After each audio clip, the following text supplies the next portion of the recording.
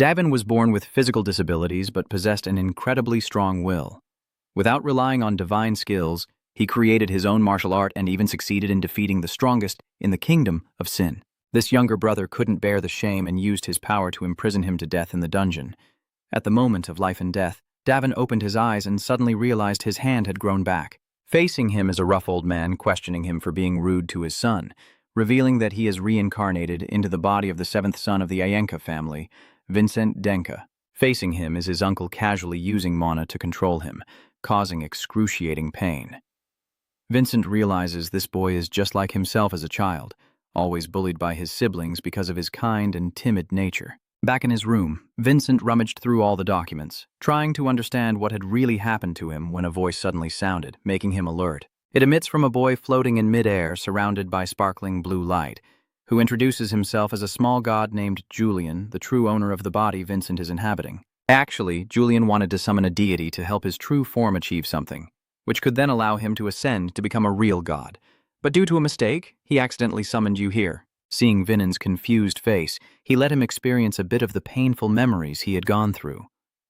Vinen realized that everything was just Julian's act. He pretends to be weak and fragile to build a foundation for revenge and to escape the family's surveillance. Suddenly, Du asked if he knew the great evil Maven and the heroic King Kazan. I feel like I've been struck by lightning. Why am I called the Great Demon? Who spread such evil rumors? Only now do I realize that 500 years have passed, and during that time a distorted story has been circulated. It is said that half a millennium ago, the deadly swordsman Javan escaped from the monk prison after a shady deal with demons. To increase his power, he slaughtered thousands of lives. Rumor has it that the number of victims under his hand has reached tens of thousands. That's also why he was executed and crucified under the name the Peerless Demon Lord.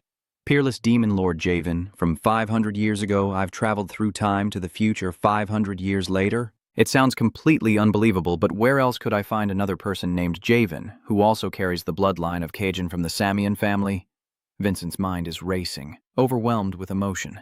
Clearly, I died in that prison 500 years ago, yet you still doubt yourself. On that fateful day of imprisonment, the Samion family callously abandoned this lone assassin to choose the sacred sword. When the renowned swordsman died in solitude, the chosen one naturally became the sword saint, but they shamelessly distorted history, weaving stories of the great demon and the hero king as if true, truly the worst liars. His pent-up anger reaches its peak as he slams his hand down on the table.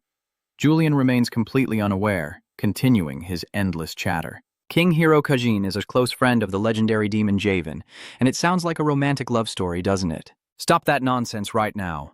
He stood up and cut off Julian angrily. He looked confused, not understanding what was going on. Why are you so angry? Because they rewrote all of history, Vincent replied succinctly. Julian stared in amazement and asked, "Are you from that era?" Upon receiving the confirming nod, Julian exclaimed, "Ah, so you must be pretending to be a fool. Don't be mad, old man."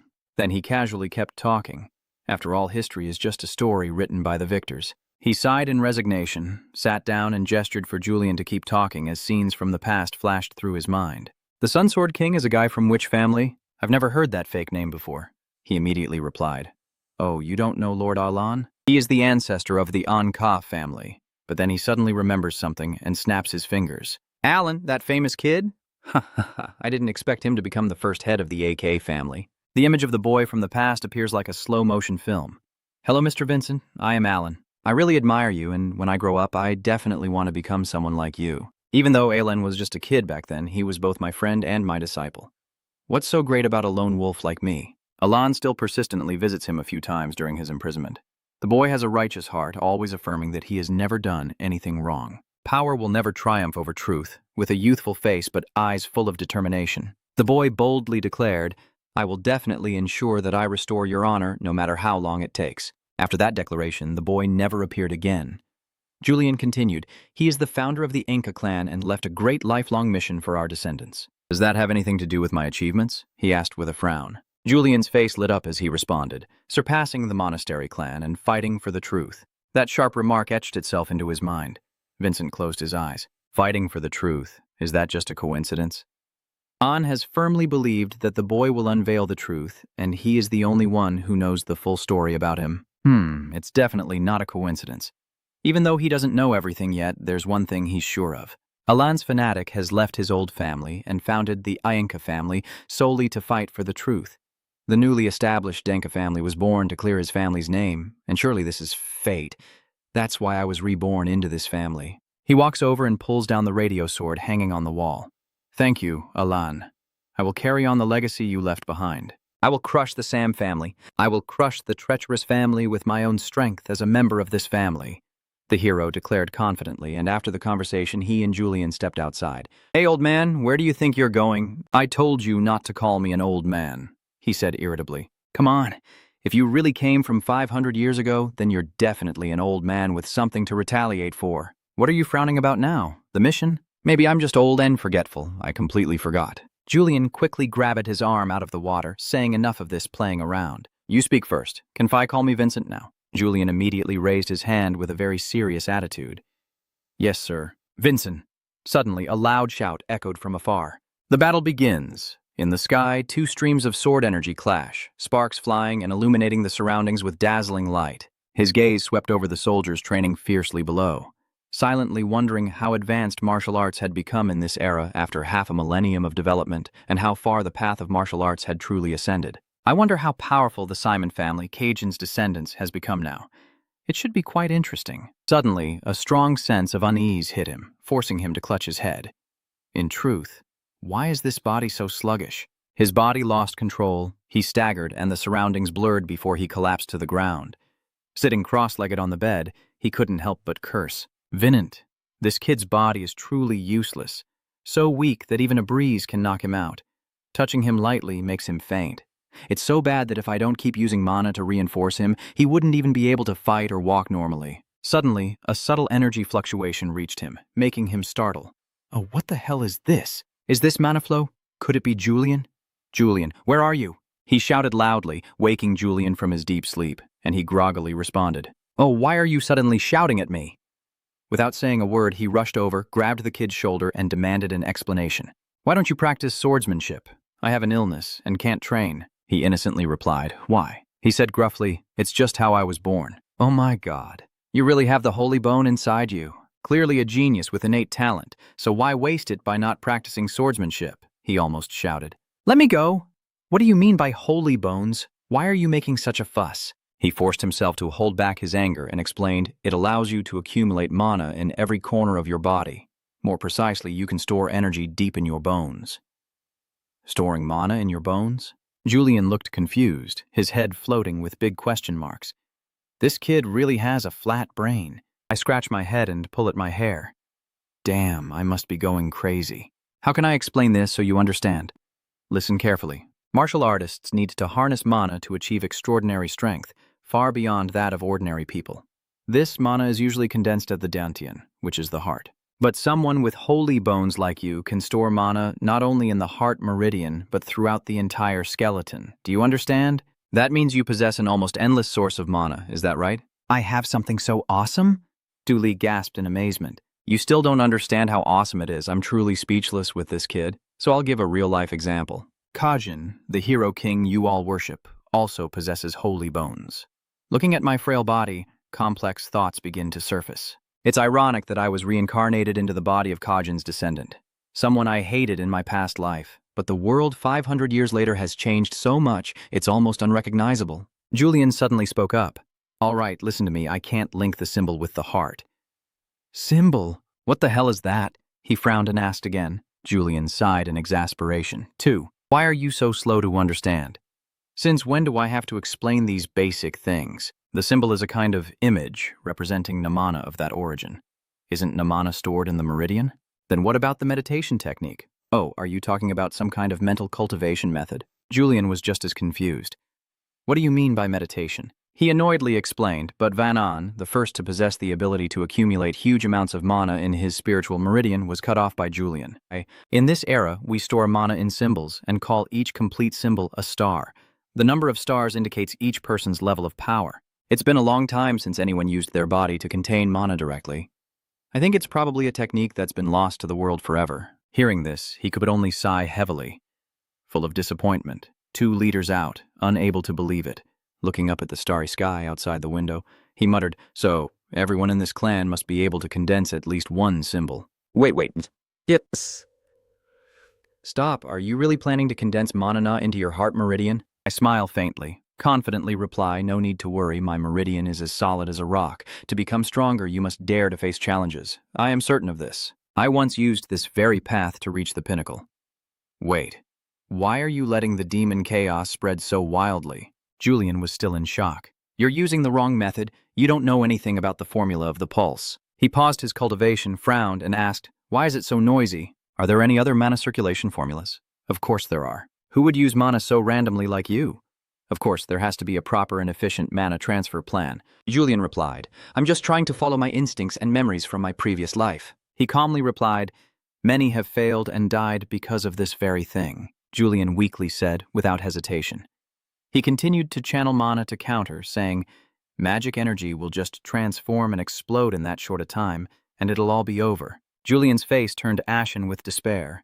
He said bluntly that he only had half a life left. Does that sound okay to you? Julian roared in anger. This body isn't yours to use freely. Please cherish it a little, okay? Jen, exhausted, flopped onto the bed and muttered, what's the point of all this? So he asked again, why do you torment this body so much? Julian looked at him blankly, inspecting this body all over. He comments, your outer appearance is pretty good, and your heart and lungs are quite strong. If you just stay low profile and hide behind the Sam family, you'll definitely rise like a kite caught in the wind. Symbols are essential for gathering magical power, but they must also possess basic spiritual energy. Unfortunately, this matter is too complicated, so for the past 30 years, no one has been able to witness it again. This body of Vincent is bound to die young before it even matures. After their argument, they each went their own way, leaving their problems behind. Now you're sitting cross-legged on the bed meditating. Heaven's way can help you avoid all sorts of crazy things, but everything has its limit. Probably only about 10 years left before it gets serious. 10 years, huh? That's already pretty good. With all my strength to become the Sword King, and Duyin will make a comeback to the martial world. That was also the time when the original was abandoned in prison, gradually starved to death. Truly a bitter life. Those days were truly terrifying. I had to grit my teeth and endure for so long. My body involuntarily shivered violently as someone suddenly pounded on my door. What are you doing in there, young master? Answer me quickly. Breaking free from his calm state, he furrowed his brow. Someone, I'm coming in. The man didn't wait for his permission and barged into the room himself. Seeing the chaos before him, he was utterly shocked. Oh my God, what is going on, young master? Did you cause chaos in this room again? He stood up casually and asked, are you my servant? Of course I am. If not, who else would I be here? Young master, the man replied. Let's see, his name is Wilson, right? He's the one Julian will personally send to the afterlife in 3 years, isn't he? Forget it. Thinking too much gives me a headache. He shook his head and dismissed it. Immediately, he tore off his shirt and charged straight at him. That's the way to do it. Bring me a clean outfit and tidy up this mess while you're at it. Looking at you, the servant can't help but itch. What's going on? Why does he look more imposing than usual today? Is this still the Vin I know who's always hanging around? But then, seeing the messy room, he gets furious and questions him. Young master, what did you do to cause such a mess in the room? Could it be that you conducted some kind of devilish experiment? Not at all. Are you answering briefly or what? You spend all day screaming in your room reading books. What good does that do? You're definitely secretly learning dark magic, aren't you? I have to report this to my superiors. He's howling like a madman. Seeing this, he just smiled gently. It's truly rare to see a servant speak to his master in that way. He was utterly stunned. What? What are you talking about? You keep trying to go against your master's wishes, so it's clear from the start that you never intended to obey, right? He stammered. It's true I did make you work a bit harder than usual, but isn't that your duty after all? He begins to channel his energy, radiating an invisible pressure. Wilson, furious, shouts loudly, I already said I won't do things I don't want to do. What do you think I'm here for? Yeah, you're just a servant, am I right? He stared intently at his face and said, fine, if you don't want to do it, then go away.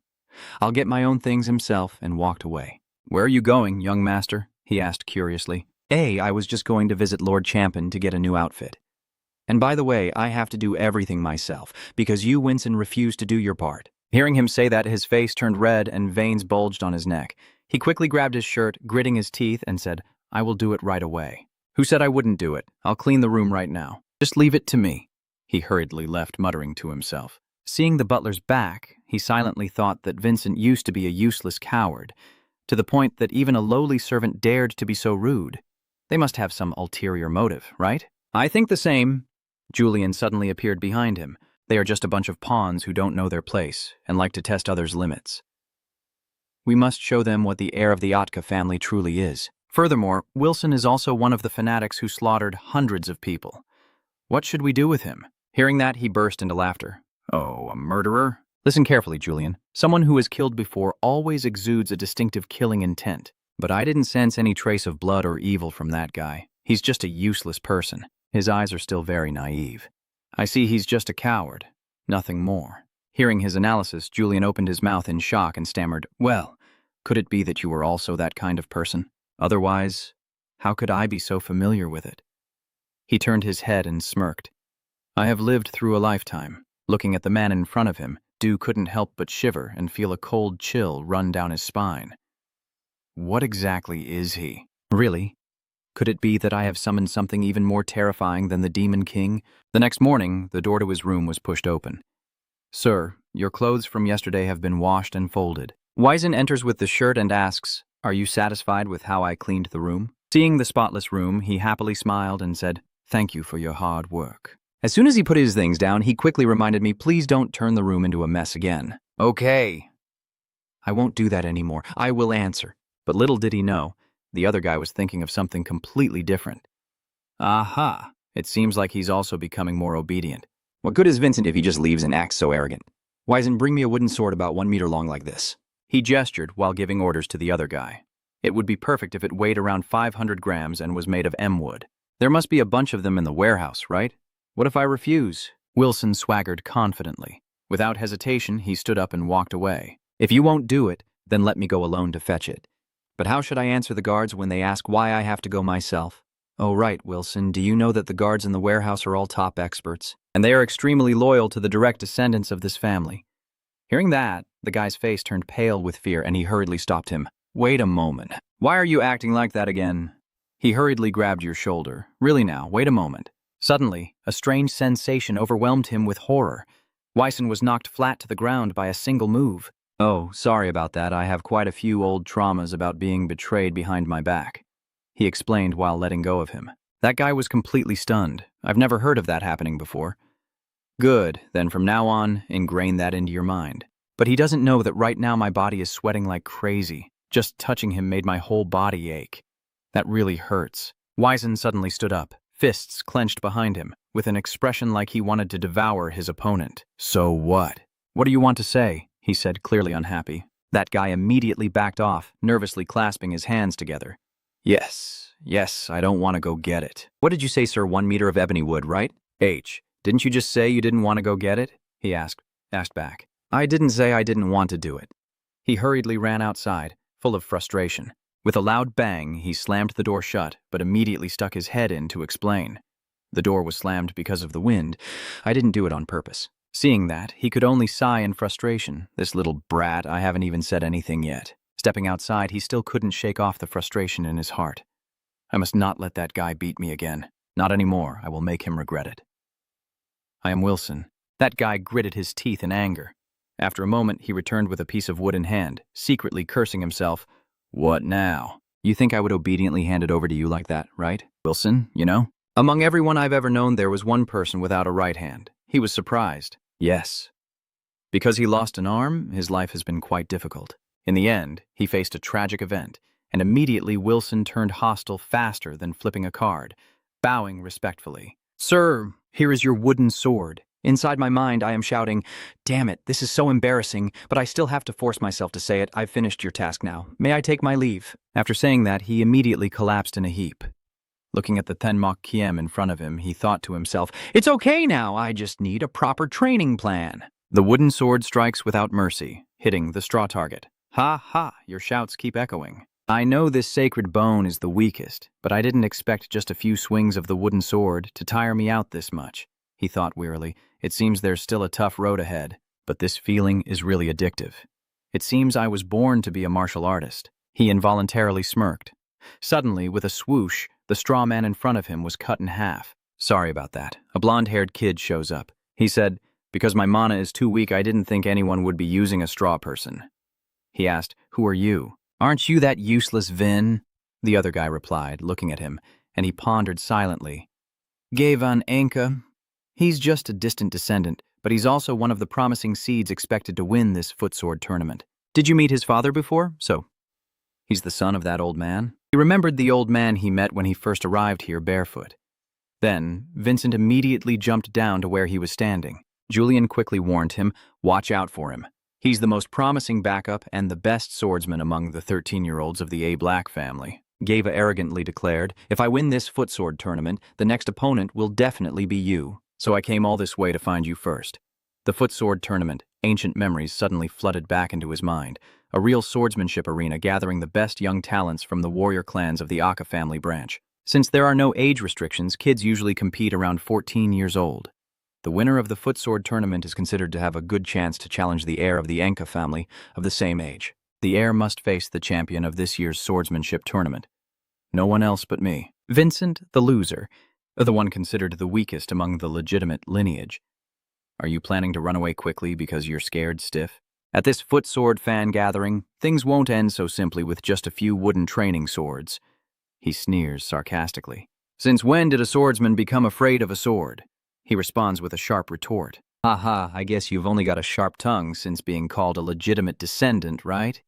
He sneers with a triumphant laugh. You really have a loud and resounding way of bragging, huh? Even teasing others requires class and restraint. Kid, destroying someone else's straw dummy training target is an act that makes you look even more foolish in front of all genuine martial artists. You should have felt so ashamed that you wanted to bury yourself in the ground, right? I guess your father. You also come from a backup lineage, and he taught you this kind of reckless behavior. Hearing his sharp words like a knife, he was furious.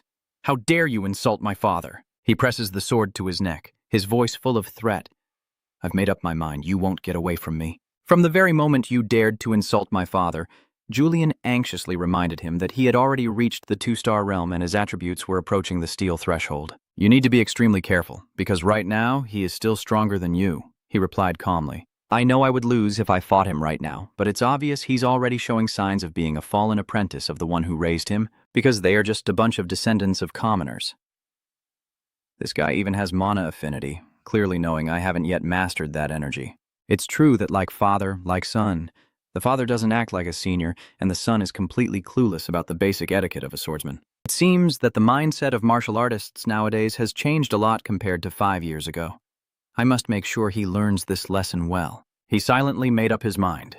Instantly, the Thenmok sword in his hand was swung up, stopping right in front of him. In my era, someone like you should have been beaten into a lifetime of memories by the oldest elder in the family. What the hell is this? Is he pointing his sword at my face? But facing his face full of confidence, he couldn't help but feel a chill down his spine. What is this oppressive atmosphere all about? It felt like he could chop off my head at any moment. All right, let's stop here. He suddenly retracted his sword, making him jump in surprise. If you're terrified just because of a few wooden sparring swords, how can I trust you to fight in the upcoming swordsmanship tournament? At that arena, it was more than just a few wooden swords. You know that well, don't you? That damn dog, your words just added fuel to the fire, making him grind his teeth in frustration. I have to kill you right here. His eyes blazing with fury. He swung his sword straight at him like a wild beast. This guy has clearly been provoked by your words to the point that his rage has blinded his reason. Julian shouted in fear, "What are you still standing there for? Dodge the attack, hurry up!" I remain calm and reassure him. There's no need to worry, he can't hurt me. Young master, stop now. A man suddenly appeared, gripping the van tightly, but he continued to struggle wildly and refused to let go. What? Let me go. At this moment, Duyan finally let out a sigh of relief. Thank goodness. He glanced at him and smirked. See? I told you. If you hurt young Master Vincent here, he'll have the perfect excuse to avoid the duel. Young Master, that bodyguard keeps trying to reason with his master. You have to fight him at the swordsmanship tournament, so please hold back. See you at the swordsmanship tournament then. Coward! He spat out a furious remark before being dragged away. As soon as he got back to his place, Julian immediately started scolding him. Honestly, why did you go and provoke Javon earlier? If his guard hadn't stopped you in time, you could have gotten into serious trouble. He pretended nothing serious had happened and replied briefly, all I did was teach that arrogant kid a lesson he'll never forget. Julie is about to go crazy. I'm about to lose my mind with you. How did everything turn out like this? I had to rack my brains to summon the Spirit King. He still responded calmly. Sorry about that. That's also why I'm learning about what's happening in this era from you. Suddenly, he stopped, his eyes drawn to something else. Oh, this is a portrait step. Hey, focus on your expertise and don't let those silly trivial things distract you. Have you finished studying the illusion spell yet? Focus on magic and those elemental systems, Julian snapped angrily as he snatched the photo. Seeing that he's still unclear about the system, he calmly explained. The system is a power created by humans from blessings, a blessing that creates itself. He was surprised. Are you planning to make up your own system? That's blasphemy. You'll be cursed by the heavens. Julian shook his head in defeat. What the hell are you talking about? You probably respect the gods and should be thankful that no one has died from divine punishment yet. He then asked again, Jivan also has a system, right? So what exactly is the divine gift of the benevolent human? Julian replied. The blessing of the Dwarf King is vast and boundless. These factions will grant their owners incredible additional power. The more special blessings you have, the greater your chances of opening the path to dominance. It's like branches of evolution growing. The Steel Man is just an intermediate blessing, mainly balanced offense and defense. Seems like something new. Sounds pretty cool, he commented. That's right, you will definitely transform and greatly increase your power, Julian asserted. After reviewing all the information I received, I silently thought that, as Julian said, the straw puppet being cut in half at the neck already showed an incredible feat compared to others of my era. Could that be the power of the system? To face a master like that, I need to master these tricks. Day after day, GVEN keeps training tirelessly, never slackening, his sword swinging continuously, his face as cold as ice, showing his determination. The distant guards saw this and started gossiping in groups. Hey, it's that old man again, huh? He's just waving his sword around randomly. Then he disappears for half a month. Everyone knows he's just spinning around wildly with a few sword moves. It looks ridiculous. Don't act like you're so close to him. A loud voice shouting made everyone jump and turn around. It's Lin's deputy commander. The guards looked pale. What's so funny about the young master of the Adenka family training hard in martial arts? He asked again. We apologize. When the others saw little Lin appear, they all ran away in a panic. Only then did he let out a long, sorrowful sigh. That's also what I wanted to say, but look at him. Everyone in the world calls him the shame of Adenka, a sword dancer like a reckless fool with no discipline. He's always regarded by others as mere grass. They are talking behind your back. Or should we go into the forest to train privately? Julian nervously asks, Do you have the strength and time to go there? He asked back. The ancient prophecy flooded back. He silently thought, I've also become numb to contempt. Since no one expected that my mentor would be beaten by Swordwind, but I turned the tables spectacularly. With this body, I need to level up more aggressively. Here is the recovery potion. It will make training with it less exhausting. Marin respectfully offers. Who are you? He asked. I am Lin, vice captain of the White Sword Corps, he replied. Are you mocking me? He glanced at Lin. To be honest, I do. Lin hesitated, but his eyes seemed to burn with a passionate desire to find something. Anyone who mocks a martial artist like that can only be a lowly scoundrel. Sensing his loyalty, Javen replied, Marin, I will remember this name. You can go now. I will take my leave. Young master has changed. You have achieved a miracle. Vinen Senung fiercely strikes the figure in front of him, chopping like a storm, unleashing a continuous barrage of sword attacks until the dummy is shattered with countless cuts. Then he collapses to rest and drink water. As night falls, he and Julian spend hours studying theory, constantly visualizing the battlefield, with his right leg steady and pivoting to generate force, feeling the surge of magic rising within his dantian. Vin's eyes widened in amazement. I am beginning to feel it. He quietly congratulated himself and imagined Davin standing opposite him, thinking, this is the way to defeat Zin. He recalled the principle of operation. The sword path must follow the precise star points to unleash full power. Then he aimed directly at the beast, silently thinking, it is at this moment. As soon as the thought ends, he unleashes a decisive sword strike, splitting the target in two. At this moment, a victorious smile appeared on his face. Delicious. I have successfully comprehended the sword technique. Just then, Wilson was carrying the tray of food and mumbling, Damn it, how many days has it been?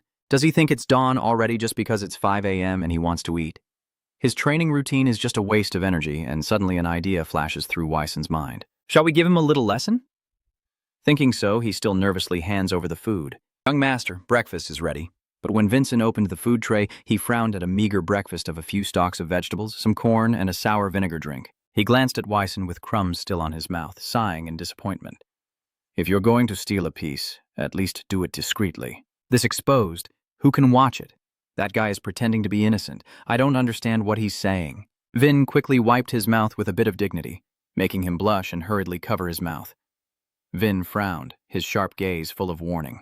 This time I'll let it go. but your voice suddenly turns cold, with a hint of deadly intent. I hope you know your limits and don't overstep. Wilson broke out in cold sweat but still tried to crack his knuckles and probe. You already know I used to be a notorious gangster, right? I'm just a scholar, but I've also sent quite a few souls to the western heaven. Vincent sneered, his voice full of sarcasm. Ha ha ha, that's impressive. I'm scared now. Chow was embarrassed, Wilson stammered. Yes. Then suddenly, he felt something was off in his mind when a cold voice rang directly in his head.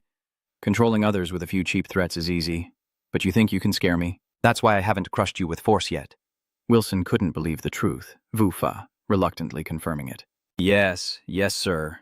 Hearing that, he coldly gave the order. Stop pretending and come stand beside me. It won't be long now. The collar serving Vincent will no longer make you feel ashamed. Vincent casually picks a piece of vegetable and continues, his tone calm but filled with authority. When the time comes, you must choose. Either face them or wholeheartedly serve me with absolute loyalty. After hearing this, Wilson hurriedly ran out the door, his face pale but still shouting back. Sir, what are you talking about? Even if you try to intimidate me like that, dream on. I will never be defeated. He talks big, but as soon as he slams the door shut, his face turns pale as paper and then shifts to an admiring gaze. I wonder why he suddenly seems so cool. At the same time at the training ground, Marin was checking the training dummies when he suddenly paused and thought, it seems young Master Venin has been training hard since early morning. Glancing around, he suddenly stopped in front of a straw figure, opening his mouth in amazement. What?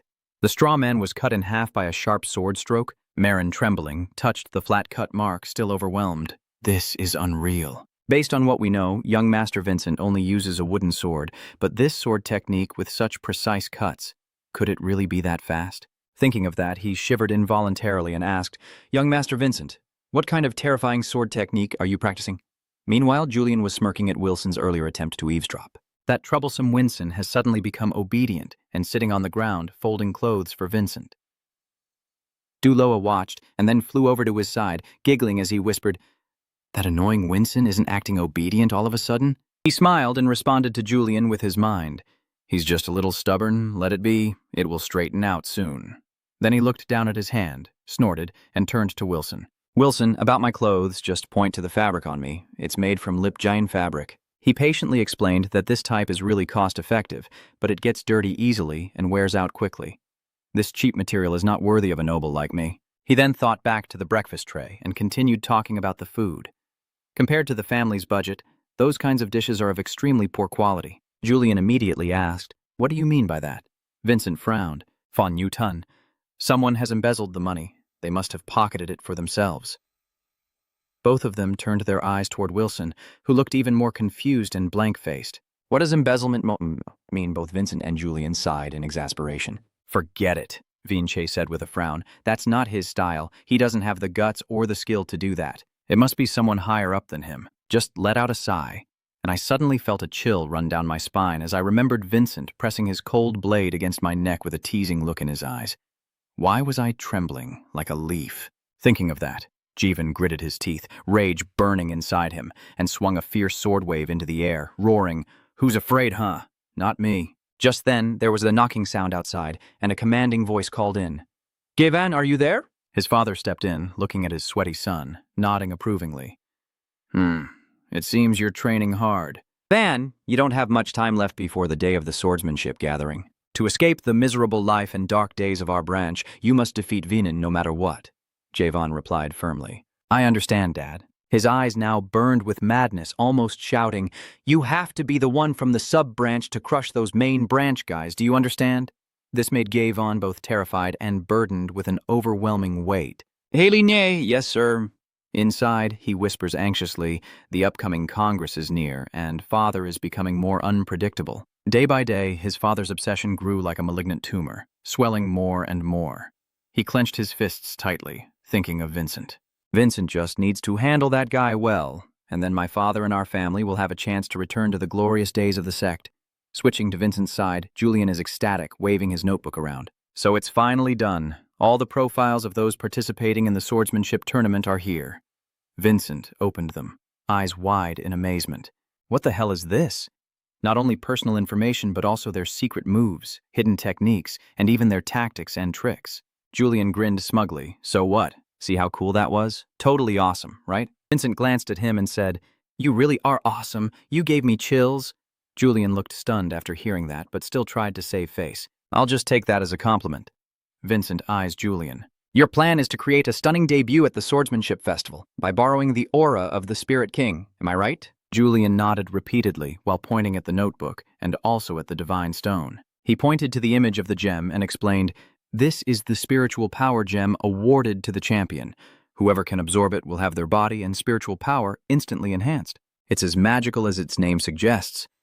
Vin saw Julian's excited face and quietly thought to himself, looking at the pile of intel he had gathered and that face, it was clear how much this kid's bloodline was pushing him to win, which also gave a bit of reassurance. What shame it would be for a martial artist to have all this intelligence at hand and still get beaten flat. Vincent stood up abruptly, slammed his hand on the table, and declared to Julian that even if he wasn't a spiritual king as he wished, his eyes now turned colder than ever, but he would win this tournament by secretly choosing what he needed. At that moment, Vincent rang the bell to call Wilson. The servant hurried in, out of breath. "Master, my lord, what are your orders?" Vincent shook the bell in his hand and said, "I have something for you to do, Wilson." That night, under the oil lamp, a woman was staring at her ledger. Wilson knocked on the door and timidly asked, "May I come in?" At this moment, the sharp eyes of the woman glanced towards the door. Wilson stepped back, and Li Qi asked, "Oh, are you still well?" The great deity, Rhea, looked at him coldly and asked, "What is it?" One sentence made Wilson tremble like a leaf, thinking to himself, indeed, 7th-level martial artists have a different aura. Their presence is overwhelming. He stammered, Young Master Vin has a message for the head of the family." She still didn't look up, just took notes and replied, "So?" "It seems he doesn't even have the courage to meet the owner himself anymore." Wyzen continued, "The master wants to invite the owner to attend the swordsmanship tournament." Hearing this, the pen in the market stall suddenly froze. Wyzen, though a bit hesitant, still finished speaking. "He said he would prove his worth as a person of integrity." Aiden Gelsa replied, "The master never attends the sword festival. He's either busy or has no reason to." And before he could finish, Wyson interrupted. "This is the price for embezzling public funds." "This statement shocks me." Wilson continues speaking, his tone more confident, turning what was impossible into something achievable. "Cha?" Looking at Wilson with suspicion. "What did you just say?" He quickly waved his hands frantically. "Oh, I was just passing on exactly what the young master instructed." "Yes, I see," and I responded briefly as if to make it clear. "That's enough. Go away." Wilson was just waiting for that, and he retreated quickly like a rat. "He just left." Saw begins to ponder. "The fact that he came here himself doesn't scare me much. Deliberately sending Wilson was just to show off, to let me see that he now has power in his hands." Thinking of this, she involuntarily sneered. Finally, the young master has become much wiser. In a secret chamber, a muscular man sat calmly, his strong energy circulating throughout his body. Liang still turned toward the door, and he precisely called out the name of the newcomer. Ryo Sha, hearing her name, immediately bowed respectfully and responded. "Master, young Master Vin Sen cordially invites you to attend the swordsmanship conference."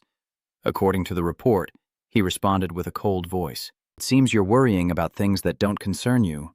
Ryo Sha, stop these nonsense thoughts right now and cut him off, her tone firm. He declared he would prove his strength as a main family member of AG. The two words strength made him frown slightly, repeat as if pondering deeply, before finally asking, "Rhea, do you think Vincent is capable enough to speak about his worth in this lineage?" Goa lowered his head further, speaking sincerely but obviously not enough. "That's why this time he's determined to prove his abilities." Saying that, she knelt down on the floor and continued to beg. "Please, Lord, kindly attend the event. I am willing to vouch for him." This request ignited his anger. "Do you even know what you're talking about?"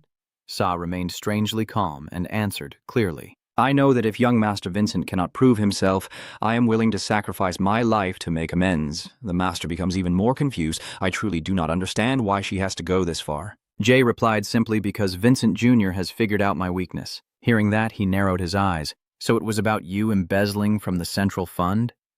The blunt question made Sa flinch slightly. He continued confidently, "Surely you're doing this for Venon's benefit, planning to use that money to pave the way for his future." Go, Sa only raised her determined eyes and admitted, "It was her fault. I have no reason to interfere in this matter." That's her private matter. I don't want to get involved. But deep down, I wonder, no matter what tricks that brat uses, how is it that he can show his intentions to me without losing any of his dignity? At this point, a fleeting image of a woman appears in his mind, causing him to murmur, Is that kid really Savan's son?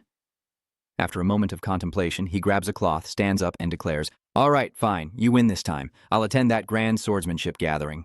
On the day of the Footsword Festival opening, the swordsmen each step onto the arena. Javan strides onto the stage with a fierce and aggressive aura, his mind buzzing with thoughts, ready to face Vinin. Today, I will definitely beat you to a pulp. His eyes glanced up at the VIP box where the Khan was sitting majestically on the throne, flanked by two stoic guards standing rigidly like stone statues. Javan looked up, rummaging through his memory. That person looks so familiar. Then he immediately realized, exclaiming in surprise, It can't be Lord Khan. The excitement surged within him as he thought, surely he came to see how the rising star of the collateral descendants would perform. Just then, the referee's loud call echoed through the arena. The great swordsmanship tournament begins now. As soon as the match started, Gavan roared and charged like a storm, pouring all his strength into his great sword. His eyes flashed with madness as he shouted in the face of his opponent, Enough of this nonsense, disappear from my sight. With that, he forcefully thrust his sword straight into the opponent's armor, leaving him only able to curse silently in helplessness. The opponent, not a novice, managed to block the attack and then swung his sword back at Gavan, daring to face him head-on. But as soon as the blade touched Gavan's shoulder, it snapped in half in an unbelievable split. Javan felt ecstatic, laughing out loud, Hey, what's going on? In a flash, he lunged with his sword, still mocking as he spoke. You think that petty trick can work against my iron-hard body of the demon? Then the great sword charges forward, smashing the poor guy's stretcher to pieces and knocking him far away. He could only scream in pain and despair as the crowd's father shouted fiercely, cheering on his bloodied son. Ha ha ha ha ha. That's right. That's how it should be. Jivan's son makes the elders around just shake their heads in disappointment. Among the crowd, there are also murmurs of admiration. Oh, no wonder he's known as a rising star among the lesser descendants at such a young age, already reaching 2-star level. Someone commented again that defensive physique is really impressive. Maybe a descendant of a collateral line will make history and win this championship for the first time. Seeing this scene, Vinin could only shake his head in disappointment and think that by the standards of 500 years ago, any of these kids would be considered a genius. These incredibly talented young prodigies, yet they are almost completely blind to what true swordsmanship really is. Thinking about this, Vin frowned slightly. Their strength mainly relies on innate attributes. The way they move shows no sign of real combat experience at all, just like clueless chickens dancing to a preset answer. He glanced at Gavan with a smug expression, which was probably why he dared to rely on his attribute to attack recklessly. Gavan smiled, bowed to thank the crowd's praise, then cast a sharp glance at Vincent, secretly calculating in his mind. I admit you have some guts. Vincent dares to stand his ground instead of running away. Over here, Vincent just smiled to himself. Keep climbing quickly. I'll be waiting for you at the top of Glory Peak. As expected by Vincent, Gavin easily won the following matches. When he knocked the last opponent off the stage, the referee's voice echoed. Stop, the match is over. The winner is Gavin Aina. Upon hearing the verdict, Gavin muttered to himself. Is it over? He then looked up at the host and loudly declared, I, Gavin Anka, have defeated all my opponents. Now, according to the rules set by our revered elders, I will fight my close friend Vincent Denka in the final match of the swordsmanship tournament. I will determine who is superior among the legitimate heirs of the AK family. Upon hearing that, Vincent's lips curled with a hint of meaning, as if he had been ready to fight for a long time.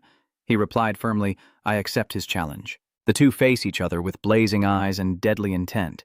The swordmaster presiding over the tournament speaks, I am Jen, the referee of this sword gathering. Wait a moment, I have a small request. He shouted loudly. Wilson moved like lightning and struck, appearing before him, respectfully presenting a wooden sword.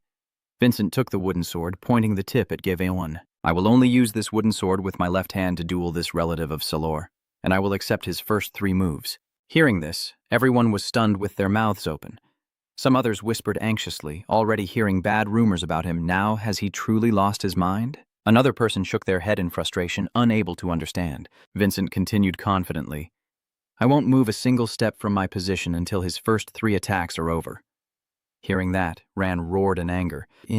What kind of trick are you pulling right now, Vinen? Vervan's father also couldn't stay still. standing up and pointing directly at Vincent. Young Master Vinin is just looking for an excuse for his upcoming defeat. Yes, I understand. The master turned to look at Vinin and said, "It's better for you to prove your words with your strength." He smiled and replied, "I will do that, sir. Only then can the referee continue." If that's the case, the battle with the direct descendant begins. Both sides take their positions. Revan immediately adopts a defensive stance, sternly saying to Vincent, "Go ahead, Vincent." He just sneered and said, "Do you not hear what I said? I already told you to rely on the first 3 moves." As the shout ended, like lightning, Revan clenched his sword and charged straight at Vincent, his words filled with deadly intent.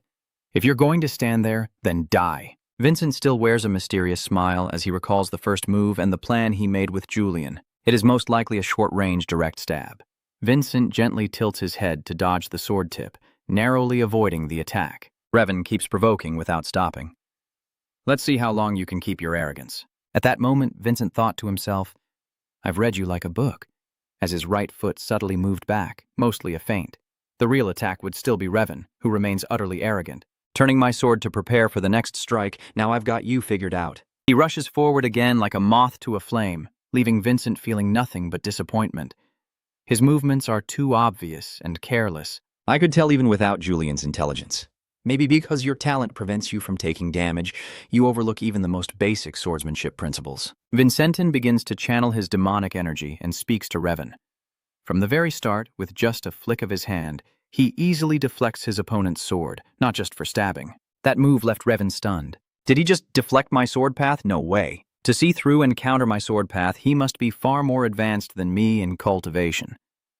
At the same time, demonic energy surged wildly within Vinin's body. He said in a cold, bone-chilling voice, "I allowed you to attack first." Revan clenched his teeth in anger and decided to unleash a decisive strike, pouring all his energy into his sword. The blade swung up and demonic energy erupted, creating a formidable force. Revan's eyes wild with rage. He sneers and says, "Don't bother showing off just because you've learned some petty tricks." As he finished speaking, Vincent locked his wrist tightly, and in an instant, a sweeping strike threw him off balance, causing him to stumble backward. Vinin seized his arm and forcefully slammed him to the ground. A deafening roar shook the arena floor, rocks and debris flying everywhere, and Revan spat out a mouthful of dark blood. "This is the 3rd hit. What's wrong with you?" "Julian, I will keep my vow to you and also honor the pact with my father." Now it's my turn to make my move. Below, Ran's father was pale and speechless. He looked down at the arena and shouted, "What are you doing, Ran?" His father kept shouting, "Why is his son struggling against a kid who doesn't even know how to use magic energy?" No matter how crazily he yelled, standing up at this moment was an agony for Revan. Even Julian looked surprised as he asked aloud Vincent, "What's going on?" "I can't quite see clearly." Vincent uses telepathy to explain to Julian. "That's just a basic close combat tactic. Recalling skills from a past life, standing still without attacking, can also be a powerful form of defense. It helps me thoroughly scan my opponent and even gives me ways to suppress enemies without using weapons." Jay suddenly snapped awake, grinding his teeth as he spoke coldly.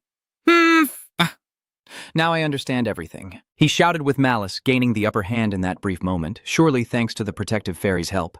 "Don't you feel ashamed?" Hearing that, Duyan was furious and retorted coldly, "What guardian fairy? He's talking nonsense." Even though he's being blatantly slandered, Vin remains unshaken and he responds calmly. "If that makes you feel better, go ahead and think so, but your silly assumptions are only good for that much."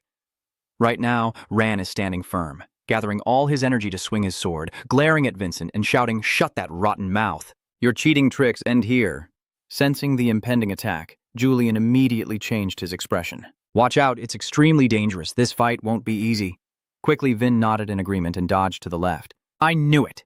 He swiftly dodged the deadly sword path, the blade striking the ground and sending sparks and debris flying. Vinin was not at a disadvantage either. He raised his wooden sword, knowing his dodge had caused Ran to miss.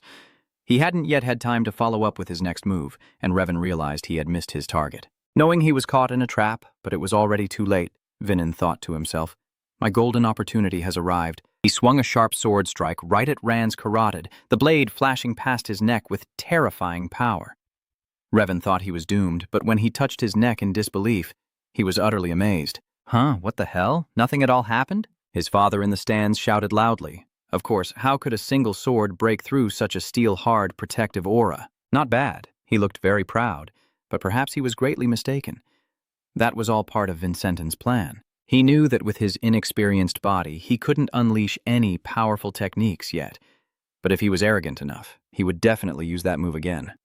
Sure enough, when Revan heard his father cheering, he became even more boastful. He laughed loudly and charged forward again, using the same move. Ha ha, let me show you that the gap in our levels can't be bridged by your petty skills. Vin didn't bother to waste words and charged forward with his sword, already calculating how to harness the power of his attack. Before Irvin could bring his sword down, he thrust his blade straight into his chest, causing him to grunt and then be sent flying backward like a kite cut loose. At this moment, he finally coldly said, "It would be best if you find a way to intervene and prevent the impending disaster." Jen merely responded with a, but still did not move to intervene. Vinin immediately reminded himself he only had one chance left. He charged like an arrow, sparks flashing in his eyes, his sword brimming with swirling magic. He knew that if he used this skill one more time, his body would surely be shattered.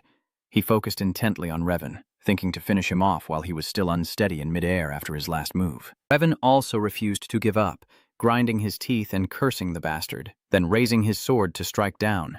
At that moment, Vincent's blazing red eyes suddenly lit up as if he realized something. Whispering to himself that he could see the magical streaks left by Revan and the ones he created, connecting the two along the sword's path. Vinin sees through every starry energy line and each step in Jevon's attack, intertwined with the starry light of his sword technique. This is the golden opportunity Vinin has been waiting for. I am unleashing my full strength, swinging my sword like a storm, secretly whispering to myself.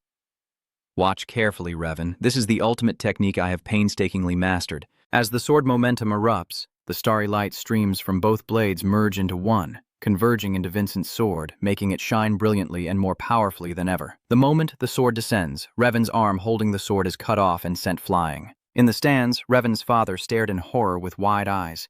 The clan leader also frowned, his sharp gaze scrutinizing him. He has mastered the art of seizing the moment when the opponent is off balance, unleashing a secret technique to control everything, including the enemy's movements.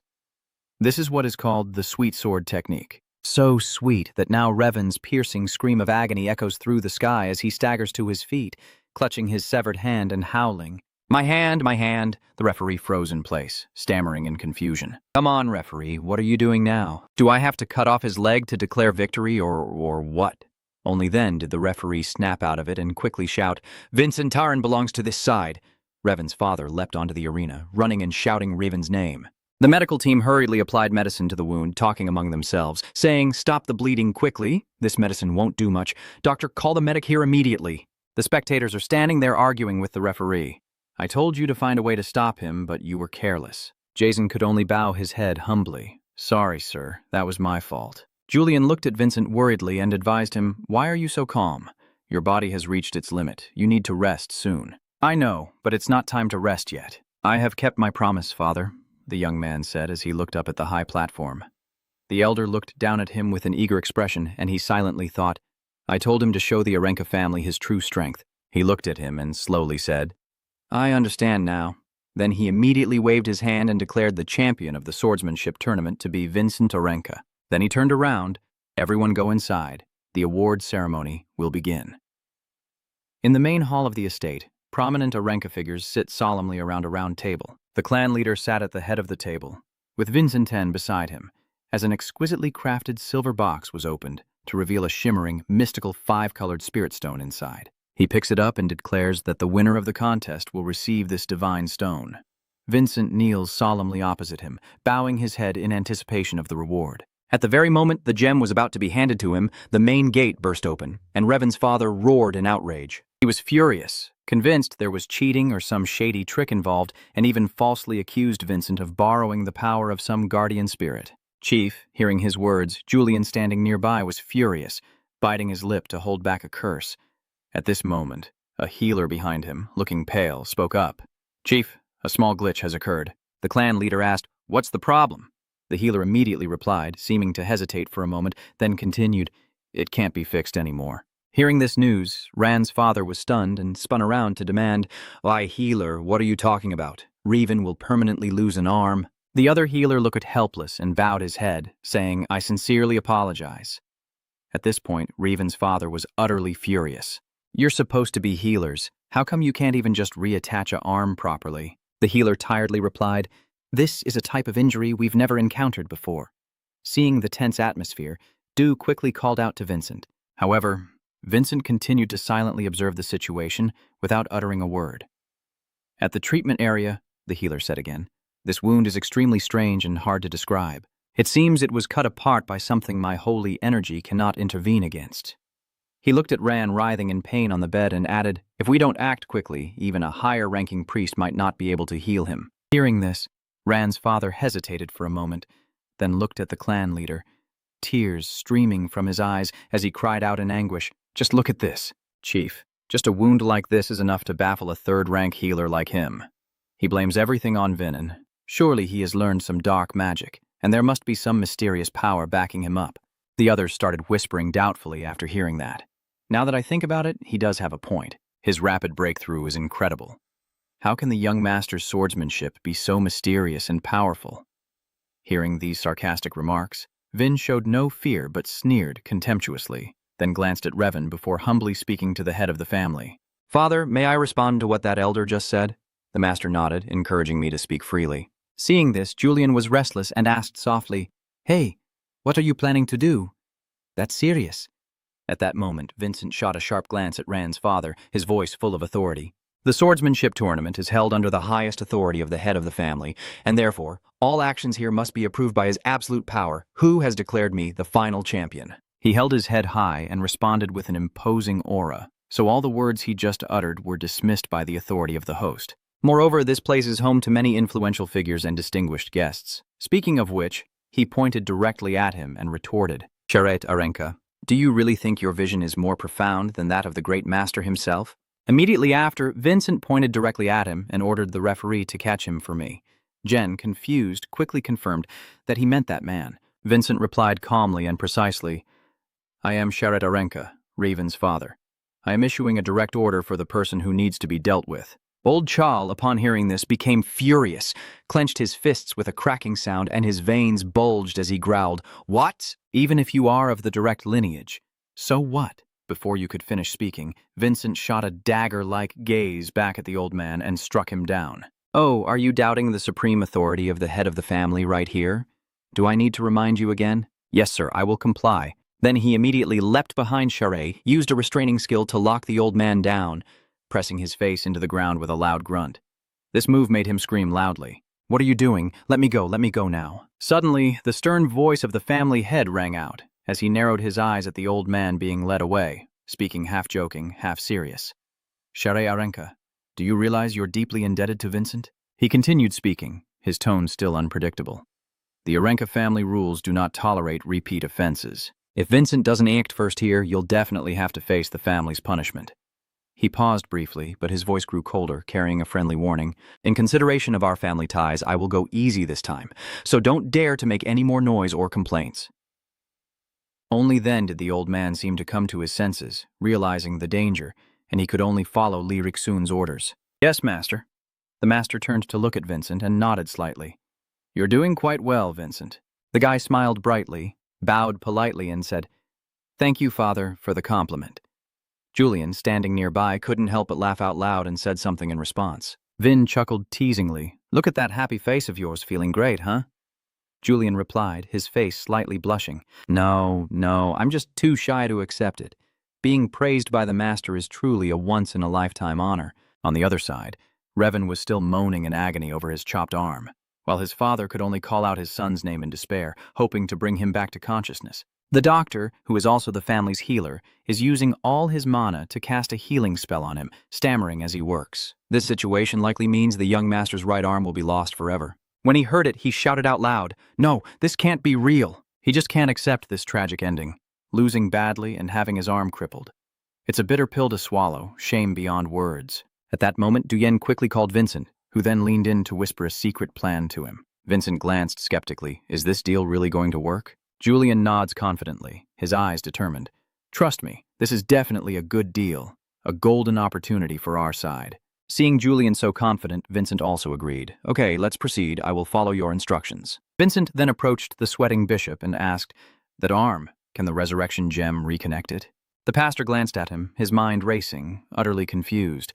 This thing is a bit complicated. In his mind, he shouted, "Oh my God, the MVP item of the tournament is being used to save this defeated kid Revan.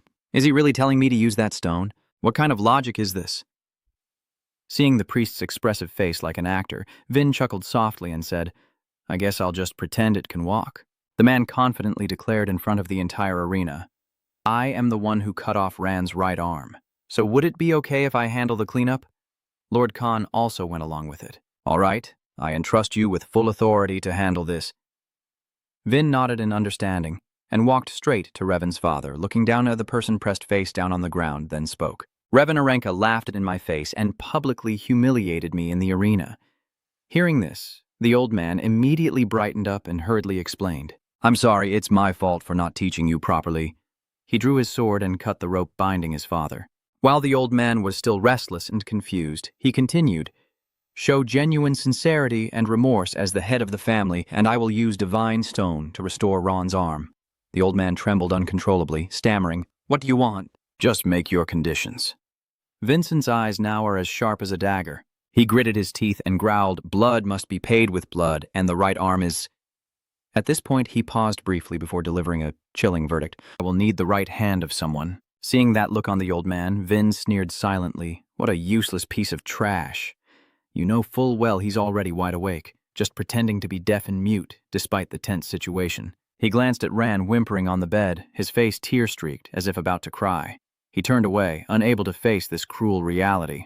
"I really want to see that old man disappear for good. It seems he's made up his mind." The old man suddenly grabbed his sword and pointed it straight at his own arm on the table before growling, "All right, I will sacrifice this right arm." Even though he spoke tough, when his eyes met the cold blade, his body still couldn't control itself and trembled like a dried-out dog. Julia watched this scene and whispered, "It seems he really cares for his son." Vin nodded in agreement. "That's right. It looks a bit strange, but it's still pure parental love." Cold sweat poured down the old man's forehead as he trembled with fear, but his mind kept screaming, "I have to do this because Revan needs to cut off this arm. Then I gather all the courage of a father." The old man raised his sword high, shouted loudly, and aimed straight at his own arm to strike down. But at that critical moment, Vincent's blazing red eyes glanced at Jason, and his voice echoed like a demon's roar. "I told you to handle all the variables." But Jen immediately leapt forward, the sword just an inch away from the old man's arm. Swish! With a sound, the sword in the old man's hand was cut off by Jason and plunged into the table by inertia. Old man looked like he had just come back from the brink of death, gasping for air, sweat pouring down his forehead, his red-rimmed eyes trembling, for no apparent reason. Vin clasped his hands behind his back and said to John, "I hope next time you will better harness that spirit." Hearing that, Jane could only breathe a sigh of relief. At this moment, Vincent finally turned around, solemnly kneeling on one knee and bowing his head before the head of the family. "Master, everything has been arranged smoothly." Seeing this scene, a rare satisfied smile briefly appeared on the cold face of the head of the family. He told him, "Well done, Vinin," then handed him the 5-colored divine stone. He took it and turned to the priest. "Priest, hurry up." The priest understood and took the stone. "Yes." Then he stands before Rand's bed. The pastor places the stone in his mouth, repeatedly makes hand gestures, and mutters a prayer begging the goddess of healing with a thorn in her side for mercy as the holy light begins to radiate and envelop the pastor. He continued and bestowed a miracle upon us. As he finished, the stone in the priest's mouth was crushed into pieces. At this moment, the spell seems to take effect, a brilliant divine light shining directly onto Revan's severed arm, gradually regenerating it and reconnecting as if nothing had happened. Revan also clearly feels a surge of energy flowing through his arm. He widened his eyes in shock, as if the pain from earlier had completely disappeared. His father, tears welling up, said emotionally, "Ah, Gon's arm." Julian also couldn't hide his excitement. "Ah, the priceless divine stone." Hearing that, Vincent sneered. "So weren't you the one who asked me to give it to him?" Julian sighed. "I still feel heartbroken." Vincent replied, "Well, it is a rare treasure after all." Outside, Wilson was eavesdropping with his ear pressed to the door, catching the gist of what was happening inside. At this point, his eyes filled with admiration, thinking to himself that the young master is truly incredibly cool. He recalled what Vincent had said about there being a time to choose between opposition or swearing loyalty to me. Thinking of this, He clenched his fists, his eyes both excited and filled with silent admiration, making his decision. Of course. Following the boss is way cooler. Inside, Riven, tears and snot streaming down his face, hugged his father tightly. That night, Wilson cheerfully entered and respectfully said, "Young master, I will prepare dinner right away." Vincent just hummed in response. Seeing Wilson's strange attitude, Julian was quite surprised. Is he possessed? Vincent leaned back in his chair, relaxed, and replied, "Isn't that what you wanted?" "The fact that he submitted to me." Julian sighed casually, his eyes showing a hint of superiority. "Of course, that's just the beginning. My true goal is much greater." At this moment, there was a knocking on the door, startling both of them. Julian was a bit startled as he mentioned Chow Chow, saying, "Is he here already?" "Really?" "Vincent, just speak up." But contrary to both of their expectations, it was another pastor who stepped in. He approached respectfully and bowed. "Is the young master still safe and sound lately?" Vin frowns and examines him. The other person places his hand on his chest and introduces himself calmly. "Good evening. I am Dulan, a priest of Ger."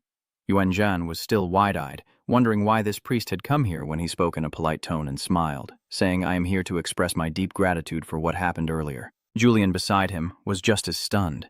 Dulan carefully offers a shimmering 5-colored gem, earnestly saying, "Please accept this item." Neither of them could hold back and almost shouted, "Isn't this the magic stone?" Dulan nodded in confirmation.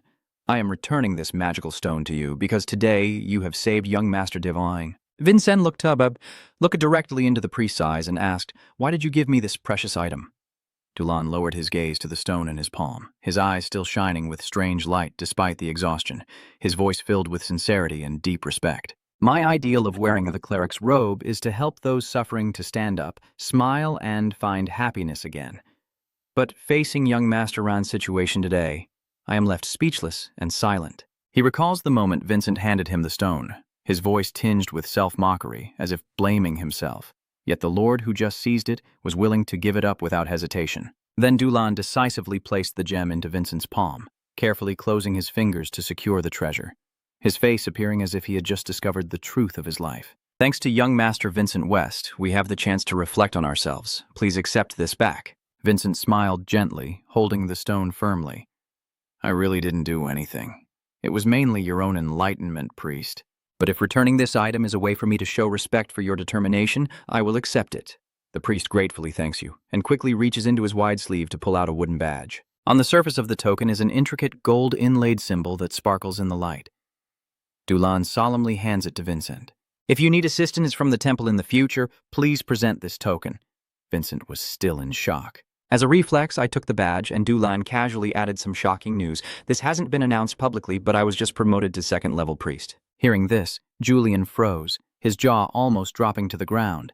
"Second rank? He's a second-level priest," Julian stammered, while Vincent turned to his friend with a puzzled look. "Huh, being level 2 is really that great." Julian immediately switched to the explanation mode, eyes shining brightly as he exclaimed, "Awesome! It's what you call a super-level VIP. Unlimited privileges. This card grants free access everywhere. Honestly, with this card, wherever you go, people will treat you like a real middle school priest."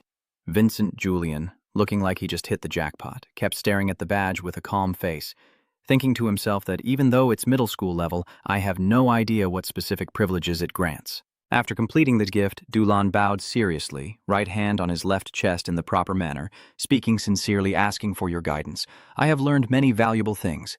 Thank you very much." Vincent just smiled softly and said, "Take care." As Dulan's figure disappeared into the distance, both Vincent and Julian let out a sigh of relief, as if they had just shed a heavy burden. "See? I told you so." "See?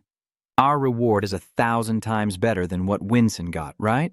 Vincent nodded in agreement, adding a compliment of his own. "Not bad. Your calculations are quite good." Julian was so happy he felt like flowers blooming inside, grinning from ear to ear, scratching his head awkwardly. "Oh dear. For him to praise me so directly like that, I feel so embarrassed." Vincent looked at him speechless, muttering to himself. "I don't know if it's because he's been looked down on his whole life, but every time this kid gets a compliment, he lights up like that." Suddenly, Duyan let out a sudden cry as if she remembered something important. "Oh, that's right. Speaking of being recognized, I just remembered that my father usually eats alone." But there was one time after the swordsmanship tournament when he specially invited someone from the clan to dinner. Vincent immediately picked up on it. Who is that person? Julian briefly recalled the image of a girl and replied, "She's the second daughter. That year, she won overwhelmingly at the Footsword Festival." So when he heard this, Vincent immediately understood what Julian meant. He looked intently at his friend and said, "You mean there's a chance history will repeat itself tonight?" Julian shrugged, looking mysterious. 50-50. Vincent pulled out a chair, stood up suddenly, let out a small sigh, his body feeling a bit exhausted from the alcohol. But it seemed his turn wasn't over yet. He casually grabbed the coat hanging on the hook. Julian watched Vincent's decisive actions and could only gape in surprise. "Hey, I only said there's a possibility," and Vincent responded casually, still adjusting his shirt. "Even if there's only a 1% chance, as you said, it's better to be prepared." Hearing that, Julian was a bit surprised, but felt a small sense of joy because he felt trusted. "You muttered to yourself, little Lee. You trust me that much. I'm embarrassed." Just as the atmosphere was starting to feel a bit uplifting, it suddenly burst open. Wilson's face was pale as he rushed in panic. "Young master!" Vin calmly adjusted his collar one last time, glanced at Wilson's miserable state, and asked evenly, "What's going on that you're so frantic?" Wilson's face was now as pale as a sheet, trembling all over, stammering as he looked at Vincent with a knowing smile. "He asked someone to invite me to dinner, right?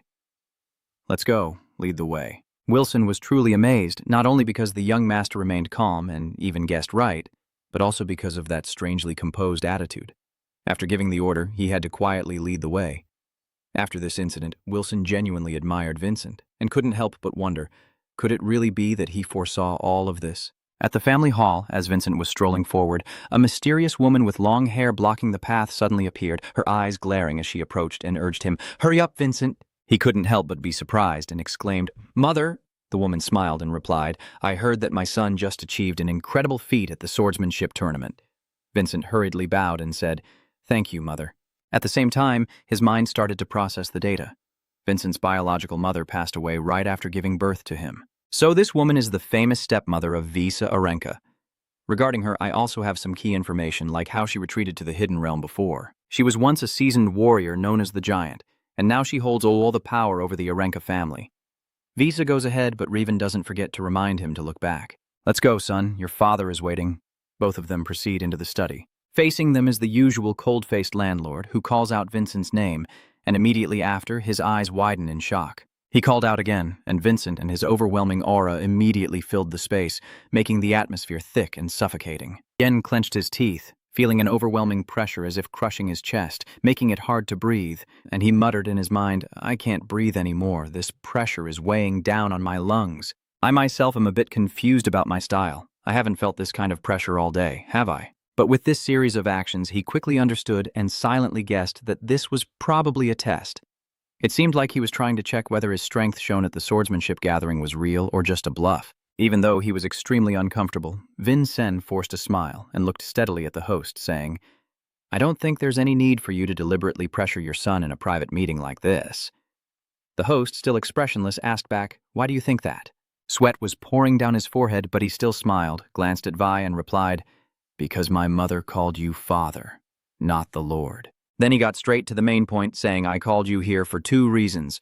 First, to congratulate you on your victorious battle that day. And the second is to consider Father Arenka's concern about your true strength." Hearing this, Vincent was slightly startled. He recalls the fearful and furious look of the priest as he pointed at him and said to the host, "Please consider, if a level 3 healer cannot fully heal that wound, how could such a technique be learned through proper cultivation? There must be some hidden truth behind this." Recalling that scene, he felt a bit powerless, but immediately his whole body tensed like a stretched string because he could clearly feel a pair of eyes staring deeply at him, as if trying to see through his innermost thoughts. That pair of eyes belonged to Visa. At some point, she had pushed back her bangs to reveal her demon eyes staring intently at me. Vin Sen watched this scene, feeling both a chill down his spine and extreme confusion. Visa looked at him for a long moment before approaching the owner. Seeing that, he asked, "What if it's an apostle?" Visa replied, "I don't think that's the case. Besides, hasn't the boy already denied it?" Hearing that conversation, Vin's body involuntarily shivered. He wondered silently what this chilling sensation he was feeling could be. Then she guessed that this must be the secret weapon of the stepmother. She has eyes capable of seeing through the truth. The owner looked at him, then turned to ask Visa, "What kind of martial art is that?" Can't Vinen use mana yet? How could it cut off a second-tier warrior's arm? Visa replied, that swordsmanship is similar to the sword technique recorded by King Hung. Yes, he wields his sword in a very unique way, and it is said that his swordsmanship can purify any dark power. People even say that his sword is powerful enough to suppress the great demon Lord Maven. Hearing this, Vinen was furious, but could only scream inwardly again. Once more, this history of cowardice left him speechless. Kin in the damn Sammy family. What do they want to achieve that they can be so blatantly exposed? Lost in a storm of angry thoughts, Vinen didn't realize that Visa had approached him from behind. So tell me, how did you learn that swordsmanship identical to that of the hero from the Sam clan? My dear son, you will tell me everything, right? Facing Visa's direct pressure, Vincent couldn't help but feel a bit worried. He quickly glanced at his father standing nearby, who was observing his every move with a serious expression, and silently thought to himself, I thought the one calling me was my father, but it turns out it's my stepmother who is in charge of this conversation. He faced the woman's wide-open eyes, secretly grimacing. Damn it, this time he's caught by his father over the origin of his martial arts skills. Just as he opened his mouth to explain, Julian quickly covered his mouth.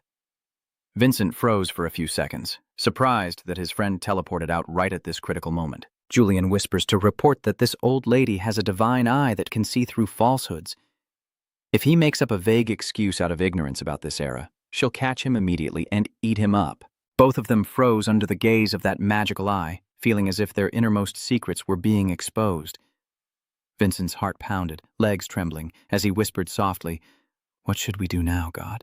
He either fake tears or admit that he's not her son, but a 500-year-old man who traveled through time. Hearing this crazy twist, Julian quickly waved his hands to stop him. Hey, don't let me try to bear the weight of your heart. Visa's eyes remained fixed on him, a cold, chilling smile curling at the corner of her lips, her tone sweet but with a pressure like 1,000 pounds. Quickly tell me, mother. After hearing that, Vin tensed like a stretched string, cold sweat pouring down and soaking his forehead. He shot a pleading glance at Julian with his eyes. Hey, Julian, hurry up. Julian ruffles his hair, his face twisted like he's about to cry, stammering, I'm too scared of this lady.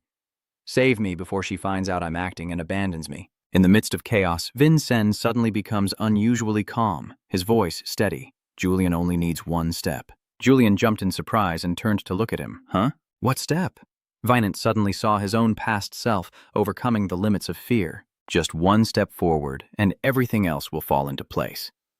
Then, as if he just understood something, he smirked, a determined glint in his eyes. Let me lead the way and be the pioneer for you. He turned to face Visa directly and said confidently, Mother, I have received the heavenly mandate. Visa frowned, suspicion clear in her eyes. The revelation?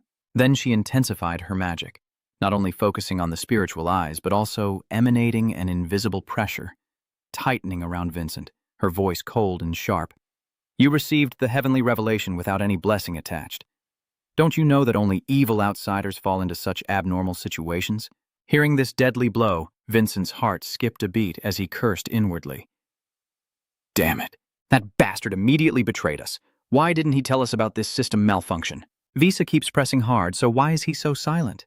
She narrows her eyes and scrutinizes. Your movements are very suspicious now. If you want to taste the Holy See's interrogation or are itching to meet Bishop Judge Guerra, then you're in luck. Just as the stakes are high, Julian whispers close to his ear, Vincent, follow my lead. Suddenly they spoke in unison. But Visa only saw Vincent mouthing the words. Of course, Vincent looked up, meeting her gaze without flinching. If you find me suspicious, go ahead and confront me at the shrine. The answer made Visa momentarily stunned.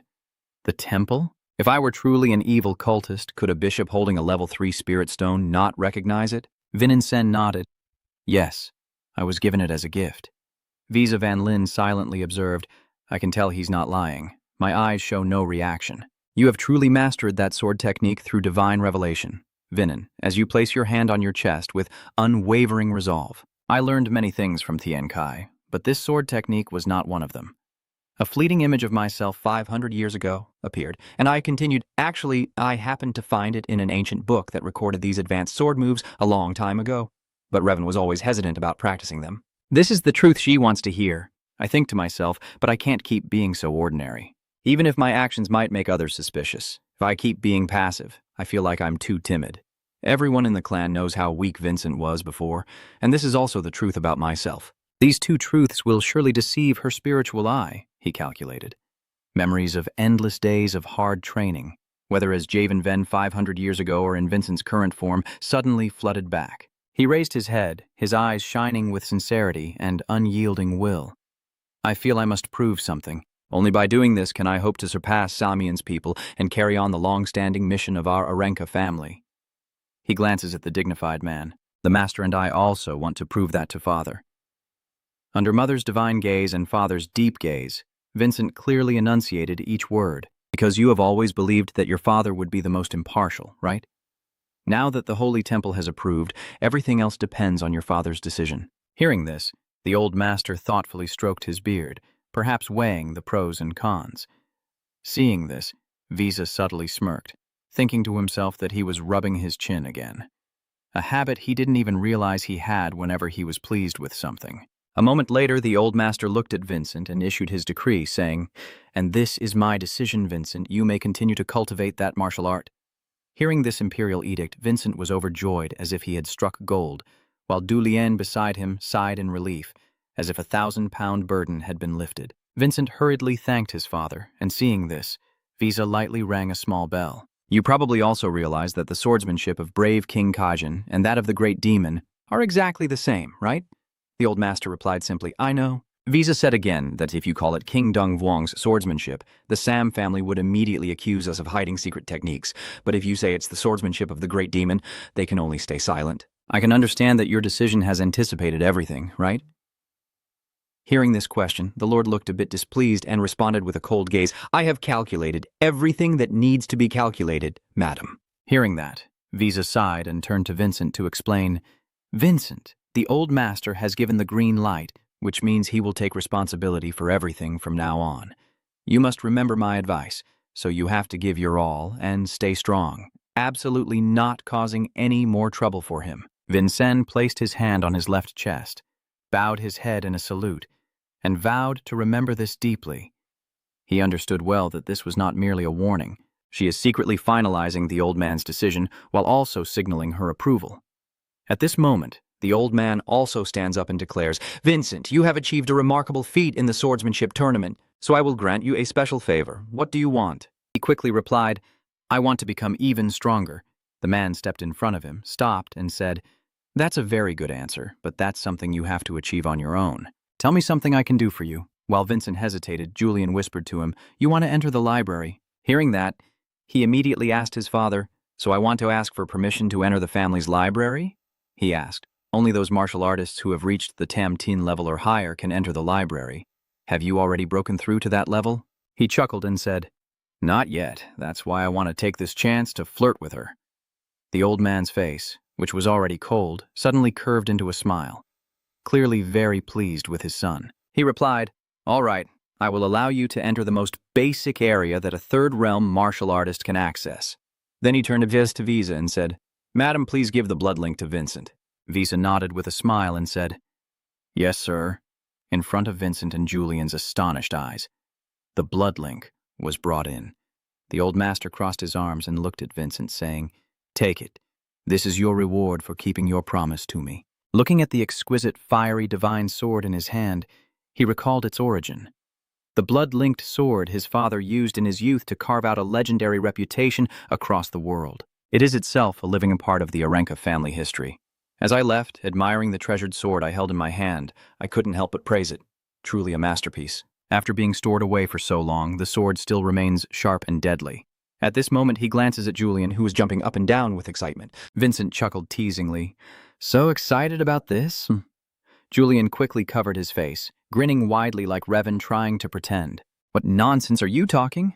I'm not that happy either. Vincent nodded and said, If you're already this excited over just this, then that's really not good. Hearing that, Julian looked at him in surprise and continued, We will conquer even greater heights in the future. Julian looked at him and thought to himself, At first I was disappointed because you weren't the Spirit King. But now I wonder if, had I summoned the Spirit King as planned, I could have achieved as much as I have now. Even though you're a bit reckless and sometimes quite eccentric, I still feel confident enough to stake my life on betting on you. As soon as he stepped outside, he saw Wilson waiting there. Vincent said, "Let's go." "Yes, young master." Suddenly, Vis called from behind. "Vincent, come here and talk with Mom for a while." Seeing her, he was surprised and asked, "It's Mother?"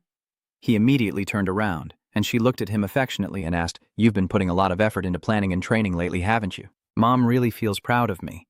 Vincent smiled and said, "Thank you, Mom." "That's why, as is tradition, when you compete in the swordsmanship tournament, you must enter the Blood City. Do you have a plan to subdue the Blood Demon?" Hearing the words Blood City, memories suddenly flooded back to him. It was one of the deadly training grounds under the Arenga family, where only those who overcame the challenge after winning the footsword tournament and personally subdued the Blood Demon could succeed. Although just a low-level demon, it is extremely ferocious and has just been recognized as a true martial artist, qualified to represent the family. He glanced at Du and whispered to ask for his opinion. "What should I say now?" "Just whisper that I haven't thought of anything yet." Vincent honestly replied to Visa. "Yes, Mother, I really don't have a definite plan yet." Visa was momentarily stunned and exclaimed, "Oh my God, I didn't expect that. I always thought you had already planned out all your moves." Then her gaze shifted to scrutinize his body, her tone full of implication. "That strange sword technique seems to torment your body every time you use it to save Ran, doesn't it?" He was momentarily startled. Then Ran admitted, "Yes, that's right, Mother." She then warned sternly, "If that's the case, listen carefully. Blood demons cannot be defeated with a single sword strike. Take this broken body to the death hall, and death will surely follow." Hearing that stern warning, Julian couldn't help but be surprised and whispered, "Is she guiding us? Does the stepmother already have some other plan against us?" "Huh? On what basis do you judge that?" "I will explain my reasoning. Have you forgotten the story I told? The enemy pushed me into hell and distorted the truth of history. With her sharp insight into the fire, she is also the Lord's confidant. She could easily frame us and push us to our deaths, but she didn't do that. Maybe she doesn't like us, but at least she doesn't see us as enemies to be eliminated." Visa was about to mention more about the Blood Demon's traits, but that Blood Demon suddenly interrupted politely, bowed his head in gratitude. "I will ingrain my mother's teachings in my heart, and never let her down." With that, he turned and walked away without a hint of hesitation. Visa could only stand still, stunned, thinking to herself, "I was about to analyze the Blood Demon's weakness, but it just walked away without a word." The lady watched the straight back fading into the distance, her heart stirred. An authentic martial artist is fearless and unwavering, and now my heart is moved. Then a rare smile appeared on her face as she whispered to the void, "Did you see that, Van? Did you see? Today your young master has truly grown up and is walking firmly on the path of swordsmanship, just like every day. Today, I again act like the young master with all my heart." Suddenly, a hard slap to the back of the head made his face go dark, accompanied by a furious scream from a girl supporting his battered pants. "What trick are you up to with the young master this time?" Wilson rubbed his new bump and angrily turned to shout at the girl standing stiffly with her suitcase behind him. "What did I do wrong for you to hit me?" Wyson still hasn't cooled down and is fuming. "Oh, you're probably scheming to pick a fight with the young master again, huh?" Wilson, refusing to be subdued, pointed at the clothesline full of clothes behind him. "Are you blind? Can't you see I'm sweating buckets to hang the clothes? Are you serious?" Wilson lifts his face to the sky, his eyes full of pride as if he had just achieved a great feat. He ignored X's judgmental expression behind him. After a moment, X finally looked curious and asked, "So what exactly happened to Wilson, the young master?" Wilson chuckled heartily. "You're so outdated. The young master is in the family library, and only internal martial artists are allowed there." At the same time, in the family library, Vincent was buried in ancient books, his eyes scanning quickly like the wind. After finishing a book, he tosses it aside like trash, then picks up another pile, muttering nonstop, It's not. This still isn't the one beside him. Julian can only shake his head in despair, standing there helplessly as he watches the chaotic scene unfold. After rummaging through everything tirelessly and finding nothing, Vincent grew frustrated, pulling at his hair and almost shouting in frustration, "Why are there no records at all about the 500 years ago period?" That's right. Only that period seems completely empty of information, as if history had been deliberately erased, or if any remnants are just vague legends about a great demon and a heroic king. Then Julian turned to look directly at Vincent and emphasized, "I had a vague suspicion it would be hard to find in ordinary history books, but to cover up to this extent clearly, someone deliberately tried to erase all traces, right?" Vincent sat down, trying to calm himself, crossing his arms in deep thought. "That's right. The history from 500 years ago and the swordsmanship of that time have all been either erased or completely distorted." He silently calculated in his mind to clear his name, putting aside the need to wash away the bad reputation for now. The top priority now is to find a way to improve my swordsmanship to be able to confront the blood demon. I need a solid cultivation plan before reaching the threshold of the myth, because that level is still too far out of reach for now. While Vincent is still immersed in his obsession, Julian wanders around observing and muttering to himself. But still, I have to say, you call Father Jilan a kid, and even use the sword technique believed to belong to King Dung to come here. Du's voice suddenly fell silent. He turned around quickly, his brows furrowed, his piercing gaze scrutinizing Vincent intensely. Who are you, really? Hearing this, Vincent slightly furrowed his brow, struggling internally. If I reveal my identity as the great demon Jivan now, this kid will definitely be shocked to the core. But do I really need to make such a fuss? But then he shook his head rebelliously, telling himself he shouldn't do it, which would be disrespectful to Julian, the previous owner of this body. Anyway, you're also bearing a fate similar to mine. Seeing the guy sigh deeply, Julian's eyes lit up brightly. Oh, something interesting is happening, right? Vincent said. My real name is... But before he could finish, Julian's mind was buzzing like 1,000 cicadas singing. The piercing scream kept ringing out, making the kid cover his head and ask again. Wait a minute, say that again. What was that? Vincent could only be patient. But as he repeated his name, the hair-raising screech in Julian's mind grew even longer, as if tearing apart his eardrums, causing him to clutch his head and scream out loud. The deafening sound shook the entire room so violently that the bookshelves trembled. Seeing this, Vincent couldn't help but worry, quickly stood up and anxiously asked, Julian, are you okay? It took a while for everything to settle down, and Julian finally slumped into the chair, still rubbing his temples, his voice hoarse. I'm still alive. You don't need to say anything more. I don't want to dig deeper either. Vincent looked at his friend with a skeptical gaze.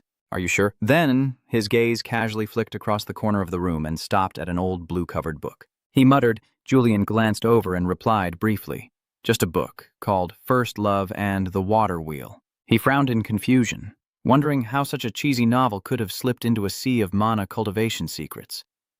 Vin also found it strange. This library is clearly managed very strictly by the family, so how could a cheesy romance novel sneak in here? With a sly smile and eyes shining like I've struck gold, Vin excitedly opens the book and confidently declares to Julian that someone has cleverly hidden top-secret records of history and the truth of the past behind an unsuspected disguise. Julian immediately pouts and dismisses it as impossible. But just glancing at that page with those words, I remember a hot summer day when I was completely naked by the water wheel, and the work today really wore me out. I was planning to stay in the city to read it properly, but both of us looked so flushed that our faces were as red as gack fruit. Vin just cleared his throat and nonchalantly replied, That's a clever trick to distract the opponent. No one would suspect that move. He suddenly called Julian, and when he turned around, Vincent pointed to a passage in the book, his voice becoming unusually solemn. The main character in this novel doesn't possess an illusion, but has a unique trait called the power of love. He confidently told Julian that this is no ordinary novel, then pointed to another line. Do you understand this part? The features are not used to generate the mana flow directly, but their expression of power is actually the result of the mana flow. To reach this level, one must completely eliminate the constraints of the image. Without the obstacle of the image, the absolute freedom of mana will turn the impossible into possible. Listening to Vincent ramble on, Julian gaped in disbelief, stammering, Is it really possible to accumulate mana without an illusion? He's gone crazy. Vincent quickly closes the book, smiles confidently, almost smug. This is it. Living proof of someone who accumulates mana without a phantasm and still keeps smiling. This person's mana flows intensely through specific features. Knowing this secret, we can completely decode those features as well. Hold on a moment. Studying these traits is extremely dangerous, even with the aid of the image scrolls. Traits are like a cultivator's wealth or their rice bowl. No one would foolishly share their secret techniques for mana transfer with outsiders. Vin reluctantly admits yes, but at least we have uncovered an important clue to break through in our power. As he stepped out of the library, he saw a maid waiting for him. Seeing his figure, the girl named Z happily called out, Young master with red-rimmed eyes, her voice trembling as she asked, Is it true? Julian whispered in his ear, What is the name of the maid named Z? She just returned after a quick trip home to handle urgent matters. Vincent vaguely recalled the memory, remembering this girl secretly wiping tears when the original owner Vincent was bullied. He nodded and said, I remember now. Deep down, he secretly admired that there are still people who genuinely care about this useless Vincent. He looked she straight in the eyes and smiled, saying, "Yes, just as you heard." Hearing that, X was so happy she sat down on the ground, muttering thank you to the heavens. She quickly looked up, smiling and wiping her tears, her voice soft. I was worried that after the grand meeting, the young master would be even more looked down upon by everyone. Seeing her emotional, Vincent hesitated for a moment, then turned to ask Julian for help. "Hey, do you have any tricks to make a girl feel better?" Julian also scratched his head and rubbed his ear, looking a bit dazed. The sincere words made X even more touched, her eyes welling up again. The warm atmosphere was interrupted by an unpleasant voice as Revan approached, his cold face staring intently at him. "Where have you been hiding?" Both Vincent and Julian looked visibly annoyed. While the car looked puzzled like nitrogen missing its owner, Revan's face was cold as ice, and his voice firm. "I have something to discuss." Vincent is in the study room. The two face each other, the tense atmosphere almost freezing, making Zadie stand nearby with a pounding heart and trembling legs. Julian just shrugged, thinking it was something serious. Seeing the tense situation, Zadie stammered and squeezed in. Do the young masters have a sandwich to spare?" Suddenly, Revan stood up, drawing his shining sword with murderous intent as if to pierce Vincent on the spot. He growled, "I came here to repay the favor of the Swordsmanship Festival." In the dangerous situation, Julian quickly signaled Vincent to prepare for battle. Vin frowned briefly. "Damn it, who the hell is this guy playing such a sneaky move like this?" "You misunderstood. He has already revealed his swordsmanship. How can I reuse the old tricks?" Vincent sharply turned to Zadie and shouted, "Get out of here now!" Zadie panicked, like Revan stubbornly said, "But I can't abandon you." At that moment, Revan suddenly lowered his voice. "Vincent, I owe you so much. You overlooked my recklessness and yet let me witness the miracle of your swordsmanship." He lowered his head, seemingly lost in remorse and confession. This rabbit king had planned to use his father's wealth to spy everywhere. But eventually his followers returned and my father became gentle again. With that, he suddenly knelt before Vincent. "I have taken back everything, but have nothing to give in return." Then he turned the hilt of the sword towards Vincent. "Now, I am just a coward, but I will not be any more." Placing the sword horizontally with the hilt toward Vincent and the tip pointing at his chest, he remains kneeling with his head bowed, voice firm. "This is the most precious thing I can offer. I swear I will be loyal to you." The scene unfolds so quickly that X is stunned, his mind spinning. Could it really be Master Ran kneeling? Vincent looks at Ran bowing at his feet and softly smiles, telling Julian, "It seems he's not beyond saving yet." "Huh? Are you going to believe him? This is Revan, remember?" Vinin smiled and explained, placing his sword horizontally in front of him. That action in martial arts means risking his life. As a swordsman, this kid is taking things very seriously. Julian, after hearing this, could only hold his head and groan, "Oh my God, it's those stubborn martial rules again." Then, as if remembering something, he let out a sound, then leaned in to whisper to Vincent, who was slowly drawing his sword. "Fine, I'll temporarily trust Revan on this, but I have a pretty good idea." Vincent nodded. "Well, if you've spoken up, I'll go along with it." Immediately after, Vincent's sword gently rested on Revan's shoulder, and he declared firmly, "I accept your oath, and I will stand by your side until the day you betray me." Revan felt the weight of the sword on his shoulder, long trembled with shock. I had doubted it, but this is truly blood relation. Could it be that the clan leader has truly chosen him as the successor? With this thought, a subtle smile appeared on Ran's lips. If that is the case, this loyal vow is entirely deserved. He looked up and said, "Thank you for your approval." Sadie stands beside him, her hands clenched tightly, initially trembling with surprise, but then her delicate eyebrows relax, her eyes brimming with tears of joy. "Young master, he has truly changed." The moment people called him Vincent, the defeated man, now feels like a distant dream. Watching this scene, Julian chuckled and apologized for interrupting just as you had gained loyalty. Vincent sheathes his sword, glancing sideways at Julian.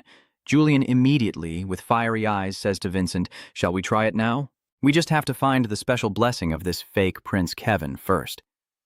Meanwhile, in the main house's study, Vesa walked around and said apparently Vincent was getting ready to participate in the Blood City next year. The master, eyes fixed on his work, replied briefly, "I know," then glanced at her and asked, "How is the Blood Demon Purge progressing?" Vesa smiled and said, "I've told the kid about the Blood Demon's traits, but he didn't ask anything else. He looks pretty confident, I think to myself. Blood demons can only harm those with mana of at least the 3rd rank when in intangible form. This purge is essentially an introductory test to see how someone responds to demons, and to prove they have the qualities of a 3rd-tier martial artist. Then Veza continued, her voice a bit hesitant. Oh, by the way, a few days ago, Revan moved into Vincent's house. As for Vincent, he sat down in the lotus position and began to circulate his energy. The mana streams like energy snakes winding through the meridians in the body. Revan observes and nods in approval. Good job. Now try creating another energy circulation cycle. Julian stood beside him, his face tense, repeatedly reminding him to be careful with this direction and to turn back. A few hours earlier, Revan had taken the book Vin Quan brought back, glanced at a few lines, and his face had turned hot. He hesitated before speaking. You want to seize the divine talent of the False King's blessing through the secret technique in this book. Because you can't imagine how powerful it is, right? Vincent nodded slightly, looking straight at him, and asked again as if to confirm the deal. Do you really want to help me? I will help if this isn't some useless trash technique. But then he paused for a moment before continuing. I will guide the spiritual energy, and you must sit and cultivate right in front of me. Basically entrusting your life to me, is that okay? Vincent chuckled and replied, You're so careless. You've sworn allegiance to me already, remember? Returning to the present, watching Vincent diligently practice the technique, Revan was still in shock. Is Long Tam's heart stirring? Do I have enough courage to entrust my life to Vincent like that? If I put myself in that position, would I? No, if it were me, I'd rather die. Hearing that, he laughed to himself, muttering like a loner. You're making me look really bad, Vin Tran, but I have to admit, this feeling isn't so bad. For the first time in my life, losing feels this satisfying. Do you just like to lecture me all the time? It was you who schemed and exploited Rand to seize that talent, Julian. Julian, feeling both furious and worried, snapped back sharply. Why can't I reason with you when you're so stubborn and reckless like this? You're playing with fire. Jivan, seeing the situation tense, hurriedly intervened to calm Vincent down. You're risking your life too much. Julian immediately nodded repeatedly, fully agreeing with Gavin. These are my ways of surviving. Julian, I can't have anything if I don't dare to risk my life. In times like this, you should try to risk more and move forward. As he finished speaking, the energy surrounding him suddenly exploded, transforming into whirlwinds of power with terrifying pressure. Julian clutching his head in his hair, his face pale with fear. Vincent, with this kind of move, you're really going to mess up. Vincent also seemed to sense this terrifying change, but he stubbornly pushed forward. The two massive energies are gradually approaching, ready to merge. Seeing that scene, he silently cheered inside, just a little more, and the great victory will be ours. If I can successfully merge them, my body is almost at its limit, and the two streams of demonic energy are nearly one and the same. Vin Sen was overjoyed, his eyes shining brightly, finally achieving it. But life is never like poetry. Reality is harsh. The two streams of energy suddenly shattered upon contact, then became extremely chaotic, colliding violently and causing a deafening explosion that shook the study room, leaving a large hole in the wall. The sofa shattered like tofu, and Irvan was thrown back by the aftershock, sprawled on the ground, his face and body covered in soot and dirt, black as a burnt house, trembling like a leaf and unable to stand up. Luckily, he has enough cultivation and demonic energy, or this fan would have already gone to sell salt. The head of the family, meanwhile, was reviewing the records and asked Vusa, There's about half a year left before the next blood refining opens, right? Miss Kinkan nodded. Yes, sir, that's correct. The master pondered quietly, thinking that Vin Tran had already defeated a second-tier powerhouse. So this is just a mosquito's strength, right? Hearing this, Vu also felt a bit uneasy, but Revan nodded in agreement, hoping that was the case. After Revan managed to crawl up, he immediately rushed to Vincent's side, voice full of concern. Are you okay? Revan was furious and delivered a silent reprimand. Oh, your brother's reckless risking isn't necessary. Even I took half a year to succeed. You're fast like Hash, but you still need at least 2 months. To the master's side, he turned to Va and said, 1 month. I told you what, huh? Vin looks dejected, sitting on the floor and sighing heavily, muttering to himself, I thought I'd have to start over again. Be reborn once more. At the same time, Vi just returned from the owner's place. She brought a message from the master to young Master Vincent, telling him to complete the inheritance ritual. On the way back, her heart was burning like fire. The little master's time is running out, and she can only silently scream in her heart to the young master. You must hurry up. She rushed like the wind toward Vinen's private room. As soon as she arrived, she kicked open the door and shouted, Young master, are you inside? Immediately after, a scene so shocking, it stunned Ryosa, unfolded before her eyes. The room was a battlefield, with shattered windows scattered everywhere and a large hole torn in the wall. Zheng, battered and bandaged, sat slumped in a corner of the courtyard, looking no better than me, with wounds and scratches all over. Zaidi hurriedly bandaged him as he lazily said, "Oh, great general, what chaos is this?" Ryosa, speechless, immediately looked furious, her whole body radiating killing intent, making the room's atmosphere freeze. She asked her father if the young master wanted to explain this, causing Van to tremble with fear, knowing full well that the person in front of him was no ordinary figure, Ryosa, a great general of the Seven Stars realm. Seeing her face like she wanted to tear him apart, Vin also turned pale and quickly tried to soothe her. "Great deity, calm down, I'm just quietly training a bit. If you try to add more to Ming Ming, Zaidi will jump in and shout, 'Don't talk nonsense.'" Ga immediately conveyed the master's order that the transfer ritual must be completed within a month. Hearing that, Vincent's face immediately hardened. Immediately, I started connecting the dots. As far as I remember, my father never set any time limit. Seeing everything clearly now, he smiled and concluded that means he has high expectations for me. After the announcement, she cheerfully turned and left, but before disappearing, she still reminded Vincent, "I will personally serve as your bodyguard from now until the end of next month." Say that, she glanced at Vincent with anticipation. "Young master, you have to crush it. I hope you will give it your all at that moment." Hearing the announcement, Jeevan was even more tense than Vincent, because he knew that Vincent needed at least 2 wins to receive the blessing of the Marquis Way, with only 1 win now. They were truly at their wits' end. Vincent also understood how tough this mission was, but Revan firmly told Revan and Julian, "Just one guy. We have to speed up." Seiji started to worry again, tearfully reminding him not to act recklessly and making him promise it firmly. Vincent also gave up on this tearful aunt, but Revan nodded and promised to reassure her. All right, I promise." But just then, he noticed a blue spiritual energy surrounding her, and he couldn't help but be amazed to realize the vehicle possessed a remarkable source of power. Seeing your half-hearted attitude, X frowned and asked sharply, "Are you really capable of doing it?" Venentin was startled by the statement, nervously replying, "All right, I promise. Now go outside. I need to discuss a few things privately with Ran." After much coaxing, the car finally came out. Now only the 3 of them remained in the room. Revan nervously said, "One victory isn't enough. I need to find another plan." Julian, confused and unsure what to do, turned to ask him, "But what should we do now?" Vincent looked at the 2 of them, didn't reply, and once again channeled his spiritual energy. The flow of spiritual power reappeared, then gradually connected to form a pattern resembling the Bagua diagram. And then he asked Revan if this was the operation of the spiritual energy meridians. Both Jevin and Julian stared in shock. Julian stammered speechlessly, while Jevin exclaimed in amazement, "Have you completed the flow already?" Vinan smiled and replied, "This time it's fine. I can control the spiritual energy as I wish. With this, I am sure I can complete the investigation." Julian looked at Vinan with admiration and muttered, "Truly a genius. Everything comes easily to him." Jeevan could only exclaim in amazement. Vincent nodded, his eyes full of confidence. "We don't need to wait a month, just surpass our father's expectations." 2 weeks later, in a dense forest, Vincent is slowly activating his magic with Julian and Revan guarding him. After a while, Vincent excitedly declared to the 2, "I will now demonstrate my power."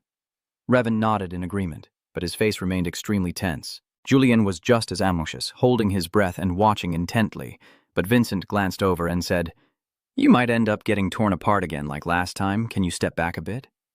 I'm worried I might accidentally involve Revan." Revan's heart was pounding, but he firmly shook his head and said, "I must see your success with my own eyes." Vincent just smiled and nodded.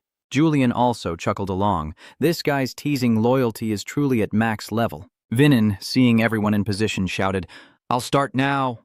To do a final check, he gathered his energy, and a multicolored stream of mana appeared, twisting and dancing before the 3 of them. Vincent uses his elemental power to transform the mana stream into various shapes, initially shaping it into a Bagua symbol, then into interwoven circles of different sizes, forming a giant diamond shape.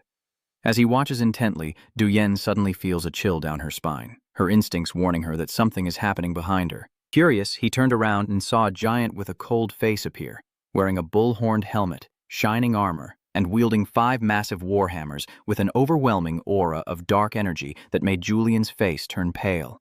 When he saw Julian looking at him, the giant's eyes flashed. Julian immediately curled up, trembling like a leaf, but Revan forced out a formal greeting. The greeting drifted like a breeze, unanswered. and he could only smile cheerfully before looking at the two others still fixated on the mana flow, completely unaware of the strange presence behind him. That's when he realized that only someone with the heavenly eye like him could see through him. At this moment, the dwarf king, still deep in thought with fiery eyes, raised his spear high and began gathering an immense amount of demonic energy into it. Then, without hesitation, he swung it straight at Vinin's three people. Julian, witnessing this scene, was terrified and tightly covered his head, waiting for the devastating blow to fall. But as the hammer was about to fall, a pure energy surged straight into the three of them. Instantly, Vincent's body seemed to be filled with strength. He clearly feels the energy flowing intensely through his veins. With his eyes wide open and mouth agape, he asks what on earth this thing is. Revan happily stepped forward to explain that it was a gift from the Dwarf King, the first trait being a defensive shield that strengthens the body, making it more resilient, and he looked at Vincent with a proud parent's gaze, secretly thinking to himself that he really did it. Indeed, in less than a month, he had received the blessing of the Void Dwarf. Julian nodded at the Dwarf King, who had lowered his axe, responded with a grateful look, then turned to tell the others to go home. Vincent, hearing that, grinned widely, looking at his hands with excitement, and declared that he was ready to go one-on-one with a third-rank swordsman. I have arranged everything for dealing with the blood demon. Revan, hearing this, puffed up with pride, but I told Vin to thank me after he finishes off the blood demon boss. Suddenly remembering something, he looked at Revan and said, I need to ask you for a favor. And before you know it, 2 days had already passed. A bright red luxury carriage, clearly of high quality, stopped in front of Vinan's private residence, with him and Julian already waiting outside since early. The carriage just stopped, and he shouted to launch the assault on the blood demon's lair. Rio Shah stepped down from the carriage. Vincent hurriedly stepped forward, speaking first to apologize for the urgent request. Chief Guard, I have decided we must cross my father's pie tree to get out. Jha frowned as she looked at Vincent's fierce face, silently grumbling inside why he didn't use the full deadline given by the clan leader, but left two weeks earlier. I wonder if Vinan is okay. Seeing Yelsa's slightly annoyed face, Vinan asked what was wrong. J.S.A. replied, I have escorted the participants of this transfer ceremony 3 times already. After a moment's hesitation, she continued, neither the chief nor his close brothers nor anyone else from the Arenka family failed this test. She remembered how everyone in the Arenka family had overcome this deadly trial, how ruthless that boss was. And she felt Vincent was underestimating an opponent who was far from easy to defeat. Thinking this through, she seriously believed that Savan's descendants could not be the first to fall. The woman she idolized her whole life, the one she swore to protect and care for her son in front of her spirit, so she had to do everything to safeguard this beloved young master. Vincent chuckled at this, his eyes becoming sharper than ever. You just keep pretending to be the bodyguard and your sister will be left speechless. The 3 of them then head straight to the blood demon's territory. Vincent, with his arms crossed and a stubborn, sarcastic look, asked, why do we have to go through all this just to prove our abilities? Hearing that, Julian could only shake his head, sigh, and say, after 5 centuries, many things have changed, my friend. The 2 were about to argue further when Rio Sa, sitting opposite, interrupted. Sir, have you obtained any information about the blood demon yet? As soon as the blood demon was mentioned, both of them sat up straight, focusing all their attention on the messenger. With a serious look, she began to explain the knowledge about this monster. To subdue the blood demon, you need at least 3 stars of spiritual power, or even more. Julian then looked serious, turning to Vincent and asking, now I remember, you haven't asked anything about this blood demon. Vincent's face remained calm as he simply said reassuringly, you 2 don't need to worry. Deep down, he wondered, could it be that Alan arranged all of this? Will the blood demon be the first monster I tame? He said with a proud smile on his face. That's not the kind of creature I need to worry about understanding. Seeing Vincent's cheerful expression, Rio Shah immediately spoke to advise him. No matter how superb your swordsmanship is, please do not underestimate your opponent. Great deity, why are you so eager to help me? Noticing the faint smile still on Vincentin's face, Goa straightened his posture and replied sternly, I am both the bodyguard and the supervisor for this challenge. It seemed that answer didn't satisfy Vincent, whose face turned cold and eyes sharp as blades, quickly exposing Ria's words. Are you hiding something? Do you really intend to keep that secret? I have experienced poverty before, so I can't help but think about these shady matters. Then I turned to look directly at the surprised face, with an indifferent yet probing tone. Maybe you think I am too weak to deliberately do this, right? The inside of the carriage fell silent again until the neighing of horses announced that the carriage had come to a stop. He chuckled softly, looking outside. We're here. Rhea nodded in agreement and stepped down from the carriage first. Vincent was the last to get off. Julie, having sat in the carriage for a long time, stretched her arms a few times as soon as her feet touched the ground to loosen up her joints. Vincent looked around at the ruined structure in front of him, green moss covering the broken stones scattered across the ground. He looked quite surprised and turned to ask Rhea, "Is this the lair of the blood demon?" Rhea nodded and replied, "The blood demon's lair. This place has no official name, but everyone calls it the Ancient Temple." Vin Sen looked at this ruined, shattered relic and truly couldn't imagine it was once a temple. She drew her sword, which suddenly sparkled with magical lightning, becoming brighter than ever. She declared, "I am ready." Then she raised her sword to the sky. A powerful magic surge shot straight into the sky, then slowly spread out, forming a giant barrier array. Julian was stunned, unable to believe he was witnessing the legendary magic barrier with his own eyes. Vin Sen simply sneered, commenting that it was a barrier just strong enough to let a single monster pass through. At that moment, a chilling sensation ran down their spines as a pair of blood-red eyes stared at them from behind a fallen pillar. It was the blood demon cloaked in a dark crimson robe, glaring at Vinin. At first it only poked its head out to scout, but then it stepped right in front of him. It had no clear shape, only a blood-red cloak visible, while its face and body were pitch black like the night. Its eyes burning with hatred, its bony arms clutching a giant deadly scythe. As if a moment's negligence could send the enemy straight to hell, Vinin showed no fear. In fact, he looked excited. He gripped the sword hilt tightly and shouted loudly across, "Great God of War, open your eyes wide!" As soon as he finished, the blood demon charged at him with terrifying speed. It raises its scythe high, gathering dark energy, ready to unleash a devastating attack. Anticipating the strike, Julian quickly warns Vincent to dodge and counter. Vincent responded with a smile, believing that getting close was the true way to win when facing an opponent wielding a massive weapon. With that, he stepped back into a stance, knowing that to defeat this monster, he needed to get right up in its face. Seeing Vincent charge in, the monster suddenly changed direction, swinging its scythe to block his sword. He sneered sharply and shouted, "Don't even think about it! I won't let you dance around with that scythe." Immediately after, he cast a mana spell to strike the monster's scythe from above. Seeing it retreat, Vincent charged forward and struck with his sword again. Witnessing this top-tier duel, Saw begins to realize that applying the ace card is extremely effective against heavy weapons. That has always been the truth. This fighting style is similar to others, but what she particularly notices is how many people could perform that smoothly in Vincent's first real battle at age 14. Seeing the sharp gaze, every sword strike was clearly calculated. Rhea couldn't help but gape and think, he looks like he's already wielded Blood Demon hundreds of times. Vince begins to activate the mana flow within his body, transforming it into the Dwarf King's attribute. He silently marvels the Dwarf King's attribute is indeed formidable. I can even move and jump so agilely with this body. The Blood Demon raises its scythe again, and at the moment their weapons clash, a flash of lightning sparks. Suddenly, he spins around rapidly, kicks the scythe, uses the momentum to leap into the air, and lands softly. This is the perfect opportunity to create some distance. Once a safe gap is established, he observes the blood demon's transformation, its entire body erupting with fierce red demonic energy. He knows the blood demon is extremely excited, but it has also become quite cautious after so many times having to defend itself.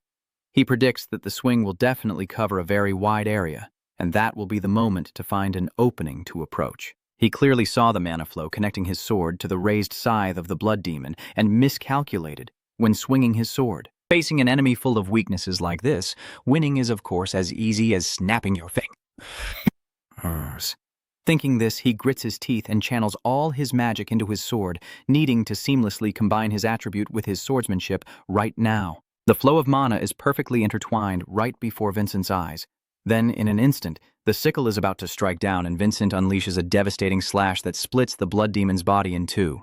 From that wound, energy converges into a blood-red blood orb that crashes onto the ground. Have you seen the goods yet? At this point, she was truly worried about the young master's life, secretly lamenting because there were actually 2 lives involved. Oh my God.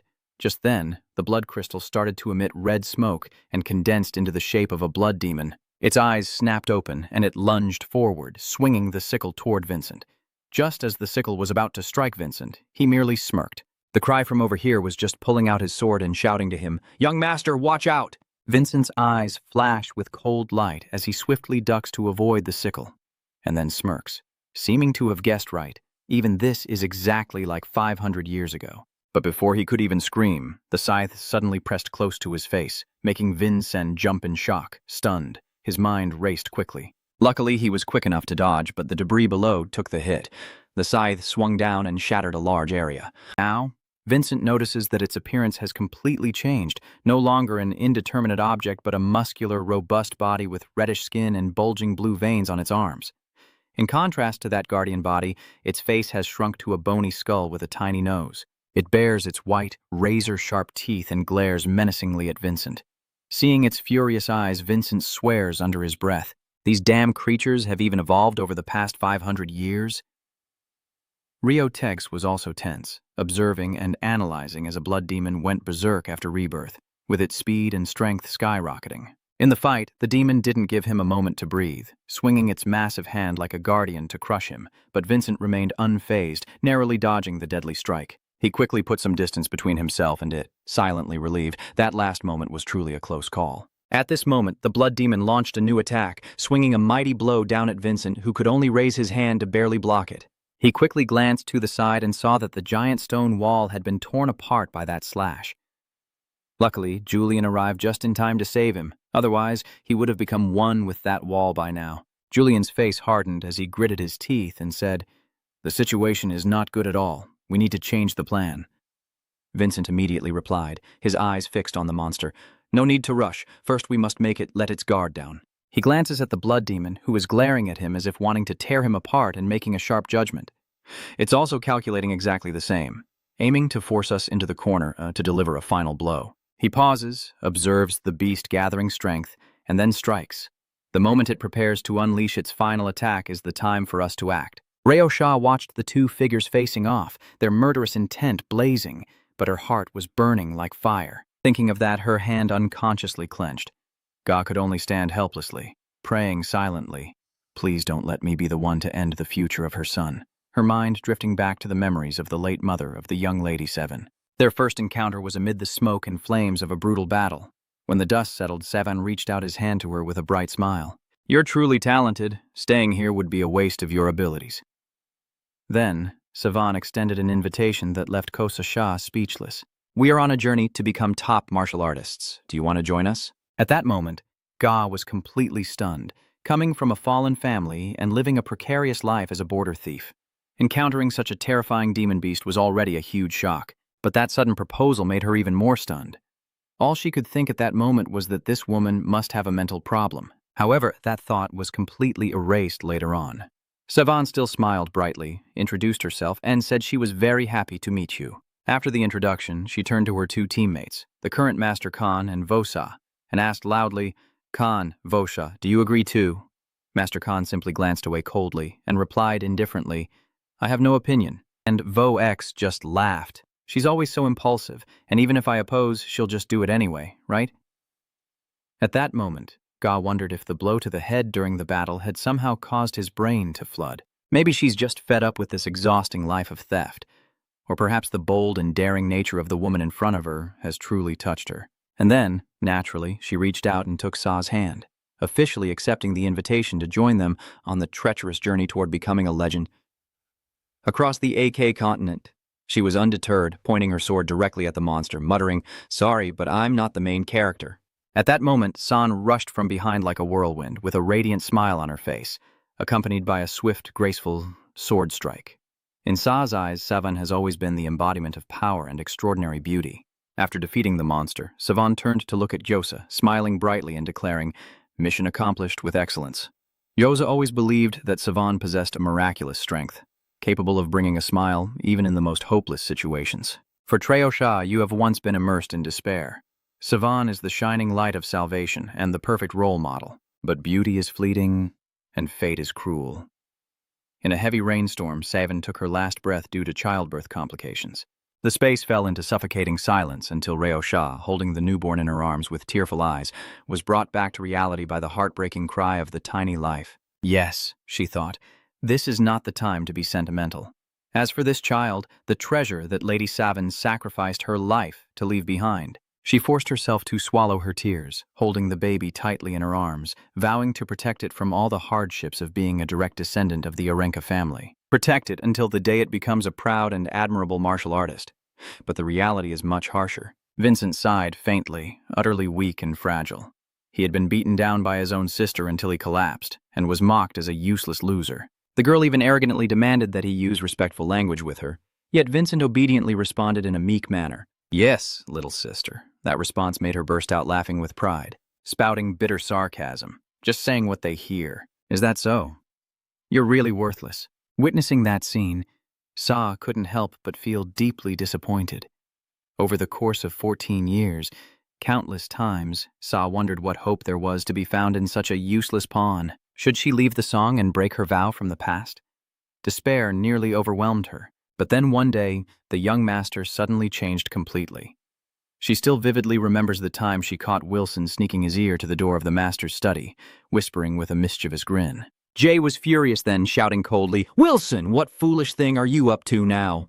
Wilson, terrified out of his wits, fell backward, stammering to explain. "Yes, that's not it, great god of war. I was just imitating young Master Vincent's style." And then his next words, which the master acknowledged the young master, left Treo Shah stunned in place. From that moment on, the flicker of hope in her heart gradually rekindled.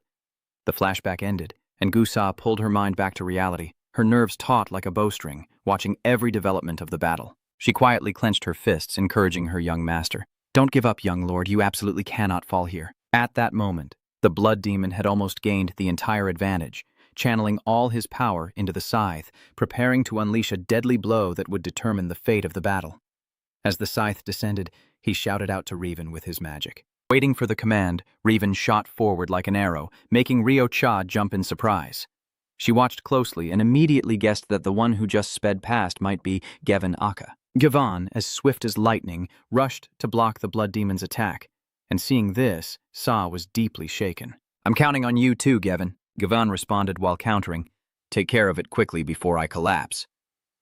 Vincent nodded, then sat cross-legged on the ground, hands resting evenly on his thighs, and began to channel his energy steadily. His entire body was enveloped in a massive spiritual energy, making him shine brightly, signaling that he was gradually entering a deep meditative state. Seeing this scene, Ji Sa was initially stunned and silent. Then she panicked and broke out in sweat, exclaiming, "Oh my God, is he really crazy? Why would he choose to meditate now when everything is at its most dangerous?" She knew very well that in this precarious situation, if Gevin was pushed back and her young master was only lightly hit, he would definitely die.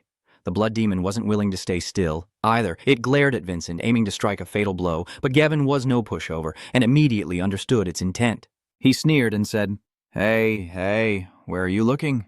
I'm the one challenging you here." He wants the blood demon to focus all its attention on him, so he swiftly swings his sword to strike the demon's scythe, forcing it to recoil. At this moment, the demon temporarily considers Gevin as the primary target to eliminate, so it raises its scythe again, delivering a powerful blow towards him as if to deliver the final strike. But Gavon is not someone to fall easily. He immediately transformed his monoform, using the special item gifted by the Dwarf King. He charged at the demon, roaring, "If you don't fall at Vinan's hands, then you are my prey." The scythe strikes down hard on Gavan's great sword, making his body tremble. But Gavan remains steady and looks up at the blood demon, sneering. "You're weaker than I thought, huh? Is that all you've got?" That remark really got under the blood demon's skin. It growled angrily, then swung the scythe wildly, slicing sharp lines into Gavan's sword, making him flinch with a sudden chill. And as Gavan predicted, the scythe cut down, shattering his sword into 100 pieces. The demon's move was so fast and precise that Gevin could only curse. Now it's really over. His weapon is shattered, with no sword. Sword, how can he protect Vincent now? The blood demon didn't even give him time to think and swung the scythe down again. With no other options, Gavon had no choice but to muster all his strength, raising his hand to block the scythe as it was about to split his face. The blood demon pushed the scythe down with all his might. Gavan knew he couldn't hold on much longer, and shouted loudly at Vinan. At that critical moment, Vincent spoke up. "Well done, Revan." With those words, a surge of mana and a fierce slash flew straight at the blood demon. It was so powerful that it didn't even have time to understand what was happening before being split in half. As the blood demon's body disintegrated into nothingness, the blood-red core appeared, then small droplets began to form around it, growing larger until they shattered before Vanan. At this moment, he and Gavan finally breathe a sigh of relief. Venan looks at Gavan with gratitude. "Thanks, Gavan." Hearing that, he smiled and replied, I suddenly feel sorry for the blood demon. So that was your master plan, young master? Sa had to look at Vincent with entirely different eyes.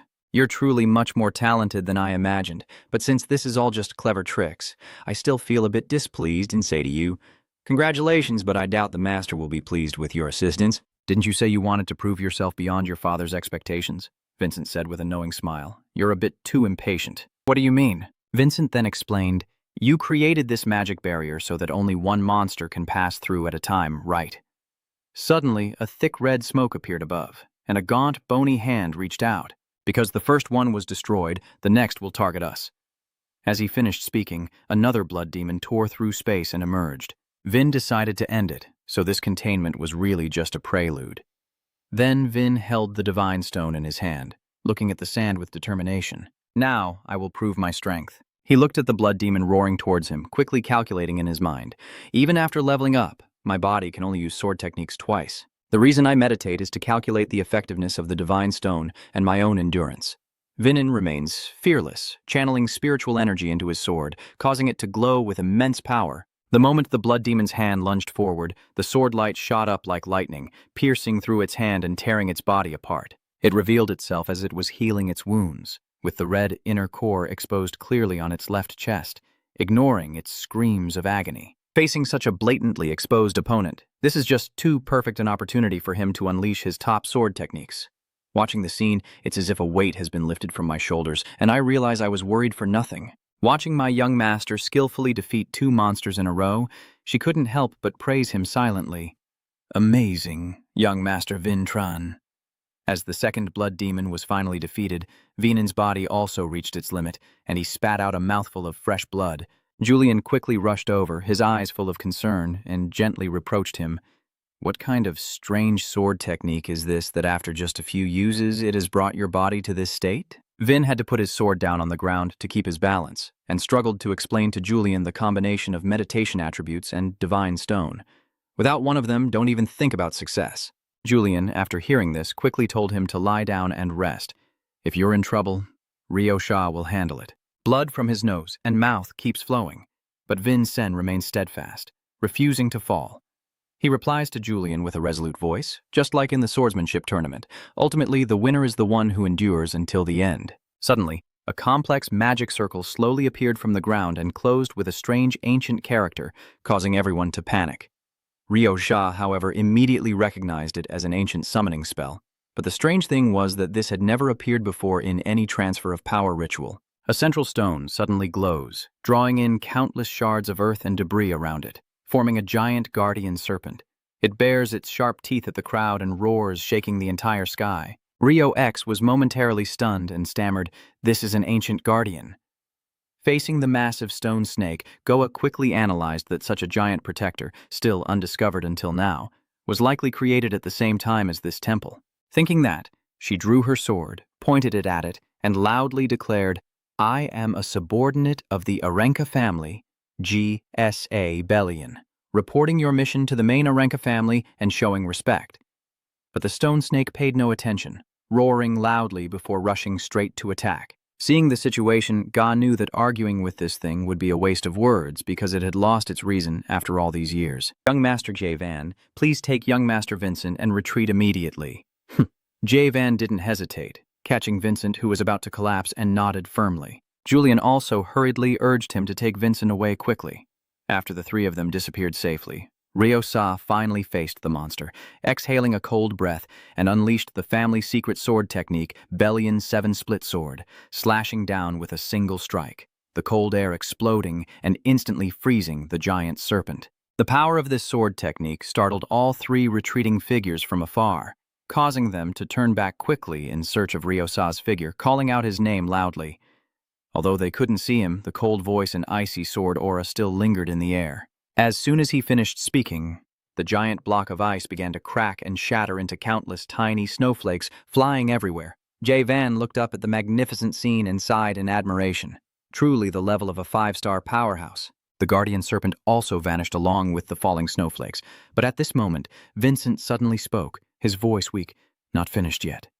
After finishing, he poured all his remaining strength into one last strike, swinging his sword at the rock behind Ryo Sa. Following that sword move, Vin nearly collapsed completely. Everyone was extremely panicked, and Julian even shouted, "Vin Tran, are you crazy? What are you doing?" Ryo-sa wondered about Vincent's strange behavior, a bunch of question marks flashing in her mind. Are you cutting into the air? Why is that? Do you want to say something to me? Then she suddenly realized when she looked closely at the stone wall, there was a tiny fly-shaped guard resting there. Probably knocked aside by the sword aura just now.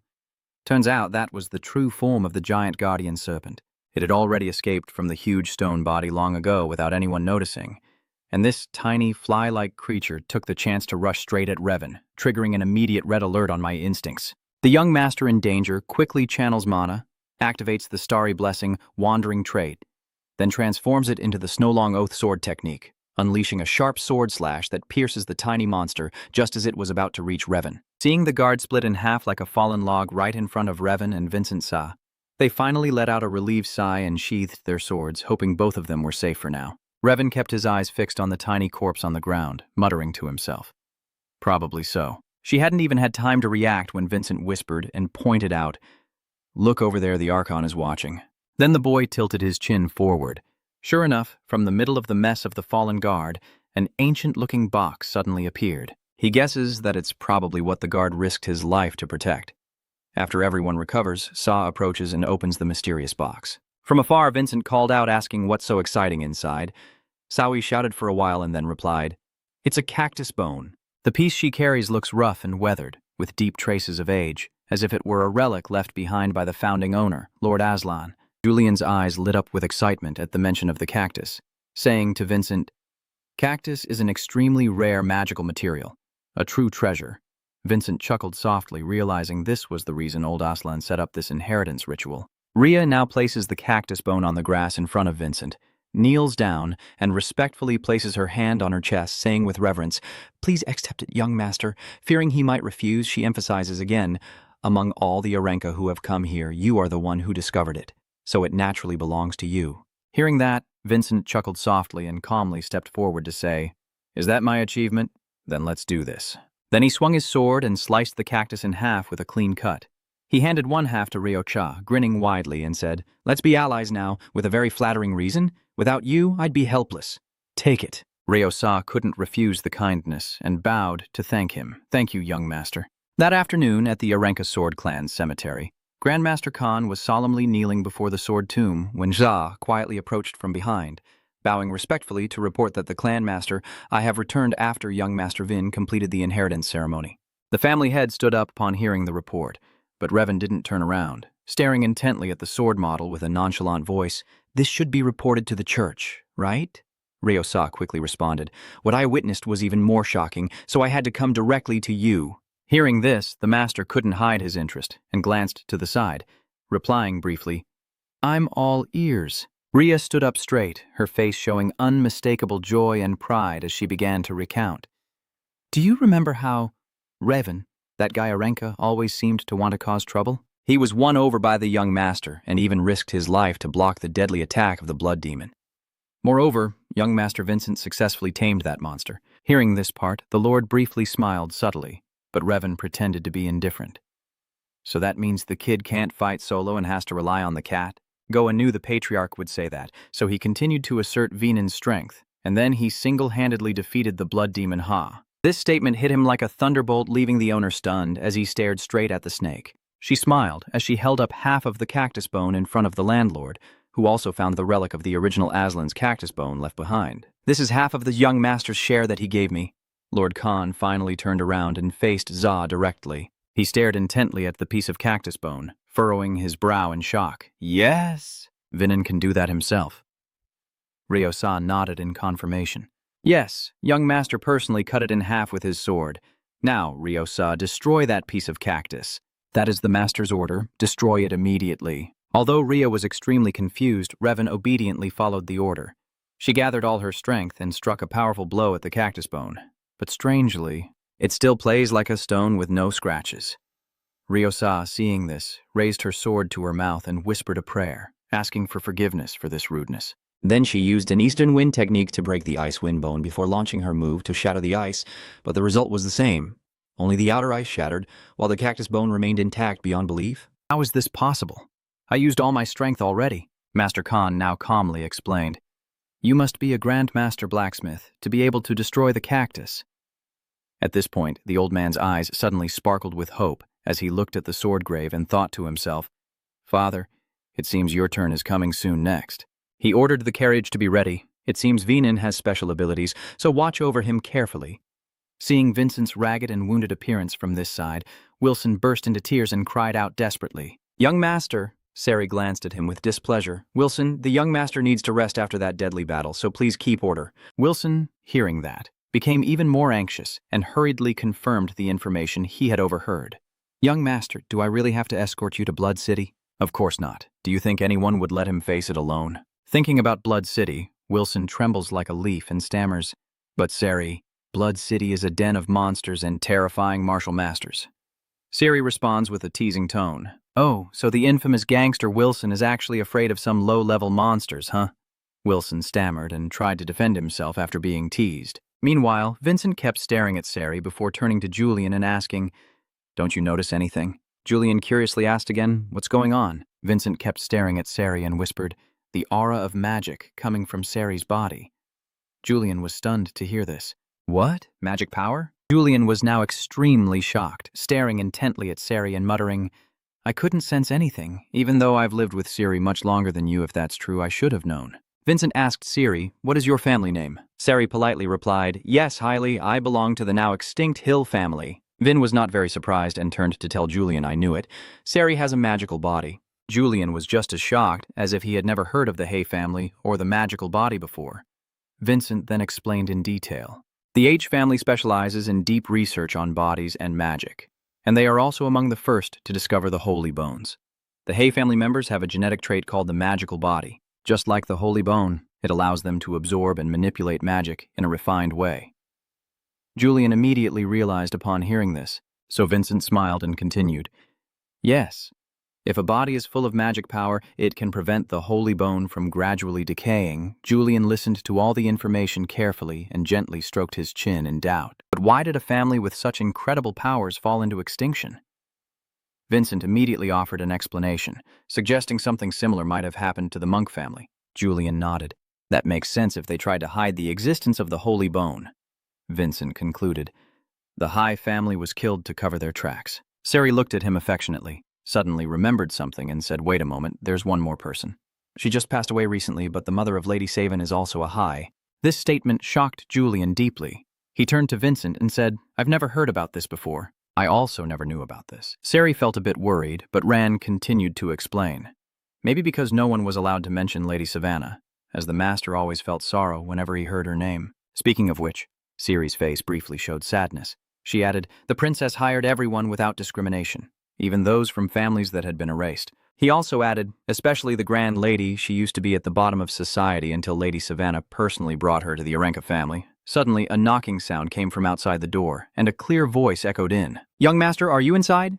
The door opens, and Ryo Shah calmly steps in. Vincent looked at her in surprise, and she immediately announced, Young master, Revan is preparing to leave. Hearing that, Vincent quickly stepped out with her. You see Revan already waiting there. Vincent looked at him and asked, Are you planning to leave? Revan nodded and replied, I've dealt with the blood demon. I can't stay here any longer. Hearing that, Vin pondered for a moment and then said, I have one more matter that I need your help with. Revan's eyes lit up and he replied simply, Fine, go ahead and tell me. Vincent said, I need you to uncover the secret history of the H family from 500 years ago. It seems someone is trying to cover this up. Gavan glances at Vincent with a knowing look, teasing him. Just silly love stories with windmill and flour, right? Vincent chuckled and replied, The meal mom cooked is ready. Jay Van nods in understanding and slaps hands with him. I guarantee. Okay, just leave it to me, Vincent replied with a smile. See you again soon, Ran. He also grinned widely. Who attract Nick? I will definitely break through my strength and not let you worry about me. After. He Van Quat disappeared, Vincent turned to Ryo Sa to ask, Great deity, I have heard about my mother. It seems your kindness towards me is to repay an old favor. Ryo Sa also did not hide it and replied frankly, Yes. Upon hearing the confirmation, he turned fully to face her, his gaze unusually serious. I have a request as Vincentar and Arenca, not because of my status as Savan's son. Arenca furrowed his brows, showing clear confusion. What is going on?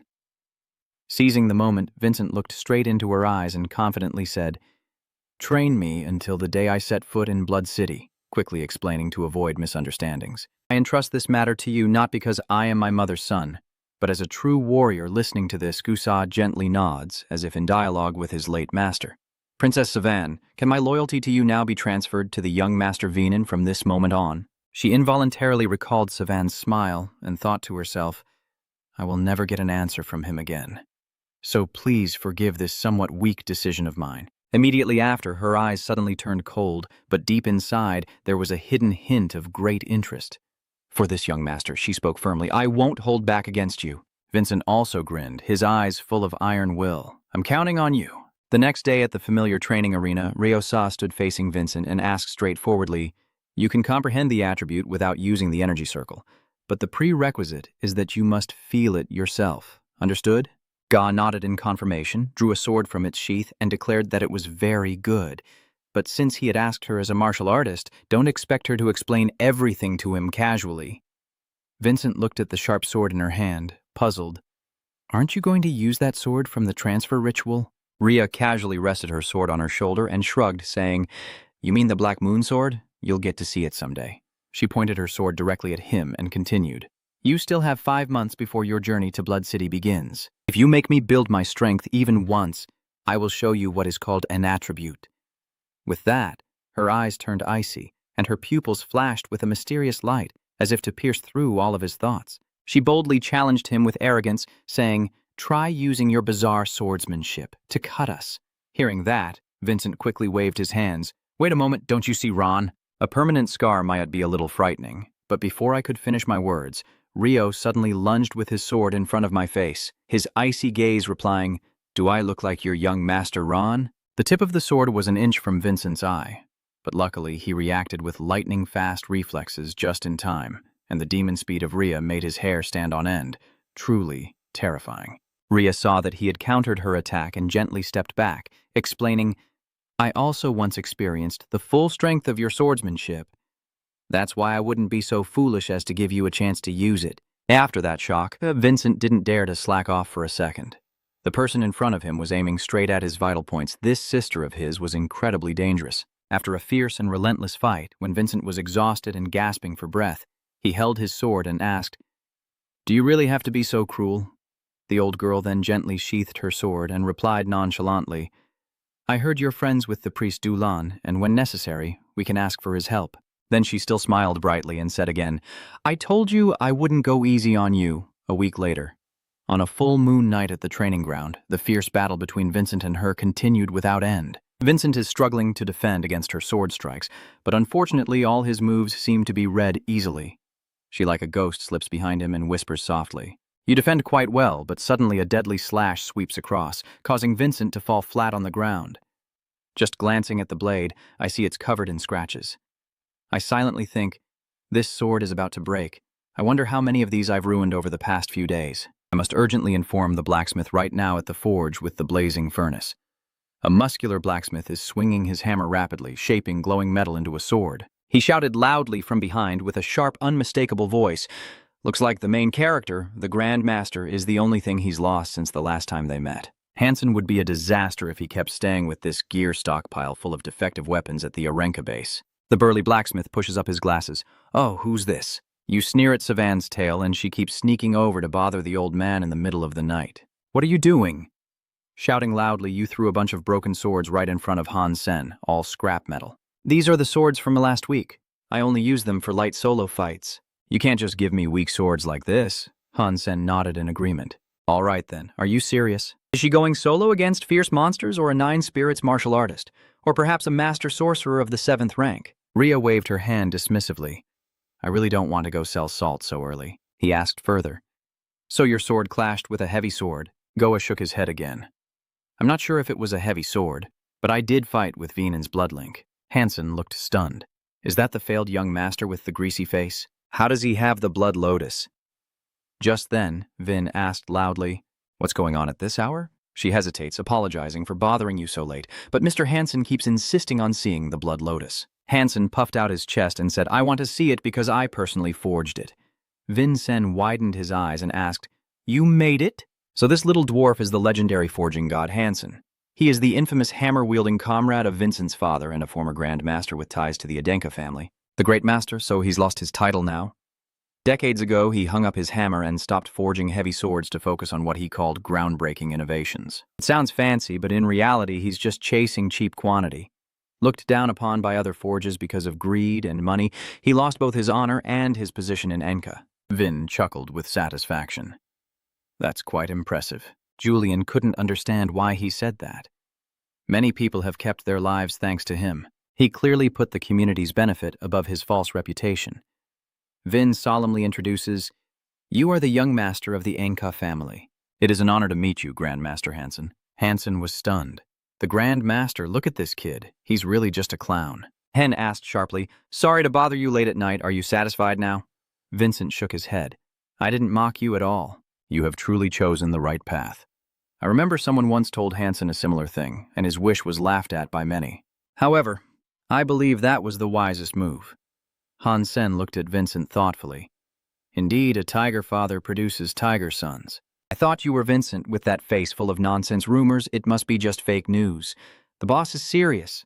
I need the item from you to check its condition. Vin agrees to hand over the sword.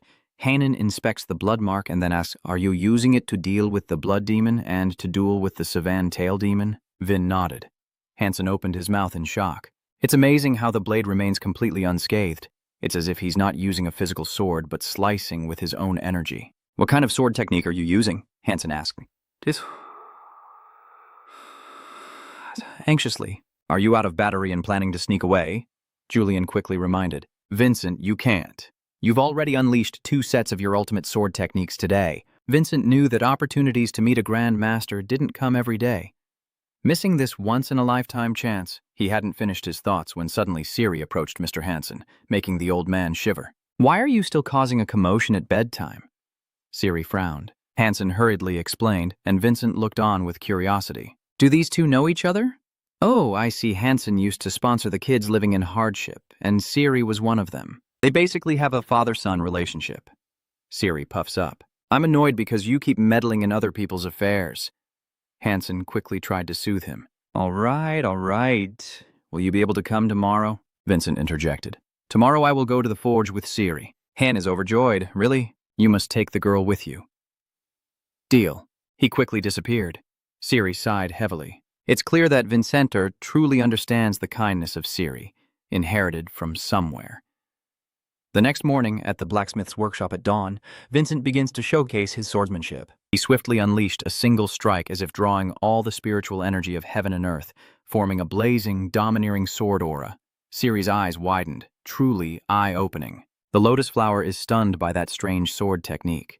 It feels just like the moves of King Dung and the great demon recorded in legends. "Not bad," he smirked. "Return the Than Huit Lin or Tweet Lin or something like that. Surely the R people have their reasons." "Vincent, do you think this is enough, Lord Hansen?" Hansen nodded. "You've piqued my interest a bit, enough to make this old man eager to forge a custom weapon just for you." Vinen was stunned. A special sword made just for him? Hansen nodded in confirmation, but there was still a crucial point missing.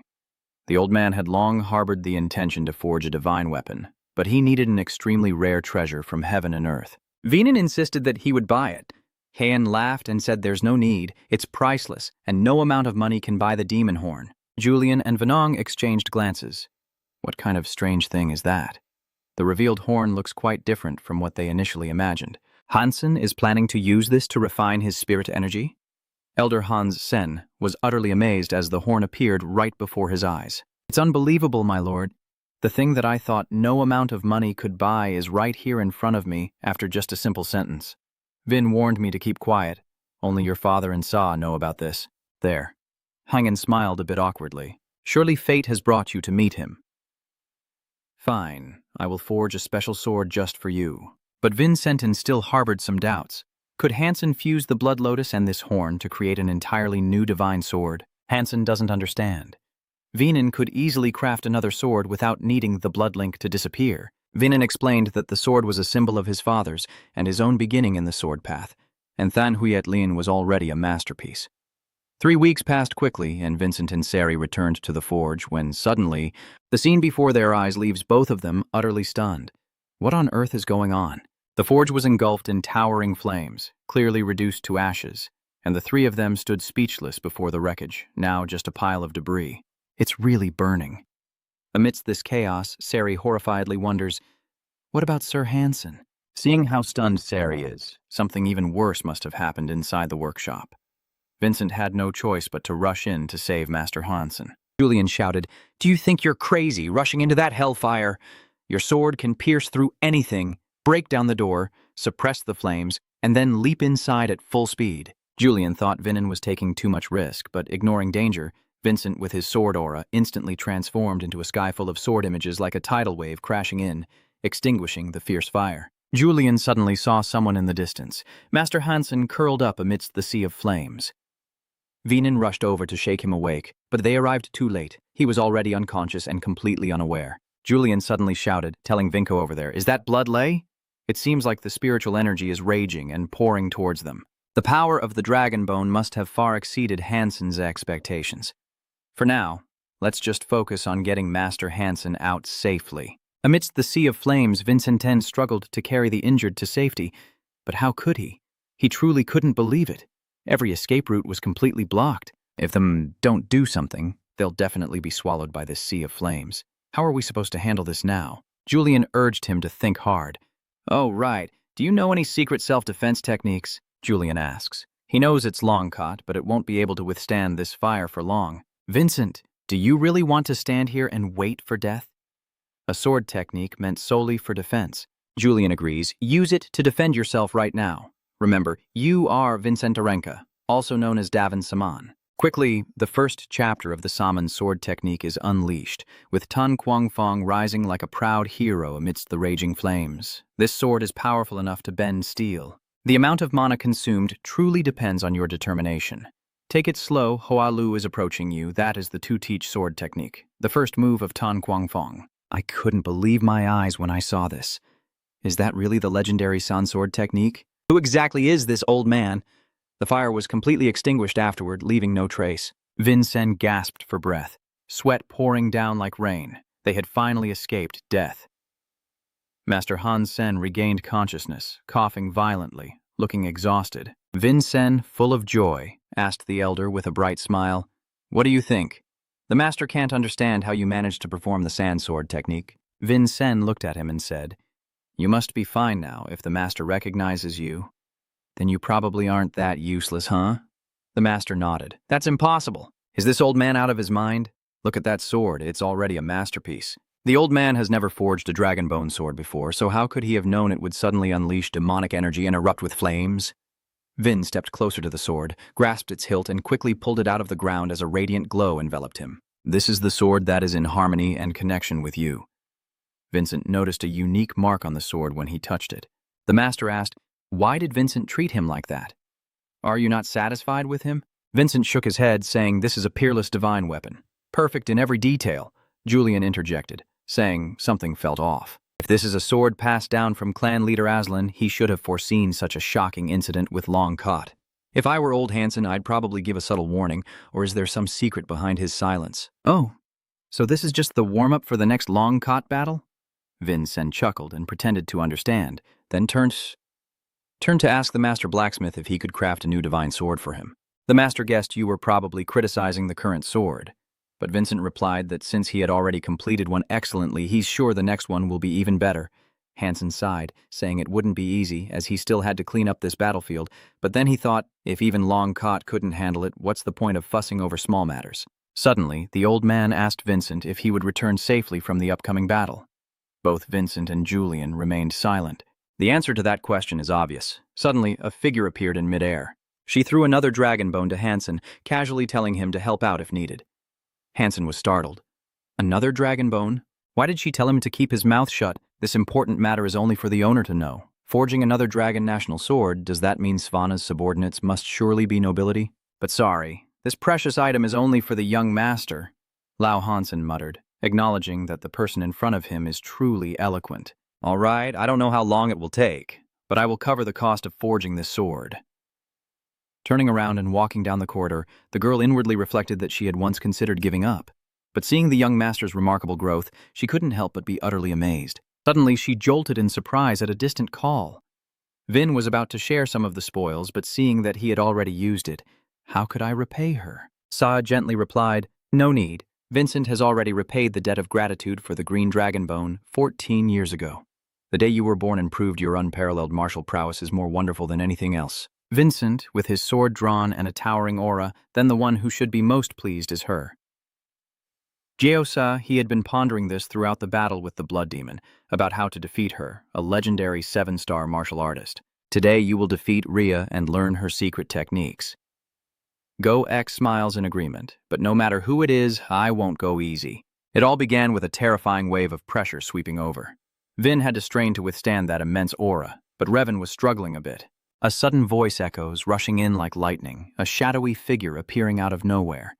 You want to take me down, but it doesn't look very promising, does it? The sword carrying overwhelming power clashes head-on with Vincent's divine sword, unleashing a cataclysmic shockwave and a sky-shattering explosion as the two blades collide fiercely. However, your sword still remains intact.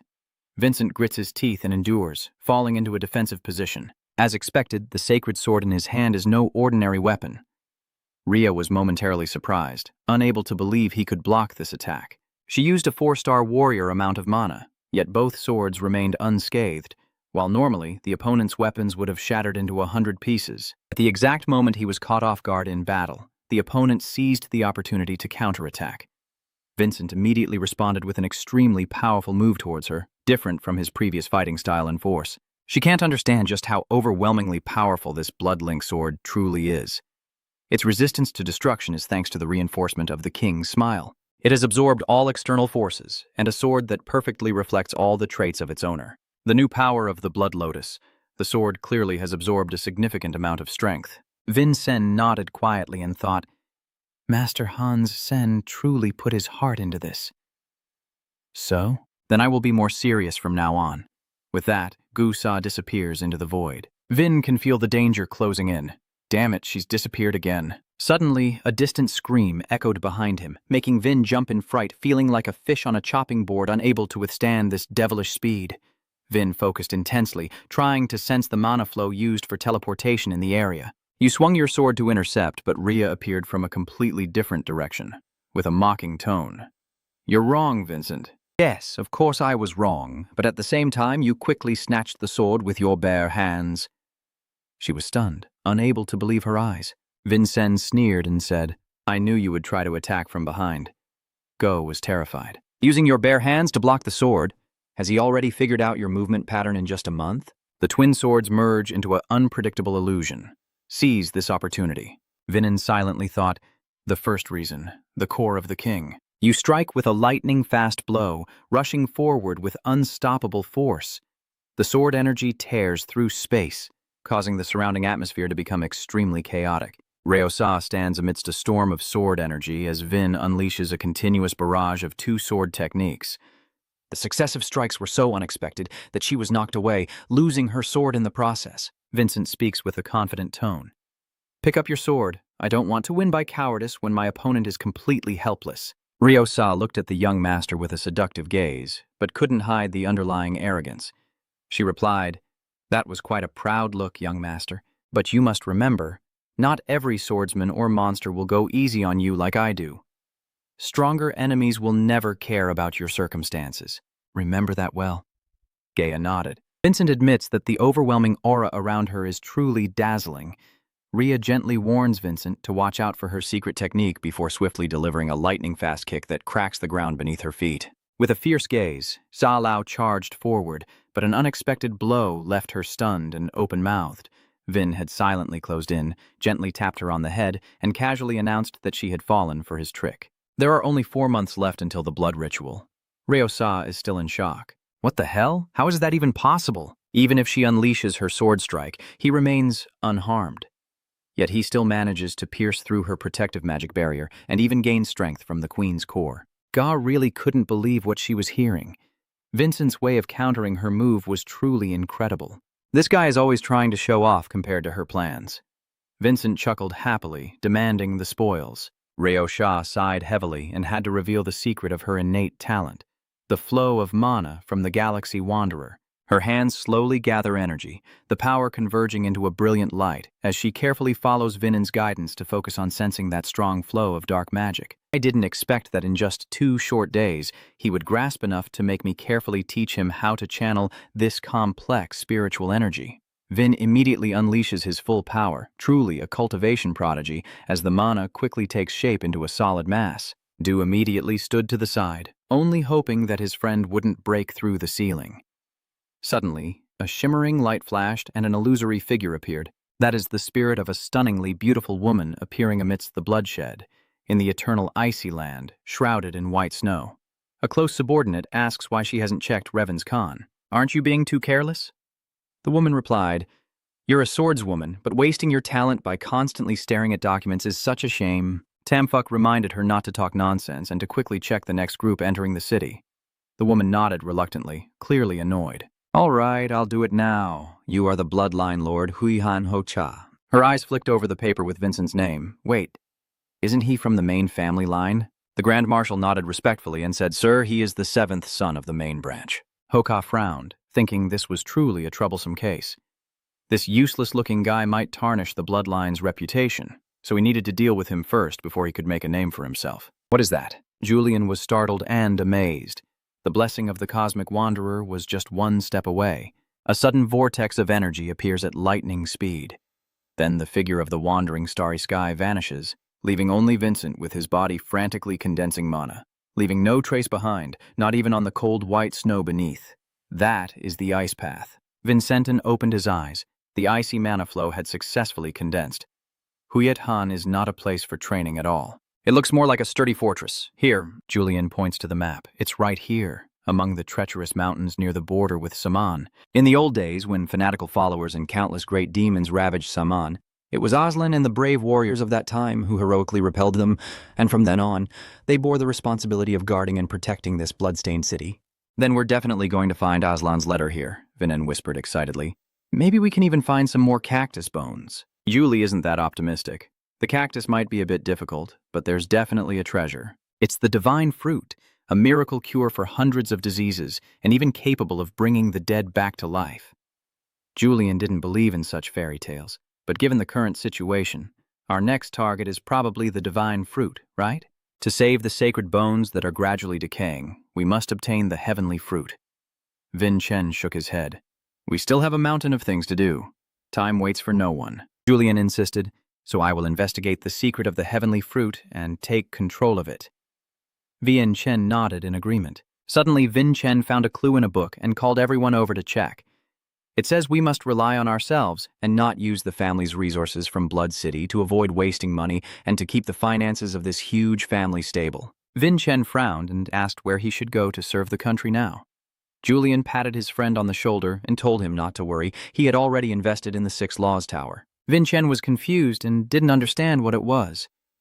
The Atka and Sami families are both famous for swordsmanship, and the 6 Laws Tower is the birthplace of the top-tier magicians. Du's plan is to fund their necromancy research projects and then receive a proportional return on investment.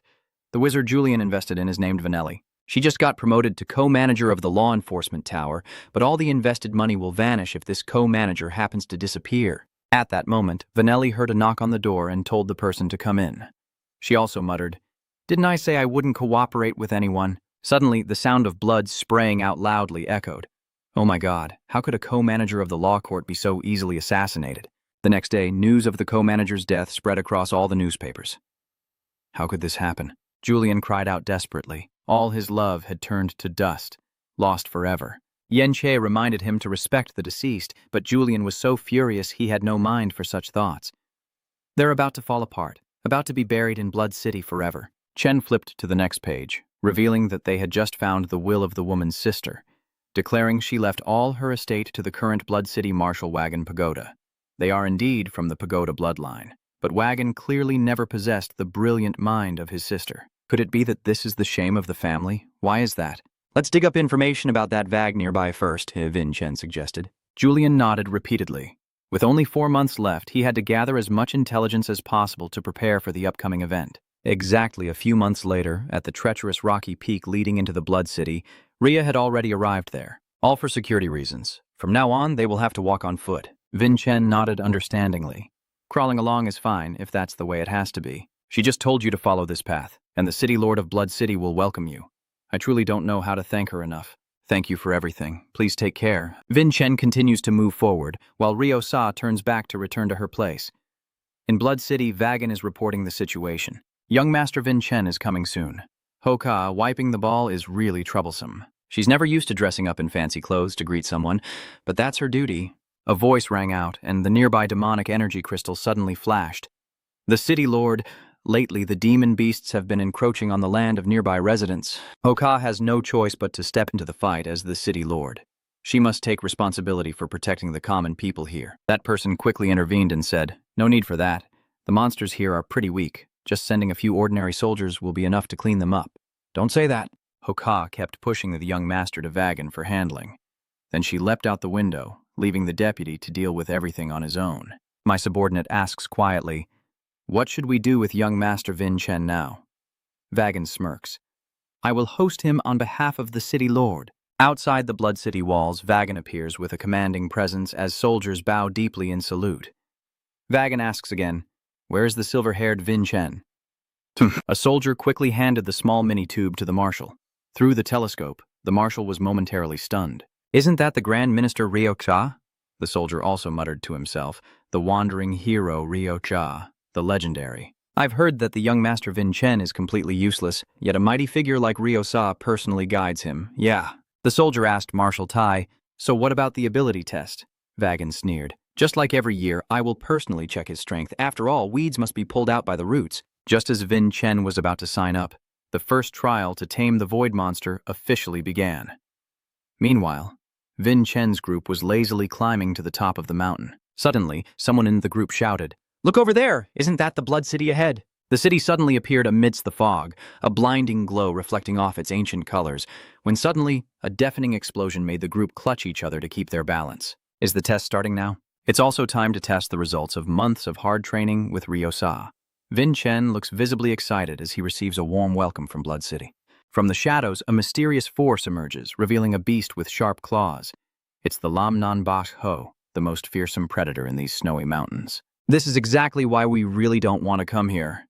Siri trembles like a leaf as he calls out Vin Chen's name. Vin Chen quickly calms his two followers. When I signal, they rush back to the Blood City as fast as possible. So Vin Chen deliberately acted as bait to distract the white tiger and draw its attention to himself. If it truly was the beast he knew, it would react very subtly to moving objects. As expected, the Lam Nan Bak Ho reacts instantly to Vin Chen's actions.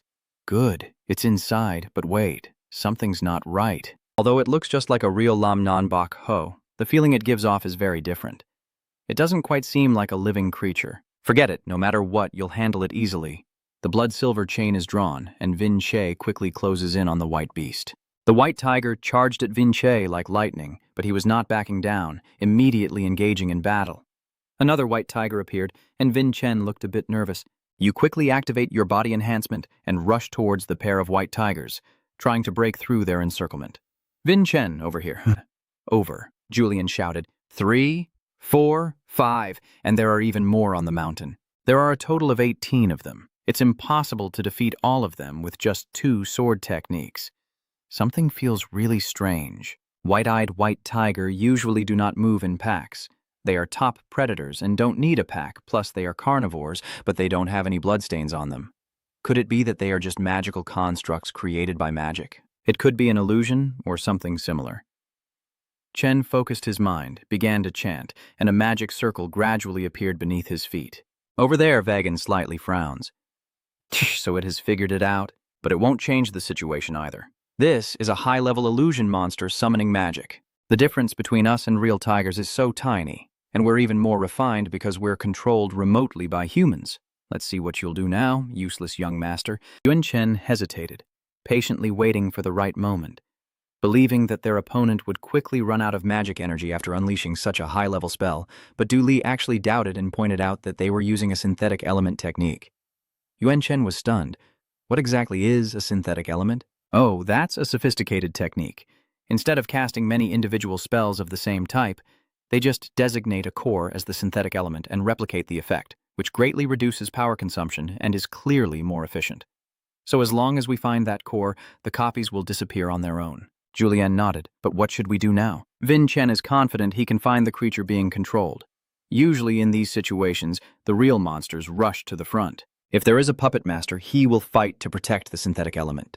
The figure standing still like a statue on that mountaintop is Rian, which is a trait from the blessing of the galactic traveler that you possess. White Tiger flinched when sensing an unfamiliar presence.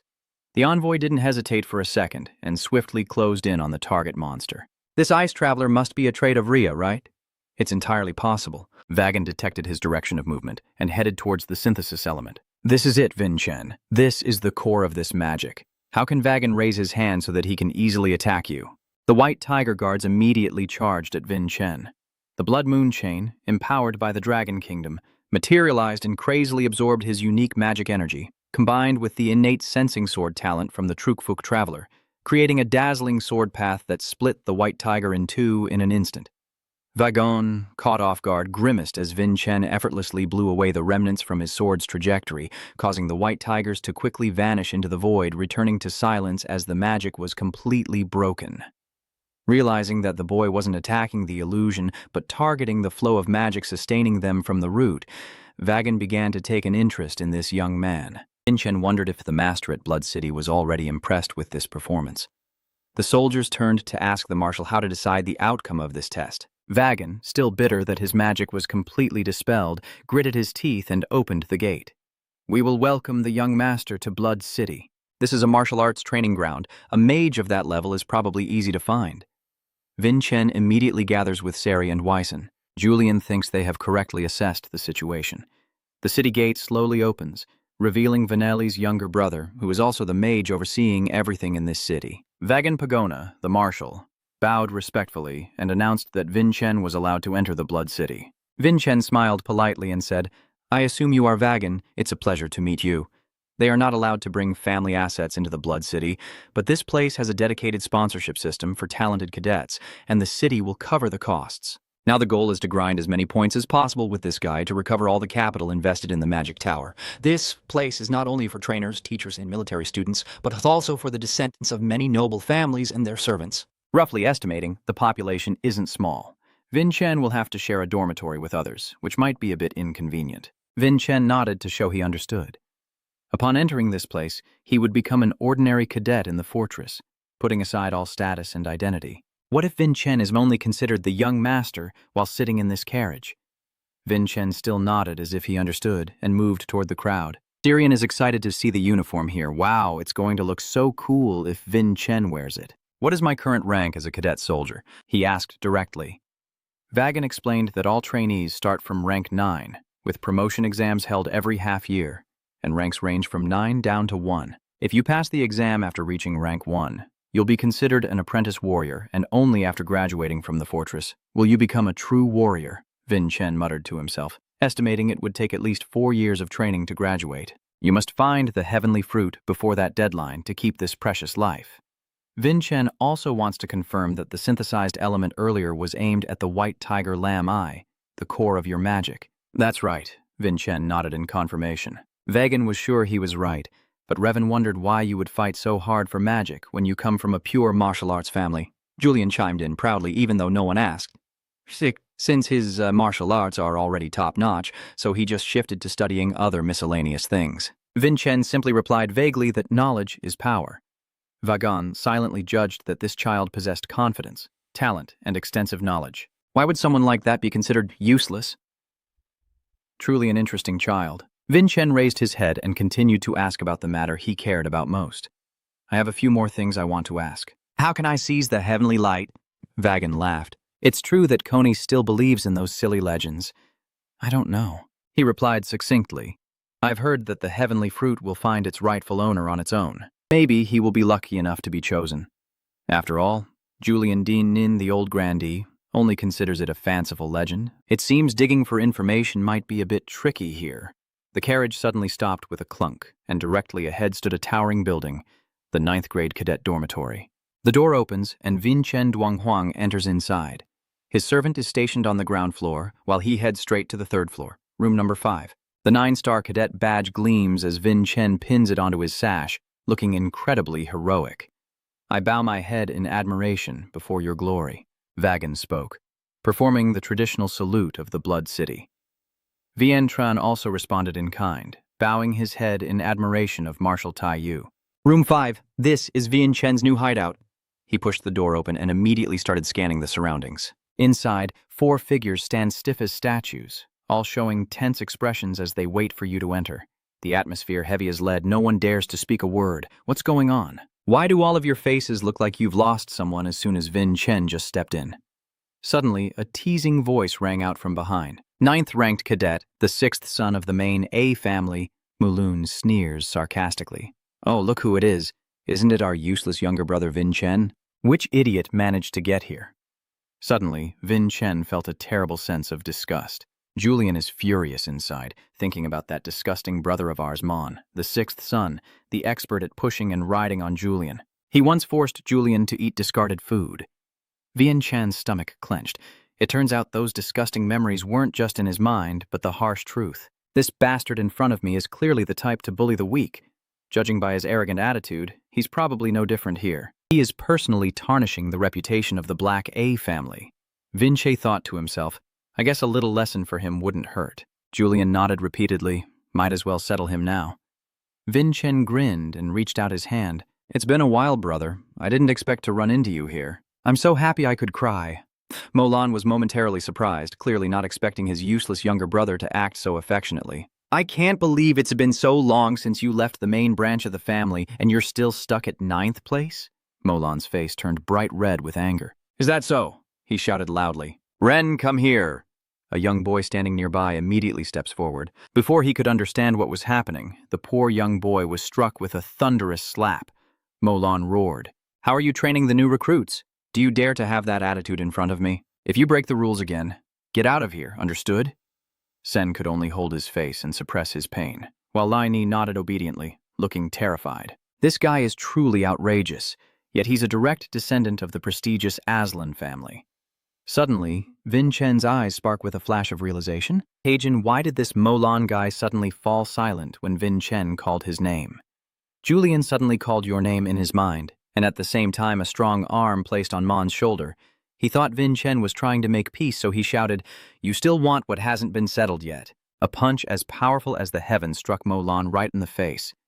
Yuan Zhan gritted his teeth, his eyes cold and sharp, truly a reckless fool who doesn't know his place. Sen was stunned in shock, screaming in her mind, Oh my God, a bloodshed is about to happen.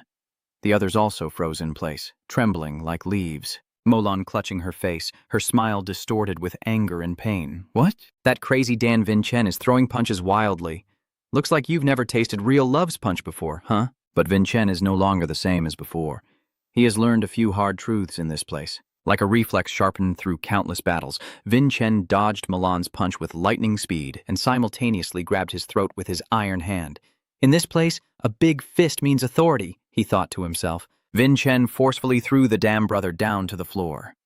Molong was knocked senseless by the impact, lying sprawled and whimpering painfully. Listen up. The only fear you should carry as a warrior is respect for those stronger than you, so crush your fear. That is the only path to become a top-tier martial artist. Molan is furious. You bastard! He struggled to get up, drew his radio sword from his side, truly pushing things too far. How dare Vin Chen challenge him right on his turf? Vin Chen immediately took a defensive stance, dodging Molan's sharp sword in an instant. Hey guy, in this life-or-death situation, if you have enough courage, Vin Chen and his team can turn danger into opportunity, shifting the scene to a peaceful village near Ila, where the corpses of monsters lie in heaps. Lord Ho burst into hearty laughter. Thanks to the city lord, everyone can sleep peacefully tonight. Old Lang said, Since you've come here, why not stay and have a few drinks? Hoka pretended to be serious, but hearing about drinking and partying makes me really happy. Refusing this sincere gesture wouldn't be very nice, right? Immediately behind Vagan with a cold face, I step forward and say, Let me join him. A little alcohol now is necessary because those joints keep making him frustrated and want to go crazy. Hoka startled, Vagan, why are you here? Over here, the feast is already laid out. So that direct descendant Vin Chen ANC has only just managed to handle one elemental being? Hoka asked while drinking. Vagan replied succinctly, honestly asking if she had no idea what he just did. Hoka straightforwardly admitted, I'm not a wizard or anything. How would I know? Vagan quietly commented on Vinchen's sharpness, noting that even a failed martial artist like her couldn't recognize it. Don't you realize how extraordinary that is? Hoka pouted and argued. So, isn't it the direct descendants who can level an entire snow mountain or something like that? Thinking about it, the name Vin Chen still sounds much more cautious. Ho suddenly had another idea. Could it be that old Vagan wasn't happy, as if he had found a treasure when he discovered someone as cowardly as him? Just then, the communication jade blared loudly. Commander Tao Tai, are you two able to speed up the return to the city? Vagan frowned and asked, what's the situation? The jade continues reporting, the number 9 Mo Lan and Vin Chen just requested someone to analyze their upcoming match. Is Vagan frozen? Without a moment's hesitation, the old man used teleportation magic to return. Excuse me, Your Excellency. Inside are Vin Qian and Milon.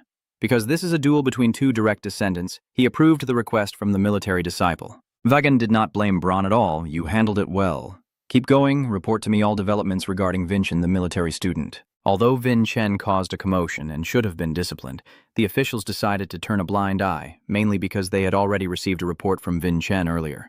Milan was so furious his face twisted. What a cunning fox in disguise. Vin Chen chuckled lightly, considering it a compliment. So Vagan spoke up. With Grand Marshal Tai Ui, I approve for these two cadets to duel. Both of you maintain your composure. Vin Chen takes a stance, the blood-clear sword immediately appearing in his hand. What is that? Moralon hesitated for a moment, then sneered. Are you planning to use fake goods to cosplay your father? Vin Chen wondered if it looked really fake. Molan definitely laughs mockingly. I dare to bet my right wrist that it's fake. Vin Chen smirks. Remember that carefully. Molan burst into laughter, confident that Vin Chen will have to surrender soon. The ability to evoke the helplessness of a victim of forced coercion instantly is his ultimate mental technique. Sen felt a chill down his spine from this psychological attack by Mon. Sari also felt that pressure and called out Vin's name. This is a skill to instill extreme fear into the opponent. Du explains and then asks if Vin can withstand it. Yet Vin Chen remained expressionless. Why was that? Vin Chen laughed bravely because his mindset as a true swordsman never allows him to tremble before another swordsman. Julian reflected on how Vin Chen's seemingly trivial words earlier, just some theoretical talk, could actually resolve such a perfect technique. Vin Chen replied nonchalantly. This is closely related to psychological warfare and iron will. Mo Lan is stunned. Why is that bastard completely unharmed? Everyone is stunned. Is mental suppression completely ineffective against Vin Chen? Mo Lan thinks Vin Chen is hacking the game. He growled that he would use swordsmanship and spiritual power to shatter you into 100 pieces. As he finished speaking, he swung his sword and struck the nearby stone, causing it to shatter into pieces. Mo Lan asked in a tense voice how Vin Chen was feeling. Suddenly, Vin Chen disappeared without a trace, leaving Mo Lan looking around in confusion. Where the hell is Vin Chen? Vin Chen suddenly appeared right behind Mo Lan. Since when? Mo Lan hurriedly turned back, but it was already too late. Vin Chen delivers a powerful kick, knocking Mo Lan away. Mo Lan struggles to get up, looking utterly miserable. Before he could recover, another attack came, swinging his sword in perfect harmony with Shuang Han and boosting his strength by enhancing his body. Vin Chen immediately pushed Mo Lan into a continuous assault. Trapped on the ground, Mo Lan writhed in pain, unable to resist. Everyone knows he's no good. However, the reason he still holds the position of military academy representative is because of his overwhelming strength compared to other 9-star cadets. But now, Vin Chen is directly shaking his chair when suddenly a clear voice rings out. What's going on? Why is the dormitory so empty? Sarah stepped forward. What is everyone gathering here for? She looked down at the arena. Is the person lying there, Mo Lan? And the Minister of War is here too. Sen excitedly said, that new student is so cool. He said the only fear a martial artist should have is respect. I wonder if I can become like him, Sarah asked again. You admire that much? But you know it's not over yet, right? The so-called coercion is just a trick. The blessings he has comprehended are a completely different story. Julian chuckled happily. Go on, punch him until his bones are soft, Vin Chen. Vin Chen sensed something was off. He had clearly forced Mo Lan to surrender his weapon, yet the marshal still hadn't announced the result.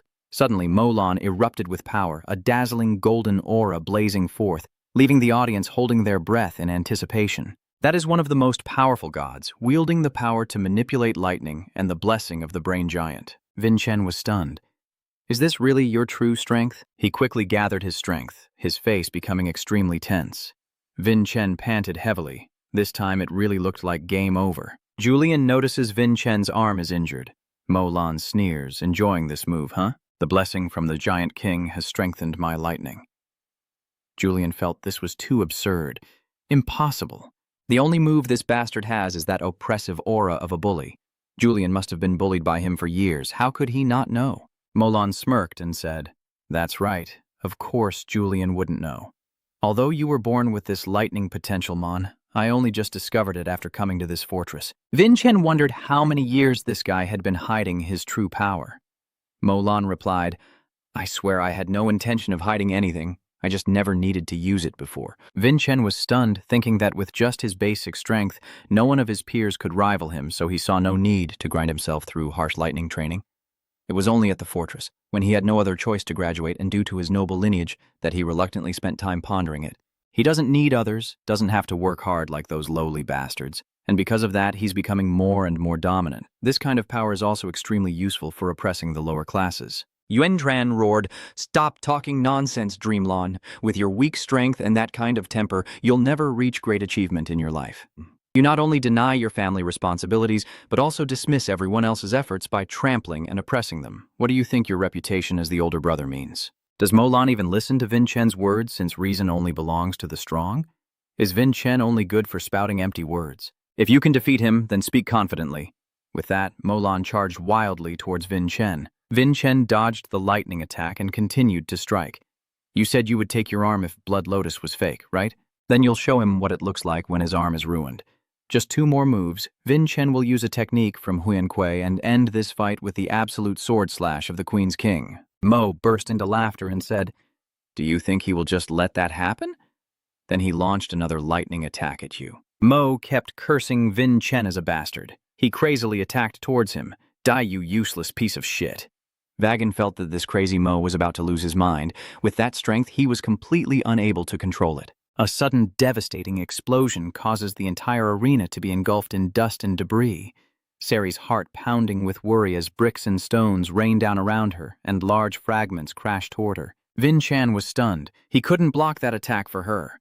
Sari could only scream in despair, but then felt no impact at all. She opened her eyes to confirm that the marshal had intervened in time to prevent the explosion from harming the innocent. He asked Sari if she was okay. Sari nodded repeatedly.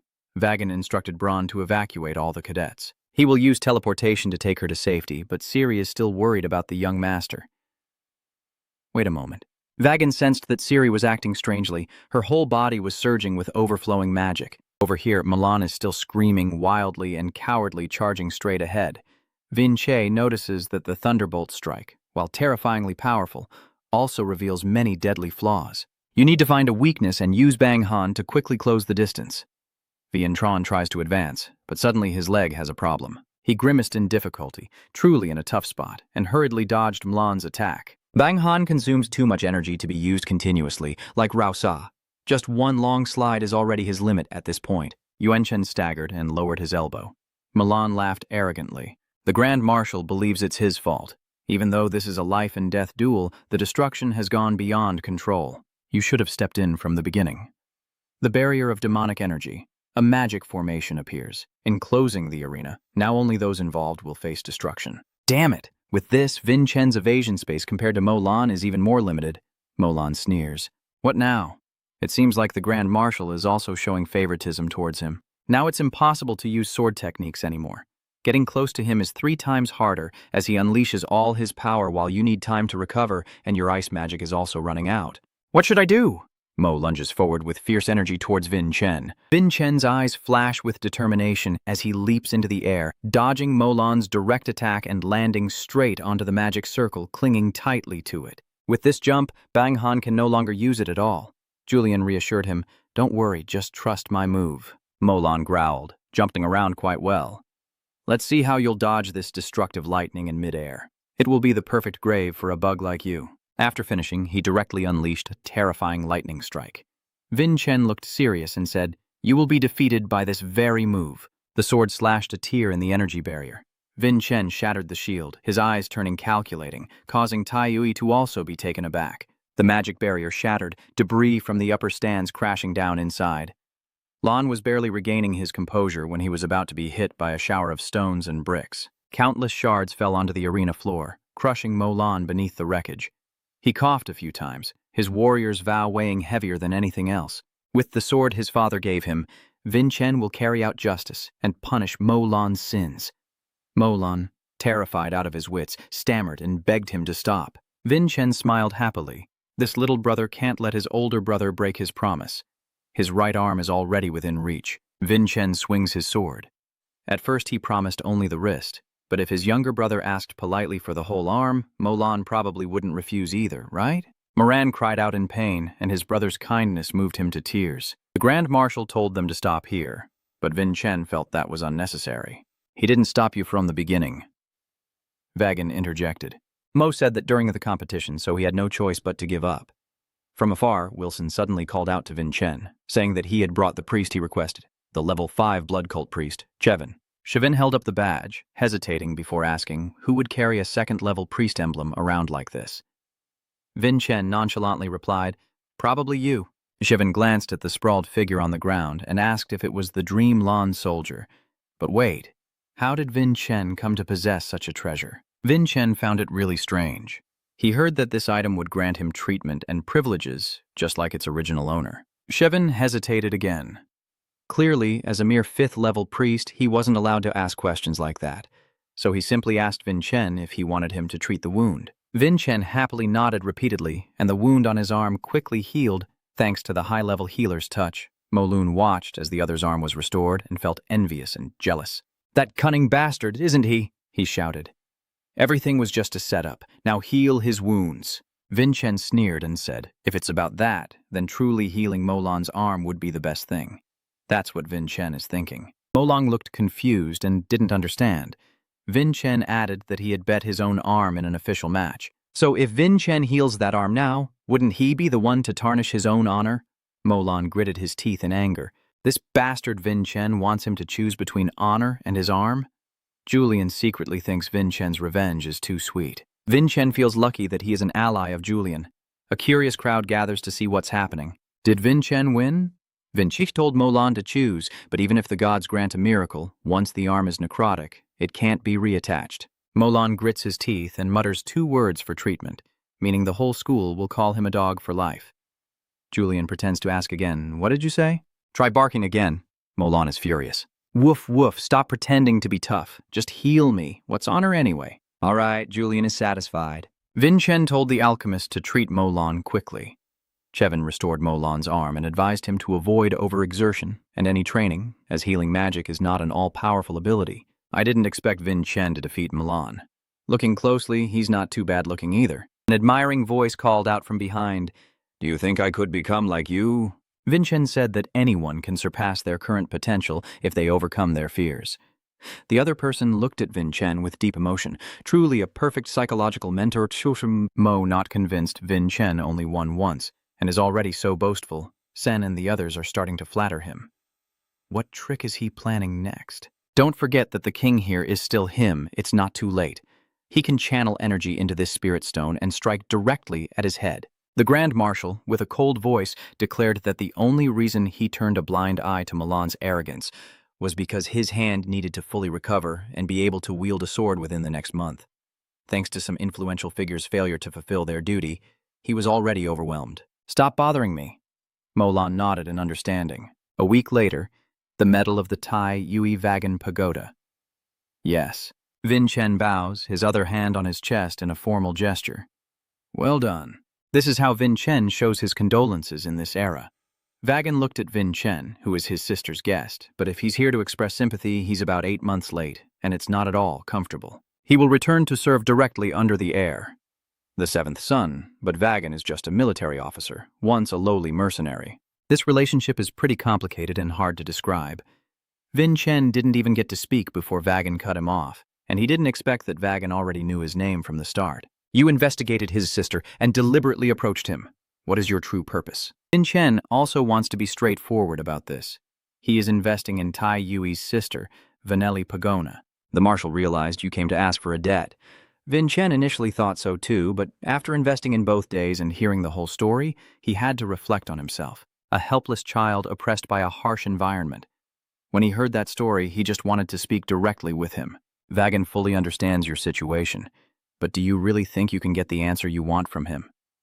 He himself has fled his family and abandoned magic under Sam Yan's tutelage, a force that once abandoned you and then struggled for a long time as a freelance mercenary before settling in this ANC. Yet Vin Chen still keeps pressing about why Vagan refuses to give up the name Pagola. Faced with this pointed question, Vagan could only remain silent without uttering a word. The next day, Molan dragged himself to the room, but no one bothered to start a conversation. They only threw him suspicious looks and then turned away, completely ignoring him. Molan silently slumped onto the familiar bed, resting his hand on his forehead in deep thought. His teeth clenched tightly, rage boiling over. "I will tear you apart." Suddenly, a haunting voice like from the underworld echoed back. "Do you want to see him off?" A shadow suddenly appeared right in front of Molan, asking, "Do you need my help?" Pagoda has long been a renowned family, leading the wizard training ground through countless golden generations. If Vagan really was a mercenary, that past must have become an obstacle for him.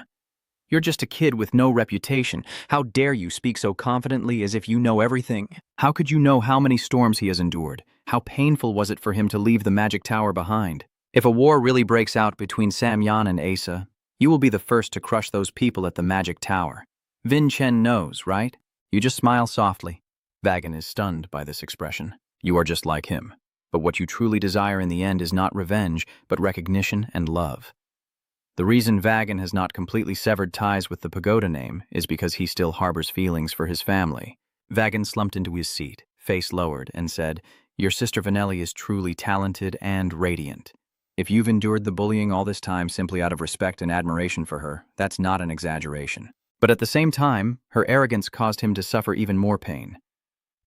Why can't you be half as good as Vanelli?" Wherever you go, you keep hearing this cutting remark. You can't endure any more oppression and torment. So that's why you decided to leave home and wander. You thought you understood Vin Chen, but it turns out you were completely wrong. Vin Chen calmly said, "Just be honest with yourself. Human emotions aren't always clear-cut black and white." Yet in the end, Wagon received advice from Vin Chen. Well, that's some comfort. Ravenelli has vanished, but in the end, Wagon can finally face his own heart. If Vin Chen had invested in the magic tower, things probably wouldn't have changed that much, right? That kid means Vagan would become Vin Chen's supporter, huh? You don't need to worry too much about daily expenses in the capital anymore. Vin Chen is feeling great inside. "Thank you, sir." Julian was overjoyed because Vin Chen was so eloquent. Reven, Elsa, Hansen, and now Grand Marshal Vagan, all of them have been drawn into Lord Vin Chen's heart. Vin Chen listens to Julian as if he's just a con artist always scamming people. Are you speaking from your heart or just lying? Julian believes you. Your 500-year-old intuition really is top-notch. It's unbelievable. That voice is coming from the opposite side. So the wagon is supporting you again? He's famous for being so difficult that he's never sponsored anyone before. Vin Chen approached and introduced another person. Sela introduced herself as a 9th-class junior cadet. This is the first time you've heard of the rank of junior military cadet. You think she'll honestly complete the mission properly? She's the one responsible for reporting the situation to the professors. Vin Chen couldn't help but be surprised. Although their levels are worlds apart, her demeanor truly resembles his mother. Her special ability is to scan an opponent's strength and potential. Let's see how Vin Chen plans to handle Mondin first. He is completely empty, with no signs at all, and that bloody red color too. That means she cannot measure his potential at all. Vin Chen really doesn't like Sarah's way of questioning. She's annoyed because she knows exactly what she's up to. If this is their first meeting, even veteran professors might not have noticed this trick. Vin Chen wondered what these people in Revan were doing here. She asked him back, "A military student is not allowed to go alone in this area." Vin Chen didn't understand why, but the explanation was that he could be contaminated with evil energy at any moment, so he always needed friends by his side. Or even worse, you might run into Davin. Vin Chen became even more curious. "Is that the evil spirit, Davin? Tell me everything in detail." Sarah blushed at this enthusiastic attitude. "If you want it that way, I give up then, huh?" 500 years ago, after the great demon Davin was defeated by the heroic king, his soul was scattered across the world. However, some hidden remnants still remain, forging blood pacts with warriors and granting them terrifying power. These guys use the lives of their signee as collateral to grant them enough power to achieve their ambitions. Vin Chen was stunned to learn that this great evil maven truly exists. Isn't it just all legends and everyone deliberately blaming you for everything? Sometimes there's even news about fake devil contracts surfacing. But Cabera is not easy to trust. A demon from 5 centuries ago. What chance does it have to reclaim anything in this world, right? Let's return to Mon, who is facing a strange creature. It whispers that it will grant him everything he desires. The rain drizzles like dried fish. Is the evil spirit Davin real? Does that really matter now? As long as I can help you take back everything. Aren't you the king of this place? You should reclaim your blood debt. Molan stared in shock. It's really him. He wants that. Vien Tran and Sen return to their room. It's late at night, everyone is sound asleep, and since it's his night shift, Sen quietly slips away. Vintran also thanks his friend for walking with him. Suddenly, he is startled to realize that the raincoat is nowhere to be seen in the room. Outside, Sen begins his night patrol, holding a lantern and checking the surroundings. The darkness really is unsettling. Suddenly, a shadow lunged out in front of him. Sen's heart pounded, legs trembling. Someone. Before he could regain his composure, a sharp pain struck, and his arm was cut off. He hadn't even had time to look at his wound when a voice rang out. Damn it, I was aiming for the throat, but I missed and slashed across. Is that Rain Lan in front of you, trembling and staring closely? The defeated general from this morning, he roared. Where's Vin Chen? That bastard, where did he go? His entire body is now covered in a terrifying blood-red hue. Clearly, this appearance shows he has sold his soul to evil spirits. Molun burst into a wild laugh when he saw Sen dare to raise his sword against him.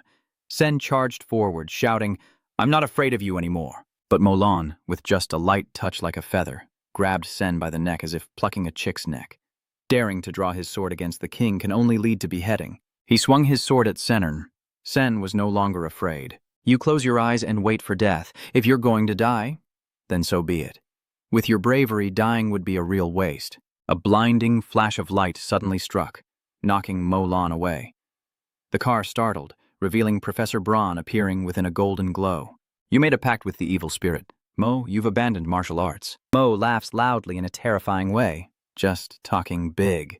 Tearing the old Professor Braun into 100 pieces would be more satisfying than chopping up this brat Sen. I didn't expect Professor's attack to have no effect on Mon at all. Braun hurriedly shouted to ring the alarm bell. The room was silent as a sheet. Lying opposite Marin's empty bed, Vin Chen couldn't fall asleep no matter what. Molun still hasn't shown up. You didn't care whether that bastard was alive or dead, but the blaring alarm made Vin Chen jump in fright. The sound woke everyone up. What is that? It's an emergency alarm. Something must have happened to the night guard. Sen! Vin Chen shouted out loud. Everyone rushed outside. Vin Chen hurried to find Senner. Just as Ispera's group arrives from the other side, in the chaos, Vin Chen urgently asks what happened. I don't know either, Isasprasia replied. As soon as the bell rang, everyone rushed out here. Vin Chen wrinkled his nose at the smell of blood. You tell Espera to use her spirit stones to immediately inform the Grand Marshal that the situation is critical, extremely dire, and they might need to call in higher authorities. Yuanche quickly called everyone to follow him, as the crowd gradually followed behind. The urgent bell has fallen silent, and the magical energy fluctuation has completely stopped. Could it be that the battle has already ended? Hurry up! Vin Chen signaled Elber Bera not to act rashly. Are you asking if she can maintain a protective barrier? Vin Chen explains that the battle is over and we can't contact anyone, which means the opponent has won. Sella said, I studied a type of triangle formation, but why? Vin Chen asked. At a vertex of the triangle, there must be a master of at least the 5th rank to oversee the eye formation.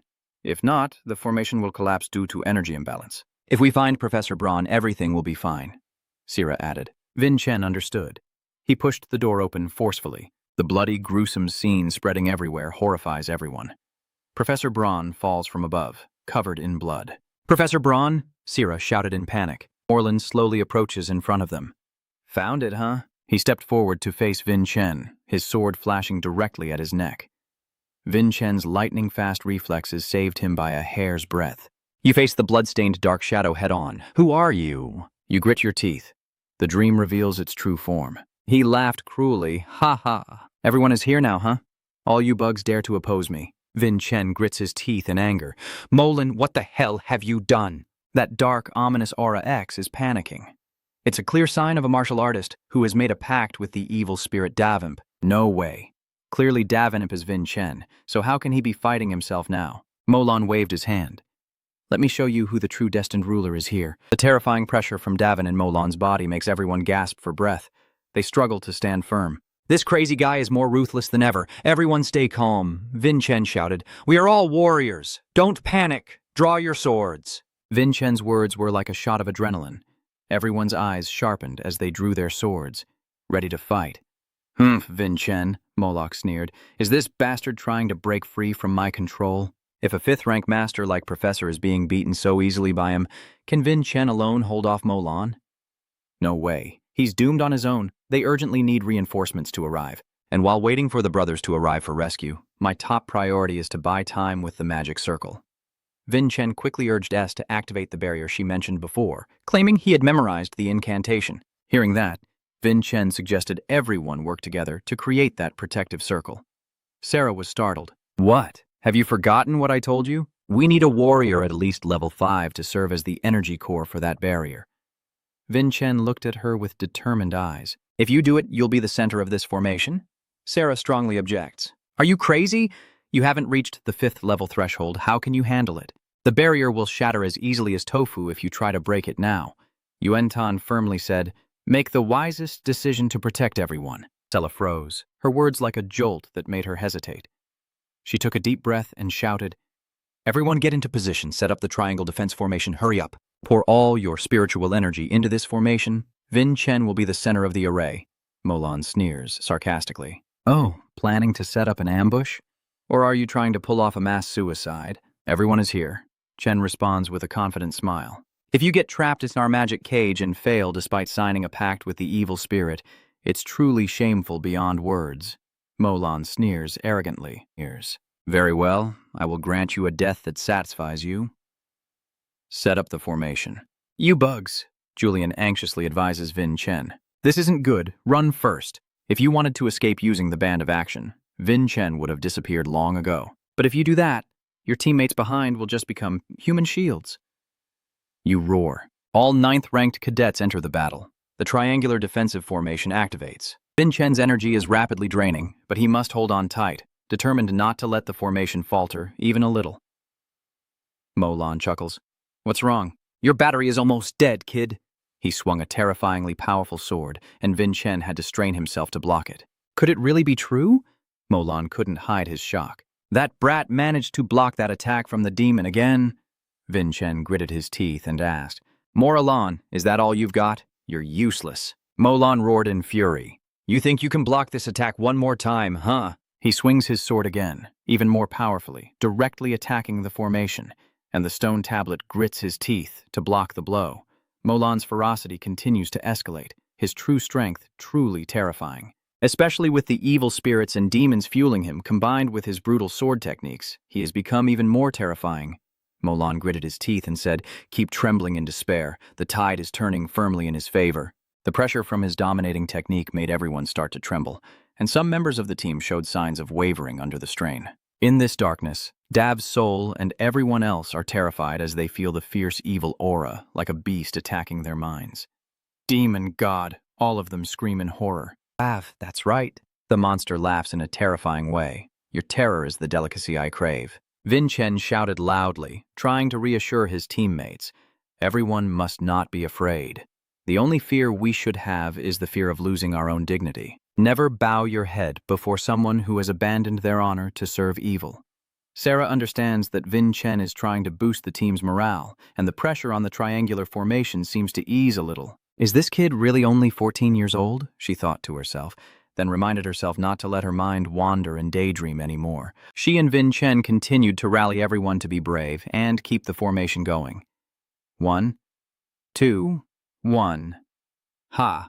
Our army launched a simultaneous 3-pronged attack, delivering a devastating blow to Molan.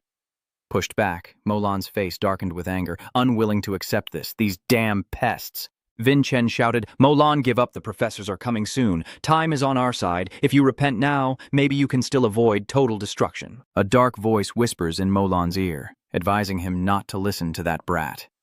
Molan once again erupts in fury. Yes, he must kill all these people and make them drown in the ultimate fear. That is his true goal. Life or death no longer matters to him now. Vin Chen was startled, sensing that this person's evil energy suddenly surged. Was he about to deliver a final blow? Mo crazedly gathers demonic energy into his sword, pointing it directly at Vin Chen, shouting non-stop, "Die, all of you die." The power of Molan's upcoming attack causes everyone pain and breaks the focus on the defensive formation. Sarah looked around in panic, shouting, "Watch out," as the ground trembled violently and debris was thrown into the air by the terrifying energy. Someone right behind her couldn't dodge in time and was hit by a large stone, blood spurting from their throat. Vin Chen tightly grasped Than Huiet Lin, observing the situation, a bad premonition about this defensive formation creeping into his mind. Morlan slowly approached Vin Chen, her voice as cold as ice. "It's over." Vin Chen no longer fears, shouting and charging forward. A terrifying black demonic aura erupts along the sword's path, and Molan, like a true demon, charges straight at Vin Chen. Dust and smoke billow wildly, the surrounding space seems to crack apart. Suddenly, Vin Chen exclaims in shock, "Why is Sen sheathing his sword and leaning on it with fresh blood in his mouth?" Sela was also stunned as Sen appeared behind her, taking the place of the person who had just been knocked down. "I never expected this guy to show up here. Clearly, he was defeated already." X clenched his teeth and shouted, "I want you to know, Dav, I will never be afraid of your filthy evil power again." Molo frowned, angry. "Don't look at me like that. Prepare for an even more terrifying attack. They just need to hold on a little longer." Yuanzhan clearly sensed that the formation was on the verge of collapsing, and Sen definitely couldn't hold out much longer. Suddenly, an unusual feeling caught Vin Chen's attention. "No way, I haven't even used a single sword technique, so how can I sense the glow of the sword's edge?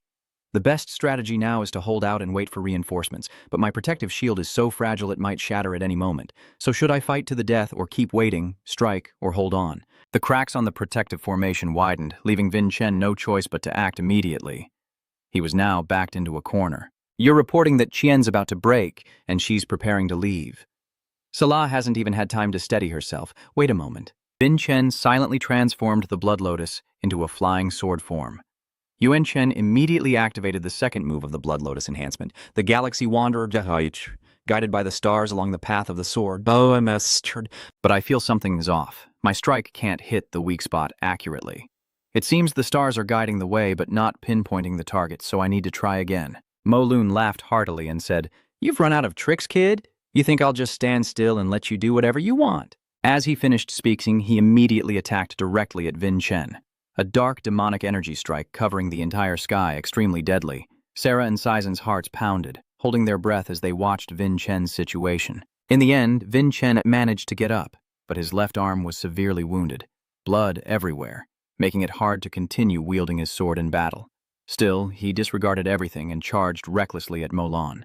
"I will settle with you right now." Vin Chen roared as he took it. "You bastard, Molan!" Unexpectedly, Molan easily grabbed Vin Chen's injured arm. The boy was in pain, trembling as he looked at him. Molan sneered, "Do you think I will stand still and take it like a fool? Especially when you're about to swing your sword with this useless hand." Then he tightened Vin Chen's wrist, causing him to sweat profusely, as if his arm was being roasted over a fire. Molan looks pleased. If this is Vin Chen's past life, there's no way he could fight back like this. "This hand still works well, idiot." Suddenly, Vin Chen used his other hand to swing the blood chain, slicing along the path of the flying heavenly sword. A decisive strike pushed Molan away, saving his life by a hair's breadth. Molan was thrown back, letting out a furious cry amidst the deafening explosion.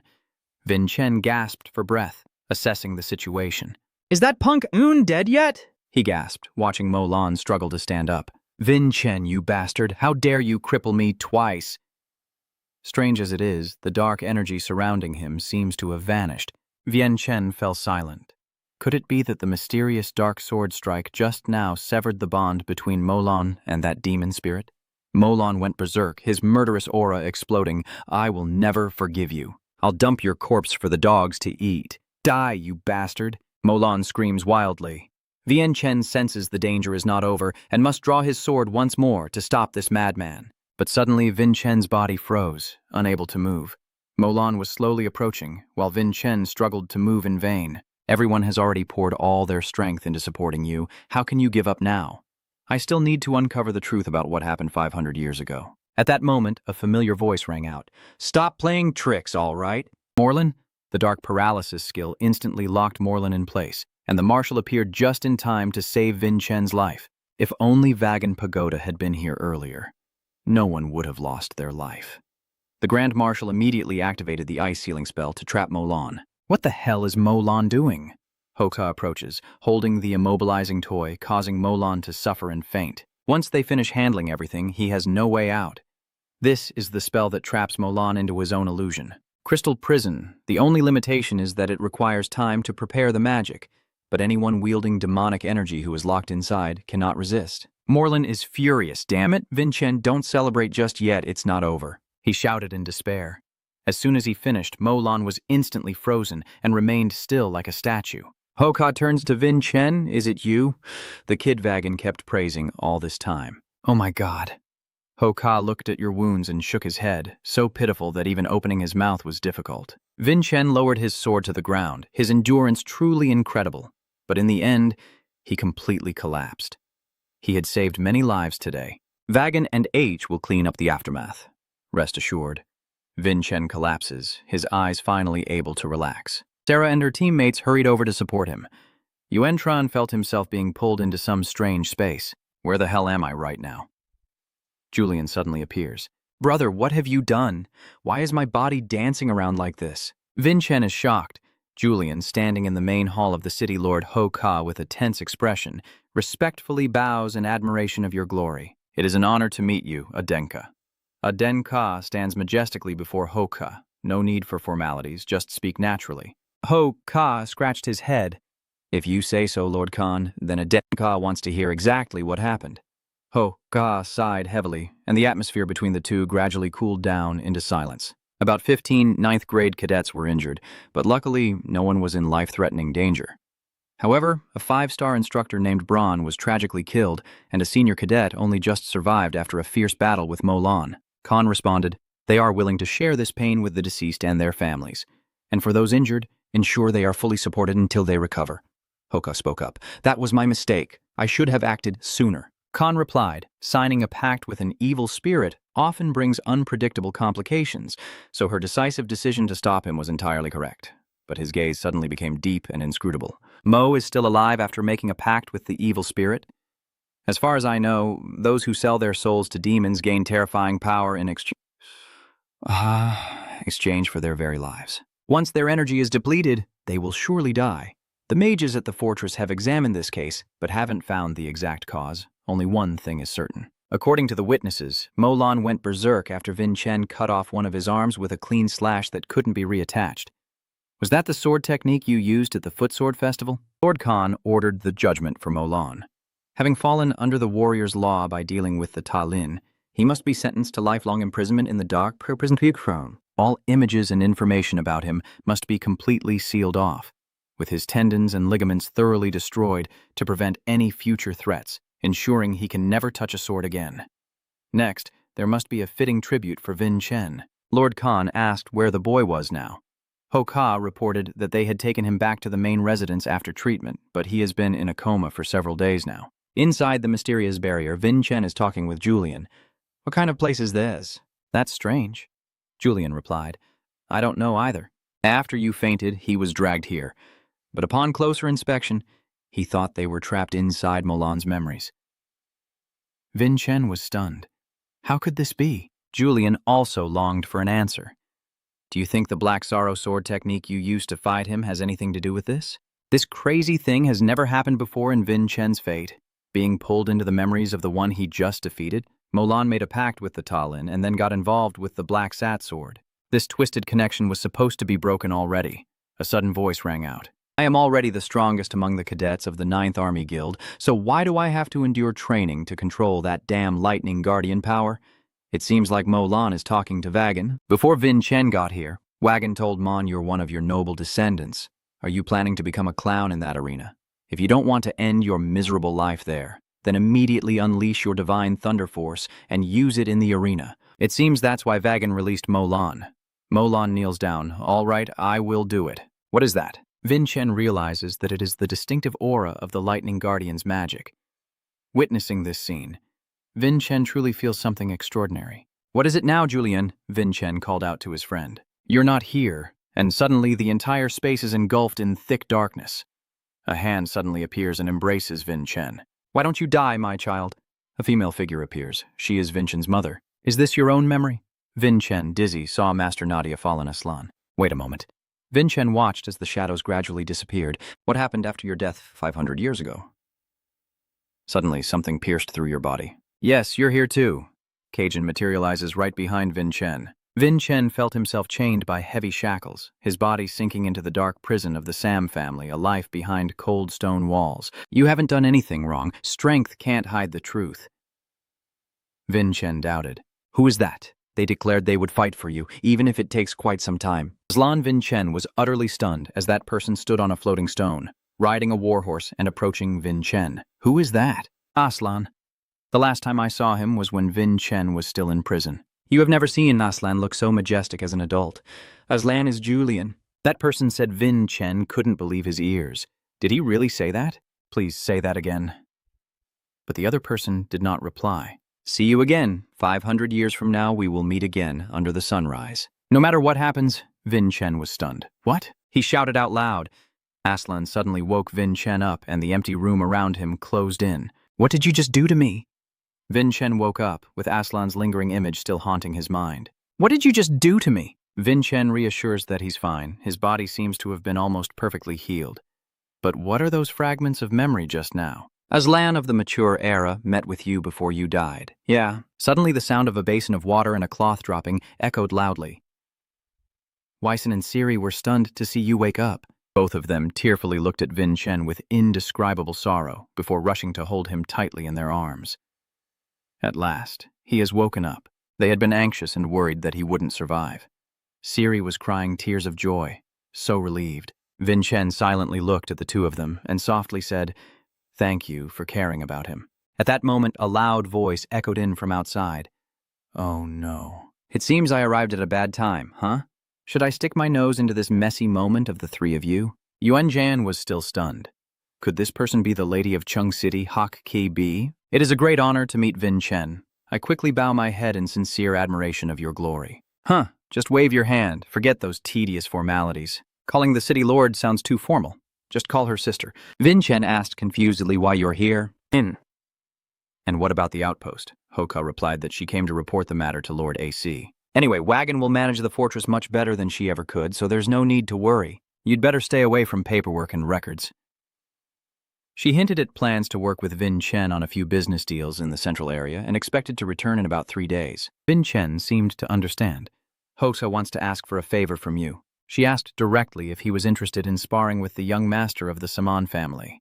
Vin Chen was stunned, speechless. What did you say? Actually, Hoka wants Vin Chen to represent them in the upcoming faction gathering. Vin Chen doesn't know what day it is, so it's explained that it's a competition where the Saman and Aka clans send representatives to duel in martial arts. The event is so significant that both clan leaders will personally attend, and this year's gathering will be held right here in Blood City, meaning the young master of Samyan and the elder of his clan will be arriving at this stronghold. Vian Tran was stunned. The clan leader of the Samyan clan? Why is Hocha only bringing up this shocking event now? Hoka looks like she's in a bad mood. Because the original plan was for Molan to fight. But now the situation has changed. The only direct heir remaining, who is of the right age and strength, is you, Vin Chen. Is the event that Grand Marshal Vagan suddenly mentioned the gathering of this faction? Your opponent is Saman's 6th son, a martial genius rumored to have the potential to succeed as clan leader. Everyone, even Molan, believes victory is almost impossible. Apart from Dia's special case of finishing second years ago, no one from Aka has ever won the cup in the martial arts tournament since then.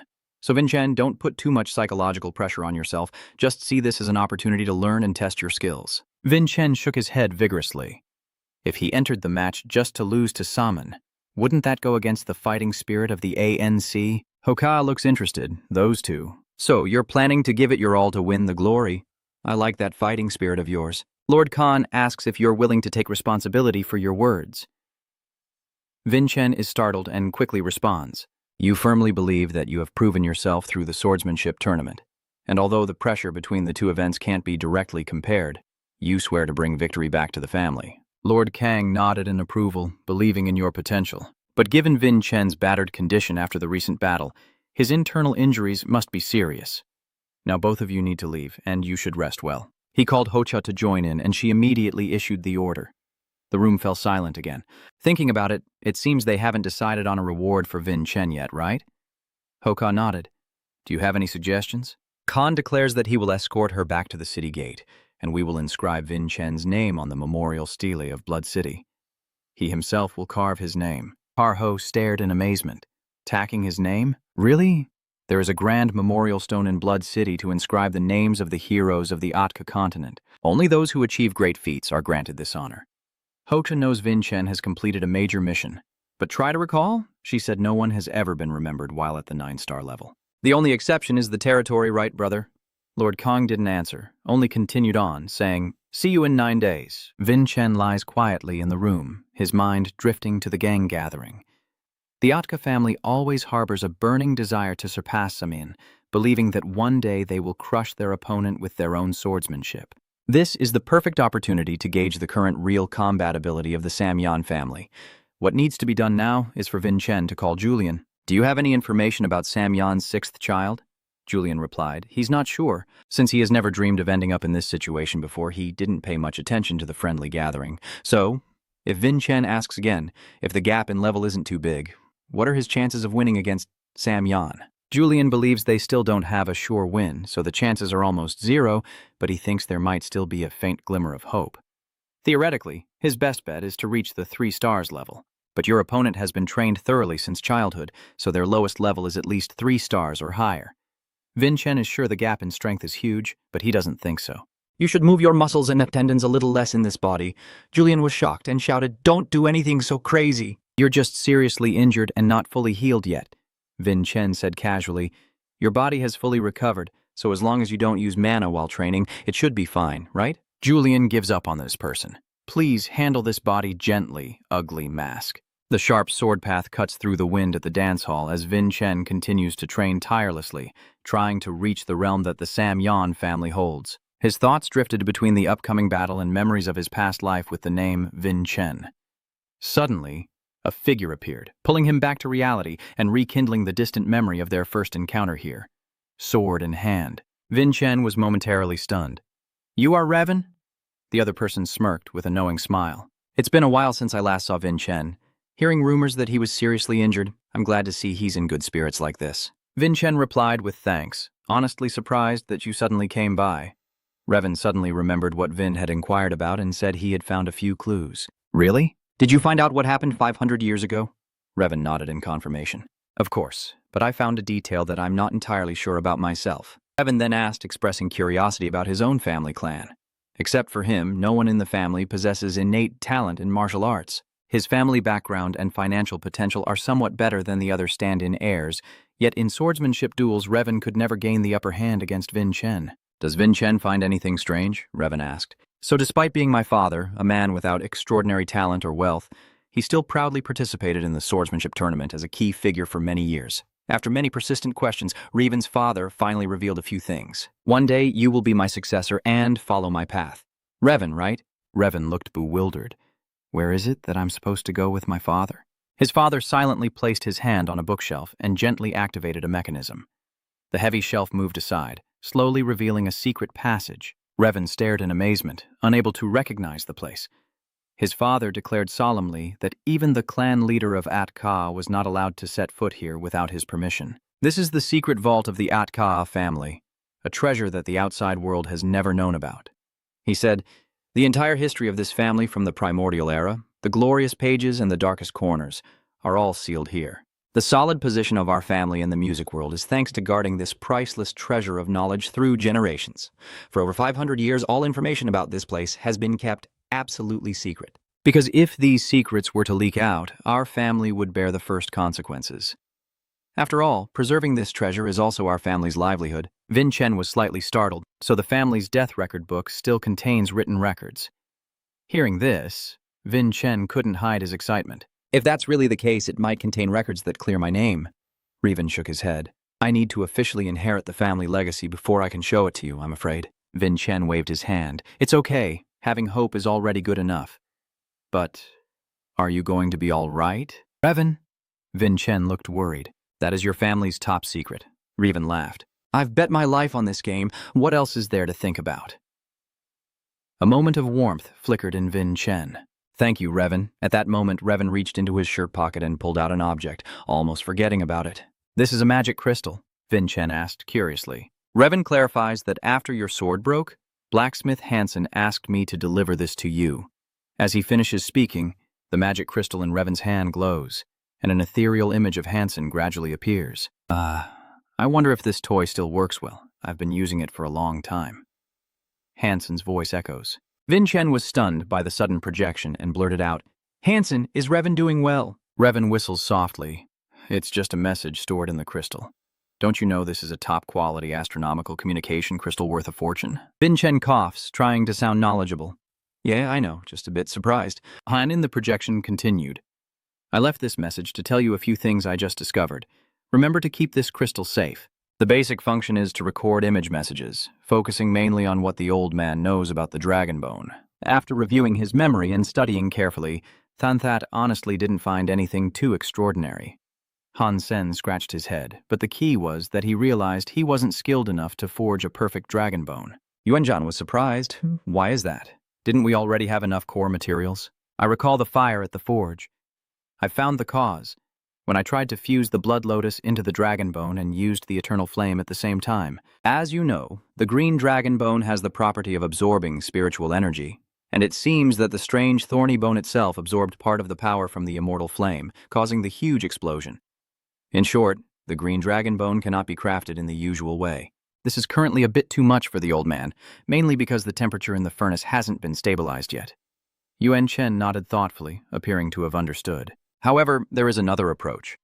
From the piece of azure dragon bone you provided, I tried to forge it into a warhammer. Surprisingly, after testing with a fragment, I found its energy gradually stabilized without any signs of losing control. This shocked the old man immensely, but the price we pay is that we will run out of materials to forge weapons for you.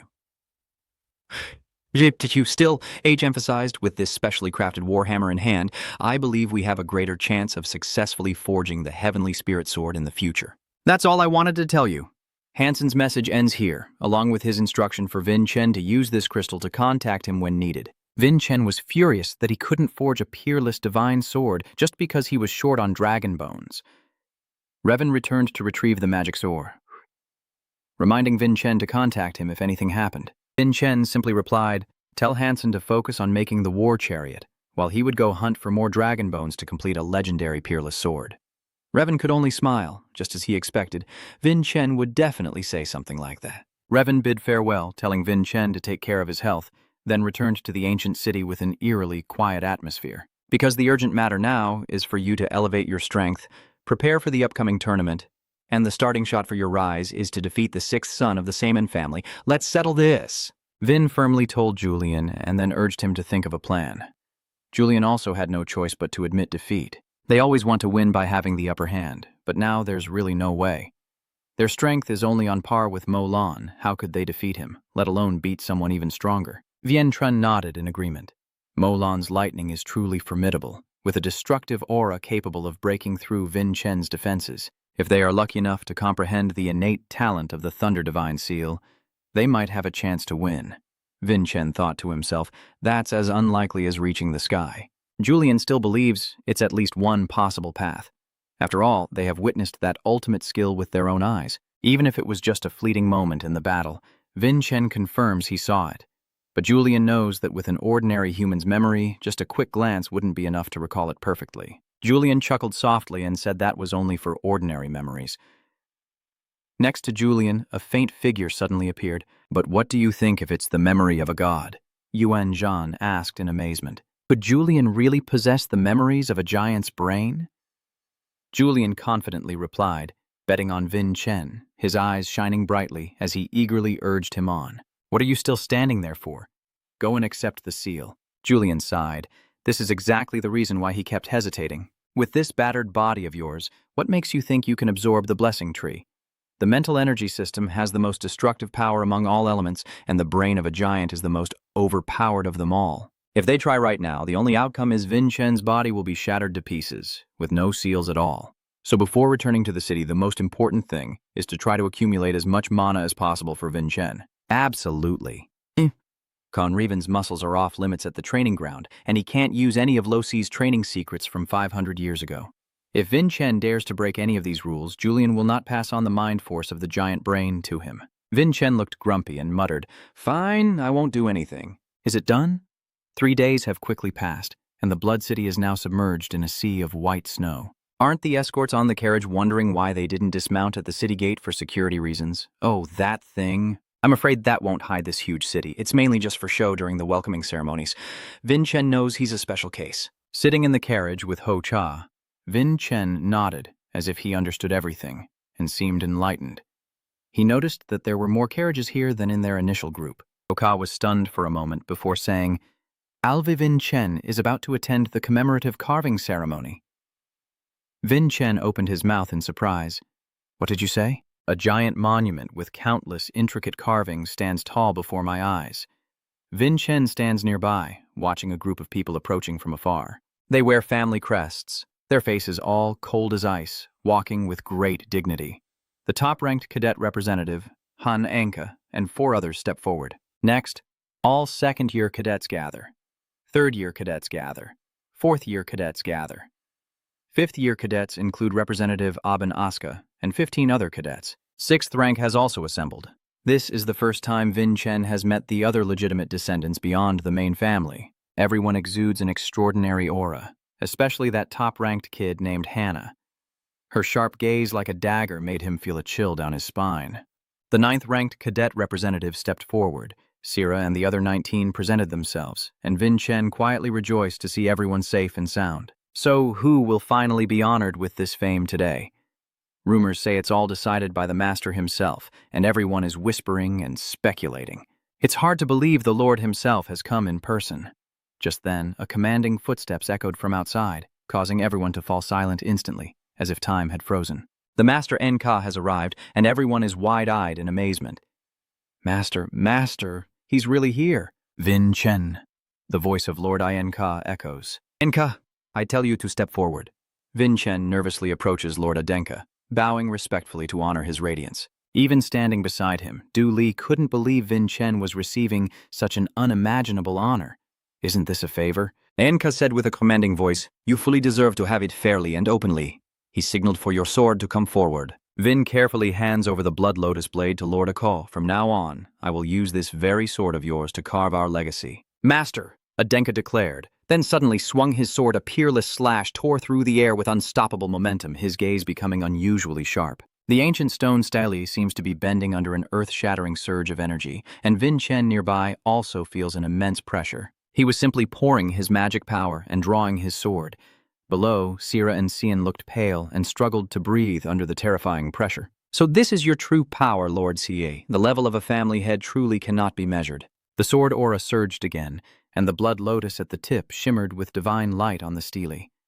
The inscription, Vin Chen Aska, gradually appeared, officially engraved on the family's monument of honor. The entire hall shouted in unison, "Reverently honoring your glory." Lord Atka instructed Vin Chen to engrave this name, Vin Atka, deep in his heart. Vin Chen firmly declared that he would never forget that his name is Vin Chen Arenka.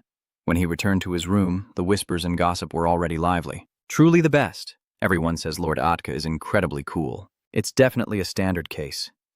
Sarah peeked in from outside and asked if anyone had seen Vin Chen's figure. Sen shook her head. "Isn't he chatting with you upstairs? I was planning to throw a party for him, but I haven't seen him around." Sarah studies the talisman. Sen hesitates. "Maybe Vin Chen is at the training ground? That can't be true. He just got back." Meanwhile, Vin Chen and Julian are practicing how to channel mana, trying to expand all the meridians along a predetermined path. You need to sense the 3 points and start from there. That point is the key. Julian's voice started to tremble. Julian broke down crying, unable to continue. Even someone like me, Julian, who is called a useless person all day long, still gets recognized. Vin Chen wondered if that wasn't something to celebrate. Julian nodded. "The great master has already accepted you as the adopted son, but you really don't see anything." "Didn't I tell you? We still have a long way to go, so there's no point in crying or laughing over such trivial matters." Vin Chen told Julian to be quiet. They need the blessing of the giant intellect to not disappoint their father's expectations. Yes, Julian insisted we must train hard. Vin Chen must have sensed it by now, right? You need to focus on connecting those 3 points into an isosceles triangle. The triangular pattern just formed. A mysterious riven aura burst forth, and a beam of light shot out with earth-shaking power. Du was stunned. Could it be successful? "Is the giant brain in front of you?" Julian rejoiced. "That's it. Amazing. Suddenly, Vin Chen felt an unbearable pain strike him. Julian called out his name in panic. What the hell is this? Your body seems to be pierced by 10,000 arrows. Big brother, what's happening? Du didn't understand why the situation suddenly changed, with the lightning and violent energy pouring out.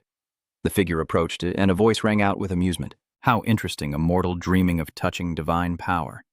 There are always those like you, the wise giants, standing afar and mocking you, Vin Chen. Julian was stunned. What the hell is going on? What happened to this guy? Vin Chen summoned the giant intellect by activating the blessing ritual, and the giant granted him what he desired. It's that simple. Du simply can't believe it. No way.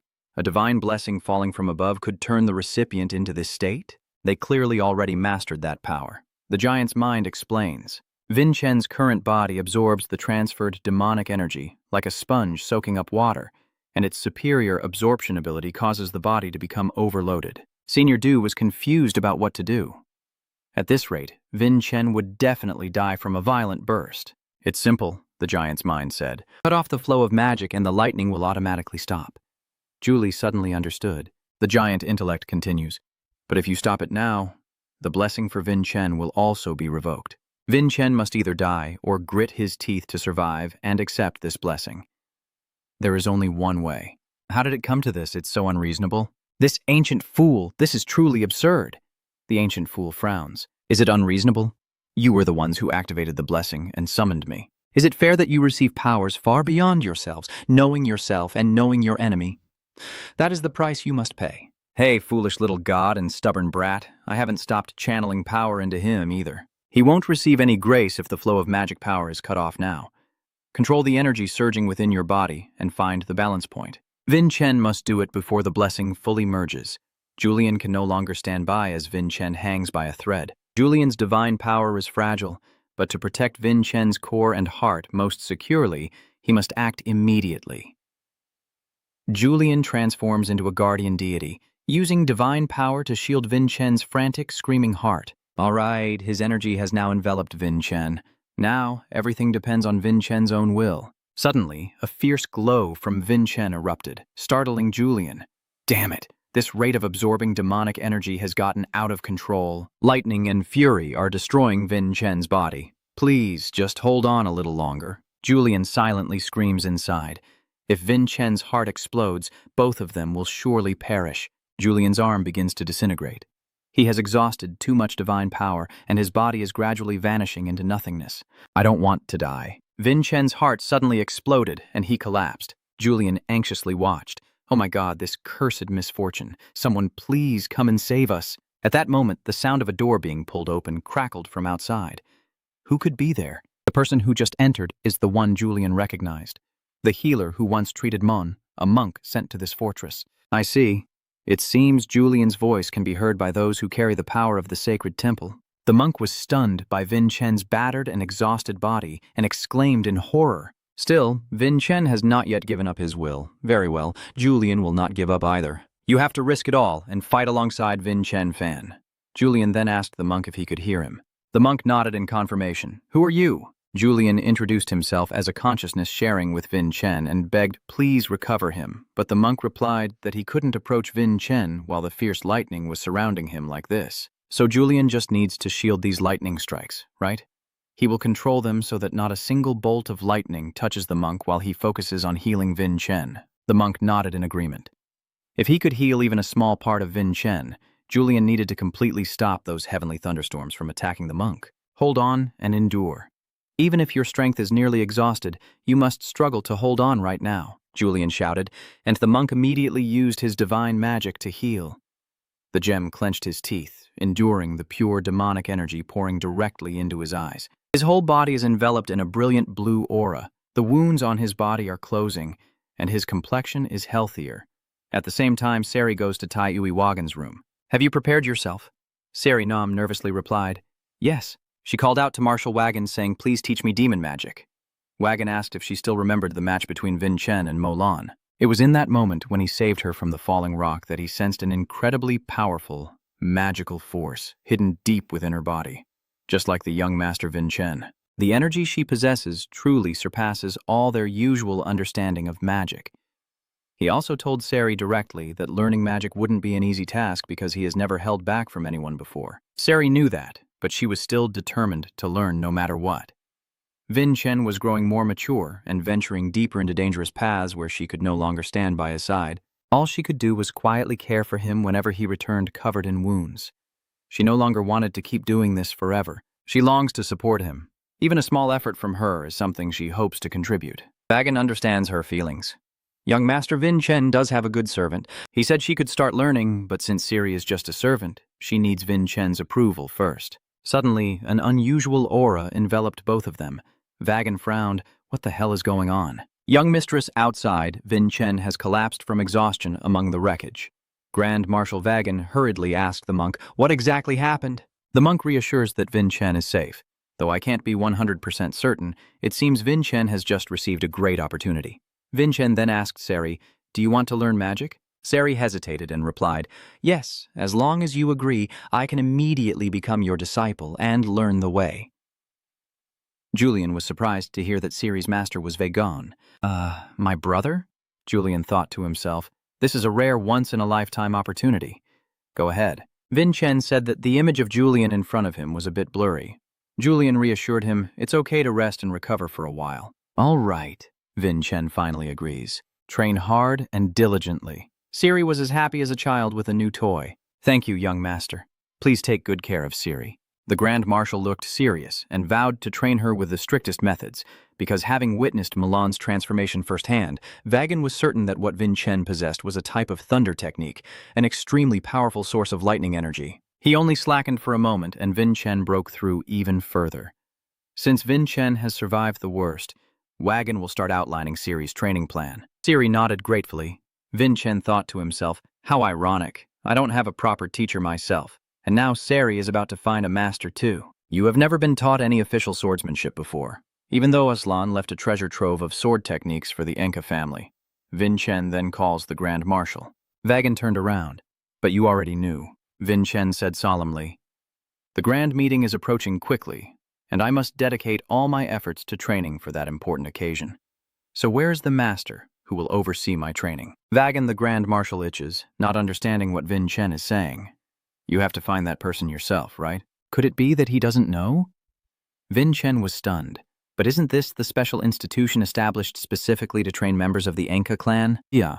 The Grand Marshal explains this is only a place providing facilities and a cultivation environment. Primarily, it is a stronghold where elders from each clan invest in the most promising potential heirs. Sometimes a renowned martial artist is willing to take direct descendants as protégés, and even the elders of the family will personally come here to teach. Don't tell me that even at your age, Vin Chen, you still haven't found anyone willing to invest in and support you. Vin Chen could only awkwardly mumble in the face of that harsh truth. The Grand Tutor sighed heavily. Oh my God, did I choose the wrong person to bet on? Julian, hearing the conversation, quickly asked Vin Chen, is it just to be sure? Julian confirmed, no one is on our side. Don't expect Hao Huiyan to do anything. I hate to say this, but honestly, who would be crazy enough to leave such a debt for a revenge-driven Vin Chen? This one really has me stumped. Vin Chen could only lament and wish someone would save them now. There was only one escape left. Glancing at the letter, he asked Wilson what he was planning. So it turns out this is a letter from Vin Chen to the Lord Master. He frowns. Wisen, you're bringing the urgent mission yourself? Why didn't you go straight to the Master's place instead of going around me? Wisen shook his head vigorously, admitting that his courage was not enough to straighten things out. Sa could only sigh heavily. Fine, I will go alone then. The letter is already printed here on the table, and Za explains that's why I came to deliver it. Ka remains silent as ever. His calm demeanor while reading the letter makes it hard to read him. Ria boldly asked if Lord Atka could reveal a little about the content of the letter. Lord Atka replied briefly that Vin Chen wanted to ask for a master. Honestly, I secretly scold myself for being so careless. I was so busy with the registration that I completely forgot about this important matter. Master Atka announced that Vin Chen had comprehended the great thunder blessing seal of Mo Lon, and then asked whether he could guess why Vin Chen sent this letter to him. Could it be that the son is just coming to seek his father's help? Jay replied. Because at this point, he had no choice but to rely on this only remaining support. Hearing that Feng Tanga had once given guidance to Vin Chen, Ngai Atka asked her if she was interested in joining this trip. Then what can Lord Atka do to help Vin Chen? Ga immediately recommended a promising candidate. Someone the master also knows by face and name, a formidable martial arts expert specializing in swordsmanship, Enka, who was once a peer of the current master's authority. If you grant him a title to enter the city, he could become Vinchen's great master. Go reassures him, saying, I am a comrade of the god and have persuaded the White Sword Unit's deputy captain, Mlin. Mo was strolling leisurely down the corridor when suddenly he heard a strange noise and turned to look at the training yard, where something seemed off. It's been a few months already. I wonder how the young master Vin Chen is doing with his training. Suddenly, Ria slowly approached and asked if Mo Lin was just out sightseeing. Mo Lin startledly calls her name. Ria smiles charmingly. Hello. Returning to Min's room, you must have guessed that someone with a dark face like a ghost didn't come here just to ask about things, right? Ria straightforwardly wants to invite you to join and do a certain job. Moran is curious about what the job is and where it is. Gaia replied that she was training with the Hoang Long team. Mine listened and looked worried, feeling down because even the team name no longer includes the word sword. He had to refuse. Sorry, I have to decline. Go, then decided to have Mo Lin mentor someone else. Who is he? Moyne asked. The name Vin Chen being shouted out loud shocked Mo Lin so much that he froze for a few seconds. The elders ignored him, but he's still young only because his potential to become the head of the family is too weak, so no one bothers to teach him. Mlin thanks for the invitation, but Revan shakes his head stubbornly. Gaia nods in agreement. Vin Chen has already received the blessing of the heavenly thunder. Mlin widened his eyes. Well, you do find it a bit interesting, but there are plenty of reasons why you can't take on this task. The elders already dislike you. You've been everywhere, and now you want you to teach someone they've never even looked at. Gel immediately proposed a crazy bet with Min. Why don't they give it a try? Young Master Vin Chen is about to have a solo 111 against young Master Sam Yan. If he wins, you should go and become his teacher. A few days after the D7 verbal martial arts exchange, Vin Chen still feels it hasn't sunk in yet. He must fully tame this great thunder's power. Vin Chen raised the Blood Lotus high and roared. Lone Riven is still too weak. Not enough to cover the sword. It must be split into countless lightning bolts like rain to do it right. Then I have to strengthen my power even more. Vin Chen clenched Blood Lotus, exhaling heavily. This lightning still, like a wild horse, uncontrollable, almost hitting Vin Chen directly. Julian sighed heavily. This time it's really over. I still haven't tamed it, have I? Vien Trun can clearly feel the lightning energy seeping into every fiber of his body, but controlling it is truly a nightmare. Duen also can't understand how that idiot Mo Lan can master this terrifying power. This level of intensity still isn't considered a tiny super lightning, but just a weak little lightning. The results of hard training really aren't what they expected. It's like everything's falling apart. Vien Tran feels that no matter how hard he works like a beast, Julian still pulls this stunt. Have you been eavesdropping all this time? Julian stammered, his face turning as red as a gack fruit. Forget it. Forget everything I said. Vin Chen laughed and told Du there's no need to worry. You're here because he called your name. And do you remember the reply letter from afar? Sorry, young master. It seems that we still haven't found a proper master for the current situation, because the person currently invited is being obstructed by the fake faction. They don't want you to step into the ranks of the heirs they've already designated. The Elder Council exists mainly to restrain the family head's power, so even the Lord himself finds it hard to intervene in this matter. The gods really want to carry your burden, but they can't dominate the position of chief steward for long. It seems this year's mini martial arts conference can only rely on ourselves, pushing ourselves to the limit, using up all our strength with the best swords and remaining old skills. Julian suddenly realized, oh, they still have other martial arts tricks up their sleeves. Vin Chen ruffled his hair, wondering what the best strategy would be. Julian narrowed his eyes. The Samian sword technique, you remember? The kid from the Sami family, right? You already demonstrated it at the Hansen family gathering. Vin Chen is capable of using it, but what is the price to pay? If the world sees him wielding the Samyan swordsmanship skills so skillfully, he'll definitely be dragged back to Julian's mother's place. Big trouble. Julian nodded, seeing Vin Chen analyze the situation correctly. Vin Chen sighed in frustration. Mastering the swordsmanship from his past life is as hard as reaching the sky. But what about another ability from his previous life? Oh, I wonder if Vin Chen's skill would work with that ability of mine. With my current strength, could I even use it? At the Saman territory on the central arena of the clan, a chained and furious creature roars wildly. It is not a person, but a giant tiger. So it's the blue-eyed white tiger, the beast that warrior Aden must subdue to enter the Blood City, suddenly speaks out from behind him. Your opponent in the friendly match has already been decided. Elder Julian. Sam Yan steps forward as the seventh son, the one called Useless Vin Chen Aranka.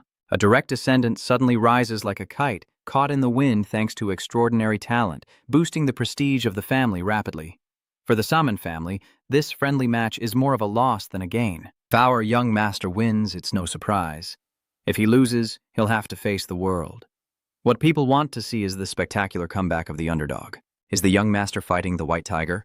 Du asked when he saw the scene in front of him, and the young master laughed loudly. I dare the white tiger to attack me. Clearly, I have to crush it. A bloody battle erupts immediately after. I will show the entire kingdom that this so-called miracle of turning the tide is just a farce. Kagan Saman, the sixth-generation legitimate heir, clenched the sparkling gem as he raised his hand. Sai happily skipped and hummed, blushing as she imagined Vin Chen's surprised reaction when he received this unexpected gift. She pushed open the door and cheerfully greeted, Vin Chen, are you home? As she finished speaking, the girl gasped, her eyes wide open, instinctively raising her hand to cover her face against the fierce gust of wind while a blazing purple sword energy tore through the air and stabbed into the floor. The one holding it is Vin Chen. Around him and the sword is a mystical purple aura, but in an instant, the faint violet glow dissipates to reveal the blood link inside. Sai looked on with wide eyes in amazement. What was that move just now? It's as if you're wielding a different demon sword, not the blood link. Vin Chen smiled softly and sheathed his sword before replying to his friend. Zoe, it's been a long time. Are you doing well lately? Her eyes fixed intently on the blood link sword, hesitating. I mean, I'm the one who brought this to you. She grinned and held out her hands to reveal a shimmering blue gem floating in the air. Vin Chen curiously stepped closer. A magic stone that has been enchanted. Soit immediately explained that the hot item is inside the flag. She proudly showed Vin Chen a clear view of Kagan's training match, the sixth son of the Salmon family, recorded on this magic stone. Sai, when suddenly holding hands, blushed like a gak fruit, feeling embarrassed. Nothing much, but watch out for the ending. She quickly waved her hand to Fan Han Yit, but Vin Chen paid no attention, his mind completely captivated by the gem. What's wrong? He asked him. Asked again. Sai hesitated before replying. It's a bit of an ego boost. The magic stone glows softly as it floats in midair. Vin Chen, Sella, and Julian stand watching intently as images emerge from the blue light surrounding them. No matter how many times I watch, modern magical technology is truly awesome. Julian nodded in agreement. Hearing that, Sella also teased him. Such a fake friend, huh? Vin Chen stared wide-eyed ahead, ignoring the joking words that made Julian startle and shout. Vin Chen, what's wrong, brother? I see. Vin Chen remained silent, his eyes fixed intently on the proud back of the figure in the image. He wears shining earrings, with a look of shock clearly visible. Vien Tran keeps his eyes fixed on every move he makes, reading his next step as he's stepping with his left foot and aiming at his groin. But it turns out that was just a feint. With a swift sword strike, he forced his opponent into a defensive stance, and behind the flurry of sword strikes was a devastating technique that shattered the enemy's weapons. I surrender. I give up. The swordless man raised both hands in surrender, while the young man still held his wooden sword to his opponent's neck with arrogance. Vien Che furrowed his brow in obvious confusion. Even though the opponent had raised the white flag, that Kagan guy still refused to stop. He sneered contemptuously, his cunning eyes glancing sideways at the man. You think surrendering is the end of it, huh? He roared in anger, swinging his sword so smoothly across the unlucky man's neck that the old man let out a pitiful scream. Ah! Sobai was terrified and shouted loudly, his face now only filled with utter cruelty. This is the price you pay for daring to challenge the monk family. Yuan gritted his teeth and clenched his fists but couldn't say a word. Why? Meanwhile, Spee grimaced, raising his hand to cover his eyes, curious to peek but terrified by the bloody scene right in front of him, muttering curses under his breath. Ugh, he's truly a heartless demon. Why? Why do you act exactly like Kujin? Vin Chen wondered if the similar appearance was just a coincidence. But the way he wielded his sword, every gesture and tiny habit, truly reminded him of Kajin from the past. Vin Chen's gaze sharpened as his target became clear. Kaigon Samon, I must see you in person. The hall is noisy and lively, with countless shadowy figures in black cloaks whispering among themselves. The woman standing on the podium sharply slams her hand on the table. Please be quiet. Guildmaster Anbekto smiles gently and calmly says, We are honored to welcome all the talented mages gathered here for this friendly gathering. The crowd below immediately falls silent and listens attentively. As you all know, our friendly gathering consists of three main parts. The first is a treasure hunt for relics within a magic-imbued dungeon. Next is the battle conquest against the monsters we have previously subdued, and the highlight that cannot be missed is the top-tier friendly competition. Our guild will be responsible for the first part of the treasure hunt, and now I will decide on the type of magical beast we will create using magic. May I have a word? Umberto immediately nodded upon recognizing this person. Yes, I invite the Marshal of Blood City. Based on the strength of the two young masters, we recommend level 8 reptilian or demonic monsters. His face shows enthusiasm as he considers the proposal again. This level of beast should be challenging enough for the three spirit brights, and conquering it would be a suitable warm-up for the early stage. Another arm was raised, and Albert remained courteous. Yes, please, a member from the 6 Laws Court to speak. The skinny man with a clearly vulnerable face spoke up. We recommend an 8th level giant beast, Fo Giak Tuk. Prime Minister Blood City frowned in surprise. What? Fo Giak Tuk? He angrily points in the other's face and growls. Are you mocking me? The giant beast is a challenge even for the 4 and 5 brightness realm cultivators. The other guy just chuckled. Tryouts! Raised his hands in an innocent gesture and spoke with a teasing tone. What's the point of you being so tense? This is our first friendly gathering in 1,000 years, isn't it? We need a bit of a breakthrough to heat up the atmosphere, right? Besides, isn't that also the shared responsibility of both our factions? Listening to that mocking tone, Tai Ui Huyet Tun grew even angrier. You already have a murderer in your camp, yet you still dare to talk about responsibility. This giant beast summoning proposal is obviously just to show off your strength to the 6th young master, isn't it? Luke Fap Dai sneered contemptuously. If you keep making excuses like that, I suggest you retreat early to save face. Blood City falls. Commander Huyet Tun clenches his fists, sparks of furious lightning crackling around him. It seems the Sam family has found a truly loyal hunting dog, huh? Oh, that guy isn't to be underestimated either. His aura is rising, ready to fight. How dare you insult the 6 Laws platform while bearing the Pagoda surname? You truly disappoint me, Vagan Pagoda. The tense in the air is palpable as both prepare to clash, but Anbecto quickly steps onto the stage and raises his voice to stop them. Stop! The contestants are the young masters, not us. Let's settle this disagreement with a vote. Those in favor of using the giant beast, please raise your hand. Vagan stared in shock as everyone's hands shot up, and he clenched his teeth, roaring inwardly, Damn these bastards, they're all on their side. Ambeto clapped softly, signaling the end of the vote.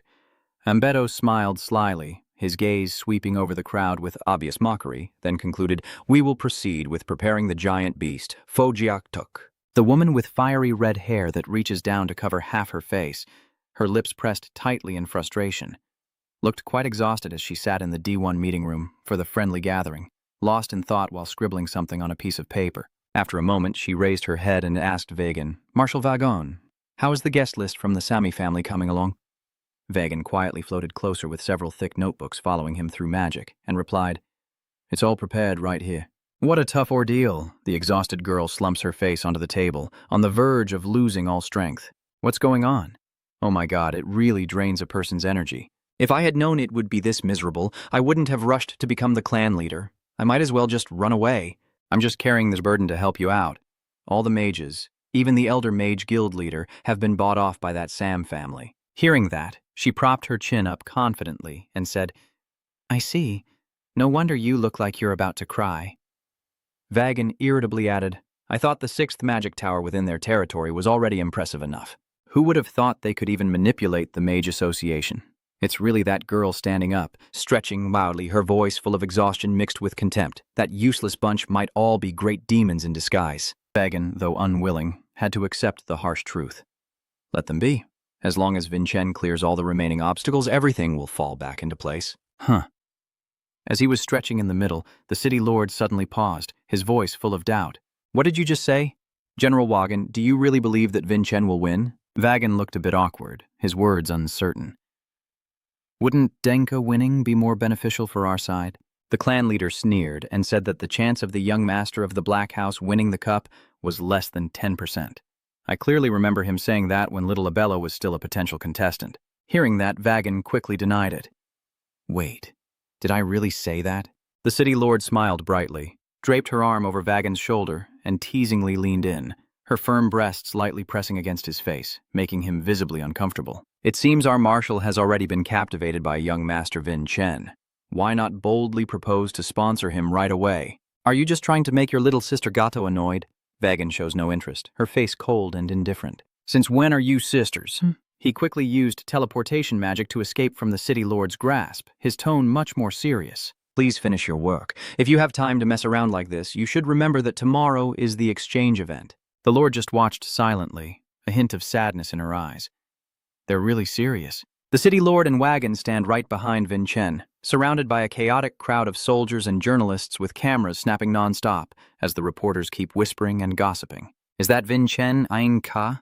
It's a sure thing. From the start, the A-Black family had the upper hand, but now things seem even worse on their side.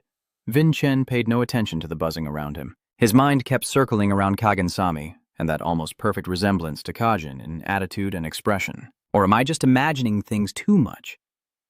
Vin Chen stood in silence for a long time. Young Master Sami has arrived to open the city gates. The guards shout loudly, and the heavy iron gate is slowly raised high as he strides in confidently. Kagensami, with an arrogant demeanor, approaches Vin Chen, offering a half-smile full of calculation, pleased to meet the people of Blood City and you as well. Vin Chen? Then he smiled brightly and reached out his hand to greet the person in front of him. I am Kagen, the 6th son of the Salmon family. Vin Chen also just gave a polite smile in response. Vin Chen, the 9th-ranked cadet of Blood City. The two shake hands amid the flash of cameras and increasingly loud comments from the crowd. They look quite in sync, don't they? Honestly, I thought Vin Chen would be at a disadvantage. Kagan still kept a smile on his face and continued talking. Making connections with peers is always a wonderful thing. Yes, that's exactly right, Vin Chen replied. He still keeps a polite smile on his face, but inside Kanun feels a growing sense of unease. Really? This kid clearly has nothing unusual about him, but why do I keep feeling annoyed? Kagan deliberately spoke loudly as if he wanted everyone around to hear. I hope you can prove your strength, my friend Vin Chen. In the minds of the city lord and wagon standing behind, a thought arose. This Kagan clearly wants to use a condescending tone to force Vin Chen to prove his strength in front of the Adenka family. Suddenly, Vin Chen spoke up to interrupt everyone's thoughts. Yes, I completely agree with you. What? Kagan frowned and asked again, revealing Vin Chen's true cunning face. And I also look forward to witnessing your strength, Kagan-sam. Vagan was momentarily confused, surprised that he dared to directly provoke Kagan like that. It seems that Vin Chen is really aiming for the championship title. It looks like the city lord has also noticed this intention. The atmosphere between the two suddenly became tense like a stretched string, and the surrounding crowd could feel the invisible sparks flying back and forth. Even though they haven't officially entered the arena, their fierce martial arts duel has already begun. In a massive stadium packed with spectators, cheers echo throughout the stands. The excited crowd cheered loudly, with young girls constantly screaming the name of their idol. Little Lord Ka, I love you. Amidst the lively atmosphere, the city lord stepped out as the referee, clutching the magic stone tightly and speaking clearly. Let's begin. I stand between Vin Chen and Kagan and declare with authority, I, Long Trong, officially open the martial arts exchange. The opening challenge is a treasure hunt. Both contestants will be transported into a magic maze to retrieve treasure-like phallic artifacts just like these. But be careful, because inside the magic maze are enhanced elite monsters capable of casting magic, and a giant guardian is also protecting the precious treasure. The audience in the stands immediately started whispering and gossiping, the atmosphere becoming tense with anticipation. Oh, wow. It must be a giant guardian. This year's challenge is really intense. This is going to be tough. Countless blue spirit stones float in the air, resembling the gem in the Lord's hand, continuously amplifying sound like a powerful sound system. The voice of the city lord then echoed. Each contestant will take turns selecting 2 members of the 9th grade young soldiers to assist them throughout the trial mission. She stepped behind Vin Chen, gently placed her hand on his shoulder, and announced that the champion of the last exchange event, the representative of the Black A clan, would have the priority to choose a young soldier disciple first. As soon as she finished speaking, she leaned close to Vin Chen's ear and whispered softly, You're definitely planning to send the 9th-ranked ace into battle first, right? Just so you know, in case you haven't updated your information, the 2nd strongest disciple of the youngster army is actually... Vin Chen interrupted with a confident tone. Oh, so you're choosing the 2 disciples of the missing soldier? Vin Chen confidently announces that Sen and Han will join our team. The city lord is momentarily stunned, eyes wide and mouth agape at Vin Chen's choice. What did you just say? She screamed loudly, then immediately realized she had overreacted and blushed awkwardly with a small smile. Sorry about my sudden loud scream. One of the reporters below asked loudly, Who is Sen and Han? The secretary next to him immediately pulled out the list to check. Let me review the cadet list again. Got it. These two are actually the lowest-ranked cadets among the 9th class. The two teenagers called out stood frozen, bewildered by this unexpected twist, while the crowd in the stands erupted into chatter as the two rank 907 cadets stepped forward. Hey, he really chose those two? They look like the weakest ones. How can they carry the team? Probably not. If they were chosen by Begone, they must have hidden potential. They may look weak, but who knows if they have hidden strength? The city lord had to bow his head and confirm with a voice full of doubt. Young soldier Vinchen, you're definitely going to choose those two, right? He just smiled faintly and replied. I sincerely hope you're not planning to use those two as an excuse to justify your upcoming failure. If that's really the case, I'll be very disappointed, Vin Chen said without hesitation, glancing meaningfully in that direction. There's more to it than that, even more than you think. Keep going. The first reason I recruited both of them was because I didn't want the young Master C to have to find any excuse to blame his failures lately. Hearing this, Kagan frowned and asked angrily, Huh? Vin Chen didn't bother paying attention and kept teasing her. The second reason is that Vin Chen suddenly remembered his conversation with S. At that time, he analyzed that those two, although related in a distant way and connected by fragile ties, both carried the bloodline of the S family. It could be from their maternal side or a branch family, but the key point was to use the blood of the first-generation Asen head to defeat the Sam family members. Sia had just crossed her arms, listened silently, then hesitated and said, Well, maybe this is a bit, but I thought you would choose me. She was a bit shy, her cheeks blushing with embarrassment, so I felt a little hurt, too. Vin Chen stood up, gently patted her, and said with a smile, I trust and respect you completely. Thanks to your guidance, I was able to give Kagan a hard time, so please also do your best in the upcoming exchange event. Sai looked up at Vin Chen with a curious and puzzled expression, asking what he meant by that. I thought you said you wouldn't choose me. Vin Chen casually reveals to her that it's just a tactic to provoke Kagan. I will let Kagan turn my teasing into arrogance and then defeat him with that very arrogance. In that case, he will surely sneer with a smirk. After Vin Chen's taunts, he even praised him. Well done. Then I will choose the two young cadets to teach you what the price of liking to flex really is, Vin Chen. Vin Chen shows no sign of flinching in front of his opponent, still smiling calmly, fully aware of the stakes. Kagan stands far away, staring intently at Vin Chen with suspicion in his heart. This arena has clearly been rigged for the Sam family to win. Knowing that, what are you still trying to show off in front of us? Huh? Vin Chen, I guess I have to trust you one more time and keep betting on your effort in this round. What the hell is going on? Why did he give up the right to choose our trump card? What's wrong? I bet you're really eager to start the first round, right? Even though Long is worried, he still stammers in response. Yes.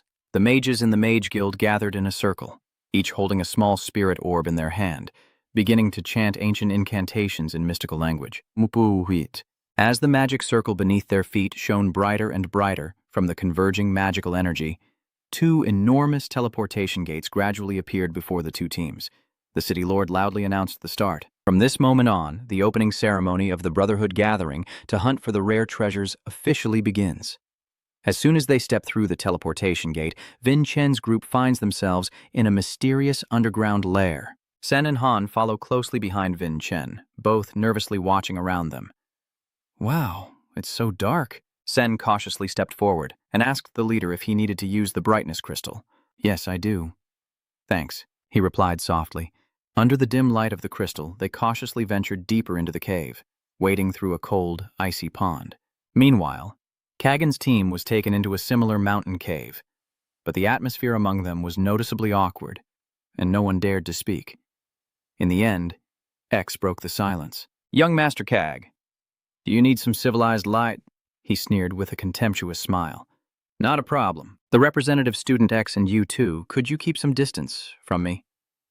AJD, hearing this, could only reluctantly step back, muttering bitterly, What does he mean by that? They told us to step back because they thought he could handle everything? Clearly, they underestimated our strength. Are they still feeling their way around inside? Probably so. It's so boring. It would be more exciting if some giant boss appeared. The city lord and Vagan crossed their arms and watched intently, observing that the two groups' methods of action were truly worlds apart. Vagan nodded in agreement. Yeah. Vin Chen considers the other two as comrades fighting side by side. Quite different from that Kagan salmon. After walking a bit, Han hesitantly spoke. I know I shouldn't say this now that we've come this far, but do you think we can really help you? Vin Chen smiled gently, reassuring and dispelling his teammates' doubts. Don't worry, you two are outstanding students who have conquered your own fears. As he finished speaking, a massive shadow hurtled straight toward them. A deafening crash echoed through the cave as the object slammed into the ground, knocking all three of them and the rocks flying in all directions. What the hell just happened? Sen stammered in horror. What is this? And Haonan screamed loudly, It's too big! Everything is still going according to plan. While Haonan was still stunned, he looked around and realized Vin Chen had disappeared. Wait a minute, where is Vin Chen? Could he have been buried alive under that pile of dirt and rocks? Vin Chen, the extreme confusion of the two has now turned into utter terror. Here I am. Vin Chen's voice echoes from above. He had already leapt into the air, hovering right above the monster's head. It also immediately looked up when it heard the voice, its eyes flashing with deadly coldness. He clenched his sword hilt and delivered a deadly strike to the monster's shoulder, causing it to scream in agony. Ha-On and Sen saw this and hurriedly rushed over, calling his name. Vin Chen immediately turned back and gave the order. Sen Ha-On, deploy the battle plan now. You two go find the treasure. We'll handle this monster. Then the two of them pulled out a war drum and a small mallet, starting to beat around the monster while shouting and scolding it. Hey, you giant fool. Hey, you big idiot. Sen ran while recalling what he had learned. The spell is cast on a giant monster with limited eyesight, and it will be attracted by loud noises from the drum. The lead vehicle turns back and shouts to Haon, Lure it back to the entrance. Haon. Vin Chen couldn't help but feel his blood boil with fighting spirit upon witnessing this scene. See that? You guys are really good. Now it's time to loot. He spun around and sped up, rushing like an arrow behind the monster. Seeing Vin Chen charging forward like that, the city lord in the stands shouted in horror, Hey, you can't do that. Vin Chen Wagon clenched his teeth, thinking hard. This round is just called hunting for treasure, but the key factor is to showcase combat skills throughout the process. The cloaked figure beside him bursts out laughing. Ha ha. I guess that kid has completely missed the point and misunderstood the true purpose of this round. Vin Chen didn't realize his mistake and kept rushing forward, his eyes wide open and pupils constricted with excitement as he saw the glowing object ahead. The treasure is right there. The bait box is here, just a few meters away from him. But before it could reach its target, a deadly beam of light suddenly flashed right beside Vin Chen. A second giant beast, another final worm, had been lying in wait there for a long time. It swung the club in its hand violently, smashing into Vin Chen and sending him flying like a broken kite. Dust billowed everywhere. The sharp pain from the fall made him cough violently. Vien Che gritted his teeth and glared fiercely at the newly appeared monster. Damn it! Another giant demon appears. The monster doesn't give him a moment to breathe, roaring as it throws a massive punch down to the ground, sending rocks flying everywhere. Vien Tren quickly rushed through the thick smoke, grinding his teeth as he tried to come up with a plan to handle this difficult situation. To ensure the plan's success, he needed to preserve at least one ultimate move of the absolute sword technique. The appearance of two giants at once has made everything much more complicated. The beast scans for Vin Chen's tiny figure and, with its huge hand, aims to snatch him in an instant. Yuanjin was furious at this awkward situation. This guy is even faster than the one he faced before. Its speed matches even its sliding technique, and it crashes into the cliff with a thunderous blow. Luckily, Vin Chen managed to dodge its attack just in time. Outside, Bagan, watching the battle with wide eyes, shouted out what's going on. Why is there another sneaky bastard showing up now? The man in the black cloak chuckled evenly. Oh wow, it seems we miscalculated our move at the start. Hearing this, Vagon's blood boils as he rushes forward, grabbing his opponent by the collar and growling. Why, you bastard? How dare you call yourself the law enforcement arena and still resort to such dirty tricks? The city lord stepped forward, patting Vagan on the shoulder and reminding him to stop. Please, Vagan. Stay calm and advise Vagan, this place is sensitive. If we cause trouble now, we'll only suffer the consequences. I understand your anger, but doing that won't change anything. The masked man still can't resist throwing shade. Unlike what the rumors say, you do know how to keep a cool head, huh? Truly fitting for the Blood City manager title. The clan leader stepped forward a few steps and declared to him, Remember to stay put after this is over. Her face showed clear anger as she turned around with murderous intent. That damn dog. Osabi's looked up with a face of utter shock. Oh my God, she stared, wide-eyed as blood spurted like a fountain right in front of her. The little beast's arm was chopped off, blood pouring non-stop, making it scream painfully. Vagan charged down fiercely, delivering a lightning-fast strike right to the monster's face.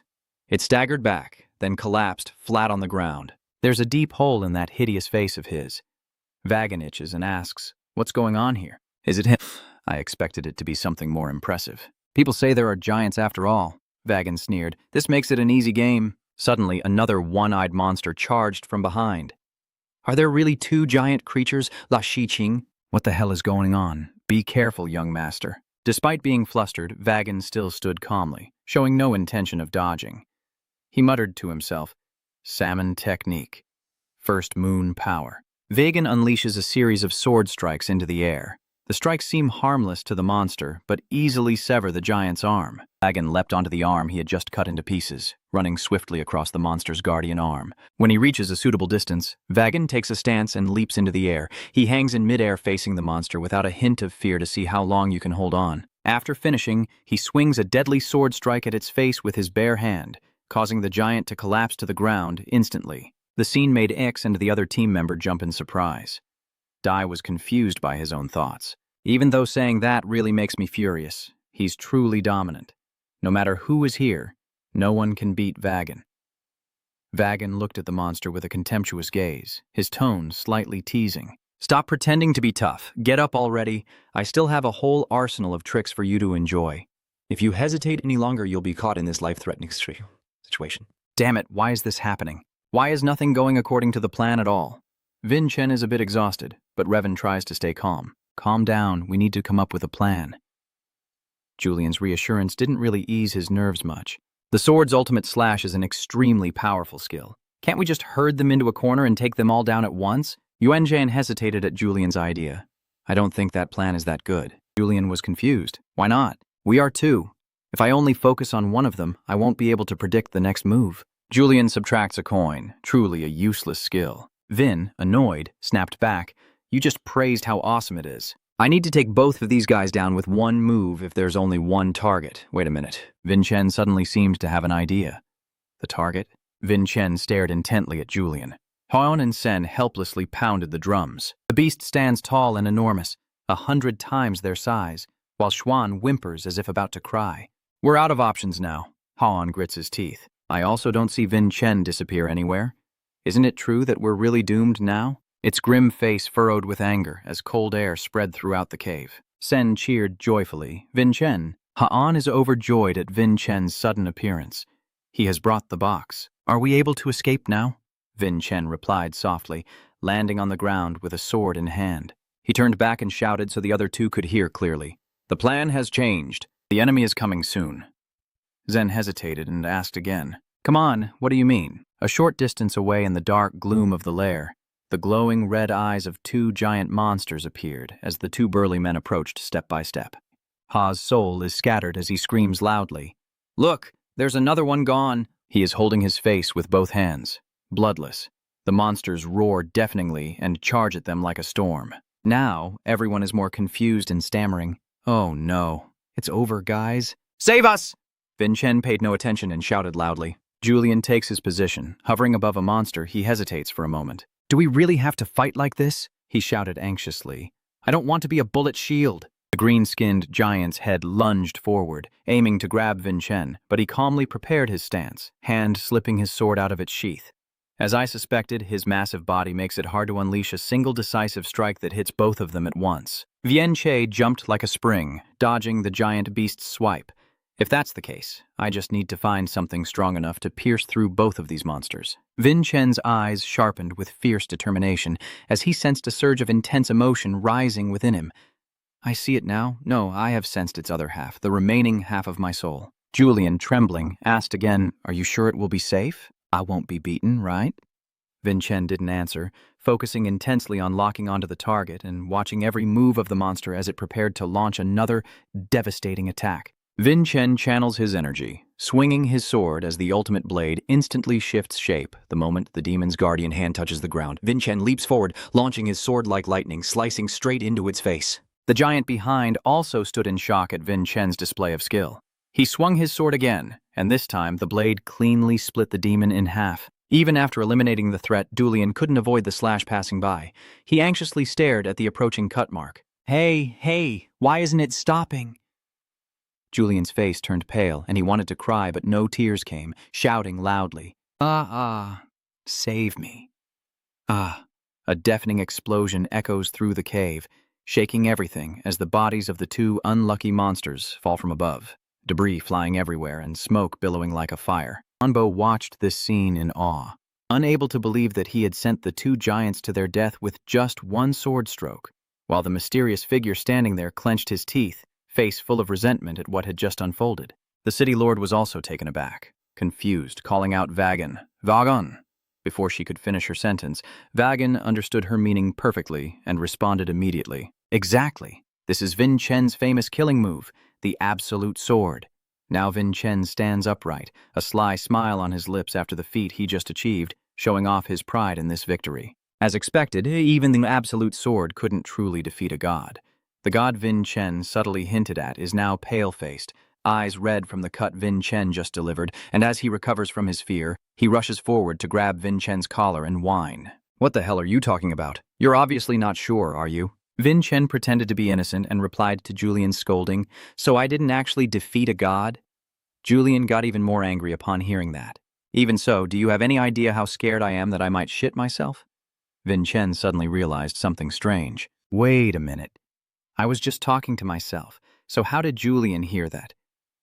Ha, Onan and Sen have been hugging the treasure chest of Cuckoo for some time without them knowing. Men approached the two people standing there. They nervously asked a question that made both of them jump. Vin Chen, is there anyone else here? Vin Chen immediately denied it outright. Oh, it's nothing. We're just about to leave. The two of them quickly moved aside to make way for Vin Chen. I just walked straight to the stone gate and said, this ultimate sword strike is definitely for this, the final target it needs to destroy. In front of them, Vin Chen's blood lotus sword had pierced through the stone gate for some time, probably from the aftershock of the recent explosion. He yanked it out, revealing that the entire spatial area had been concealed by this magic. Hyon, Zen, and Anbo all stared in amazement at the crack in space. The crack gradually spread and widened, and the cave slowly disappeared. Yuan raised the blood lotus sword high with pride, while the face of the cloaked man, distorted and clearly broken, was a stark contrast to Vin Chen's arrogant expression. Hey, check the spell again. It seems like there's a game bug. Vagan approached and patted his shoulder. No, it's not necessary. What do you mean? That guy gritted his teeth and asked. Vagan smugly said, Vin Chen's sword can cut through magic itself. Although he said that, Vagan was still stunned inside by what he had just witnessed. I never expected him to be able to destroy this entire instance like that. That's really impressive. Besides your exceptional swordsmanship, I'm also very impressed with your creative problem-solving. His brain really is huge, no way. Alberto shouted loudly. Very few people can destroy an entire dungeon on their own. We have underestimated young Master Vin Chen too much. Seeing the tense atmosphere, the city lord quickly spoke to clarify. There's no rule against doing this. And besides, no one other than Vin Chen has ever tried this method. But then the city lord chuckled softly, his eyes full of implication. Hey, a mage leading a neutral mage guild like you, why are you so angry? It's as if this is your own personal treasure? Sen clutches the treasure tightly as he approaches the city lord. Is the treasure in your hands now? Vin Chen has already taken the flag, right? From behind, the masked man responded coldly, not long now. This first stage is just a stage for you to showcase your strength. Finishing early doesn't matter at all. The divine sword he wields can cut through magic, which is truly astonishing. But that's as far as it goes. Wagon's attack hasn't ended yet. In the remaining time, if the young master continues to unleash his swordsmanship skills, the final victory will surely belong to the Salmon family. Vin Chen remains calm and composed as he walks forward. If that's the case, Wagon will finish this stage in the blink of an eye, the masked boss shouted as if he was on fire. Ending this phase? What are you talking about? You don't want to argue with him, so you turn to talk directly to Vagan. Marshal, isn't the clone dungeon we just entered created from a mixture of elements? Vagan confirms. Precisely right, the environment is simulated with a balanced nature, so all mixed elements are concealed. You just entered one of the two clone instances and I already destroyed one, right? That's correct. Vagan still didn't understand where Vin Chen was leading the story.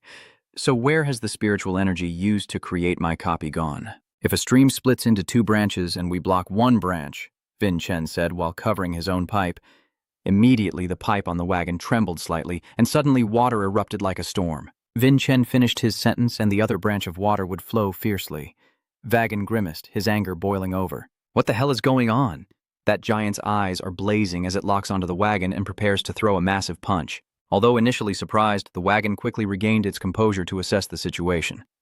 Yeah, even if it looks tougher than before, its brain still probably hasn't changed. He sneered dismissively at that seemingly simple attack. You'll definitely break your arm. Does this fool forget the lesson? Vagan repeatedly slashed several streams of sword energy towards the rapidly approaching arm. But the unbelievable happened when the sword energy and the fist collided. The jade-green sword beams started cracking and shattering under the immense force of the monster's punch, causing Vagan to stagger back, dodging the flying debris, his pupils constricting and face tightening as he cursed inwardly, utterly incredulous. When did it become so strong? When the monster's punch hit the ground, it easily shattered the surrounding earth. It stared down again, then charged forward and relentlessly punched. Vagan was knocked far away by the blow, frowning tightly in anger, certain that something had intervened. Otherwise, how could a dying monster suddenly turn tail like that? The monster lunged again at Vagan, as if cornering him. Damn it, I couldn't react in time. Suddenly, the sound of drums pounding loudly echoed. The monster froze this moment that sound appeared. It was the drummer. She turned to her teammate and said, "It's looking this way now." "You're acting strange. Go find that box." He immediately rushed out upon hearing the order. "Oh, hey, shout that form over here, you ugly-faced bastard," Xidi shouted, and circled around behind the monster to distract it. Then it turned away from Vagan and rushed forward, aiming to catch what vehicle. The girl butterfly sped away and shouted, "Catch up with me!" Xidi thought to herself with frustration, "You're really as red as a ripe tomato, Vagan. If it weren't for Vin Chen telling me to do my best, I wouldn't bother helping someone as arrogant and annoying as you." Suddenly, thick darkness descended and enveloped the vehicle. Before she could recover, the monster's iron club struck the ground right next to her with a loud bang, causing her to fall backward in a panic. "Huh?" She frowned in confusion, wondering what new trouble was happening this time. Right in front of her is another monster, its eyes wide and bloodshot, glaring at her with complete confusion in the face of this unexpected situation. Is the giant still not defeated? Sedge looked up and now faced two huge monsters surrounding her. The two monsters suddenly charged at her at the same time. Sei shouted in horror, Wait, something's not right. Do you dare treat me like this?" Vagan's voice echoed from afar, filled with furious rage. He leapt into the air, sword clenched tightly in his hand, ready to strike the nearest monster's back. "How dare you?" His face was cold as ice, gritting his teeth and growling, "How dare you ruin my performance?" Vagan swung his sword to strike down with the ultimate blood-red technique, creating a blazing red circle. It spun rapidly like a whirlwind, growing larger as it approached the monsters. Immediately, a huge hole appeared on the body of the nearest monster, created by Vagan's slash, and the sword path pierced through the body of the monster behind it. Sidge froze in place, completely stunned. He defeated both of them with just a single sword strike. From the very beginning, Vagan has shown himself to be extremely dominant. He intentionally spared the giant's life, not only to make his deep dive more exciting, but also to preserve his precious stamina. Veins bulging on his forehead, Vagan gritted his teeth and roared in fury, "How dare you ruin my plans? I will absolutely not forgive you for this." Vagan told himself to stay calm, even if he had to cheat a little. At least he would clear the stage successfully. Stepping through the magic portal out of the cave, Vagan tried to suppress his anger, convincing himself that he had found the treasure and even scored at the last moment. No matter what, my combat style always beats Vin Chen. Lost in his own delusions of power, Vagan suddenly froze in shock when he saw Vin Chen standing there all along. Vin Chen immediately approached with an overly fake friendly tone. "You're a bit late, aren't you?" Seeing your uncomfortable expression, I'm sure you're completely captivated by the surprise gift I sent you. Vagan jumped in shock, stammering, "Vin Chen, you go ahead of me." Wait, what the heck is that? Facing Vin Chen with his arms crossed, Vagan heard him say with a knowing tone, "I have a friend who's quite skilled in magic, and thanks to him I caused the overload in your instance dungeon." Hearing this, Vagan's face turned as dark as the bottom of a well. Is the giant rampage his plan all along? Could it be that he betrayed me from the very beginning? Sighing heavily, Hag forced a smile and said, "I admit defeat. Did I really look down on you, Vin Chen? But from now on, things will be different." Vagan's fake smile gradually turned resolute as he emphasized that I had now begun to see him as a true rival. Yuanzhan also smiled cunningly. "Great. I've been looking forward to this too. My good friend?" The leader of the sect observes the exchange silently from outside. These two keep making up their own rules to decide the winner. Maybe the organizers should step in. The system's announcement voice then sounded, declaring the results. The overall winner is the rookie Vin Chen Aiden. The next challenge will take place in 3 days. Sedge breathes a sigh of relief. That was close. Thank goodness. Finally, Vin Chen has won. Oh, so you're here. Thanks to you, I was able to clear this scene from afar. What kind of military vehicle is this? Without you, I'd look like a complete fool. He extended his hand. Dai's car looked at the outstretched hand with a troubled expression. That's right, she worriedly thought to herself. Why is that? I don't understand, but my sixth sense keeps warning me not to shake hands with this guy. My hand is a bit numb now. Vagan pretended to sound indifferent. Excuse me, sir. The car jerked suddenly, and I quickly grabbed Vagan's hand. After finishing the procedures, he turned around and said, I'll be going now. Sei was still dazed and didn't understand anything, so he blurted out, Yes, please take care on your way. Even as Wagon's footsteps fade away, SCJ remains skeptical about the strange behavior just now. Oh, he just came here to say, a hollow thank you. Goodbye. Vagan glanced sideways at the girl behind him with a sinister, malicious smile full of dark intent. What kind of boy are you? The thick darkness swallows the white mansion hanging high on the cliff, floating in midair with ghostly shadows flickering faintly around it. Among those colorful spirits, a girl stands calmly with her eyes closed, using the breathing technique. What kind of vehicle is that? Suddenly, a call interrupts her train of thought, making her pause. I'm here, a tired-looking young man leans against a tree, panting heavily. I'm here now. WX happily calls out the name of the person who just arrived. That guy forced a smile, dropped his heavy backpack with a thud, and said, Supplies and clothes for you. The girl eagerly stepped closer and asked insistently, Did anything happen at the martial arts exchange? Is our young master okay? WV smugly points to his chest and answers loudly. With W on our team, it's definitely an easy game. The opponent of the young master will just raise the white flag and surrender. Xedi heaves a sigh of relief and whistles in astonishment. G looks at her blankly and asks, Is training here very dangerous? She asked calmly. Yeah, I kept getting distracted by the young master in the city, so I couldn't focus. Prince Tai told me that training here would be better because I can connect with the spirits of this snowy mountain area. Gun crossed his arms and looked curiously at X and the shimmering spirits behind her. You said you're suited to be a spirit summoner, right? Yeah, I need to find a suitable spirit soon to set a contract. At my current level, I can only control one, but I really like having many pets. She smiled gently like the morning sun suddenly appearing, when a desperate cry for help echoed in her mind. She suddenly turned around, her eyes wide open, her angelic face suddenly darkening, a faint murderous aura rising. She still listened carefully behind her and asked Gun, What did you just say? Huh? I didn't say anything. Help me, the mysterious voice echoed again. Xedi looked up at the sparkling night sky, long feeling uneasy at that strange echo. Whose voice was that? Cheers. The two large glasses clink loudly as she smacks them together amidst the cheering crowd. Xedi raises her glass of fruit juice, grinning widely. Let's celebrate Vin Chen's glorious victory, everyone. Even though it's just juice, everyone around immediately cheered excitedly in response. But the main character, Vin Chen, didn't seem as enthusiastic as the crowd cheering. I'm a level above that Vagan guy, so why get so worked up? Vin Chen could only shake his head in disbelief at his friend Shi, but she just grinned and said, What's so special about being a level above? In the history of Aiden, that's quite an achievement. Though I suppose it's a bit strange to say that as Vagan's assistant. Seeing Shi look a bit down when mentioning Vagan, Vin Chen comforted him.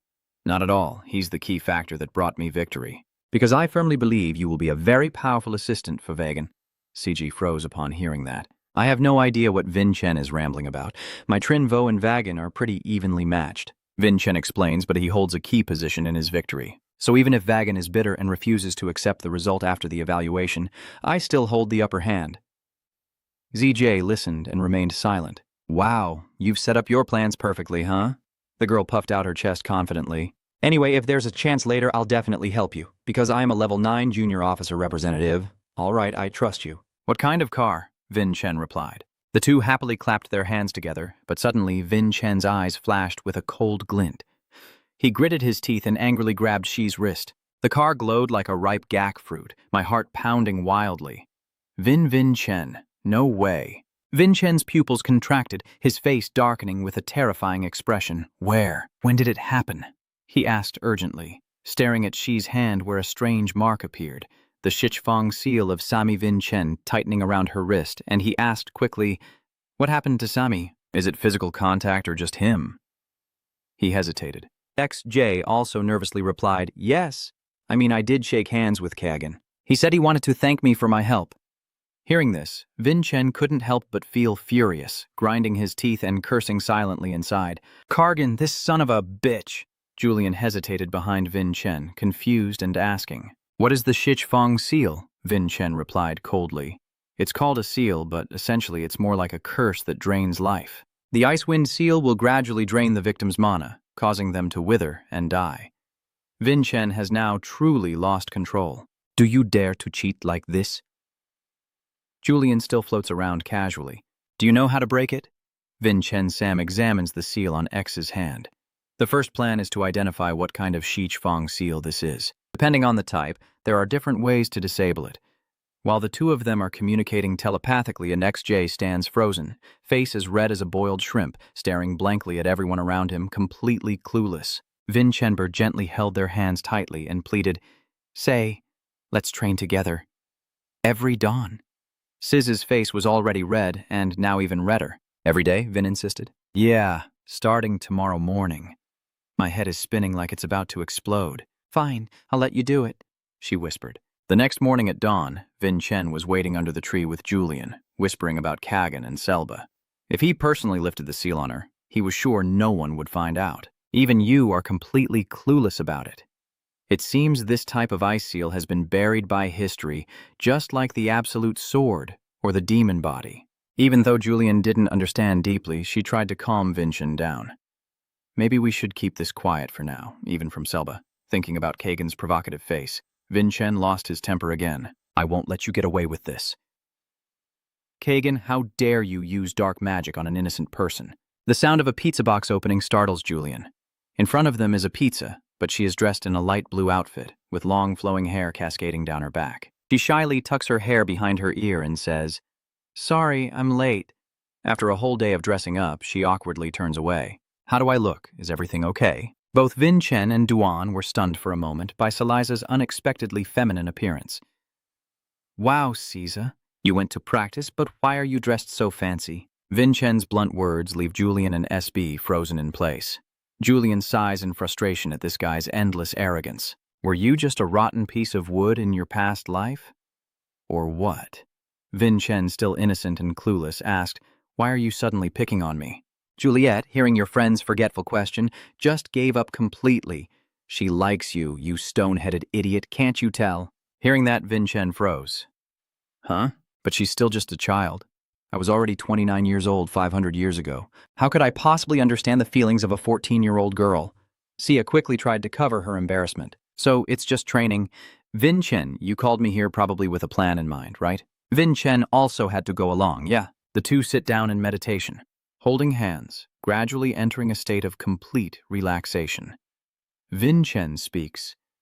Keep channeling mana through your meridians like this. Let me know if you feel anything unusual, I understand, Spee asked casually. It's just meditation, what's so strange about that? Vin Chen muttered. No, I was just saying that, keep going. He watched her closely, secretly assessing her condition. With her mana flow so disrupted, could she really not sense anything? It seems that her intense training has numbed her senses and even worn down her imagination quite a bit. Julian looked at both of them and asked directly, What are you planning? Is there any way to break that seal? Vinche grits his teeth and responds to Julian, staring at the strange mark on the back of his hand. This is bad. This thing is more powerful than I thought. I can't handle it alone. Julian panicked as he looked at Vin Chen. What? So what do you plan to do now? To create a ritual chain of this size, usually the heart of a spirit beast or a living person is used as a conduit. That bastard is definitely hiding the sacrifice somewhere in these snowy mountains. As long as we find and free it, the sealing chains will break on their own. If not, Vintran will be gone within 3 days. You just said 3 days? Julian was stunned by this scheduling information. I know this sounds cold, but the friendly meeting is still my top priority. In 3 days, Phase 2 will begin, and we must prepare thoroughly. Vin Chen bluntly dismisses Julian's opinion. Julian, I hope you wake up and realize what is truly more urgent. Those who only know how to charge blindly at their target will eventually lose all their comrades. For example, if I still had the brothers who were wiped out by Summit that year, I wouldn't have had to suffer the agony of rotting bones in the darkness. Sai gently opened her eyes, looked at Vin Chen, who had been silent for a long time, then weakly asked Vin Chen, Do we continue to suffer? I'm exhausted. Vin Chen replied a bit awkwardly. Sorry about that. Let's call it a day for today. On the way back, Julian kept rambling about the ceiling curse. But how do you know so much about that curse? Were you a dark mage in your previous life? Vin Chen thought to himself. No, I've experienced something similar before. When I was thrown into prison, they sealed my magic. I heard that back then they used the heart of an executed prisoner as a guide. Julian couldn't help but marvel. Wow, your life really is a never-ending drama? All Vin Chen could do was helplessly nod in agreement. What a small world. But what kind of trouble did you cause that got you imprisoned for 10 years? Was it because of the bloody battle with Kajin? The two of them are so engrossed in their gossip that they don't notice Sib staggering behind, their minds spinning like in a daze. Suddenly, exhausted beyond their strength, they stumble and fall flat on the ground. She collapsed unconscious on the ground, leaving Julian and Vin Chen stunned. And Vin Chen couldn't help but shout. Selb now looks like she's running a fever, her face flushed like a gack, breathing labored and wheezing. In the emergency room, the nurse's voice echoes steadily. We have checked and let her rest, but this is the first time I've seen such strange symptoms, so I'm afraid we'll have to give up. Because the nurse looks helpless. Sia is now lying still on the hospital bed, her face flushed like burning fire.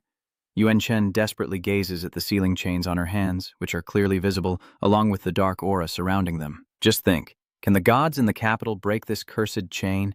It's something long buried by history. E is hopeless, and it's spreading so rapidly that she probably won't make it there in time. He burst open the window, one foot on the sill, and turned to tell the terrified nurse, Lord Chevin, please take good care of Siza. The young soldier hesitated and asked, What are you planning to do? Vin Chen stands firmly on the windowsill, his voice cold and resolute, with only one way left, to find the sacrificial item used to create the ceiling chains hidden somewhere in these snowy mountains. Seeing this, Che Vin quickly shouted, Vin Chen, what are you doing? But he paid no mind and leapt down before Chevin's panicked eyes. As he fell like a broken-winged bird, Vin Chen roared, I won't let anyone else die because of your dirty tricks anymore, Salmon.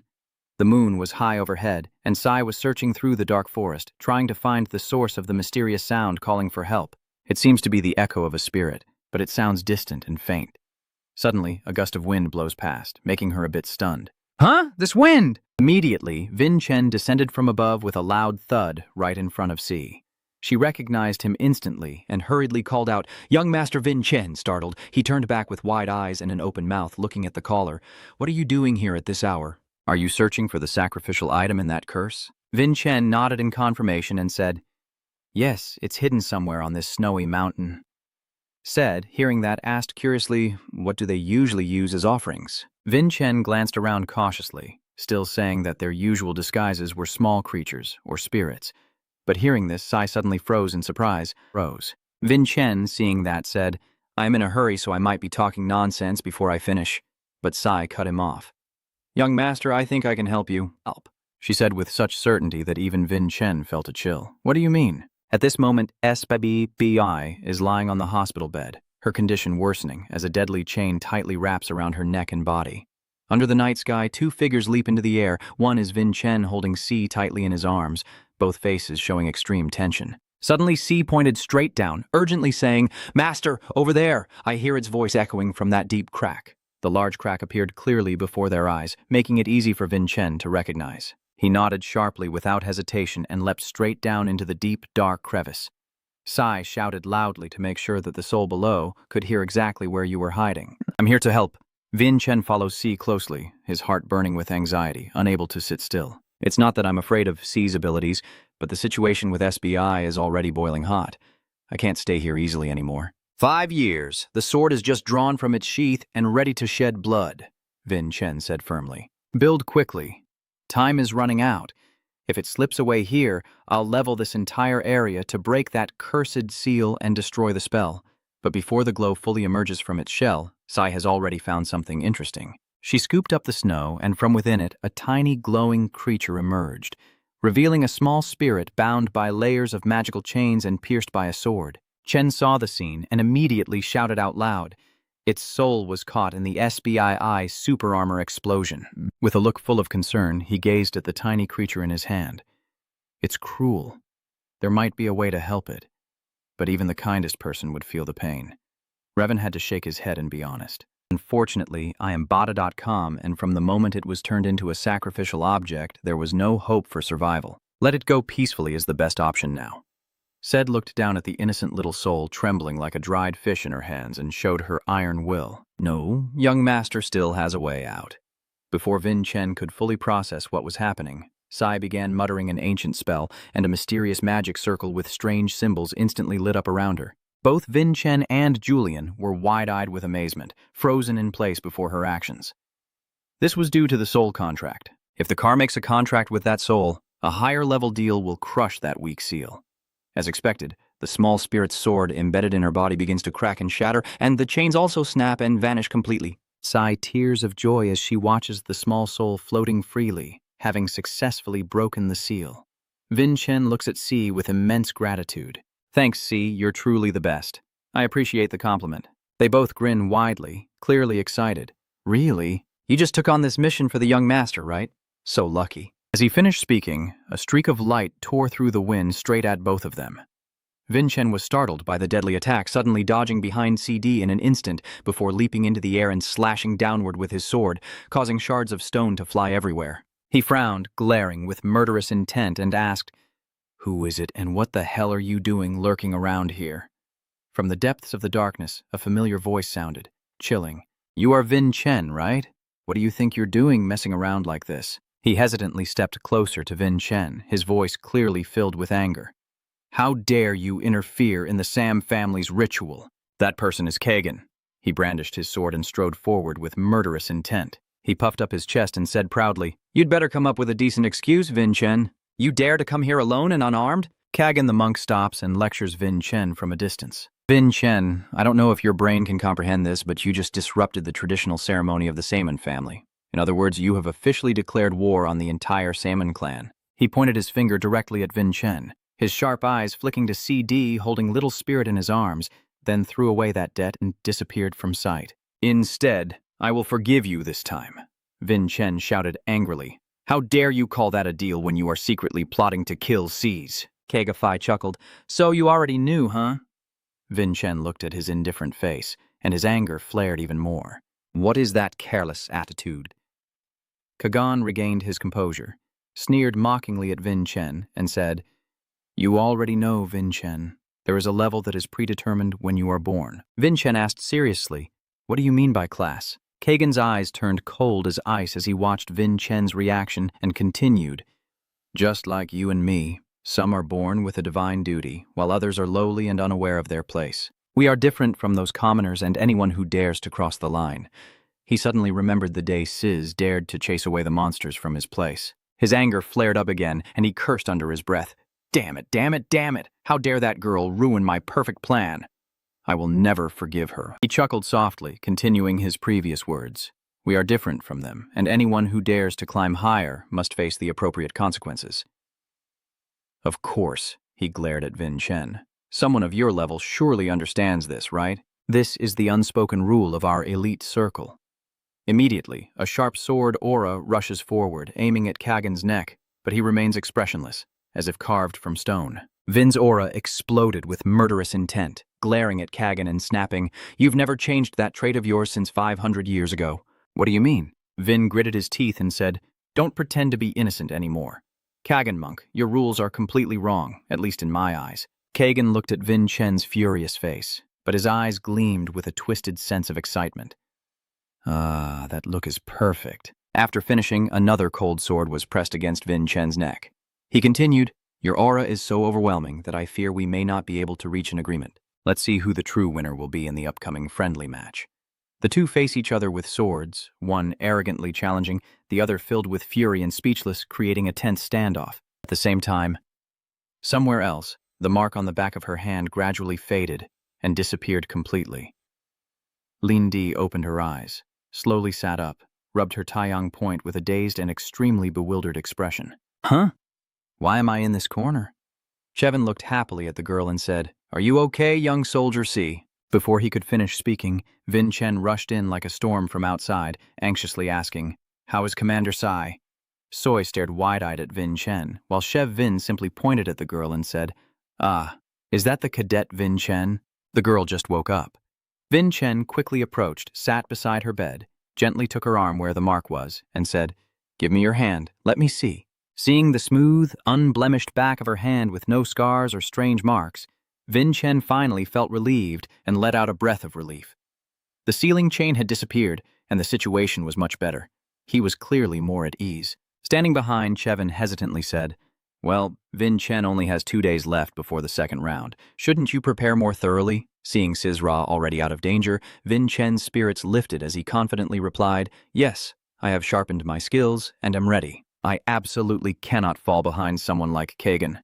In the second round, we will have to face a real demon beast in this fiery boss battle." That evening, at the Aka headquarters, a sensational headline was published to attract viewers. A shocking revelation at the friendly match, Aka's first victory in 5 years. Who is Vin Chen Asuka? Along with a clear photo of Vin Chen, one of the 4 great elders of Asuka, Jago Asuka. He frowned slightly, appearing skeptical about the news on the paper. Is this really true? The second elder of the 4 great elders, New Asuka, calmly replied, "Absolutely correct." Even when the Sam family tried to interfere, they couldn't stop him from winning in the end. The 4 great elders of the Ka family are sitting in a circle around a large table.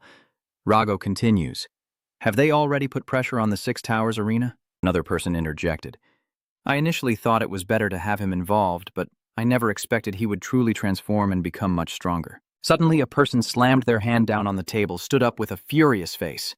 It was Delbo, one of the 4 great elders. He put on 3 earrings and growled, "Is this the time for you to be joking?" Joe put down the newspaper, glanced at him, and said softly, "You really startled me." Fian Hu still looked indifferent, arms crossed in front of his chest. "Is there a serious problem?" Elder Delbo gritted his teeth. "Our elders are symbols of strength and hold the ultimate authority of the Kasu house for 500 years of history. Except for the past 25 years when that damn Khan ANC took the chief position, that bastard has shown no respect for the elders since he was a kid, and now he is steadily consolidating his seat as the head of the family." New Yu calmly retorted, "That's exactly why we are putting all our efforts into supporting the ambitious heir and the second daughter who only cares about martial arts to become the successor."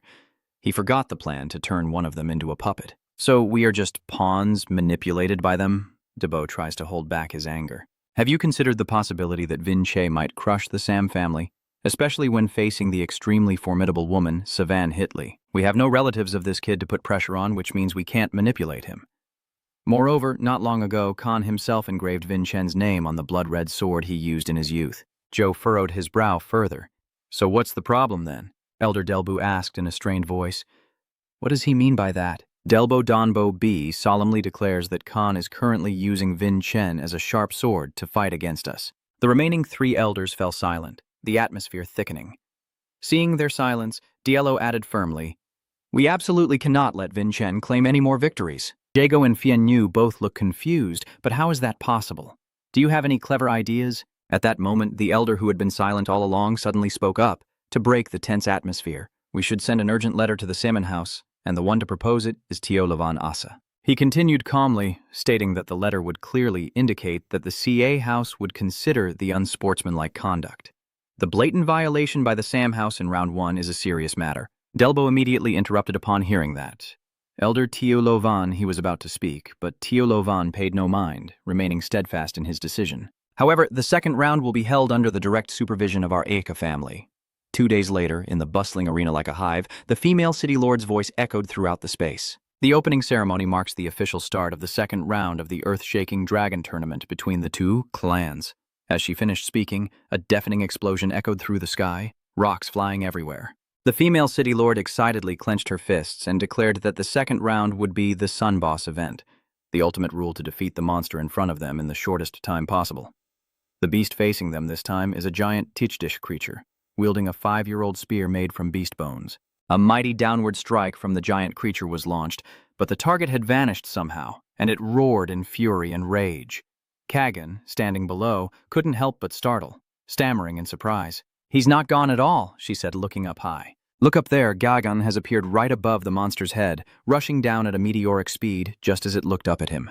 He smirks arrogantly, shouts the name of his move, Shicha Truong. A flash of light erupts and his sword strikes from above, splitting the creature perfectly in 2, fresh blood spraying like a fountain. Kagan arrogantly turned his back on the severed corpse of the monster, proudly puffing out his chest after the finishing blow. The stopwatch stopped. Gagan was stunned, eyes wide open, staring at the number displayed before him. Lear read 14.86 seconds. Hearing the report, the city lord couldn't help but be stunned and ask again, "So fast?"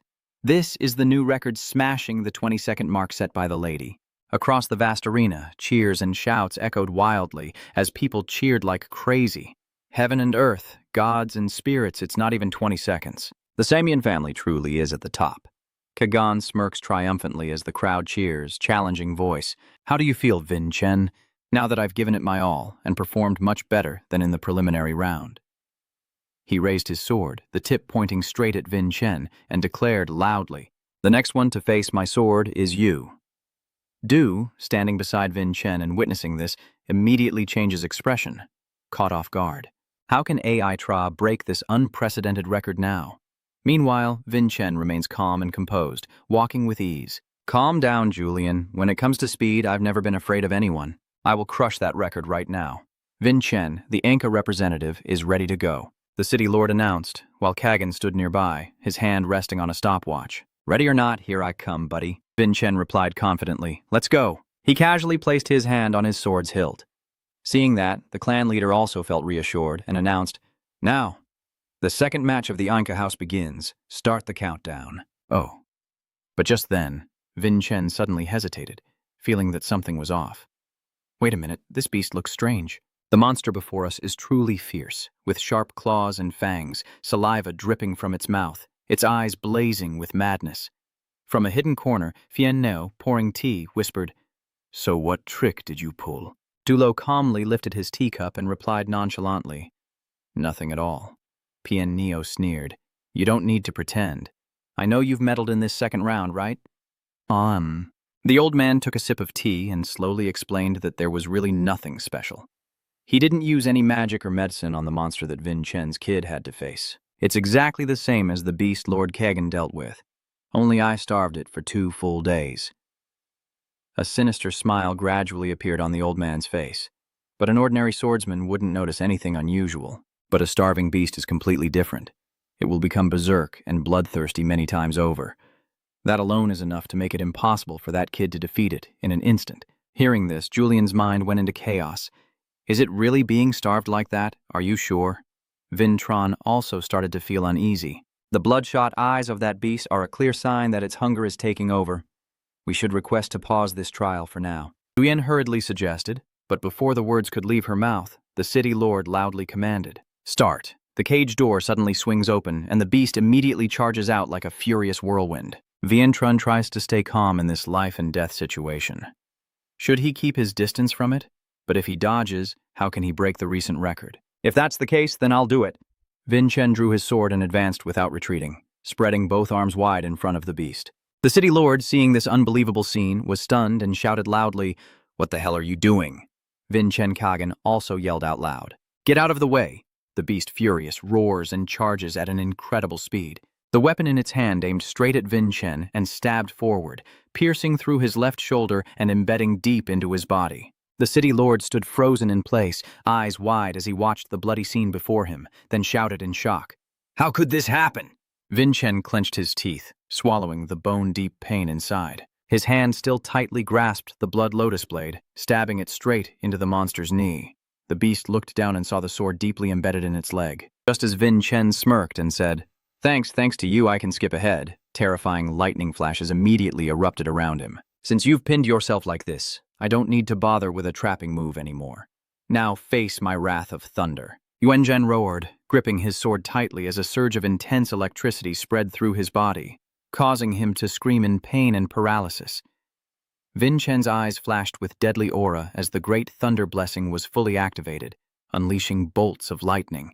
Lightning bolts scattered in all directions, tormenting the beast in agonizing writhes. Countless blinding sparks converged into a single point, and then Baoja, a massive explosion erupted, engulfing the competition area in thick smoke. Kagan coughed and waved his hand to disperse the dense fog, muttering, "What the hell just happened?" "Quickly call Master Lu here." But contrary to that panic, the city lord seemed quite excited. She shouted, "Kargon," before Vin Chen's time, quickly recall Vin Chen's firm declaration before the competition. "If I participate only with the intention of losing to the Sami family, Isn't that going against the will of the Enka clan? The city lord couldn't hide his satisfied smile, huh? Still, I didn't expect this kid to be so ruthless. Is he willing to risk his life just to take down the Sam family? Why? Kagan stammers as he reads the number on the clock. 5.39 seconds. As the smoke clears, Vin Chen's figure appears. The sweaty and bloodied man, with a deep gash on his left shoulder, still has a fiery gaze of unwavering determination. The city lord confidently declares the final result. Vin Chen, the young warrior, has won. Chi Vin and the support team hurriedly run over, their faces bloodless. Young Master Vin Chen, this wound is too severe. At this moment, Vin Chen finally kneels down, partly from exhaustion, and partly from the overwhelming weight of the spear. Che Vin hurriedly lowers himself beside Vin Chen. We must pull out the spear immediately. Follow my command, pull it out and immediately heal. 1, 2, 3. Following the count, they combined their strength and forcefully pulled the spear out of his shoulder. Standing in the nearby stands, Kagan stared intently at the scene below, his hands clenched white. Anger and resentment are clearly visible on his distorted face as he grits his teeth and mutters under his breath. Why? Why did it dare to choose such a crazy way without caring about life or death? Even though Min Mei was still being patched up by the medical team after the Western battle, Vin Chen still sneered and shot a contemptuous glance at Kagan with a mocking smile as if taunting his opponent directly. The bloodshot red eyes of the young master gleamed with the arrogance of a victor as they fixed intensely on Kagan, who was boiling with rage. And seeing that attitude, Kagan felt even more irritated. Turtle clenched his fists in frustration, grinding his teeth as he cursed under his breath. Damn it! At that moment, the loud voice of the city lord echoed throughout the arena. Well, the second round has officially ended. Please disperse quickly. We need to transport the wounded for urgent treatment. Remember that in 3 days the third round will continue. Everyone. Not far away, a young woman was attentively watching the entire scene through a magic messenger and gently disconnected. Sitting perched on the luxurious carriage, her lips trembling, the little savannah kid is quite interesting. I'm just waiting to meet the little guy outside here. Amidst the endless white snow, 3 carriages are rushing by. On another carriage, Chevin, looking annoyed, explained that he entered this blood city because he heard it was a hideout. The work was easy and well paid, and it was peaceful until young Master Vin challenged him over Lamam. The one called by name just smiled awkwardly and looked away. I really don't know what to say anymore. Vin Chen gently touches the bleeding wound on his chest and speaks softly but gratefully, saying that thanks to you, the hole in his chest has closed up, as if by some miracle. Hearing that, Chev Vin quickly waved his hand and said, No, I am not the owner of that wooden token with my skills. It's impossible, but for the real owner of this card, it's a different story. Vin looked confused at the tangled mess, and Chev Vin repeated his question. Huh? What do you mean? Chevin explained further. I bet you've just experienced something called a miracle. The healing ability of a second-tier monk is already extraordinary, so the bearer of this token also inherits that miraculous healing power. Unfortunately, I am just a low-level monk with limited healing abilities, enough only to stitch and bandage wounds, so your heart probably hasn't fully recovered. Sir Vin Chen, if you act impulsively and strain yourself before you're fully healed, you might cut off your magic energy source. Vin Chen, are you done with the healing now? Then let's go have a drink. Aika's young master and Sam's young lady have already arrived with their husbands. Sam's side just sent an invitation for you and the head of the family to join for dinner. Khan, the head of the Atka clan, and Vin Chen stride into the main hall. Vin Chen felt a bit uneasy about this sudden invitation. A dinner from Sam's house? Are they planning something again? Suddenly, a noblewoman approaches to greet them. It's been a long time since we last met, Brother Khan. It's been almost a year, hasn't it? Following her is Khan, whose face also looks a bit awkward. The woman introduced herself and was very pleased to meet you, Vin Chen. I am Lady Vakia Simone of the Samian family. At the feast of exquisite delicacies, the 4 of us sit facing each other in a tense atmosphere. Vakia seems quite caring towards Vin Chen. Try this dish. Vin Chen is full of special dishes from the monastery, while Kagan, sitting next to him, looks annoyed and displeased. Vin Chen hesitantly nodded and replied, Yes, thank you. Vakia Simone looks just like her father. Even as she cuts her food, Vin Chen's eyes quickly glance over her, secretly thinking. With a perfect appearance fitting the serpent monk family, confident like a ruler of the continent, Vakia suddenly pointed her chopsticks at Khan. Khan's cold voice, the more he speaks, the more he's calculating Chi. That statement made the other 3 look up at her. Ka frowns. What do you mean by that? Vakia picks up the knife and gently points it at Vin Chen. You're hiding your cards too well. Where could she have hidden such an interesting item all this time? Even though it's just a joke, her expression and demeanor send a chill down your spine. An invisible aura emanates from her like a powerful wave crashing over Vin Chen, making him startle. Dong Tu shrinks back as his chair tilts over. Vin Chen immediately adopts a defensive stance, gripping the sword hilt tightly, ready to draw at any moment, his face tense. Vakia watches his reaction closely, thinking, can this kid really sense the aura I secretly release? Yuan Zhan gritted his teeth, his face drained of blood, as she unleashed a terrifying killing intent that made him believe he could die at any moment. That aura is as sharp as 1,000 invisible blades, capable of tearing you into 100 pieces. A truly formidable great sword master. Vakia smiled knowingly and praised him. Your instincts are pretty sharp. Vin Chen's face was covered in sweat. He tried to stay calm and replied, thank you for the compliment, while inside he was screaming, hoping for the day he could have a bloody fight with this person. Ka glanced at his son and asked, why are you laughing?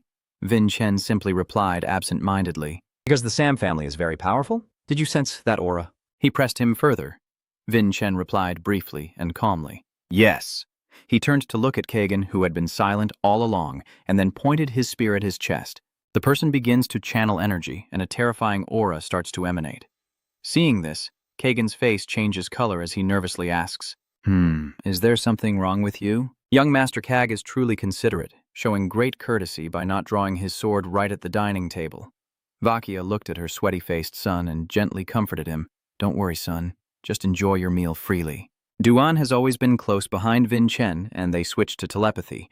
Julian, are they like that now? I hesitated for a moment, but it seems they are competing in aura. A contest of inner strength to see who is more imposing. Those are the two clan leaders, the true overlords of this continent. As the shadow hangs overhead, Vakia stands on the moon-gazing platform, feeling the steady footsteps of Khan behind her. She calls out, your useless son seems to be shaping up pretty well.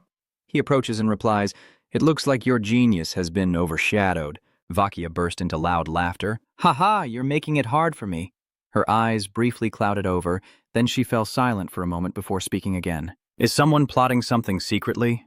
How dare they interfere in the gathering of alliance when you and I, the clan leader and clan leader's wife, are personally overseeing everything? Khan glanced at her sideways and said, are those the old men from Sam's family? She smiled slyly, and he guessed half right. I believe the first round is about the Sami elders showing their noses, but the second round is those tough old men from your side. I suspect the 4 great elders are scheming something, and their main target is Vin Chen. Even with more options, they still want to root out the unpredictable factor Vin Chen as soon as possible. What do you think about this situation? Do you believe that the precious son, who looks exactly like Savannah, will defeat his opponent in the 3rd round? Khan remained silent for a moment before answering. Right now, I can only be sure of one thing. The Aka family will definitely crush the Sam family. Kang stared at Vakia with an intimidating presence, but Vakia remained unfazed by his look, speaking softly as if feather-light. Are you still obsessed with that obsession? If 500 years haven't achieved anything, it's time to throw it away. So what about those elders causing trouble? How do you plan to block their way? Vakia turned to face Khan directly. Ka replied seriously, on this continent, no one who dares to fight in front of the old man can survive, and nothing will stop Vin Chen from winning the 3rd round cup. Vakia looked a bit annoyed at Khan's confident declaration, as if he believed Vin Chen was sure to beat Kagan unless the sky fell. Before the battle, Vin Chen confidently told Khan with a big smile that his father could rest assured that Cam Doan would return victorious. Hearing that, he immediately retorted to Vakia, my son has already sworn he will survive and return victorious. The fiery atmosphere once again engulfs the massive arena. People are whispering non-stop about the Atka family dominating both the 1st and 2nd rounds. Look, that's Sam. Vakia sat relaxed in the chair, looking completely at ease. Sitting next to him must be Khan, since 2 of the top masters of the era are here. The 2 swords clash with sparks flying and a ringing sound. As the City Lord stands between Kagan and Vin Chen facing each other, her voice somewhat excited. The final round of the Martial Arts Exchange Festival is about to begin, a match long anticipated by everyone. Kagan sneers and glares at Vin Chen. Vin Chen's eyes also sharpened, blazing with fiery red. The sound of the gong signaling the start of the match echoed loudly. At the same time, Julian nervously whispers to Vin Chen through his mind, do you still remember the current state of our broken bodies? Vin Chen replied succinctly, I understand this broken heart of mine can only handle one ultimate sword technique. Vin Chen furrowed his brow and stared fiercely at the enemy in front of him, determined to find his fatal weakness and deliver a single decisive blow. Vin Chen clenched his sword hilt, activating the Great Thunder to probe his opponent.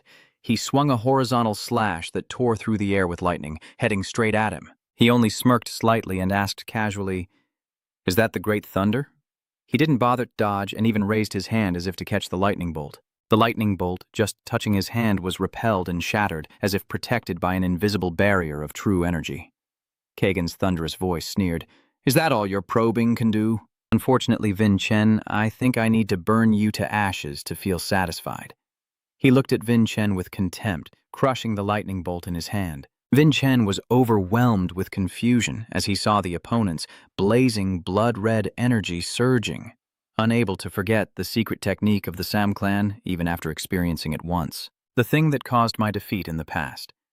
The true energy that uses the owner's life force to burn fiercely and threaten their bloodline. Kagan glares at Vin Chen. "Looks like you've figured out this skill, huh? Could it be that you don't know? Let's see if you know how to counter it," Kagan said, and charged forward like a fierce tiger, a smug and arrogant look on his face. "He's coming." Vin Chen clenched his sword in front of him to defend himself. "I have to activate the Bloodlink enhancement spell to block this strike." But Duong Kiem's sword slipped down to Vin Chen's shoulder so quickly that he didn't even have time to react. "Wait, did I just get hit?" Kagan lands softly like a cat after tearing through Vin Chen's shoulder. Seeing Kagan's back, Vin Chen can't help but shiver. What kind of crazy speed is this? Which Blood Emperor has some kind of illusion effect like this? What that kid showed has gone far beyond Kazen's level when he was young and reckless. Kagan glanced at Vin Chen out of the corner of his eye, a sinister smile spreading on his face, fresh blood continuously dripping down his chin. Before Vin Chen could recover, Kagan spun around and rushed at him, smug and mocking in an instant. "It seems you're overthinking a bit, Vin Chen." Luckily, Vin Chen managed to raise his sword in time to block Kagan's fatal strike. He frantically swung his blade, almost losing control. "Are you just going to throw away your appearance in the first and second rounds like trash? Why not show that you're capable of defeating me now? I swear I won't let you have another chance to swing that sword." Kagan's face shows a crazed, delighted expression as he sees Vin Chen in a losing position. Seizing the opportunity, Kagan quickly drew his sword to gain momentum, while Vin Chen also retracted his blade and, with all his might, thrust his sword upward.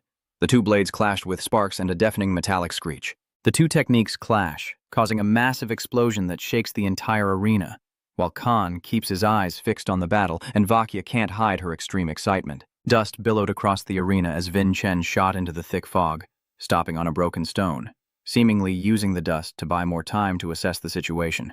Knowing his divine energy would weaken if the fight dragged on, he had to seize the perfect moment. As he thought of that, Vin Chen looked up and was startled to see Kagan floating in midair, raising his sword straight up, shouting, "I will let you rest now," then swung his sword down with murderous intent, a giant half-moon-shaped blade rushing toward Vin Chen's position. Vin Chen stared in shock as the devastating technique charged like a storm, the sword striking the ground, causing another massive explosion, creating a deep trench beneath the arena floor with hot steam rising. Kagan landed, smiling triumphantly at his masterpiece. "Ha ha ha ha, that was amazing. This is the price you pay for challenging the Sam Hungman family." Unable to contain his joy, Kagan burst out laughing loudly, but suddenly Vin Chen's voice rang out, causing his smile to fade completely. "That's all you've got, huh?" Vin Chen's blood-red lotus is now encased in a layer of clear light purple crystal. His sword was driven straight into the ground like a sturdy shield, causing Kagan's attack to split the sword aura into two directions. As soon as he collided with Amelon in the Third Awakening, Vin Chen's gaze sharpened, no longer showing the weak, confused look from before.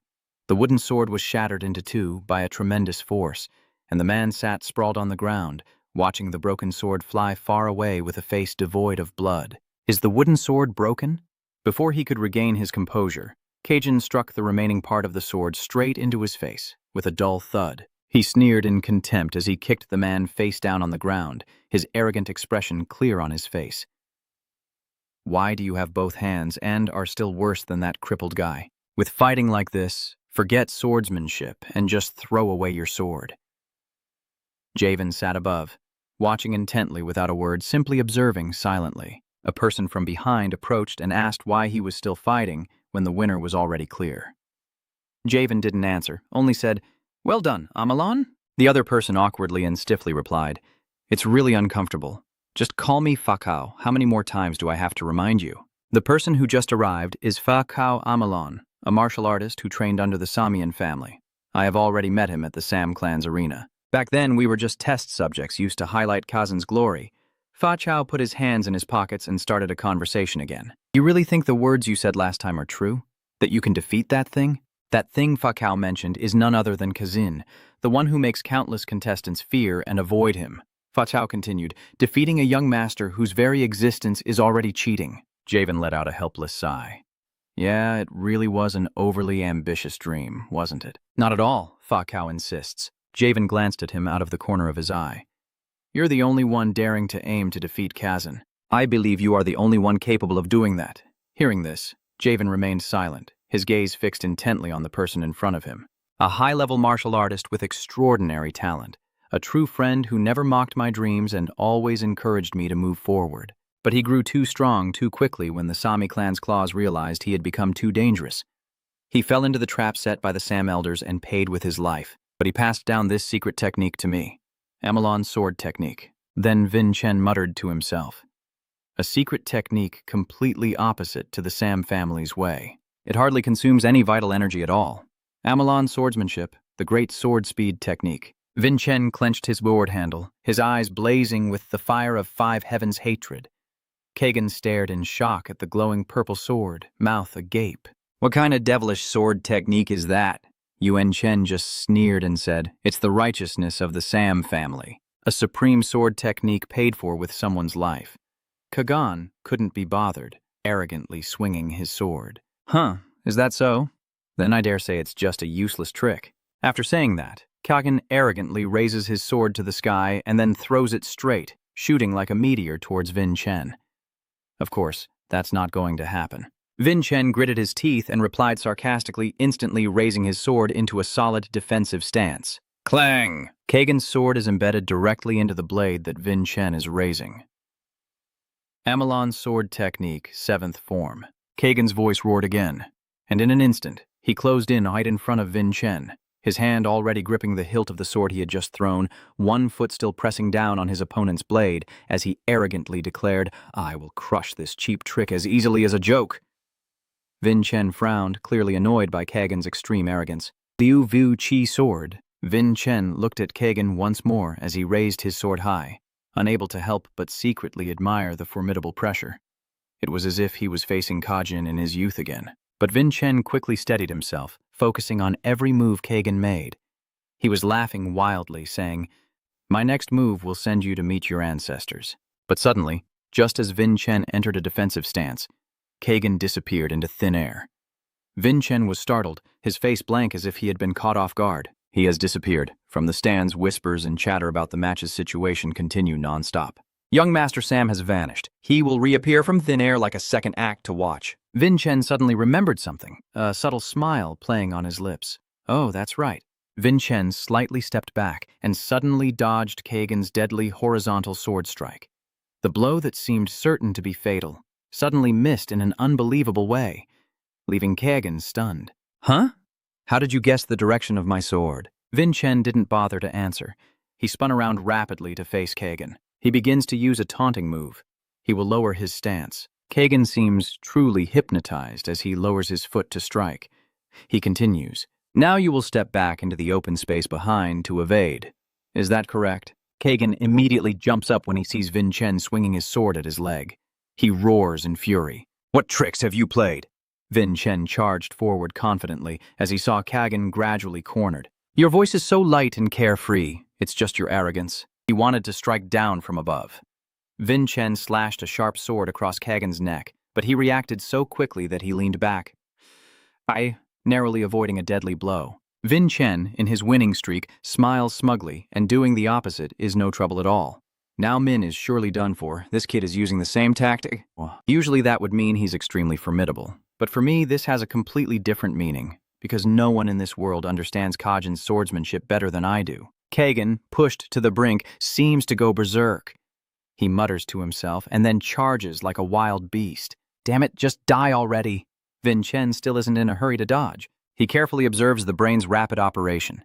Kajin is truly a sword genius, a demon rebel who can manipulate every situation with absolute power, but if an unexpected incident causes him to lose control, he will completely lose his mind and swing his sword wildly.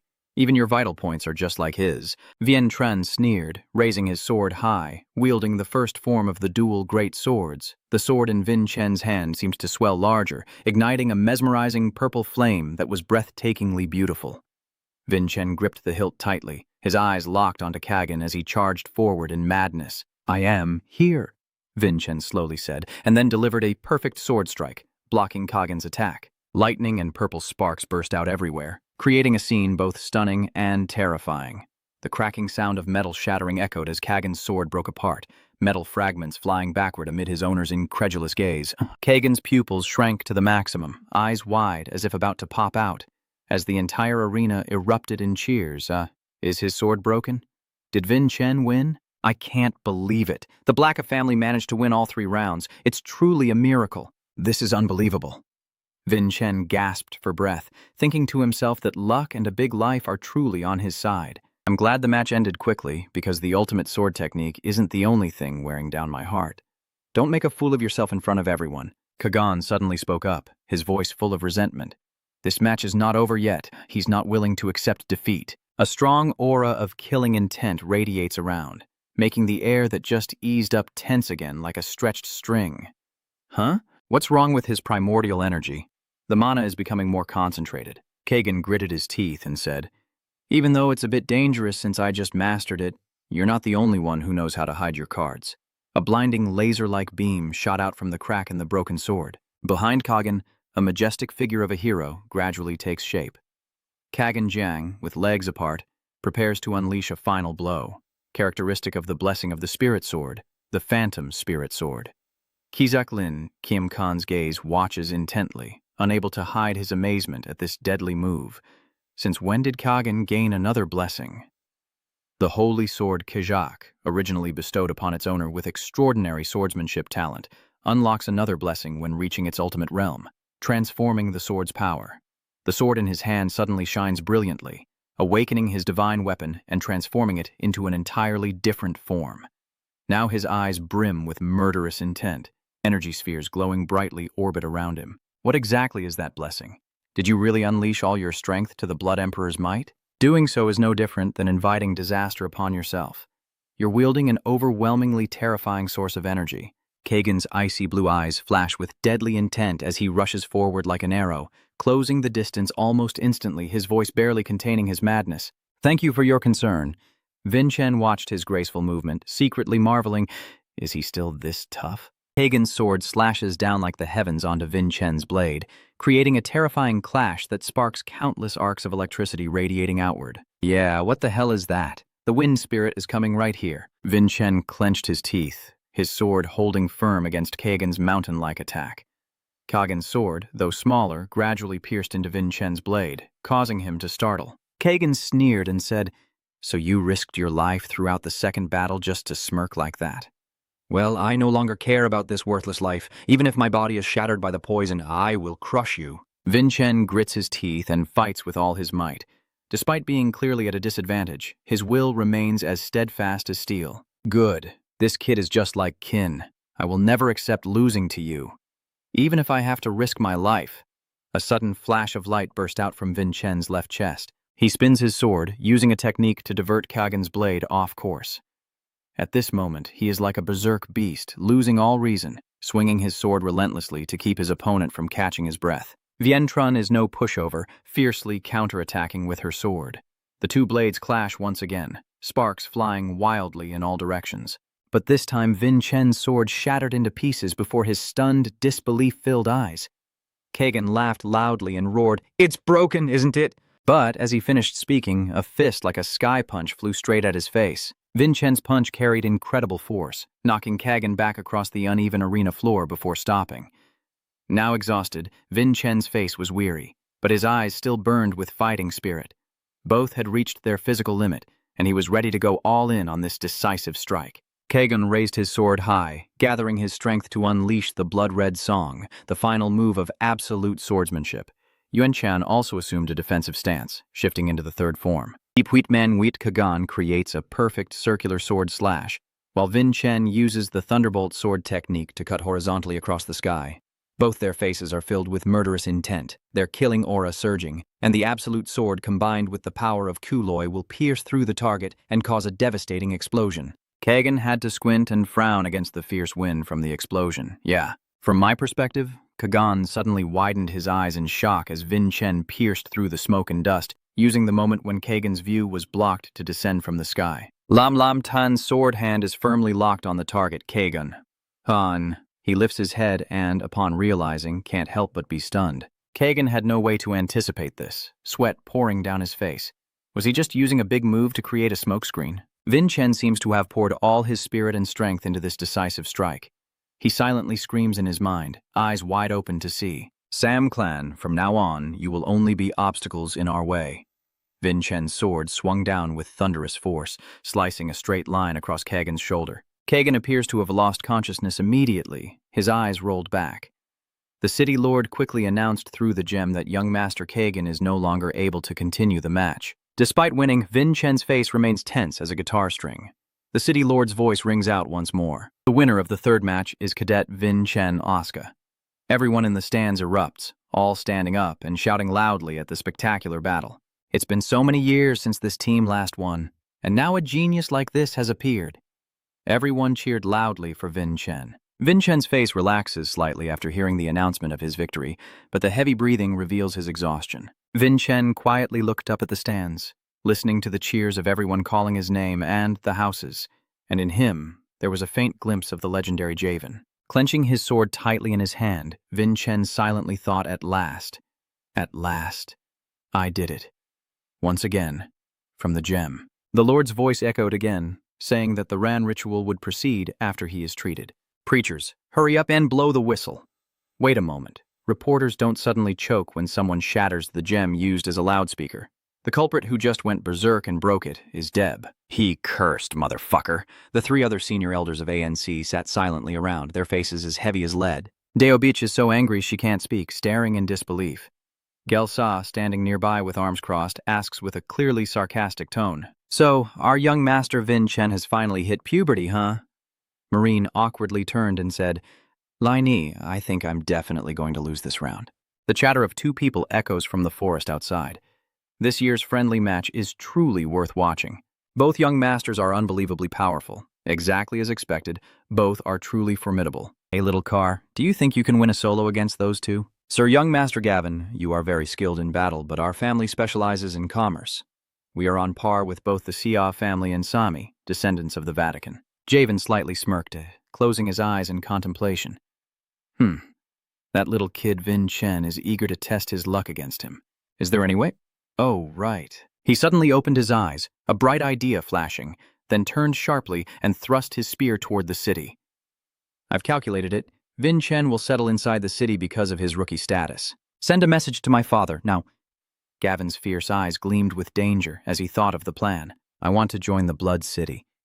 Vin Chen, still drowsy, looked around and couldn't help but wonder, what? Where the hell is this place? It's definitely not the city. I remember feeding Kagan onions and then resting to recover, but where am I right now? Suddenly, a flood of old memories rushes back like a storm in Vin Chen's mind. Could this be the world within his own memories? Sudden, eerie moans echoed, followed by countless bony hands tearing through space from all directions. In front of Vin Chen, hundreds of mysterious soldiers in iron armor suddenly appeared, making him jump in fright as he quickly drew his sword into a defensive stance. What is this? Who are these guys? Vin Chen is almost like Lathathan in panic as wave after wave crashes towards him. Vin Chen gritted his teeth and prepared to fight as he realized they were targeting him. In a flash, he swung his sword wildly like chopping bananas, each swift slash turning the soldiers into nothingness. As soon as Duke Fang's sword touched his, Vin Chen frowned and assessed the situation. This shoulder looks like a terrifying face, grinning maliciously, a chilling image from his memory, just like the evil spirit of the great demon. Vin Chen suddenly widened his eyes, his eyebrows furrowing tightly together with pupils constricted and darkened. Fog hovered before him as a body clad in armor with murderous intent advanced, his eyes bloodshot and lips curling into a sneer. "There you are, Raven!" Vin Chen immediately roared. "Kin, What kind of devilish tricks are you up to here? He ignored him completely and didn't bother to answer. The eagle charged forward, shouting loudly, "Get out of my sight!" Raven was utterly bewildered by this situation. This pressure of demonic energy is suffocating. I can't move my body.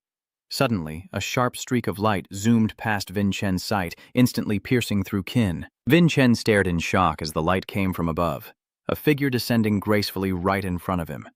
Vin Chen exclaimed in amazement. Alan with a cool expression looks at Vin Chen, then glances at the blazing fire behind. Vin Chen looked confused and asked, "What is this mess?"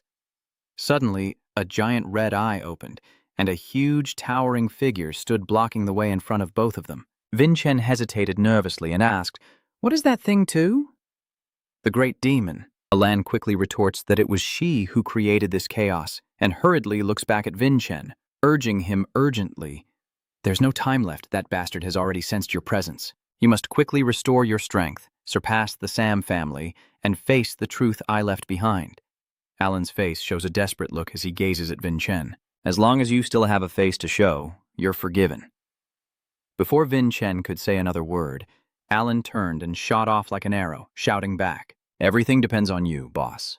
"Wait, Alan." He has something to say, but Alan doesn't stop. He throws himself forward, leaping straight at the giant in front of him, ignoring Vin Chen's desperate screams. "Alan, wait for me. Is Vin Chen okay?" Everything is gradually blurring, the voices of many people waking Vin Chen up. "Vin Chen, call more clearly." Vin Chen sat up abruptly in bed, panting. Be anxiously asked, "Are you okay?" Did Vin Chen notice anything? There are a few others beside him. One of them spoke up, "What's going on?" Vin Chen remained silent, not even bothering to reply. He recalled what he had just witnessed.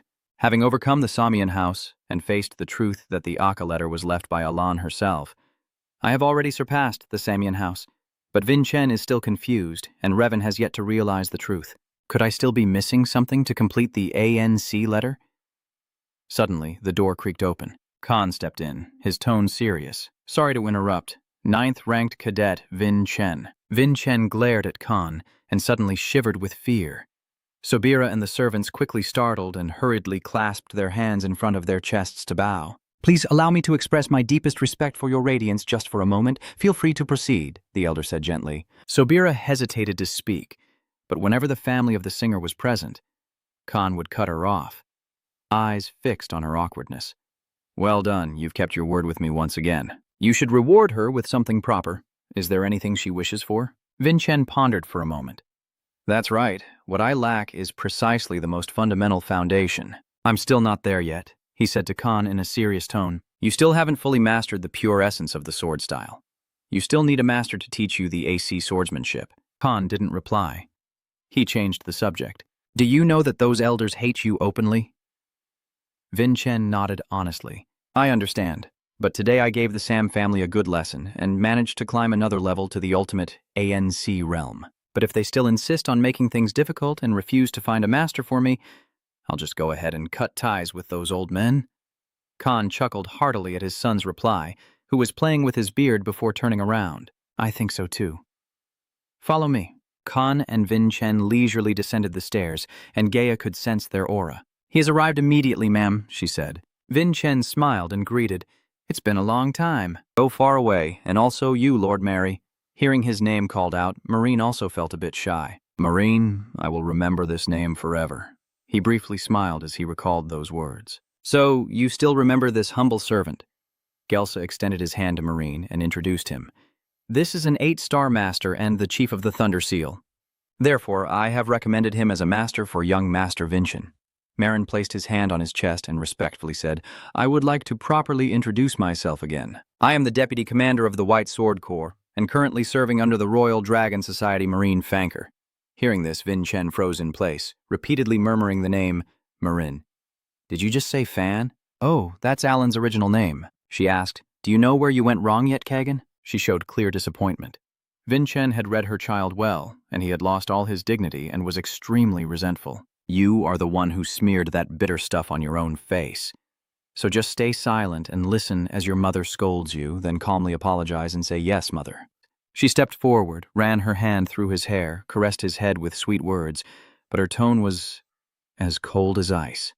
"It's okay. Failure is how I succeed. But if you dare to repeat that mistake again, I will personally carve your bones and tendons." Her final words made anyone who heard them feel a chill down their spine.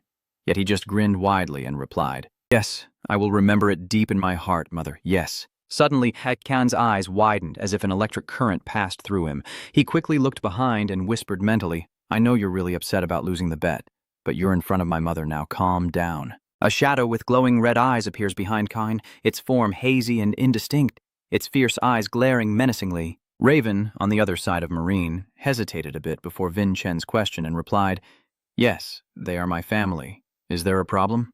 Vin Chen also felt a bit embarrassed by his reaction. "Oh no. I mean, could it be that Marine Sama here holds a higher position than I imagined?" Gelsa quickly explained that the Fanker family is one of the most prominent martial arts lineages that founded the ANC from the very beginning. They are considered middle class, not too prominent but not ordinary either. Vin Chen just nodded in response, understanding. Vin Chen pondered again. What is going on here? The Fanko family has whitewashed themselves into the ANC, but their origins as Fanko still remain. Gelsa interrupted Vin Chen's train of thought and said that he had already completed the registration process at the City Hall, so starting tomorrow, he could begin mentoring the young master. Marine also added, "Next time we meet as master and disciple, I ask for your understanding if I ever offend you. Young Master Vin Chen." Vin Chen happily agreed, "I will sincerely learn from you, Lord Marin Khan. I've been just a spectator until now, so push yourself forward." "Vin Chen?" he answered without hesitation. "Yes, my lord." Ka looked straight into Vin Chen's eyes, still with a hint of hesitation. "You have to try your best because it's hard to predict what tricks the four elders of the ANC will play on you." So I slammed the table and stood up, shouting angrily, "It has already happened. The worst-case scenario we feared has come true. Vin Chen has become the national hero of CMNR after defeating the Sam family, and now we have no way to interfere with that kid's rise. How do you plan to resolve this mess?" Elder Tiulovan. Tiulovan's face turned pale, sweat pouring down like a stream, and he stammered, "I have no words left to defend myself. That brat Vin Chen has become incredibly strong beyond our expectations." "Faidan, I'm counting on you," with a sharp gaze as I emphasize. "Isn't our plan here just your own idea, Elder Tiulovn? Are you still planning to deny it now? They're clearly using the wind to break the bamboo and find an excuse to kick me out." After calming down for a while, Tiulovan finally spoke. "Let's discuss our plan together. Why did you attack?" Right before the old man's eyes are two bloodied corpses struggling to breathe. Vakia, filled with murderous intent, steps forward angrily and asks, "I should be the one asking you, why did you dare to hire these sorcerers?" "Hurry up!" Elder shouted loudly. She said calmly while wiping the blood off her sharp sword. The elder shouted, trembling like a dried fish. Li Ni replied, "I just wanted to make the Sami family's victory even more spectacular." As soon as the words left her mouth, Vakia kicked directly from behind, causing her to stumble deeply. She grits her teeth and asks, "So what? Does this Sami family need you to embellish their victory?" He could only stare in horror. Vakia gritted his teeth and glared fiercely at him. "Does this Sami house really need you to polish their victory? I really hate political games and dirty scheming. They don't deserve the title of true martial artists at all. It's because of you guys that I've never had a proper one-on-one fight with that bastard. We've never been involved with the so-called Six Laws Arena, or any other organization. That is the path I have forged for the highest benefit of the Sam family. So I still have to bow my head before an elder like you," she said disappointedly, turning away. "Even if I tried my best, why don't you understand and step back to the rear to grow vegetables and raise fish? Or do something to enjoy your old age?" Vakia's words, combined with her cold expression and the deadly aura pressing down on that person, are no different from a divine decree. Ho immediately turned pale and nervously agreed, "I will follow your orders." After he left, Huan staggered into the room and slammed the door shut. The old man glanced at the floating gem on the table, emitting a faint glow. Huan tremblingly reached out and touched it. From the other side, Tiulovan's voice rang out, "It's me!"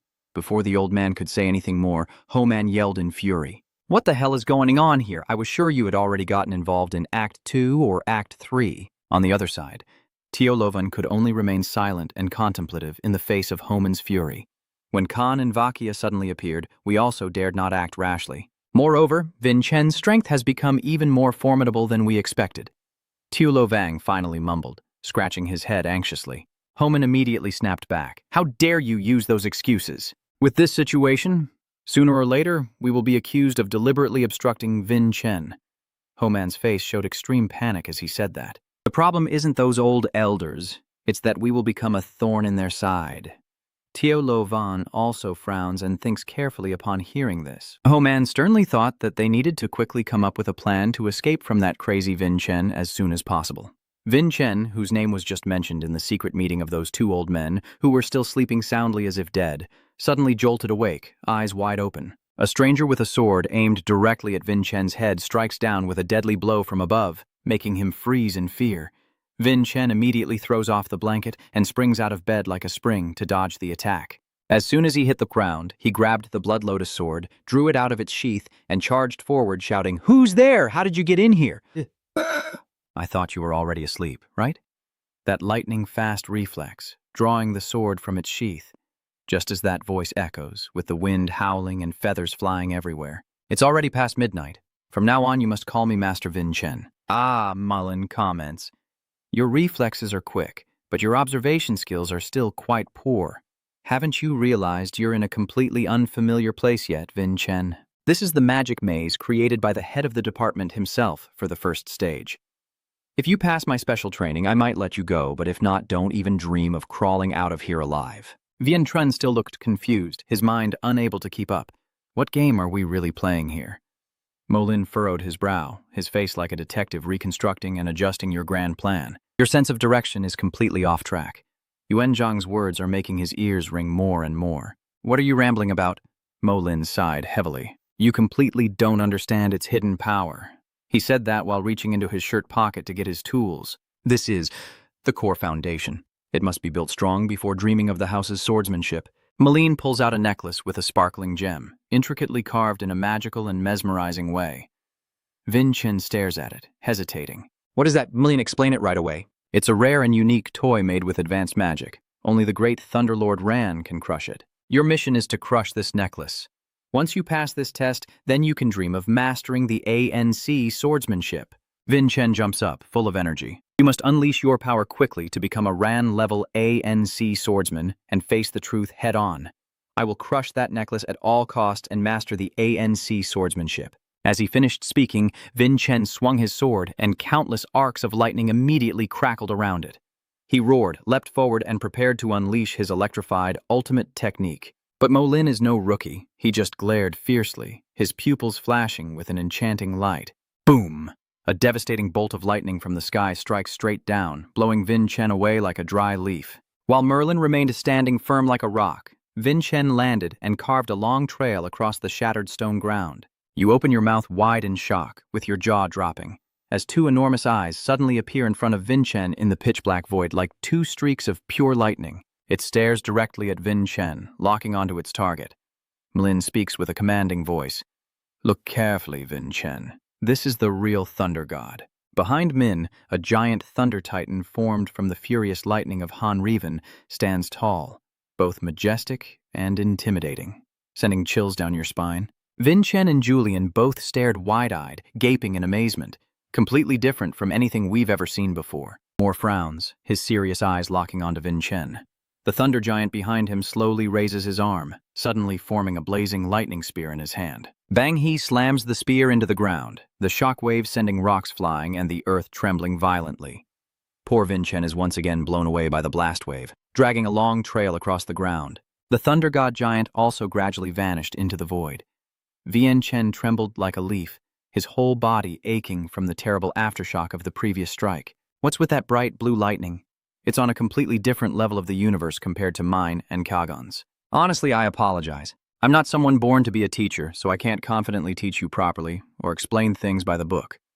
Mine stands in front of Vin Chen, radiating deadly intent. For now, I can only use the method I believe is most effective. Your punishment is over. Until you realize what the true thunder actually is, the seriousness and unwavering determination in Molin's eyes are clear. Vin Chen frowned, hearing Molin's almost impossible request. My thunder will be your training partner. While Vin Chen is suffering in silence, in another corner world is struggling with a mountain of laundry, and the cute little soul kid who was rescued last time is busy digging something mysterious underground. The situation at Boss Kagan's office isn't much better. The lord of the city is just leaning back with his feet on the desk, snoring loudly, ignoring the mountain of work taller than a city wall, seemingly at his wit's end. The little spirit skillfully slipped past the guard's legs as it passed through a dark alley where a cloaked figure, clutching a staff, was none other than the notorious Van the Trickster. The old man's eyes narrow with treachery, looking extremely serious as if about to carry out a daring plan. The little spirit slips into a secret room, scanning around quickly. In front of it was a complex magic circle, like a gateway to another dimension. It stood frozen in place, staring intently at the magic array. It has been about a week since Vincen started his hellish training. Outside, the snow has covered the sky and earth in white.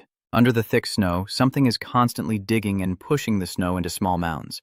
It turns out to be the little spirit. It let out 2 excited squeaks, squeaking happily. Say gently lifted it onto his palm. Bok bok.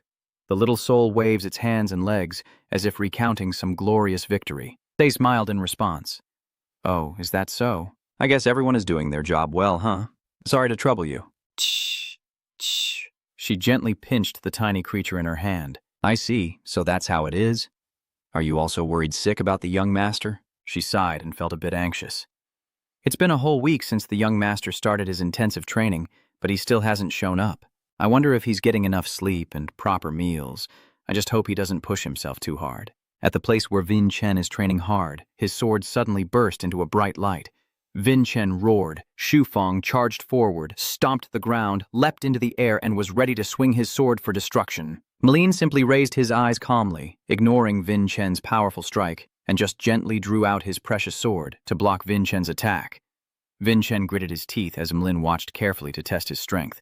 Just as we expected, every time he's cornered, the kid pulls out an old trick. He's using lightning power with a rather unusual sword technique, but he's still inexperienced and clueless. Merlin pulls back his hand. A small electric orb begins to gather in his palm, gradually growing larger. Vincen desperately thinks to himself, here we go again, with the electric enhancement. Vincen swings his sword into the air to generate a recoil that propels him upward, dodging Merlin's incoming attack while lightning sparks shoot out from the blade. The sphere in Min's hand has now grown to an enormous size, emitting a blinding light. Lightning bolts of various sizes explode from the direction. 2 powerful energy streams of Merlin and Vincen collide, creating a terrifying gust of wind. Vincen must summon all his strength to resist the confusion and panic clearly visible on his face. The overwhelming power spreads terrifyingly wide, accompanied by another earth-shattering explosion that sends dirt and rocks flying everywhere. Although its power cannot compare to my ultimate lightning technique, Vincen still tried to keep his footing to avoid being blown away. How could the old master create such a terrifying pressure over such an enormous area? Malin suddenly appeared from behind, and standing there and just marveling won't get you anywhere. Vincen immediately positioned himself to confront the mysterious figure. Vincen just turned around and was immediately faced with a sharp sword strike from Molin. Luckily, he managed to lean back in time to dodge. The necklace on Molin's neck immediately caught Vincen's eye with its dazzling appearance, and all he needed was to seize that necklace. As the thought flashed through his mind, Vincen quickly reached out and grabbed the necklace hanging in front of Molin's chest. Vincen managed to seize it, but Molin had already dropped to the ground swiftly and smoothly. The necklace still sat peacefully on his neck, to Vincen's utter shock. His pupils contracted. He must have done it on purpose, right? Deliberately creating an opening for herself to seize the necklace. Before she could regain her composure and decide what to do, Vincen's face twisted in pain as a sharp stabbing sensation hit him on the right side from Molin's sword thrust. Yeah. Vincen only managed to shout once before his eyes rolled back and he collapsed to the ground. Seeing that, Molin also silently sheathed his sword. Molin stared intently at Vincen, thinking to himself that the boy's agility had improved, but the so-called Great Thunder was still stuck in the same place, not getting any better. That's enough for now. Time to relax a bit. Molin spoke, then took the water bottle and drank deeply. Vincen sat slumped on a rock with Julian standing close beside him. They are communicating telepathically. Who knows when old Molin will let the fight pause again, so better drink as much water as possible. I know, Vincen lowered his head, showing clear signs of helplessness. No matter how many photons I unleash or how much I expand my attack range, I still can't break through that terrifying thunderbolt stream. It's like the so-called Great Thunderbolt is fundamentally different from me at the core. Julia looked at Vincen, annoyed as she grumbled about the little remaining water in the bottle. Huh, why does that bottle only have a tiny bit of water? So annoying, Vincen replied softly. Stop complaining already, just being able to pray is a blessing. If I hadn't thought of this, Vincen suddenly seemed to realize something. What about this water jar if there wasn't a moment that seemed to freeze in time, hanging in midair? From where the water jar was still floating, now, a huge amount of water suddenly appeared out of nowhere. Vin Chen widened his eyes in amazement at his discovery, shouting loudly, causing the two others to turn around and look in surprise. At first I thought I had to suppress the lightning energy before releasing it, as if I needed to hold back the small amount of water in this bottle. But it turns out I didn't need to do that at all, just let it flow naturally through every fiber of my blood vessels and into my sword, then explode. As Vin Chen finished speaking, a powerful surge of energy erupted from his body, unleashing countless streaks and forcefully pushing the wind away, causing Mo Lin to raise his hand to shield his face. He looked extremely satisfied, with a knowing smile, finally realizing it all. But the lesson is not over yet.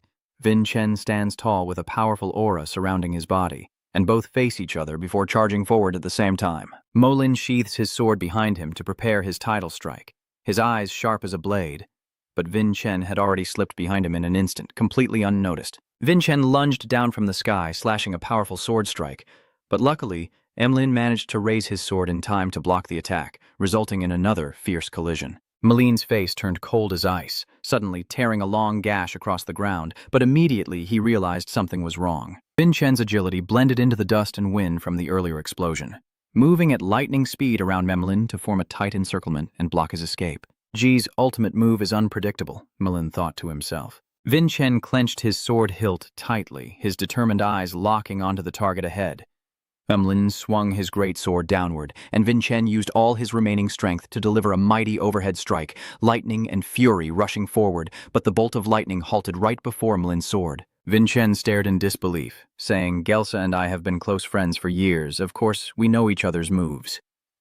Mo Kang, standing opposite Vin Chen, gently blocked Wu Bao's attack with his small-looking sword. "You're so unlucky, my dear Vin Chen," Mo Lin sneered sarcastically, and casually swung his sword in a horizontal slash, instantly shattering the protective aura on Vin Chen's sword, causing him to stumble back several meters to avoid being torn apart. Vin Chen gritted his teeth in frustration as his strongest attack was effortlessly countered, but suddenly his eyes seemed to flash with a strange light. He stared at the left side of Melin's face, where a deep scar ran from his forehead down to his cheek, crossing his eye. That scar was a horrifying mark. Was a Mei. Vin Chen silently assesses that Mo is rushing towards him at lightning speed, but his mind still manages to calculate in time. He was once beaten so badly by an opponent that he had no time to properly heal, enduring physical pain, psychological trauma, shame, and the stain of failure as a great martial artist. Vin Chen once again clenched his blood-chain sword tightly, knowing it was a vital point. You swung your sword straight at Merlin's right face, but he immediately tilted his head to dodge, while your true target was the necklace. You swiftly seized it, wasting no time, channeling a fierce burst of energy through your hand. The stream of electricity touching the necklace caused it to crack all over before exploding into pieces. Vin Chen collapsed to the ground, grimacing like a monkey eating chili from pain, still clutching the broken chain. Mlin also withdrew her magic power, unconsciously touching her old scar, aiming at this psychological weakness. Mlin squinted and assessed Vin Chen before speaking. For a 14-year-old kid, he's quite worldly. All right, Dak, I will pass on the swordsmanship of Anka. As soon as he heard that, Vin Chen's face immediately lit up as if he had found gold. Revan, exhausted, propped up his sword and asked again, "Are you serious?" Dreamlin smiled and said, "Get ready, because what's coming will be 100 times worse than this hell. In a few days, you'll be stuck fighting in that special training space for an entire week." Bai looked at Sen with wide eyes and excitedly praised him as truly amazing. Vin Chen, hearing that, just waved his hand and chuckled. "It's just a small matter." But Julie seemed a bit hesitant and said, "A genius like you is rare. A young martial artist like you isn't usually this tough." At that moment, Zaidi hurriedly ran over to call the young master, holding a letter in her hand. "What's going on, Zaidi? This was just sent straight to you, Yupo." The young master quickly opened the paper, and not only Vin Chen but also Sizra and Sen all leaned in to listen. Sen looked a bit confused. "Is the target supposed to be a low-ranking cadet, 9th class?" Sara responded and even pointed directly at Vin Chen. He took the paper, studied it carefully, and then spoke. "There must be some kind of conspiracy smell here. Usually only those ranked 7th or higher are involved in these kinds of cases." Julian from behind looked at the paper and said, "Hey, take a look." Vin Chen looked up confused and asked what's going on. Julian, the one requesting this mission, is the elder of Adenka. Sai chuckles. "Vin Chen, why do you look so confused? Do you need us to give you a hand? Sen enthusiastically volunteered. Thanks to training with you, we've also improved a lot. We can help out a bit. Vin Chen looked at them. She thoughtfully considered and replied that she planned to go alone. What? Melin asked. Why is Lin standing next to Vagan's desk while Kagan sits with his chin resting on his hand and says, "This is the kid's first mission. I think it's better to let him handle it on his own. That's why I will go alone." Vin Chen stood straight in front of the two, seriously declaring, "That's why I will go alone. The elders blatantly gave me this outrageous task, so it must be a test, or maybe Vin Chen slightly bows his head as a deadly trap." Mullen continued, "They are probably trying to eliminate you because you're blocking their way." Kagan's face showed concern, but his voice was as firm as steel. "I completely agree with Lord Min. It would be too risky to let him go alone in this situation." The Grand Tutor interrupts. "This is your personal battlefield, and returning alive from this trap will be your victory. That proves one single truth. You must become even stronger." Malin was momentarily stunned upon hearing this, his eyes flickering slightly. Vin Chen continued speaking passionately. "Even if I have to be a pawn in this power struggle, I must still fight because I carry the bloodline of the eldest brother." He smiled a hard-to-read smile and clenched his fist with determination. The two Kyagan sighed deeply, and Nanbo finally gave up and spoke. "So you're stubborn to the end, huh? Fine. I agree to let you go on this hunting trip. Be careful not to smear those bloodthirsty cadets' faces."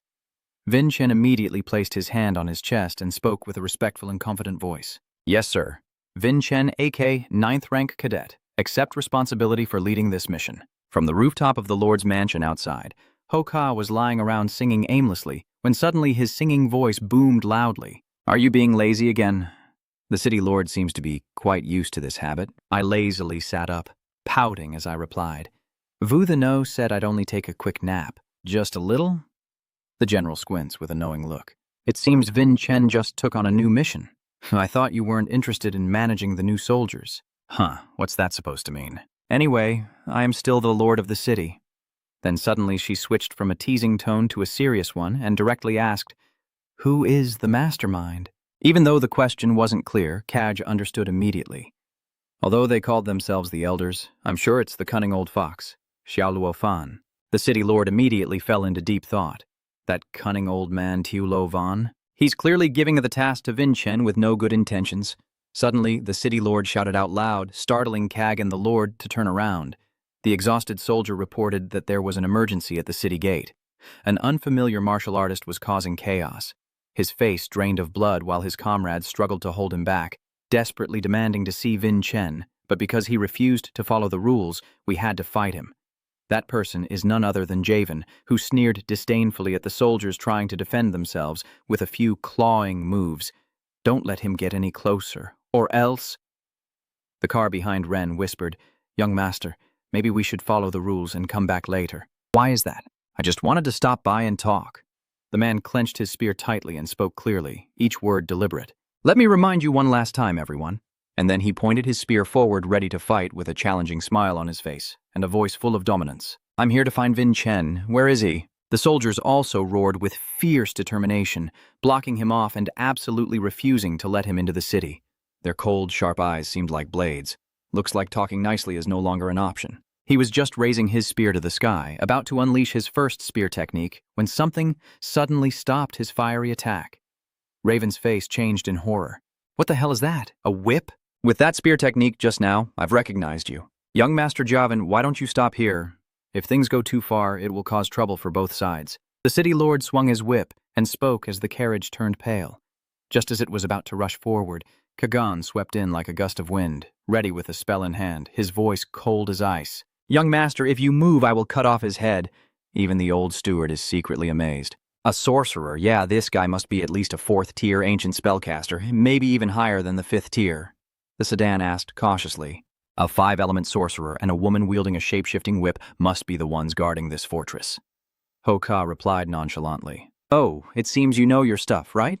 The manager here is the lord of this city.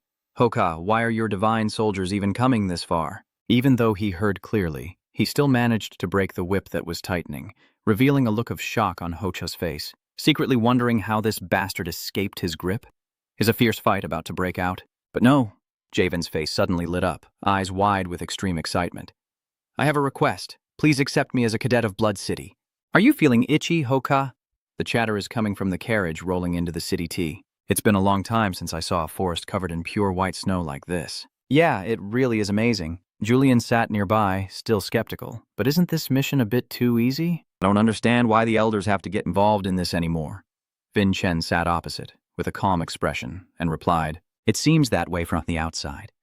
The prey the elders assigned to me is specifically a goblin. Maybe that goblin is just a decoy leading to another trap." Vin Chen still remains extremely cautious. "Julian, goblins are usually pack animals. Each one is weak alone, but they make up for it with their large numbers and hunting skills. But this bastard dares to go alone." Julian kept thinking, feeling more and more puzzled. Vin Chen shrugged and replied, "Well, who knows? Maybe it was abandoned by its pack, or it's already strong enough not to need anyone's protection, so it might as well have taken out the whole pack at once. All right, I'll come up with a combat plan for the worst-case scenario." You leap from the car straight onto the roof of the carriage, tossing the money onto the seat with a thud. "This is our travel expense." The old driver's eyes and mouth are wide open, huh? "We're still far away from Toonie X." Vin Chen replied briefly, "That's enough. We will get off early here's." Mr. Tai only now jerks awake, realizing the shadow on the roof appeared out of nowhere. Vien Chen adds, "And please circle out of this forest as quickly as possible." Yuan Chen leapt off the roof, tearing through the wind into the deep forest, landing softly like a cat, one hand on the ground in a defensive stance. Now it's time to hunt that Joplin, activating the lightning spell, the thunder form. Countless blue and yellow lightning bolts intertwine, emanating a mighty aura and condensing into the shape of a colossal thunder giant. Although the violet lightning is somewhat weaker in pure power, its range is extremely wide, and its speed is fast as lightning.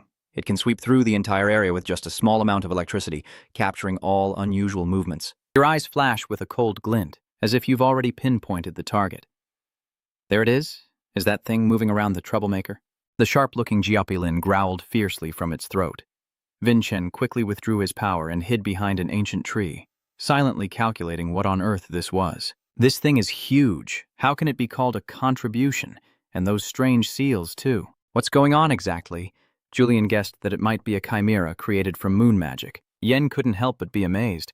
A chimera? A chimera? Judging by its level of perfection, I can't accurately assess its strength yet. I need to approach carefully and investigate thoroughly. Suddenly, a lightning bolt streaked across your back. Vien Chen jumped in surprise. Someone must have triggered the electric trap I set. It is approaching very quickly. Could it be an assassin sent by the elders? A powerful energy streaks past your ear, heading straight for the tree behind you. I almost couldn't keep up with your speed. It's a pleasure to meet Vin Chen in person. Is this our first time face-to-face? Raven's face showed clear excitement. I came here to challenge you to a duel. Let's see who truly deserves to claim the glory, Vin Chen asked with a frown. You want to challenge me to a fight? Vin Chen glanced at the opponent and assessed him. That is the badge of a 9th-level cadet. Who could it be, oh my god? Could I have missed a 9th-level master? Before he could regain his composure, the goblin suddenly appeared right behind him. He gritted his teeth. Damn it, we've been spotted by the goblin! The fairy let out a deafening cry and launched a thunderous attack straight at Vin Chen. But with the speed of the wind, he managed to leap high and dodge the attack just in time. The punch missed and slammed into the ground, creating a deep crater. Raven froze, looking clueless. What the heck is that? A demon. Vin Chen shouted a warning. Be careful, it might be a chimera. If you rush to attack it without a plan, the demon spirit will roar again, preparing for the next assault. Raven, still not understanding the situation, stammers and asks, Huh? The monster, filled with murderous intent, charged like a hungry wolf. Yuan Chen was terrified. Hey, it's changing targets to that kid over there. You shout loudly, Danger, run now! The monster was closing in fast, a muscular arm swinging a destructive fist. Raven suddenly raised his hand forward. The spear you threw earlier suddenly shot past the monster like a lightning bolt, precisely returning to rest in your hand with a confident and slightly arrogant tone. I'm not sure about the details, but I understand one thing. Scumbags like you deserve to be beaten down. Hoka and Kagan are standing in front of the city gate, talking. Hoka stretches, let out a light breath of relief. Phew. Finally, those damn reporters are gone from the fortress. Kagan narrowed his eyes and questioned, You're deliberately playing tricks, aren't you? Speed up the enrollment process so Jivan can chase after Vin Chen and create an opportunity for him to provoke the Vatican's heir. This third powerful family's move is a bit risky. Even for the elders like Adenka and Raven, who is extremely interested in Vin Chen, will become her secret weapon and chess piece in her plans. Hoka pretends to be calm and unaware, but who knows what she's really thinking. I have no idea what the teacher is talking about.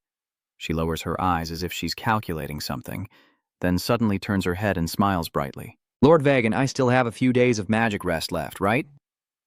Returning to the scene of the fire jump, the monster threw a thunderous punch. Ven just sneered, swinging his spear to strike a sharp cut right through the goblin's body, knocking it back like a ragdoll. Before it could recover, its face turned pale with terror. Raven leapt into the air, the spear in his hand pointed straight at the sky before delivering a powerful, decisive strike down on the sprawled monster. The goblin panicked, raising its hands to defend, but that feeble effort was no match for Javen's overwhelming force. The cold spear easily pierced through the monster's belly. Yuan Chen stood on a nearby branch, quietly observing the battle, silently thinking there was no way for him to get involved.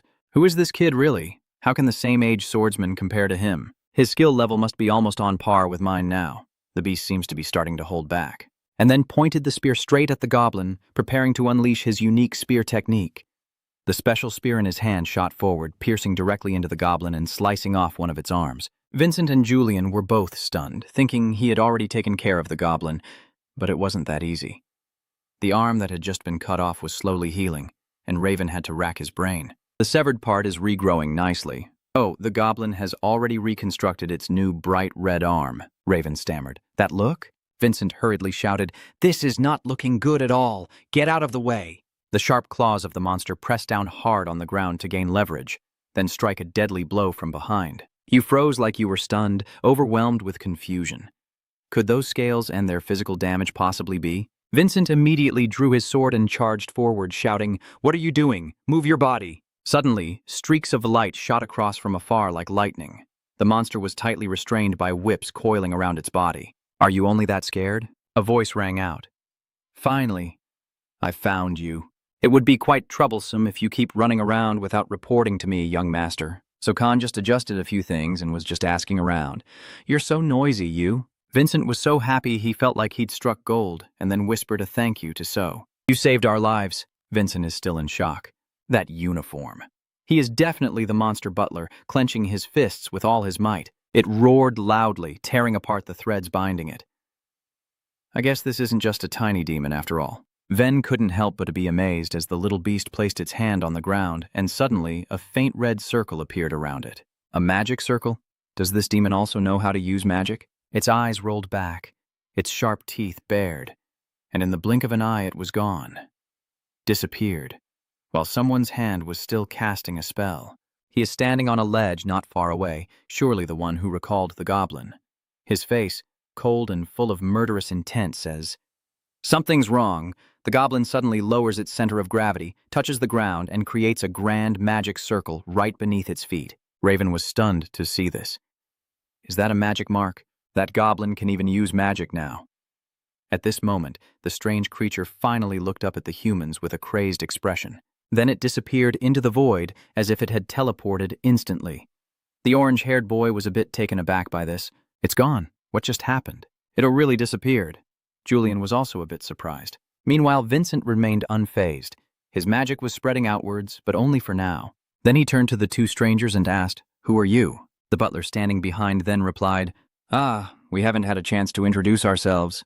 This is the young master and the Vatican of the renowned Vatican family, and I am the junior butler." The young man with orange hair then placed his hand on his chest and introduced himself. "My name is Javen Vatican. Today I officially became a cadet in the city, and I am here on the principal's orders to find you. Javen Vatican." Julian looked terrified. "Do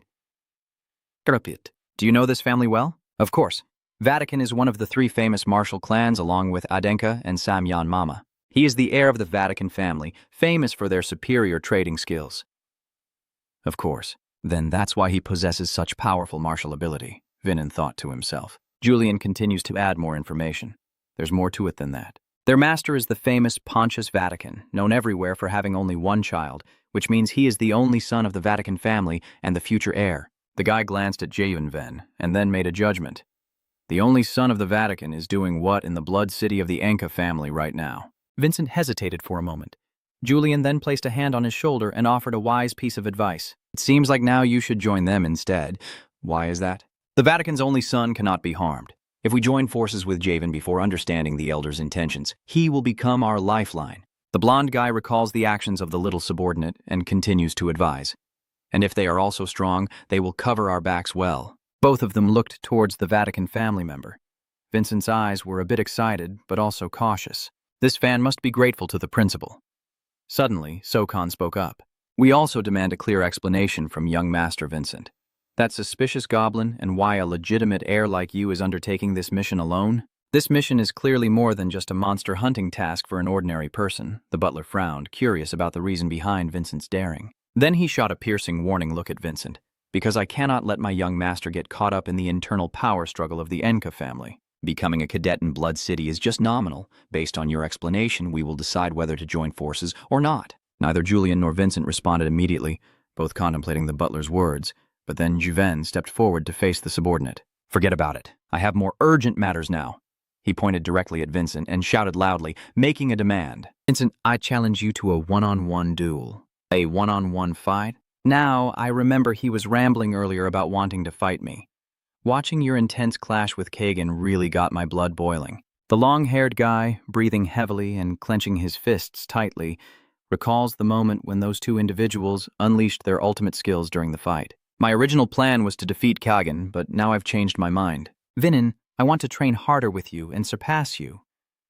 A challenge makes Min feel a bit uneasy. Julian at this moment crossed his arms and had to admit that he's both inexperienced and eager for battle. Vinin shares this view. Yes, he's very straightforward and aggressive.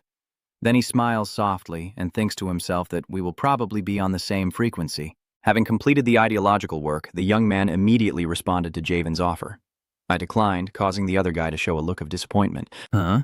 What's the reason? Vinin sighed heavily and replied, Because I am currently on a mission. My top priority now is to escort the little demon I just saw. The young master of Vatica is trying hard to persuade.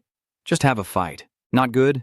No, I need to prepare first. Vin coldly refused. Come on, you're too cowardly. You cowardly gamer. Seeing that persuasion failed, Raven suddenly puffs up and acts all tough. I don't bother arguing with this kid. I turn around and make my stance clear. No matter what you say, I won't agree. This is my final reminder. Suddenly, he turned around with a confident smile, as if hinting at something, winked, and seemed to understand the deeper meaning behind the words the kid was trying to convey. Raven now returned to his extremely excited state. So if you just finish it off, you'll fight me one-on-one? Behind, the old butler was a bit startled by the young master's words. If I had the time, maybe I would indulge you. Raven then raised his hand to the sky and declared loudly, All right, let's go deal with the little demon. So happy. Young master, the old butler looked anxious and thought to himself that if he was already captivated, he would follow to the ends of the earth. Although I haven't heard a detailed explanation, the young master has already decided to follow him. Vincent, you're really on top this time. So looked at the back of the young master, passionately chasing after the man they had just met, and admitted to herself that, meanwhile, in the main city of Ton, inside a building, the girls in maid uniforms carried food with faces as bright as flowers. Why are we just chatting here tonight instead of escaping? Resting is also necessary. So sat back in the chair and said, Regarding the elders of Ademka, I think we've gotten into something bad. Huh? What's going on? A strange familiar feeling from deep within the darkness makes Vincent tense up as an unknown figure in a cloak steps down from the distant staircase. The man at the dining table is him. Vin confirms the source of this foul smell, then steps forward to the foot of the stairs and asks, Do you mind? Suddenly, the stranger became extremely terrified and blurted out, Your name is Vincent Dark Rooster. This made Min feel stunned. Does he know my name? Suddenly, the man's steps faltered, and he tumbled head over heels down the stairs to the ground. Seizing the opportunity, the young man grabbed his collar and began to interrogate him. Who are you? Who sent you here? Vin interrogates with deadly intent when suddenly something catches his eye. A strange magical seal activated on the man's left chest, causing the sinister magic patterns to spread across his face. At the same time, his eyes turn white and vacant, with saliva dripping from his mouth, as the red veins swell and spread wider and wider and he screams in unbearable pain. Vincent drew his sword and thought, This is the power of the Blood King. His spiritual energy is erupting chaotically. Just then, the two teammates of the young man also rushed over. Is something wrong? Young Master Vinin? Vinin immediately turned around to warn. That guy is about to be overwhelmed by the backlash of the demonic energy and explode. Explode? I don't feel anything at all. The two people there looked stunned in front of the unbelievable alarm from that guy. Vincent couldn't help but get angry now. Am I the only one who can sense his terrifying demonic energy? A stream of light began to seep out from countless cracks on the mysterious man's body, and the furious glow kept expanding and growing larger. Vincent is shouting a warning to everyone now. It's dangerous. Watch out! A devastating explosion is about to happen right in front of him. So immediately rushed forward with her spiritual threads, while men seemed to be straining to contain the expansion of the explosion. He was sweating profusely, trembling with fear and despair, as half of the room was now completely swallowed by thick smoke and dust, along with the shockwave from the explosion. Everyone in the tavern is panicking and screaming. Ah, it's exploding. Seeing this scene, Sora's anger flared in her eyes. Why didn't I feel this explosion at all? No matter who the culprit is, the butler's arm is now rapidly weaving energy threads. I must protect the young master at all costs. Raven quickly saw the strands woven into a sturdy shield blocking the front, with only Vincent struggling to withstand the energy explosion. Immediately issue the order, so Khan must save Vincent quickly. It's very dangerous, young master. Step back behind me, so Khan is now thinking that she must quickly save young master Vincent. This shield is pretty solid. The explosion is spreading even further. Suddenly, a strange flash of light burst out from the center of the explosion. Vincent, relying on his own strength, completely neutralized the danger threatening the civilians with his sword. Even though his face showed clear signs of exhaustion, both Sora and Sora couldn't help but gape in amazement at this power. What the heck? Then he slowly collapsed, and Jven rushed over to check on his friend. Are you okay, Vin? At this point, Vincent has lost all consciousness. The butler glanced at men and silently assessed him. It's hard to believe. It's clear that young Master Vincent was caught in the explosion's center. The old man saw it with his own eyes. Could it be that this strange sword technique is powerful enough to cut through an energy explosion? The old butler shows a clear look of curiosity. A little while later, Jven helped his friend upstairs to rest while So Khan followed closely behind, carrying the dried, shriveled corpse of the strange man. Vincent was also somewhat alert again, truly hanging by a thread. The distance was razor thin. I still feel uneasy when I think back on what just happened. I had to use that special sword technique 3 times. Luckily, my heart kept beating. My meridian channels are now a complete mess. Julian appears and reports the situation to the young master. Then the door slams shut. Raven asks his friend softly, "Are you okay? Do you need me to invite the divine official to check?" Vincent shook his head in refusal. "It's not necessary. I just pushed my energy too far. I need to quickly meditate for a moment. Please, 2 guardians assist me." So Khan looked a bit skeptical. "Guardian spirit? You trust us so easily already? If we had any malicious intent, you would cut us off immediately. If my intuition is not mistaken, this steward must be at least a 7th-tier martial artist. If he has malicious intentions, it doesn't matter whether I meditate or not." You said that with complete confidence, which left the old butler speechless and unable to respond. So I created a large cocoon from strands of energy to enclose the young man, allowing him to meditate peacefully inside. Pure spiritual energy gradually absorbed into Vincent's body. So, how did you know Vincent was still alive back then? I really don't know either. He turned to the young master of the house and replied, "It's as if he really shattered that explosion." Is that even possible? Do you think she can do that? I'm not sure. Even So Khan doesn't dare to confirm. The two of them exchanged a few words, then looked at the charred corpse, and So Khan remarked that the cause of the explosion was this man, who, despite being completely dead, still had a relatively normal body state, as if no explosion had ever happened. Suddenly, bright red stains appeared on the corpse's cheek, rising with strange, dark red smoke. Raven immediately guessed, it's decomposing. So Khan seems to sense that something extremely abnormal is happening. Why is such a strange thing happening? So, that's it. Do you understand now? He's truly a formidable opponent. I really want to have a proper match with him. After a while, night had fallen outside, covering everything in darkness, and the energy cocoon was gradually torn open from inside by a hand. Vincent calmly stepped out, gently shaking his slightly sore body from sitting in one position for too long. Is it already getting dark? I guess it's later than I expected. You, Vincent, noticed Javen looking at his friend who was sleeping soundly. You secretly wonder how someone could sleep so soundly despite all the earth-shattering events happening. Truly, a young master from a noble family, carefree and untroubled. So I immediately asked the one inhabiting my body, is what you said true? The spiritual energy was surging wildly from that man. That's right. There's no mistaking it. That is the Red Emperor's power. Moreover, based on signs that others can't notice? Does he also store spiritual energy in his heart like us? But he doesn't look like a warrior at all. Vincent immediately had a series of doubts. Vincent finally spoke. Judging by the arrow from the monk's prison, this guy is definitely a prisoner. It seems that after being forcibly infused with spiritual energy, they were pushed toward us. A monk? Are there some things making Venan hesitate and think? Is this move by the monk? Even the elder council members? Could it all be just a coincidence? Or is there something hidden that we haven't uncovered yet? Suddenly a sound rang out.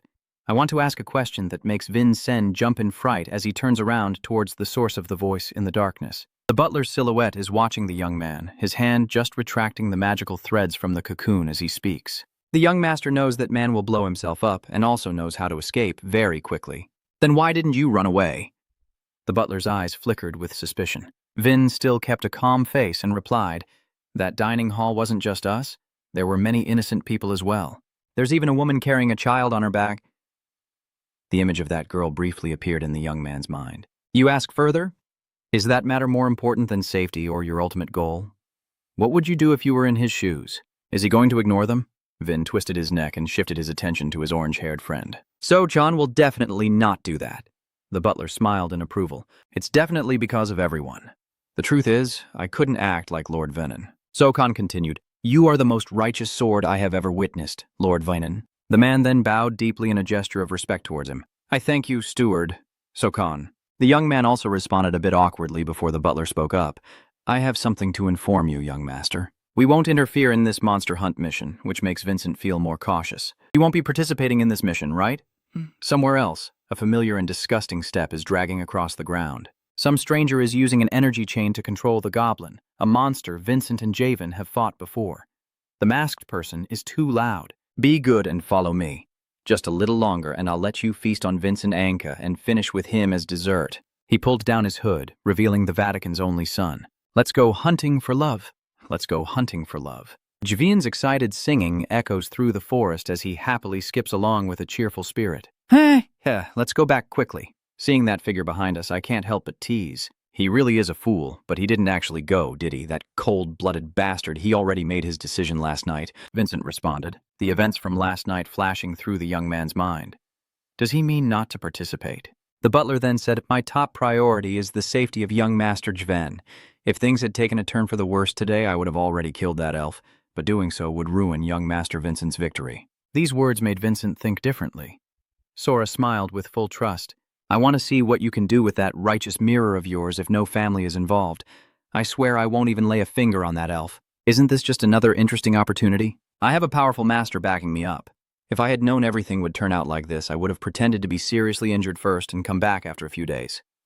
No, if there's really someone pulling the strings behind the scenes, giving him more time would only make things worse. Hey, Vincent, with that innocent-looking face, he suddenly asked, Where are we heading? You have no idea what's going on, but you're still eager to lead the way. Vincent replied, creating a mechanical leg with spiritual power and said, I'm heading to a place where I might meet the fairy gang, but I haven't seen a single monster so far. In that case, its lair isn't nearby, it's probably much farther away. Most likely, the way it found its way here is just as mysterious as how it disappeared completely. So what should we do now? Vinan rolled up his sleeves and stepped forward. We need to change our way of searching. I think maybe Dian's traditional method could work in this case. Vincent steps into a bush, searching for something inside. The young master of Vatican stopped you when he saw your strange behavior. Hold on a moment.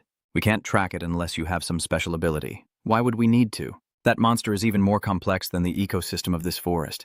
It's bound to leave traces like giant footprints, hunting marks, or its waste. Vincent reasoned that given the current situation, it wouldn't be hard to find some clues from that seemingly insignificant fragment. Memories from the past suddenly flooded back, Vincent muttered to himself. This tracking skill I've accumulated over years of hunting monsters in my old life is nothing special. Back to the harsh reality, the boy brushed his hands off and told his orange-haired friend, I'll follow this blood trail first. Come here, Javen, wait for me a moment. So the two of them continued to sneak along the small path in the dense forest. After a while, a deep gash on an ancient tree caught Venan's eye. Soon, there was a nearly complete skeleton. Only some shredded flesh left, surrounded by flies and ants. After walking a bit further, they saw enormous footprints that were unusually large. Raven then had to exclaim in awe, Wow, that's hard to believe. Without any special reconnaissance skills, how did you manage to find the monster's lair? On a golden ripe rice field, the two of them walk and chat, the peak of Chop Vincent era. Today, you truly broadened my horizons. Suddenly, the boy from the house looked tense. You suddenly stop and warn your companion that it can't be this easy. Huh. Ven looks confused. Vincent immediately laid out his reasoning. Those clues look way too obvious, like they were deliberately arranged. So I haven't gotten lost or confused at all so far. Hunting monsters is never that simple. If it is, someone is just deliberately messing with us. Suddenly, one of their footsteps accidentally trampled a hidden magic circle, leaving both of them stunned by this unexpected situation. A deafening explosion shook the entire field. Luckily, both of them managed to dodge just in time. He just sat down heavily on the ground, still stunned. A magical lightning bolt? This is obviously a trap. Vincent immediately made a judgment. This entire swamp is extremely strange. A swamp? In a hot and humid place like this, reeds should grow abundantly. But after hearing my close friend's analysis, Vincent finally realized. You're right, the reed field here is very unusual. In that case, a bolt of lightning strikes straight down. Vincent swiftly drew his sword and unleashed his ultimate technique with the wind spell, causing powerful lightning bolts to spread across the field. A mysterious shadow suddenly detects several streams of lightning energy rushing toward it. He quickly extended his hand forward and cast a defensive spell. The mysterious ancient symbols emanating from his arm immediately formed a solid magical barrier. He successfully blocked Vincent's lightning attack from afar, and the power of the move he unleashed caused shockwaves that shook the nearby forest. Who is that guy? It's the one who lured us here. The stranger now withdraws his magic. You figured out this is a trap, huh? You kids are pretty sharp. The stranger has now fully revealed himself. He grins maliciously and introduces himself. Thanks for coming to join the fun at my invitation, you little rich kids. She continued with a teasing expression and said loudly, Of course, I don't intend for you to survive and leave here. Suddenly, a giant figure with two different colored eyes silently appeared behind Vincent. Sensing the extreme deadly aura, both of them immediately drew their weapons, ready to fight using the Amalon swordsmanship and Kang techniques. Together, they launched a powerful attack aimed at the lone green demon, but their ruthless double strike not only failed to kill the beast, but seemed to just enrage it further. This bastard immediately roared in fury. Both of them stood there frozen in shock. What the hell is this? It completely nullifies all of our sword attacks. Kavo leaps into the air, channeling two streams of blazing red spiritual energy in his hands, and even boasts to Vincent and Jen beforehand. I hope you haven't forgotten what I look like, huh? Then the boss suddenly unleashes the tightly compressed energy towards the two of them. Mana bullets rain down like a storm, powerful enough to tear apart the ground below. The two of them, with their skills, still manage to dodge the deadly attack skillfully. Suddenly, the guy from the band collapses and falls to the ground. And seeing that, I was really worried. Vincent, are you okay, buddy? At this moment, he was suffering from a pain that tore his heart apart in his chest. He clutched his chest tightly, blood seeping from the corner of his mouth, while inside he was screaming. Could it be that I am still affected by the backlash from that ultimate sword slash? It seems that fully recovering after just one night of rest was a bit of an overestimation of my strength. At this moment, Kavo suddenly appears with a demonic look, and his chimera Piquang. My special creature and myself, of course. You think you can handle both of us at the same time? Dream on, kid. Your fate is already sealed as fertilizer here, while... He laughed smugly with arrogance, just as Vincent also sneered with a smirk. You also straightforwardly faced the villain. You have to bring back that beast for me, right? Suddenly, familiar spiritual threads tightened around the villain's body from behind as a figure used their own silk magic to control the bastard. The threads sliced into his body, causing blood to spurt immediately, and before he could cry out, the person acted swiftly, tearing the villain into many pieces right before the goblin's eyes, with Sokon cutting the villain into 100 fragments using his own silk in front of him.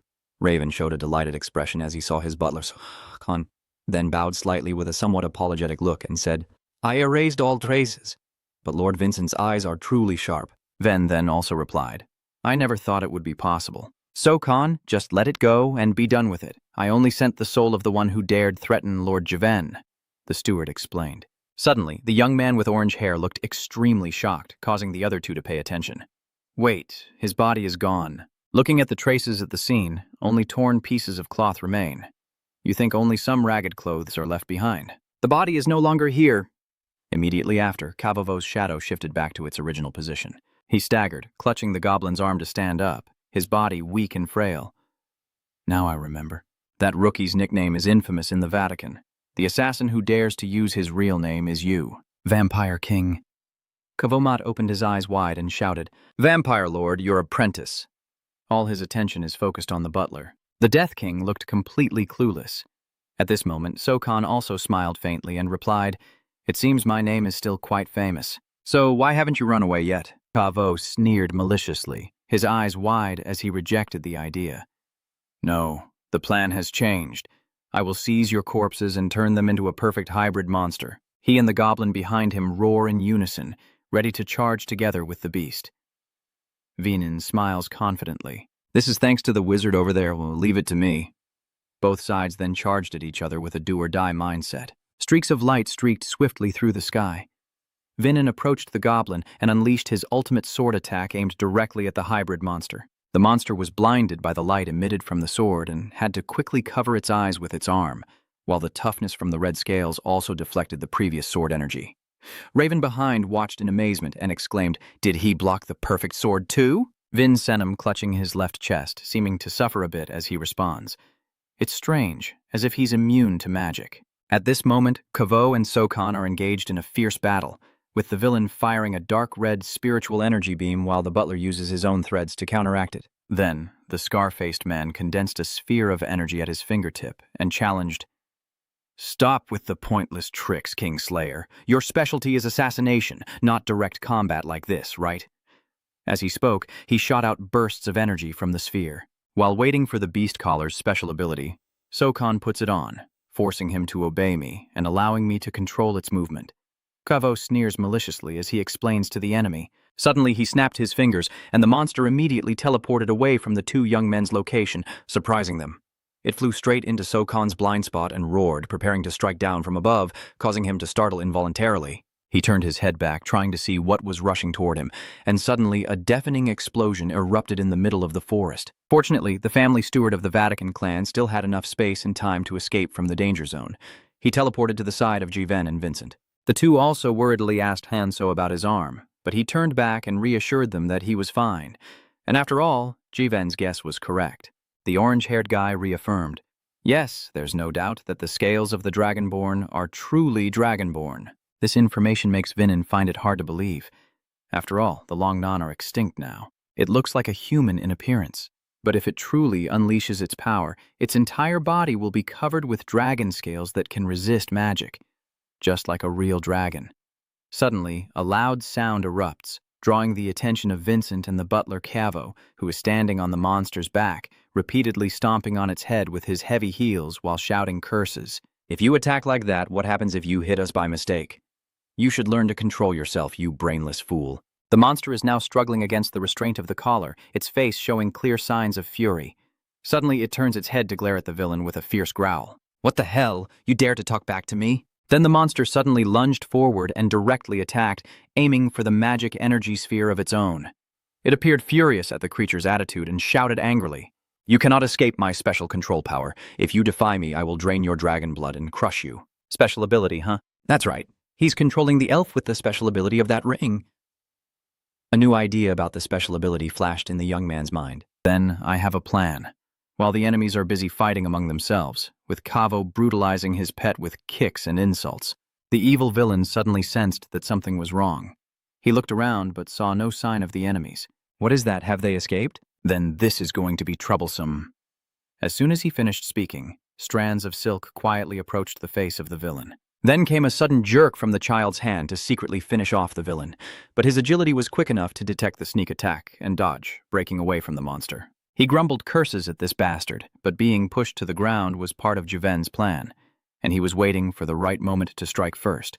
He raised his spear high, creating a burst of light at the tip, and swung fiercely, ready to die. That move caused a strong shockwave on the ground, but Cavo quickly used teleportation to get himself out of danger. After thrusting his spear into the ground, he smiled confidently and declared that his spear could pierce through any obstacle. Cavo clearly looked panicked. Damn it, he couldn't block it. But he immediately teleported Kongop Lin forward to serve as a shield and shouted, everything was useless against the long human strike. At this moment, Jiven's spear was caught by the Giop Lin, and a tremendous force surged through his body as the monster easily swung him around and threw him into the air. Seeing this scene, the villain couldn't help but sneer with arrogance. Nothing will work anyway. But then, a sudden flash of light appeared, and Vinin continued to unleash his ultimate technique, the absolute sword edge dual transformation. Seeing himself constantly pushed into a defensive position and having to continuously find ways to counter unexpected attacks, Cavo began to show signs of frustration. These bastards are clearly just messing with me. Vincent's face now shows exhaustion, but he still strives to complete his sword move. The Cosmic Wanderer, a slash that pierces through the tough scales of the goblin. Even Cavo has a pretty deep wound in his side.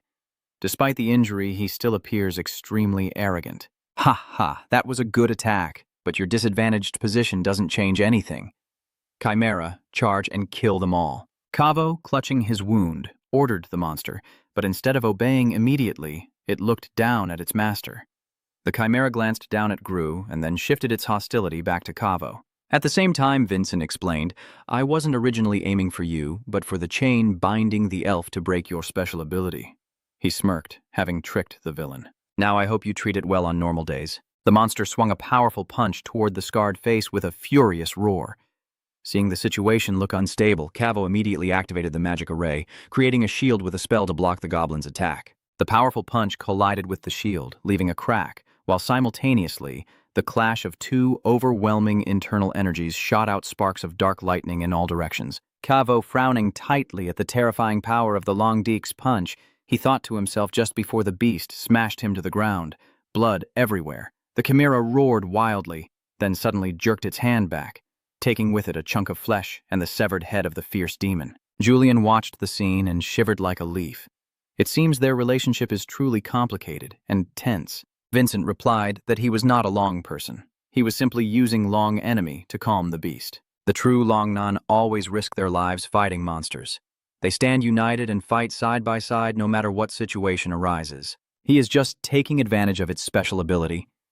The young man gazed at the raging goblin screaming wildly and made his assessment. At this moment, the scales on the goblin's face are softening and melting away, and Raven is then promptly rescued by the loyal butler. He observed the monster and thought its armored scales had melted away. Fortunately, so responded. I've been racking my brain trying to figure this out. The power of the dragon people is very hard to integrate into Camella. Maybe he used dark magic to maintain that forced connection. The butler made a judgment as Vincent turned to face the goblin. He observed it and then spoke up. It's time to act now. I came all this way to eliminate it. You draw your sword forward into an attacking stance and warn the beast. Now, give up already. Sometime later in the forest, Vincent, now carrying 2 blood-stained cloth bags, was leaving. Ven is still lively and chatty as always, happily walking ahead, and the first mission went smoothly. Sora, who was walking behind, immediately started a conversation with Vincent. Have you made any plans yet? This mission was personally entrusted to me by the head of the elders. If something happens here, I will have to think of a way to deal with the elders. He smiled somewhat mischievously and added, and I also have a living witness. Who could that witness be? So, Khan asked curiously. Vincent named someone while pointing at Khan's face, then moved forward with a sneering smile, looking at one of the 2 bags on his back. The last clue was in her head, which clearly showed San Wang's true strength. So Khan nodded and thanked him. Thanks to that, everything went smoothly. So Khan exhaled tiredly. Looks like I'm in trouble again. Just then, a few applause and cheers and a familiar tune sounded, quite impressive. The person on the tree branch said loudly, The butler's been played. Saint Lord Hokwe, the red-haired woman standing on a branch, replies, Looks like you're resting again and we meet here, Vinin. Then she gently descends to the ground to start a conversation. Vinin, you've worked hard. The mission was a complete success. Just look at the bag the young man is carrying on his back. Huh? Kali immediately asked, Can I see it for a moment? And opened the bag. The girl curiously peeks inside, and seeing the saint's expression, Vincent asks, Do you know what this is? I've never seen these 3 before, but I agree that this can be used to clean up the mess at that family's place. The stench of blood is overwhelming, she said with a knowing look. The smell of blood? Vinin looked confused. Huh, Ka explained, so you probably don't know that an elder caused trouble at the friendly meeting. Holy Man Saman is the one who has to take the blame for Saman's reckless behavior. And the one pulling the strings and giving you orders is our elder Tilban. Those 2 are old friends. What a coincidence, right? She leaned in close to the boy, placing her hand on his shoulder and whispering to him. Vagon, I always have to keep a serious face because I'm so fed up. So, I confirmed that Vincent completed his mission. Because Vincent had urgent business, he returned to the clan. Does that sound reasonable? maybe. The man is sitting in his office, deep in thought, with a pile of documents on his desk.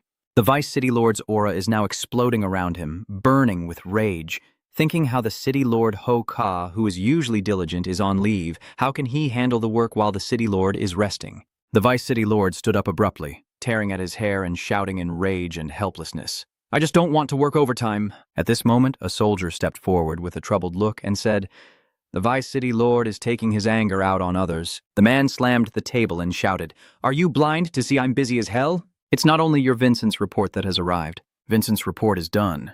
The man reached out to take it. Suddenly, his eyes widened in shock, unable to read the messages written by Julian. Vagan showed a satisfied expression and concluded, The main issue of this case has been smoothly resolved. In that case, I can rest assured to review the report from the City Lord. This case has been fully resolved. By the way, in that Chimera incident, there was both the bright light and the wizard's whistle, too. The uncle glanced over the documents, feeling a bit uneasy. This case seems to match level 9. What kind of strange trouble did old Ain encounter after all? In another corner, the boss Khan was also pondering a pile of uniform files before raising his eyes and asking what his son's opinion was. There are two main possibilities, Lord. First, this mission is precisely a trap set for you. The boss immediately responds, If you find a challenge like this too tough, you'll really embarrass me. The guy replies casually, Of course you don't see it that way. So I completed the mission successfully and am standing before the master now. But during the task, I sensed the power of the Sam clan. This information makes the old man Khan shiver in fear. Vininton continues to reveal. The elders want to test the heir's strength with Ka's power, which is fine but it's hard to accept using even Sam Yan's energy to evaluate you like this. A somewhat mysterious smile appeared on the young man's face. Elder TB and Elder Holion never expected to be so close to each other. The master now clasped his hands together and pondered. Could this be Hoka's suggestion? Then he asked, What is the second hypothesis? Vin Senenton replied, The incompetent elders of the family are involved in this matter. They are completely clueless and know nothing. Yes. Khan now also had to stroke his beard and consider carefully. If I admit to the suspicion, it turns out I'm a coward. If I deny it, I'm called useless. Quite interesting. Which side do you lean towards? The old man shot a sharp glance to gauge his son's thoughts, while Vinan also offered his opinion with a cool head. Logically, I prefer the second option, which is considered worthless, over being accused of having malicious intent, but being cowardly. But at that moment, the sound of hurried footsteps rushed into the room. Vo Salman burst in as shouting, Master, something big has happened, madam. What's going on, mother? Both men turned their attention to the woman, who with a terrified, pale face and sweat streaming down her forehead announced, Tillerben Benedenka has taken his own life. The old man died with a dagger plunged into his chest, his eyes wide open and staring blankly, blood all over his mouth. Suicide? Khan asked again with suspicion, pretending to walk further inside while speaking. He stabbed himself in the heart with a sword and died in his private room, then pulled out a piece of paper. The girl continued, I take full responsibility for everything related to Vincent's mission. The young man suddenly interrupts with a knowing look and suggests that this supposed suicide is just a fake. The owner and the mother both looked utterly stunned. Fake? Suicide. The one responsible for this is still hiding behind that curtain, Venentin continued. He would never do such a thing without clear evidence of guilt. There is definitely some hidden force behind it that eliminated the old man and staged it as a suicide. Faking it as a suicide was something that could be anticipated. You keep presenting your arguments. This is the heart of the Anka sanctuary. I really can't imagine someone brave enough to assassinate a senior right here. So this murder was just a carefully staged act. Humph. Vosa narrowed her eyes in thought before approaching her son with a smile. You can see through things I cannot see now. Master, may I have a moment alone with Vincent? If Madam wishes, feel free to do as you please. Then she walks to the door and tells her son Vincent, follow her. At the same time, her eyes and expression clearly showed her anticipation. I really want to borrow your sharp eyes to see through this matter. Soon after, the door swung open, revealing Versa and her mother. They were now standing in Tillerben Ben's room, and the first thing that caught the eye was his desiccated corpse. The cold corpse of the old man remains untouched at the scene, with a dagger plunged straight into the heart. Seeing Vin approach, V.A. quickly reassures him. Don't be too squeamish, if this is your first time witnessing someone ending their own life, but avoid going against your mother's concern. The boy casually lifted the eyelid of the corpse to examine the smell of the body, then silently made a strange remark that caught his mother's attention. Then he began to cut open the wound where the fatal stab was. The sword pierced smoothly and decisively with a single strike. So what's so strange about that? He's also a swordsman and got hit right in the heart, just need to press a little, and the sword would be buried. Vincent waved it off. That's the real point of inconsistency. Usually, when someone is about to die, they feel a bit of regret and torment, Mother. This has nothing to do with strength or weakness. Everyone would show some fear of death at that moment. He gently pressed on the bloodied chest and continued. Tiller Ben's death was entirely different, with no signs of hesitation or trembling in this swordsmanship. This whole act of self-destruction is clearly just to act. The young man stood up, turned to look at his mother, and confidently declared. Versa seemed doubtful. So then, where did Ben really go? Vincent muttered to himself. Where could he be? Then you turned to ask the spirit and the house, making your honest friend jump in surprise. Huh. Isn't it true that you already know everything? Not at all. I only know that much, Vincent explains. Besides, isn't it true that if I point out a tight spot, you'll jump in to fix it right away? Don't you have any opinions about this? Hearing that, the blonde guy immediately tried to rack his brain to come up with an answer. You're exactly right, Tanghua. There is a type of dark magic used to revive corpses. Hearing this, Vincent's eyes lit up. I knew you would have something to add. The young man immediately turned to report. Your Majesty, there is a type of dark magic that can revive corpses, Mother. Is dark magic that evil black magic? Do you have any evidence? Vosa seems unable to accept this information, so the young man immediately challenged him. Could it be that Mother couldn't see anything strange in his eyes? My skill only detects truth or falsehood through the soul. I can't see through the full truth or read people's true nature. Vorsa's gaze darkened slightly, and she admitted it. Let me give an example. The mother suddenly placed her hand on her young son's shoulder and looked straight into his eyes with her piercing gaze, asking coldly where he learned about that dark magic. Vincent, at this moment, with both body and soul of the two boys in that form, feels like he's being scanned by those piercing eyes without missing a single detail. The atmosphere in the room suddenly tenses up like a stretched string, exuding an overwhelming pressure. The father asked again, is that old man's corpse a result of suicide? Not long after, in the Elder Council's secret chamber, the purple-haired old man, pale and bloodless, shouted in shock, "Why are you suddenly here like this?" Yet Lord Khan entered with complete composure, casually greeting us. It's been a while since we last met. Shall we share a cup of warm tea with Nam Nai? The master subtly extends an invitation full of implication to the assembled elders. After a moment, Khan lifted the hot tea to his lips and slowly savored its delicate aroma, while the others remained silent and still, none daring to utter a word, the tense atmosphere suffocatingly thick. After finishing his sip, Khan made a profound remark, the tea's flavor truly exquisite. This kind of premium tea seems to be the favorite of Elder TB. As soon as she finished speaking, her white-haired face immediately froze, clearly stunned. The suffocating silence continued to envelop everything, and she wiped a few beads of cold sweat from her cheek. He sneered with a forced smile. An elder? That corpse has nothing to do with our Elder Council anymore, huh? Acting so tough to the end. Khan glanced at the woman's appearance and chuckled to himself. You think denying and pretending will solve everything? Enka, just get straight to the point and stop beating around the bush. She slammed the teacup down on the table and started to make her demand. Or perhaps Lord Ji Alam is upset about Vincent's performance at the recent assembly. Khan paused for a few seconds before answering directly. Indeed, I do have some grievances. Lord Adenka, you personally came all the way to the Elder Hall just to complain about this. It seems you're spoiling that kid too much, huh? That white-haired woman flattered him with empty words, then immediately shifted sharply to the next scene. Maybe it's because he's Svanahai's precious son that you favor him so much, right? This remark cut straight into the simmering anger of the head of the family. Right after that, another elder also chimed in to add fuel to the fire. Aren't you afraid that the lady of the house will go into a jealous rage? You two are just trying to protect the Hiley family from your ex-wife's side, aren't you?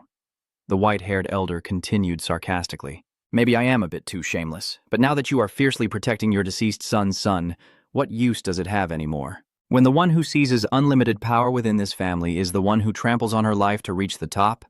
Khan is the one, isn't he? The image of the ancient wife briefly appeared in the head of the family, a distant memory suddenly rushing back on that beautiful sunny day. Svana, please don't go. If she uses that, she might survive. Yet until the very end, she remains stubborn. Young Khan, with a sick head, is clutching his beloved wife in secret, who is pregnant. Khan, please understand my choice. Our child is counting on you. Khan, please stop crying. Don't cry. His emotion at that moment was only a mix of despair and silent, indescribable pain, biting his lip until it bled. just like his face now. The old man's anger boils over, causing his spiritual power to surge uncontrollably as Svana's message echoes in his mind. Please take care of our child in my place. The old man, exuding a terrifying aura, stood up before the eyes of the clan elders. His eyes burned with rage. The old woman with white hair, despite her trembling legs and pounding heart, still had to pretend to be strong in front of the other elders. What's got you so worked up? You think no one knows about that?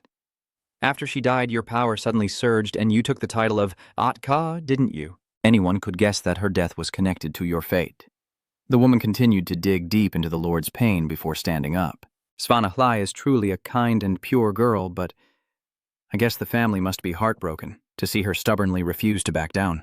Her gaze is becoming more and more terrifying. Well, I suppose the Lord doesn't feel much sadness, since I hear you personally sent her to the afterlife. Even as your words cut into the darkest corners of Khan Ainka's soul, you're still trying to hold yourself back from causing too much trouble, though your face is already pale with murderous intent. Suddenly, a sword pointed straight at the elder's face. Khan has completely run out of patience. He drew his sword as a warning. Immediately, from outside the room, a purple glow flashed through the window, and a moment later, an overwhelmingly powerful energy burst out from the elder's meeting room. That terrifying wave of power flattened everything along a massive straight line. All it touched turned into a devastated wasteland. The old masters in the room were all stunned by this terrifying energy. Even the elder woman who had just been teasing had her eyes wide with horror as she looked at the aftermath of provoking the fire ant nest. One of the most powerful elders of the family, now behind her, is a scene of devastating destruction, and the room has returned to its quiet silence. The old woman is now kneeling on the ground, her face cut and bloodless. She thought to herself, "What was that just now? I only drew my sword, and I already felt a chill down my spine from the murderous intent. Maybe I was seeing things. This is the peak of power that a human can reach." She stared in horror at that domineering figure. 9 stars. Bright King stands tall and imposing in front of Elder Fanu, intimidating him. Remember this well, Elder Fanu. Her name is Svana Aska. He glared at the woman with a final warning look, before returning to Elder Tilbin's chamber. Vesa is still trying to read her son's true intentions, and with her eyes of truth, she asks aloud to see through the falsehood. "All right, tell me, where does Vincent still sense the traces of dark magic?" And Julian inside was already pale with fear. "This is really bad." Via immediately asked to be sure. "Could it be that you even know the name of that dark magic?" Vin calmly replied, "Yes. With my intuition, I probably can't tell for sure." The boy is thinking, those eyes see through truth and falsehood. The only way to cover up is to lie that the gods granted Thien Kai to you. Thinking about it, it's surprisingly simple. This isn't considered bragging, right? Visa is now skeptical. "Do you mean Thien Kai, the divine revelation, told you everything during that friendly competition?" Vin Sen firmly affirmed that indeed the gods had granted him the revelation. So this dark magic again. Is it also because of Thien Kai? The woman wondered, her eyes showing no unusual reaction. Is that really true? Seeing no suspicious signs on the boy, the mother turned away and left, warning not to let anyone else know about her higher-up's tip. "Revealing this ability of yours would cause trouble." "Yes, I understand, mother," the boy replied, and then watched as his mother disappeared from sight. Julian only then managed to collect himself, unable to believe everything had gone so smoothly. "What? So it's over now. Did that god who granted the divine revelation also tell you what it contained? Did he just point out Tiller Ben's location?" The boy now turned to look at his friend Julian for help. "Oh God, help me out here. Tell me what to do, please." So Julian immediately blurted out that if even his aura couldn't be detected by his mother, then he must have used advanced dark magic to hide himself. So it can be guessed that Tillerben had to consume a huge amount of vital energy to cast this spell. Versa asked further, "Is there a possibility that a third person is helping him?" Julian replied on behalf of his son, who has now become useless after confessing everything. The chances of someone else getting involved are slim. Tillerben is physically exhausted and has no one backing him, so he's just hiding in this room. The little soul insists. The woman becomes even more cautious, still hiding inside this room. Vincent immediately continued, "That is why I need you to intervene. I want to attack Tillerben's core directly." Vincent, with a resolute expression, states his request. Versa responds, "Tillerben Ben, as a sinner, can be judged on the spot. Anyone who wants to deal with him, I don't care, but he is an elder of Ainka. Do you have enough strength to face him directly?" So the young man immediately drew his sword with a look of full confidence. "The help I need from you is exactly at that point. As I approach the body, I say, I will force him to manifest through violence, and at that moment he will surely launch a powerful attack. Can you stop that move for me? All right, leave it to me. Versa smiled confidently as Vincent plunged his sword into the ground and prepared to channel his energy. Blue lightning sparks erupted wildly around his body. The electric current skated just beneath the ground, heading straight for the former elder, getting closer and closer to the corpse until suddenly the body opened its eyes. The elder's remnant lunged at Vincent with overwhelming fury. "You dare!" Suddenly, a hand stopped the evil spirit's sword with just 2 fingers, as at that moment, a murderous gaze was directed at the helpless corpse. The old man's eyes showed disbelief before he gritted his teeth. Seizing the opportunity, she destroyed Tilbin's weapon to prevent him from attacking again. Then she also drained all the evil energy from the old man's body. "So, you've become Saman's hunter, huh?" Tillerben Nasaive said with contempt in his eyes. "Is this the legendary beauty and power?" The old man, his body withered and drained of vitality by dark magic, lifts his face to curse. "Your pathetic efforts are in vain. Without you, I would have escaped successfully long ago." "Escape? That sounds really ridiculous. Do you think you can run away far enough?" Countless bright points burst out from her body. "In the name of the family, you will be punished." A burst of light immediately struck the disgusting face of the old man. Vinen was the one who created those luminous points. From the mother's dying corner, your quick as lightning sword strikes and beheads the traitor, splitting his body into 2 parts. "It's done," the young man thought to himself. Suddenly, an unbearably cold sensation ran through his entire body, causing him to faint in his mother's shock. The woman's face turned in horror as she looked at her trembling, suffering son. She shouted Vincent, and the boy also cried out in agonizing pain. An unusual flow runs through the young man's body, causing him to freeze in shock with wide, horrified eyes. Then Vincent staggers and collapses right in front of his mother, whose face turns pale as paper and cold sweat pours down her face. Vin looked at his trembling son, lying helpless on the ground with a pained grimace, as the woman shouted his name in overwhelming worry while that unbearable sensation continued to torment the young man, making him scream out in agony. Julian now rushes like an arrow to his friend's side, panic-stricken. "Oh my God, follow closely behind!" She is frantic for her son. "What's wrong with you?" Julian asked anxiously. Vincent grasped his trembling arm and replied hoarsely. After using his sword skills with his psychic ability, his body suddenly ached as if it was being torn apart. A strange anomaly occurs on the young man's finger, causing him to widen his eyes in astonishment while observing. Julian's expression darkens. He seems to already know what's happening. His nails are disappearing. Could it be that as he looked at his hand, Vincent muttered to himself, "I never thought it would start now." Bing Hoi Thiencott clearly sensed the joints in his arm gradually turning to ice. Vosa then hurriedly turned around and left a message. "I'll go summon the divine official now. Try to hold on a little longer." Vincent struggles to get up. Vincent drags his body forward with difficulty. This can't be happening now. It should be many years before we face decay. It's not surprising that it started to decay so early. Julian hovered nearby, analyzing. The blonde-haired young man explained that we achieved our desire and godlike power through Vincent's fragile body. Time and again, we've used it to defeat much stronger enemies, and we've pushed our strength beyond our limits more than once. It seems the price to pay is coming soon. The boy's face darkened as he admitted it. At the same time, Vin Sen was struggling painfully, his eyes showing defiance and unwillingness. "Hic Du Lien." You glance at the restless soul in front of you, thinking I'll die again in this life? "No," Duan replied silently. Then a swarm of spirit energy butterflies fluttered past his eyes. The space of the room, in Vincent's perception, seemed to have shifted strangely.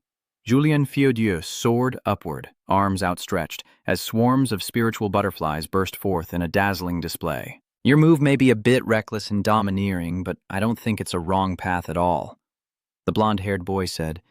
"Without you, my parents probably would never recognize my true strength." You say with a satisfied expression at the display of the one who borrowed your body to survive, "I will use my holy power to protect your divine core." The butterfly wings gradually turned a shimmering purple and gold. Vincent sensed something was wrong and hurriedly shouted to stop Julian. "Wait a moment. If Julian keeps going like this, he's already prepared himself mentally." Julian simply closed his eyes and accepted. "That's right. I will gradually disappear over time, so before I vanish, you should find a way to cure this divine core." With that, Julian gradually merged into the blinding light. At the same time, the reassuring words the young man left for Vin were delivered with a bright smile. "Wait, Julian." The shimmering golden butterflies pass over Vincen's face in an instant, and the long-standing companion's body has completely vanished, leaving only emptiness and a swarm of golden butterflies fluttering in the air. I believe you can do it. Vincent gazed blankly into the endless space before him and called out Julian. His hand reached out to a glowing yellow butterfly, as if understanding his wish. It also willingly descended into the hand of the young man holding the source of light that saved me. Vin silently promised himself to entrust everything to Julian and vowed to find a way to cure this shattered divine core. The door opens suddenly and a voice calls out. Young Master Vincent, are you all right? Deli anxiously asked around. Vincent was still not fully recovered, so he immediately asked if he was the god Delian. Now at a different location, Sokhan is facing 3 influential figures inside a courtroom, seemingly recounting some events that happened outside. Archangel Hoka and Devon are waiting for the steward. The principal, with a formal tone, asks when it will finally be over. The young man in orange sits on the ground, whining and rubbing his eyes. Just then, another figure approached the 2 people and called out to the Holy Lord. The red-haired young man in uniform stepped forward, and Hoka asked, "Did you come from Blood City in the middle of the night?" The red-haired guy replied to Hathan after reading the report, feeling a bit worried about Venan. "How is Venan doing?" he asked Han. She replied calmly, "You don't need to worry, everything's fine, probably with Khan right now." As they talked, a sudden light from the door caught Devon's attention. At this moment, the steward finally returned, looking apologetic for making everyone wait. "Sorry to bother you a bit." The Holy Lord then turned her refreshed face and replied, "You've worked hard." The steward, meanwhile, seemed a bit stunned by Sokhan's presence. "No, it's nothing. Anyway, I have to take care of it." Before he finished speaking, the steward also seemed to sense that something was off. The scar on the red-haired boy's face flickered with light, along with Mo Lin Ung's fiery gaze. The 2 men stared each other down in the astonishment of the Holy Lord Hoka. Oh, do these 2 know each other?" Sokhan nervously replied. "Yes, that also puts you in a difficult position because I am the one who created the scar on that face." Wait, you crazy guys." Raven behind also looks worried. A little while later, inside a brightly lit room, "I wouldn't have made it here if I hadn't heard news from Elder Taliban and come to this place, or else a disaster might have occurred." The man tending to the wound speaks up with a slightly annoyed and resentful expression, raising his voice in blame. Healing isn't some kind of divine power either. His unchanged appearance says nothing, and Vincent's face is a bit less pale now. He turns his head away to avoid the gaze of the deity. "I honestly apologize," but then his mind suddenly jumped to an old acquaintance, and he wondered why he was so similar to that person. Suddenly, an idea flashed in his mind. That's right, if the divine official doesn't know, maybe this older brother has a way to resolve it. With that idea in mind, Vincent immediately asked the man facing him, "God of gods, do you have any clues about heavenly core?" So the 2 of them discussed this topic for a while. Then the guy with messy hair rested his chin on his hand and said, "So your guardian spirit is trying to protect and empower you?" Vin Sen clenched his fists. "My time is running out. Is there really no other way to save me?" Dilan replied, "I'm sorry, this is the first time I've encountered this condition. So honestly, I'm at a loss and don't have the solution you're hoping for." Only then did Vincent realize just how badly his condition was deteriorating. Is it really hopeless now? Did both Du and I miscalculate this move? But a sudden word pulled the young man out of his tangled thoughts, making him tilt his head to listen. The deity official pointed in a different direction. "I have a plan to protect that deity, not the skeleton of the young master. If the young master directly cultivates divine power, he can definitely shield him." There aren't many real clues, and the boy's face suddenly became tense. "Are you saying I have to become a divine official?" Dylon responds. "It's also a path, but definitely not easy to conquer. If there's not enough time, it will be even more difficult. So what should I do now?" Near the Gayer Temple area, there is a notorious place called the Scarlet Prison Holy King. The Holy King is the legendary priest who laid the foundation for building the Gayer Temple. The deity continued recounting the legend of a forsaken Holy Grail, a powerful artifact that grants divine energy to whoever possesses it.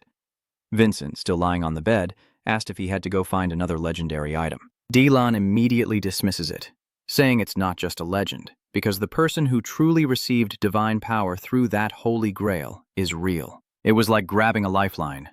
Vin Sen's face lit up with excitement and curiosity. Who is that? In the flow of history, only one person has ever used that Holy Grail. Aslan is the Sun Sword Master, the founder of the Young Master, a name very familiar to Min from his previous life.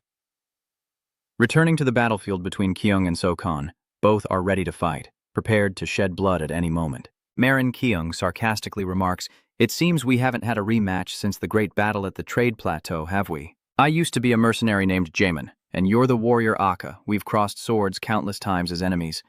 So what if Sokon responds now? It doesn't matter. The red-haired warrior brandishing his sword in front of him seems to be showing off his skills. If that's the case, I apologize in advance. The butler, leading the charge, charged headlong at the red-haired warrior, ignoring Dven's worried gaze behind the king, while Kyung on the opposite side launched a greeting attack to test his lifelong rival. Suddenly, a hand appeared out of nowhere and grabbed the back of his neck in an instant, making him freeze. "Stop right now! Both of you stop right now!" The girl is trying to hold back her raging anger and scold these two unruly guys. "You two big brothers still remember you're the instructors of Blood City, right? If you keep causing trouble, it's me who's going to suffer. Let's leave the matter of victory or defeat for after Vincent and Jen leave the city. Until then, if you two keep causing trouble, you'll regret it." Both of them, each with a huge bump on their foreheads, just curled up and obediently listened to the saint's request. In the distance, a voice echoed that caught Linung's attention. "Wait a minute, you're really going?" Lan is currently hurriedly tailing Vincent with a worried look. It's very dangerous, but he still doesn't stop and responds casually. "What do you mean by that?" "The divine official is the one who gave us the tip, so let's go. Let's head straight to the Holy King's tomb." Vincent, looking confident, declares to the deity, while Marine curiously turns to ask her disciple, "The Holy King's tomb in the south." Your friend responded, "It seems like young Master Vincent wants to reenact that historical event." The butler politely made a suggestion.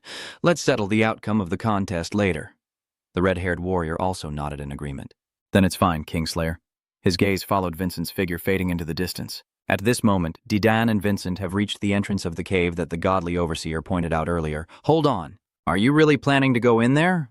The black-haired guy replied succinctly. "If I don't go in, then what am I doing here, right?" Julian clearly doesn't have any time to spare. "If Aslan has already set up the Holy Grail here, I absolutely cannot delay any longer." Din immediately wanted to check if the master's mind was still clear.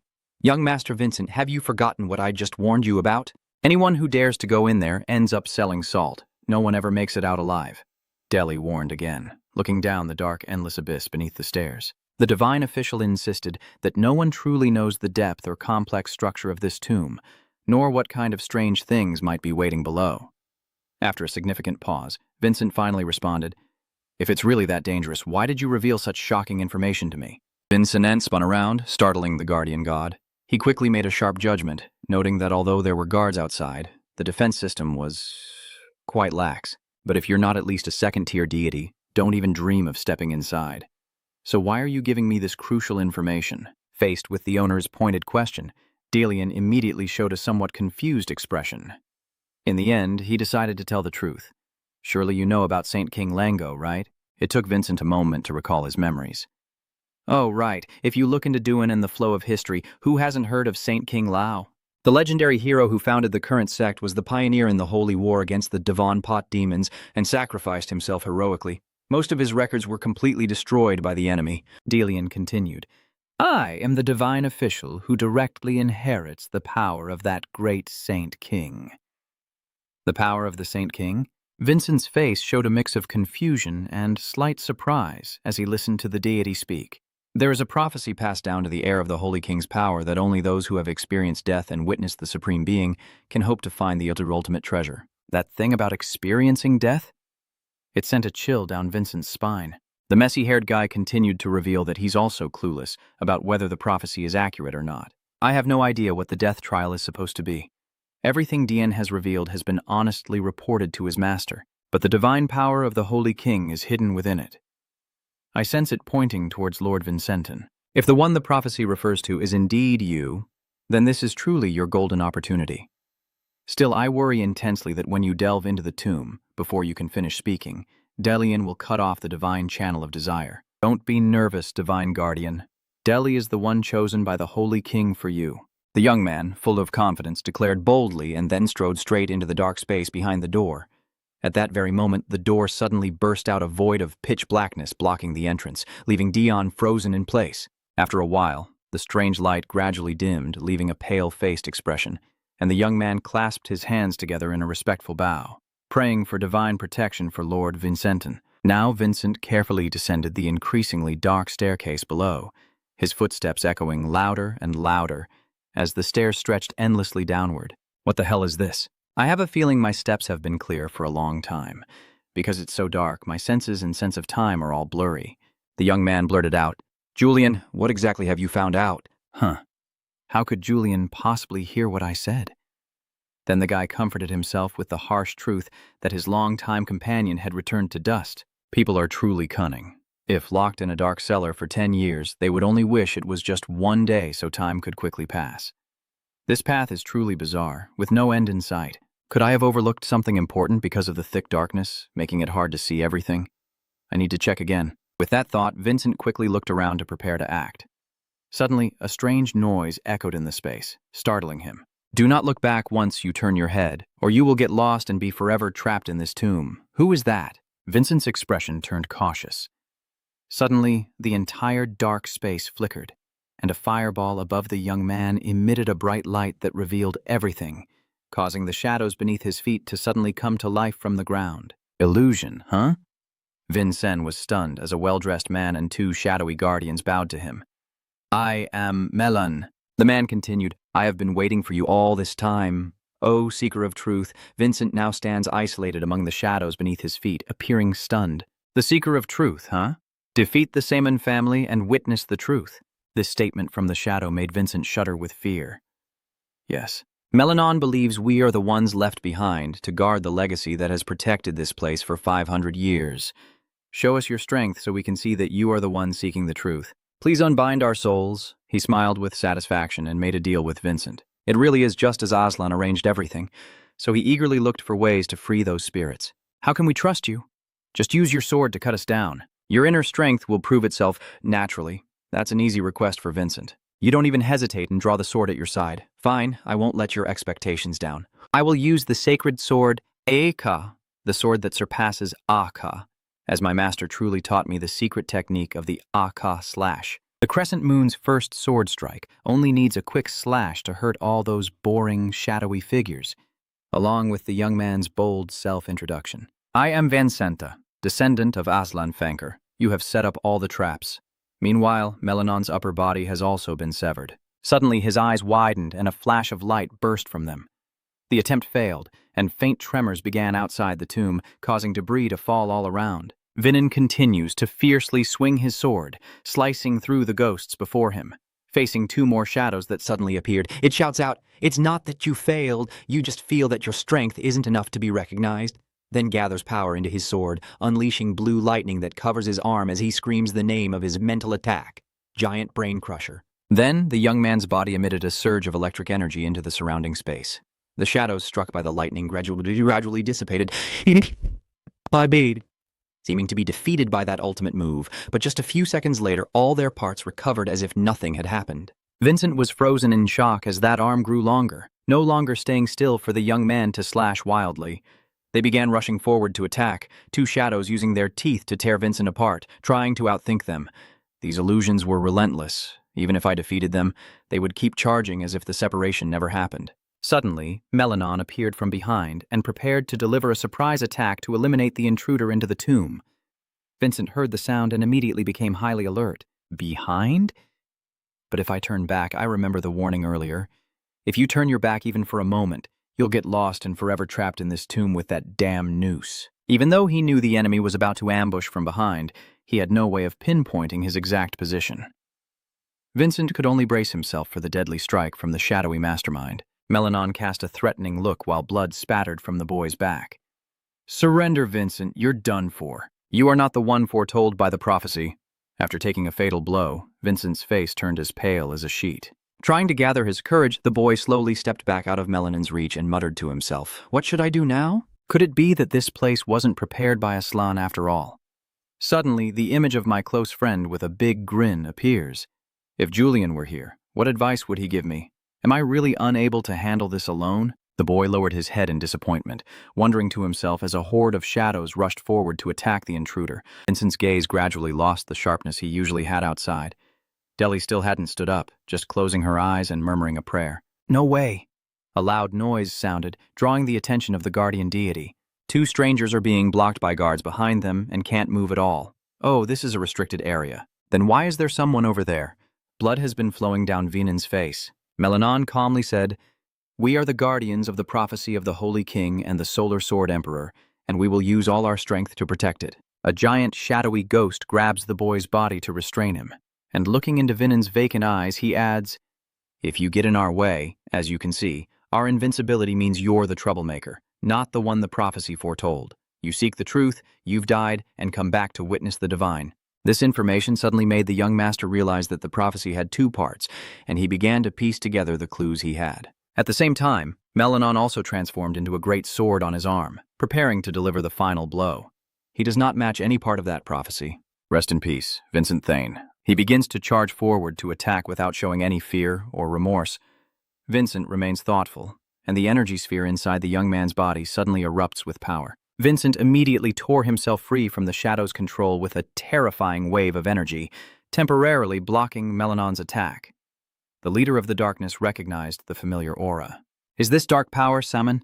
Vincent softly lands, his whole body bursting with a blood-red aura. It's that domineering crimson magic force. The boy's expression also changed completely, Vincent's eyes now sharp with deadly intent. This is the final chapter of the bloody epic.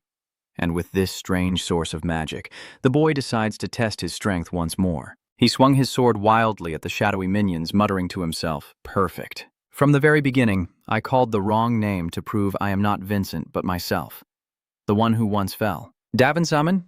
At this moment, Davin's past life memories completely take over the Yaka boy's mind. "My name is Davin Saman, the one who returned from the dead and stands here." Milan is now being cut by those blades almost to the point of vanishing. He froze, listening to every word that the domineering figure spat out. "Quickly, take me to the holy grail of the Holy King, as the prophecy foretold." The illusion master narrows his eyes in satisfaction. Finally achieves transcendence, and the other shadows gradually dissolve into nothingness.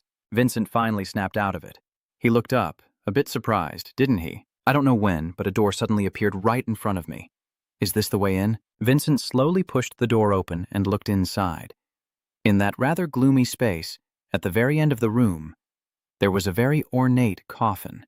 He stepped closer, a bit curious. Is this the tomb of the Holy King?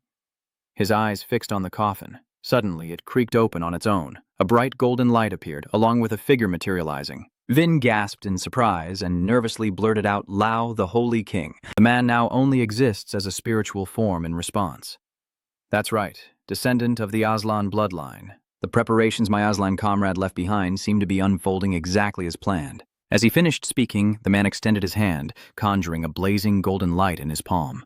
Vin watched in stunned silence. The legendary Holy Grail is floating in the hands of the Holy King, guiding it toward the young man. The old man said his task was complete. Now you must proceed to the next destiny. Vincent takes the prize and continues to listen to the message from the fallen saint. "The Holy Grail will only guide you to heaven.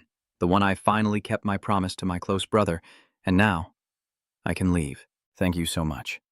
The old man disappeared into the air, Vincent's eyes full of admiration. Then the young man placed his hand on his chest, showing his respect and highest honor. Suddenly, the cracks on the ceiling began to spread along with the sound of falling rocks crashing down, and Vincent felt the ground shake violently beneath his feet. The young man anxiously guessed wildly, "An earthquake? Could the tomb be about to collapse? Could it also be part of your plan? Cleric?" Vinin turned around and directed his question at the shadow waiting nearby. "Oh no, not Fanko Kin." When I heard that voice from the other side, Diane's nerves flared up like fire. "What have Lord Didilian and Vincent been doing in there all this time?" The god official nervously asked again. "So you mean the other person is the Saint Lord Hoka?" The red-haired girl listened carefully to every word of the god official. "The prophecy about the Demon King was passed down to the Fanko family, Delian, and even the Kbeo clan of the City Lord." "That's right," the red-haired girl confirms with a very tense expression. Hoka clenches her fists, showing her frustration. I don't know what to do here anymore, but now that the prophecy has come true, the girl was also panicking inside. "Marine, are you okay?" If Vincent really is the one seeking the truth, it means he probably won't make it out alive.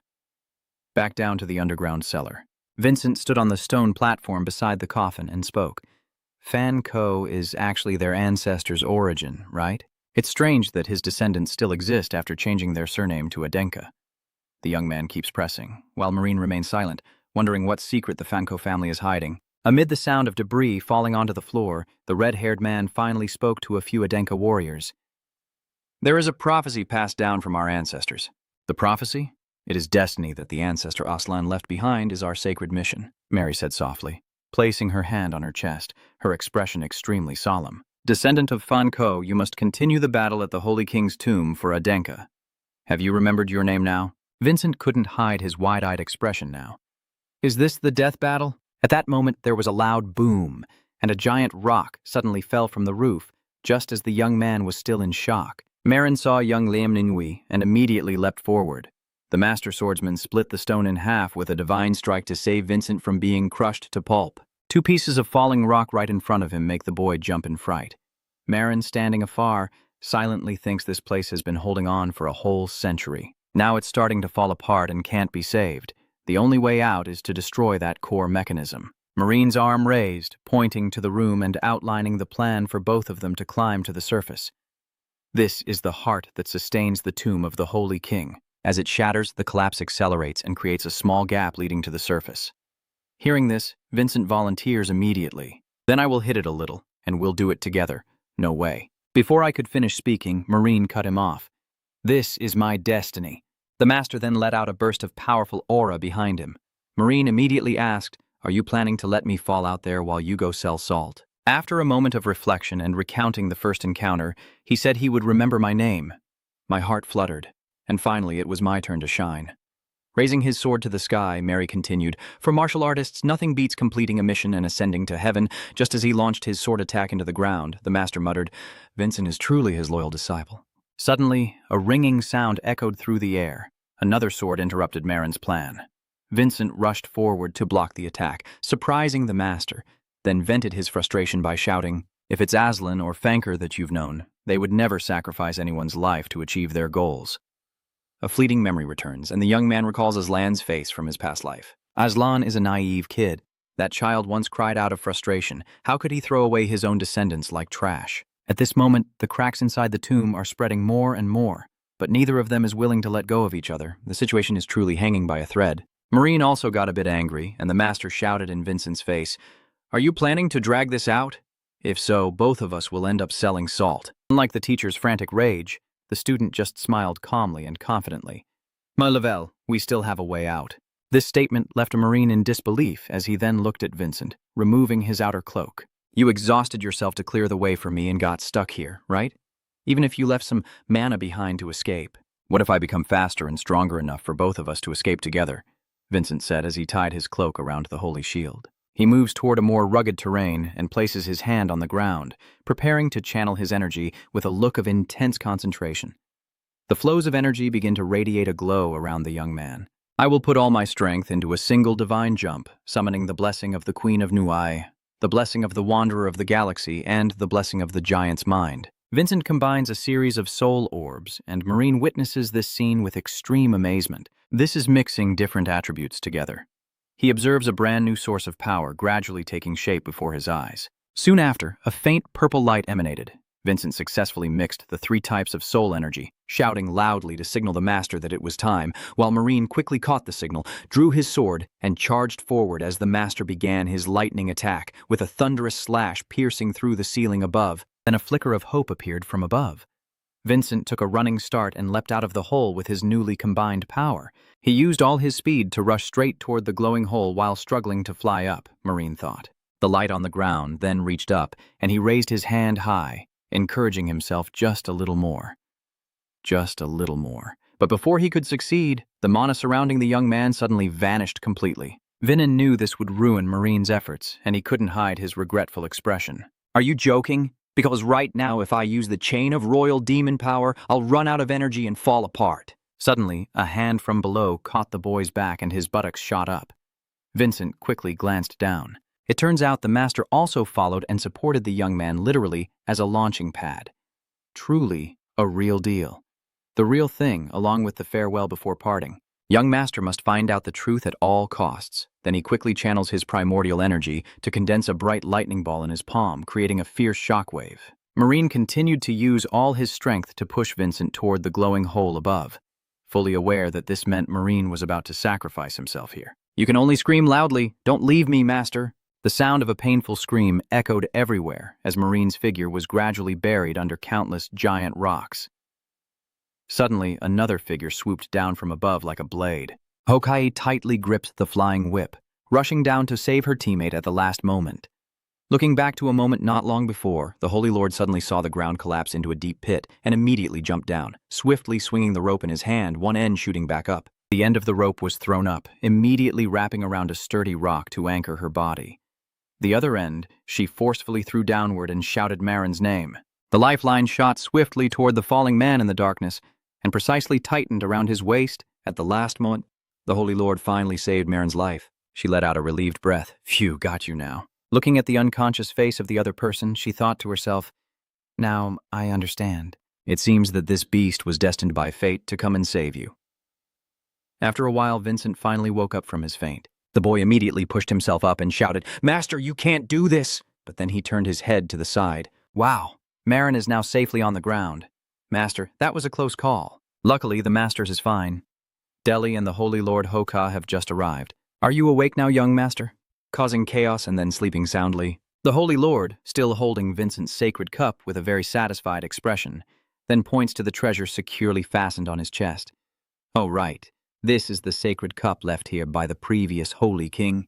Do you want to appraise it? Then the young man took it out and handed it to the stunned divine figure. He couldn't believe his eyes as he stared at the cup emitting a brilliant glow. Oh, divine sacred land. I never thought I would have this holy relic of Musou. I can't contain my excitement. He gently touched it, and immediately a dazzling golden light enveloped his entire body, causing him to cry out in shock. The holy cup is devouring my divine power, and in just a moment, the essence absorbed by this treasure has transformed into spiritual liquid pooling inside the cup. Deli looks extremely amazed. With the holy water condensed, Vin watched the scene and guessed for himself. Could this be the true power of the holy cup? Then the young man asked directly, if I drink that, will I gain even more overwhelming strength? Are you really going to drink it? That cup has been buried underground for 500 years, you know. Completely ignoring the red-haired ant's warning, Vin pressed his lips to the sacred cup, ready to taste life.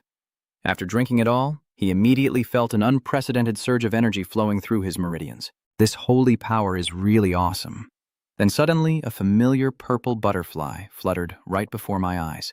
The young man looked ahead with Julian's figure reappearing surrounded by mystical energy swirling around him. It seems this friend has not yet fully awakened. Looking at his close brother Vincent, Julian softly smiled like a gentle breeze. Come on, Julian, wake up and come back. After a while, that lost soul finally regained consciousness and looked at himself in confusion. Who am I? Where is this?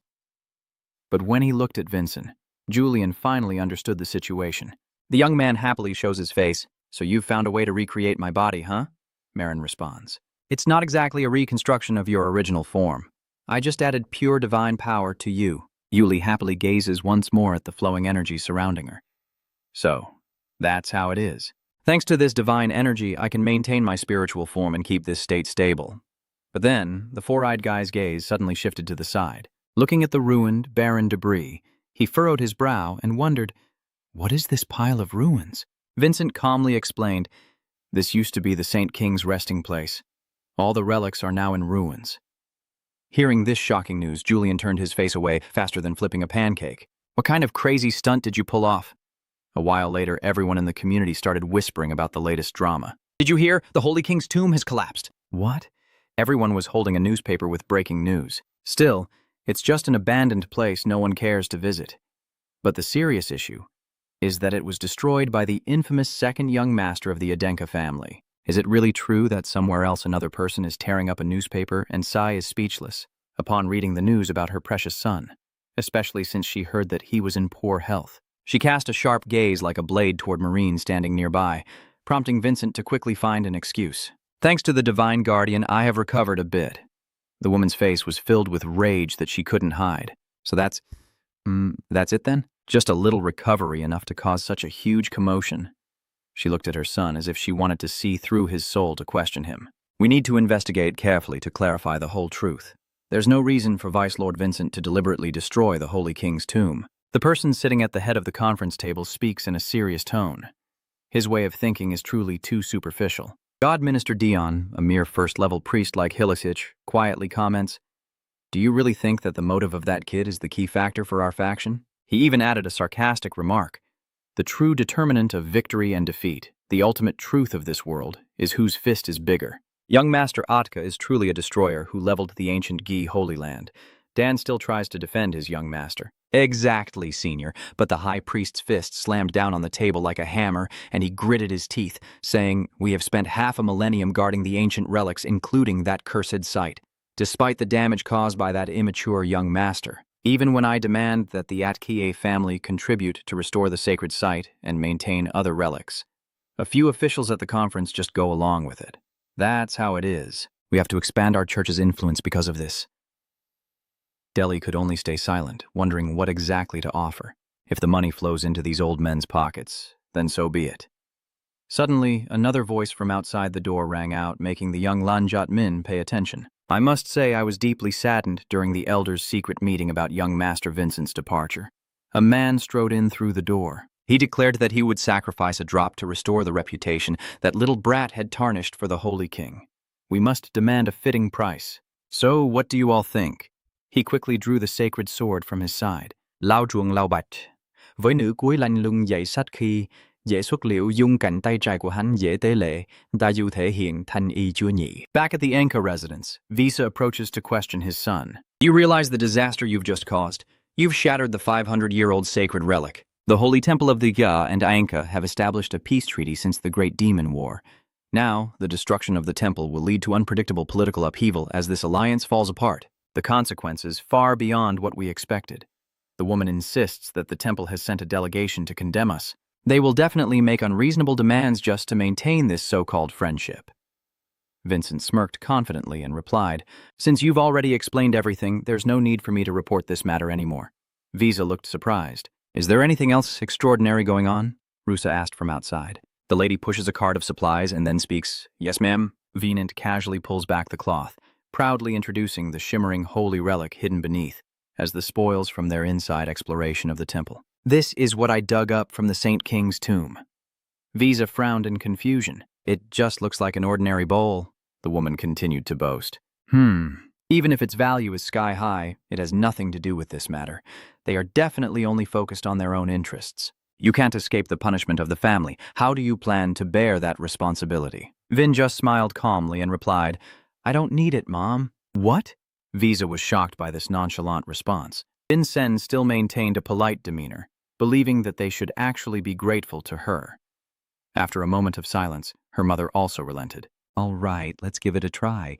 Min then explained in detail that the tomb of the Holy King actually had nothing to do with them at all. "You keep talking. That place has been completely abandoned, with no proper management to call it an important site. The entrance is guarded by just 2 soldiers.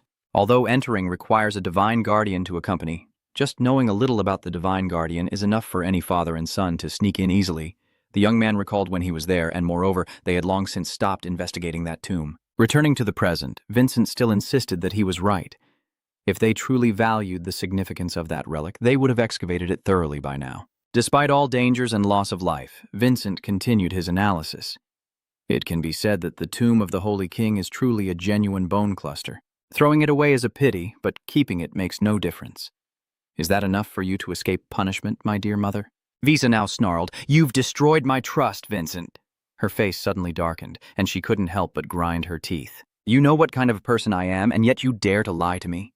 Suddenly, the terrifying aura within the woman erupts outward. Rusa, standing nearby, also felt a chill down his spine. This was true terror when the madam discovered the lie. At this moment, her gentle appearance was gone, replaced only by her blazing red eyes and immense authority. She declared firmly the true value of the tomb. "Don't bother making excuses or hiding anything. Just tell the truth now." Even though Rusa was pale with fear, Vincent still didn't show any sign of backing down, proving that nothing escapes a mother's gaze. "Mom, take a look at this." The glow from outside shines deep into the vast room. Both Rusa and the lady were stunned by the brilliant aura emanating from the object. Visa turned to the servant and asked if it could be forged. "You absolutely cannot tell the madam that this is an unforgeable structure. If Visa secretly calculates with this, he can completely turn the tide." A large crowd is packed tightly at the entrance. If Vincent's blasphemy against the holy object is exposed, he won't be able to escape the consequences. A hissing sound erupts among the priests as Helix arrogantly tries to use the Holy King's power to see how the other side will respond after this disruption. But Dellen quickly warned to be careful. "Senior, you're about to make a mistake." The head minister still appears unusually calm. "Missed the chance? I'm just doing what I should. Oh my God, He's secretly plotting to take advantage of the chaos. That's right. Even if that brat has those old men backing him, I still have a chance to sit on his Grand Minister throne. De Leon felt the situation was getting tense and turned back to the Vincent family. The old man with the Bach asked the lady directly, "Are you speaking honestly?" "That's right. Since you put Vincent in this important position, what does it matter if this kid is involved?" The young man and the remaining soul beside him could only grit their teeth and swallow their anger in the face of the mother's pressure. Deobach nodded in agreement after hearing this. If the lady is so sure, deep down he's also eagerly waiting for the drama, a pointless fight to see what we can really do if it actually breaks out. Just then, the church faction also started to get closer. Visa steps forward to welcome the Holy Church delegation. Since it's a bit lengthy, let me lead the way to the arranged location. A while later, all the prominent figures involved in this event were seated properly at the conference table. He then began his presentation. "I'm really sorry I had to go all the way to Anka's family estate, a longtime comrade of ours, over such a trivial scandal. I won't fast forward the story anymore. Please, the elders of Aka, show your official stance. The gaze of the old man shifts to the distinguished elders. This time I have to follow the power of the divine church to take control of the new elder council. Suddenly his attention falls on the young junior in the family. Vincent at this moment wore a smug smile full of scheming, but also looked down with disdain, prompting the old man to retort sarcastically. "Young Master Vincent, how can you still be grinning like that at this hour? Do you realize this meeting is happening because of your clumsy mistake?" Vincent calmly stands up. "My lord, I apologize." The young man is also starting to lose his temper now, as if Lord Hiley deliberately targeted the head of the Aden Ka family. "Boss, what the hell is this?" Everyone in the room was shocked to their core by this shocking news. The #1 divine official can't hide his fury and slams the table with a bang. What a reckless brat. "If you don't tell me where Ngoji Akwai is, don't even dream of keeping your worthless life." Vincent then calmly stepped into the spotlight between the meeting tables and spoke. "Greetings to the 9 young masters of Ienka, 9th disciple of Blood City." After a spectacular entrance, the young man pulls out a crystal and displays it before everyone. That crystal immediately shone brightly, projecting an illusion of the Saint King like a deity. "Thanks to you, I can keep my promise to my loyal comrades and escape from here. Thank you very much."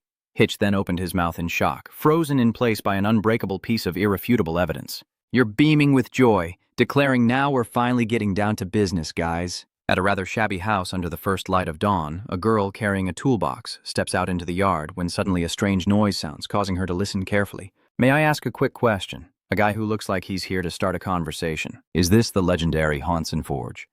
The woman dropped the heavy weapons box to the ground with a thud and replied abruptly, "What? If you're here to order him to forge a divine weapon?" The young man quickly waved his hands and denied it repeatedly. "No, that's not it." The young man took out a notebook and a pen, his eyes shining as he introduced himself. "I'm a journalist chasing news. Is the Crimson Lotus divine sword that Vincent used to fight Sam forged by Lord Lotus himself?" "Actually, yes." The girl immediately lost her temper and shouted, "Please don't come here bothering us anymore." Every time they say it's a flashy sword, or else I'll write a real expose that will drive everyone crazy. The more she spoke, the angrier she got. "Do you guys realize you're really blocking our business?" The younger guy tries to stammer out his words. About that." Suddenly, a sledgehammer slammed down onto the ground with a loud bang, and a deep voice like thunder boomed. A dark-skinned man with a six-pack physique steps out heavily, sighing in disappointment. "Told you to speak politely to the guests, and you're chasing away a disguised visitor?" The girl was startled and quickly turned around to explain gracefully, "No, Lord Henny, it's not him." Hearing the familiar famous name, the young man happily, like he found gold, quickly scribbled it into his notebook. "Hansen is Mr. Hatsen, right?" Despite the obstacles blocking his way, he still tried to squeeze in and ask if the gentleman could spare a few precious minutes to talk to him. The old man sighed again, full of helplessness. "Oh no, it's another vulture journalist." Hansen thought to himself with deep exhaustion. "It's all because that damn Vincian that now all these troubles are piling up." The blacksmith master calling out suddenly made the old man startle and turn around. "Hey, that journalist over there, please help me dig up some information about him." No interview or anything like that. "Go away so the water can clear up." Watching the two kids bickering like cats and dogs, the old man thought to himself, At least it's because of that guy that sometimes people praise me as a mighty and impressive master blacksmith, even if only rarely. Has that bastard been missing ever since that day?" Henny's gaze drifts into the distant horizon, filled with hope. He has already combined the memory crystal with all the shop's funds. Return to the main hall, Second Master. Vin Fonchi spoke. Now we can start discussing things seriously, right? Everyone present is still in shock from what they just witnessed. Was that truly the Holy King just now? If so, has his tomb already fulfilled the mission it was created for? Is the Holy King now transcended? With irrefutable evidence in hand, he muttered to himself. I've never imagined I'd have to use the enchanted crystal photo frame that the master blacksmith gave me like this. After grinding my teeth in frustration, Helix suddenly stood up, showing a very fierce attitude. All of this is a lie. A forgery. Those are memories he staged to cover up his own heinous crimes. However, some elders don't think so. But the image on the enchanted crystal photo is too clear to be fake. I understand now. Vin turns his gaze to the one protesting and asks, so do you want to see this right now? With that, Vincent drew out the sacred relic left by the Holy King and solemnly introduced it as a sacred heirloom that the Holy King had entrusted to him. The Holy Grail, the Holy Grail, the Holy Grail of the Holy King? Helix is still desperately trying to deny Vincent's evidence, claiming that the old, worn-out item he supposedly has is from somewhere else. So, this is the origin of the legendary Holy Grail. You're clearly trying to tarnish the glorious reputation of the Holy King. After reviewing a series of recent events, Merlin, a royal knight, dared to risk his life to guarantee this is genuine Ran merchandise. Helix was almost ready to strangle the brat in front of him. He gritted his teeth and thought that Marin is one of the 12 famous holy swords of Adenka. Someone so important would dare to stake his life to guarantee this item? At this moment, another person stepped forward to offer to vouch, approaching their master and speaking to the elders present at the meeting with the holy chalice's energy circulating within him and risking his life. I hereby declare this Holy Grail to be 100% genuine. Helix is now so furious his face is as black as a butt. Which side are you really on? I show my right golden arm to prove that what Vinchan says is undeniable truth. Vesa continues, Elder Bach, I especially warmly welcome you. Please show your left arm to confirm. The old man was now cornered and trying to piece together the whole situation. Damn it, what the hell is going on? What is going on here? If they are so confident, then I guess I can't afford to be at a disadvantage. He shouted back, I'll play for keeps with my left arm. I believe what Vin Chan said is outright lies. From the moment I set foot here, I have already wagered my very life. Vincent smirked knowingly and said to him, You are the only one here who hasn't made a bet yet. Please wager something worthy of my life, the wooden priest and my mother's right arm. The godly official's face broke out in a cold sweat as Vin cornered him to the point of no escape. His eyes widened in panic as he tried to reassure himself. That could never be the Holy Grail for real. He's just bluffing. He tries to regain his composure, thinking you believe I would hold back just because everyone here is going all out. Fine! I will also bet my life. The bold declaration left Lala's subordinates stunned into silence. Immediately, the crowd responded in unison to the commander's words, everyone clamoring to join in. Me too. Me too. I am one of them. Me too. Me too. Vincent then turned to Deli and respectfully said, Go ahead and do it now, placing his hand on the surface of the relic. Suddenly, brilliant golden rays burst out, and Vosa just smiled knowingly as the holy cup transformed into a mysterious liquid, pouring it directly onto the ground. Daylan confidently declared once more that this was the power of the holy cup, which had absorbed her holy energy and produced pure holy water. Now what do you plan to do? Jyoshinen, have you finally admitted that the Holy Grail is truly a treasure? Vincent said with a knowing smile, glancing at the divine priest Hylik. The man, now out of breath after speaking too quickly and realizing his mistake, is about to face the consequences. His words begin to falter, unable to speak. So the whole group following him also hesitated and looked uncomfortable. One of them loudly argued back. I can't accept that I only managed to produce a little water, so what's so impressive about it? There must be some trick behind this. Suddenly, a sharp sword sliced through his throat, and the head of a mere priest was severed right in front of the first-class deity. Hylik stared wide-eyed, cold sweat pouring down as he tried to call out his subordinate's name. Why is this happening? Soon after, Hicks's own head slowly fell to the ground. Versa was terrifyingly cold as she struck, just sweeping her sword to wipe out the church's henchmen. At this moment, Bach is terrified out of his mind. Lady Visa, what on earth is she doing? As soon as he finished speaking, the old man's left arm was severed from his shoulder. It took a moment for him to regain his composure. Until the pain pierced to the bone, he finally screamed out loud with his eyes rolling back. Visa calmly wiped the blood from her hand and declared, "Oh dear. The female head of the Atka family will protect my son Vincent's true honor." At this moment, the surviving priests and elders all froze in shock. Du Lien just appeared and had to be stunned. She'd just called him son. Vincent also secretly admits that the swift strike was so fast, no one could see clearly. It truly reflects the prowess of the woman leading the ASV family. The young man's gaze followed his mother's back as she wiped the bloodstains from her hands, and the entire hall fell silent under the dominance of the head of the Aka family. Vincent was the first to break that terrifying silence. "May I ask you a question?" "What do you want to say?" Vincent continued. "I hope they can survive. This is the holy grail of the Holy King, and the revered gods of the temple are also present. If we act quickly, we can completely save them." As he spoke, he glanced towards Dan and the other priests. Vera looked surprised and turned back to ask what was going on. Venan smiled softly and replied, "Because I don't want to be a child hiding behind my mother. I want to regain my honor with my own hands." "All right, son." Vincent, after receiving his mother's permission, turned to the divine guardian who had accompanied him throughout the quest for the Holy Grail. "Guardian, hurry up." "Yes, sir." The young man immediately took the golden cup and commanded the priests. "Everyone, stop standing around and start focusing your divine power here." So they all hurriedly rolled up their sleeves and prepared to get to work. Yes, hurry up. The whole group forms a circle and begins pouring magic into the holy chalice. With Gaia's light and Gear's holy radiance, Vincent watched silently, thinking to himself, "Haha, everything is unfolding exactly as I planned. I really look forward to what's coming next." Vincent Julian whispers his thoughts. At this moment, someone who was thought to have gone to meet the King of Hell suddenly opened their eyes, while Hicks awkwardly held his severed neck in disbelief. What on earth is going on? I clearly had my head cut off. Delon placed the sacred cup on the table and said, "Luckily, you survived, Elder Senior. No divine official Hicks." Helix rolled his eyes at Dan, inwardly annoyed by this low-level divine official. He is still bitter about the elder wearing the bach and said, "Elder, wear the bach and come here. I will reattach your arm before it's too late." The old man looked genuinely relieved. "Is that so? Is this version too exaggerated for you?" Vinan suddenly rushed to the old man's left arm, blocking it with a sinister smile. "You said I wouldn't let the elder reattach the arm. What do you mean?" The old man was stunned as he saw his arm being lifted. Vinan continued, "Unlike the divine officials, the elder is an honorable knight of the Enka clan. If you heal the severed arm, it would be like trampling on your own honor."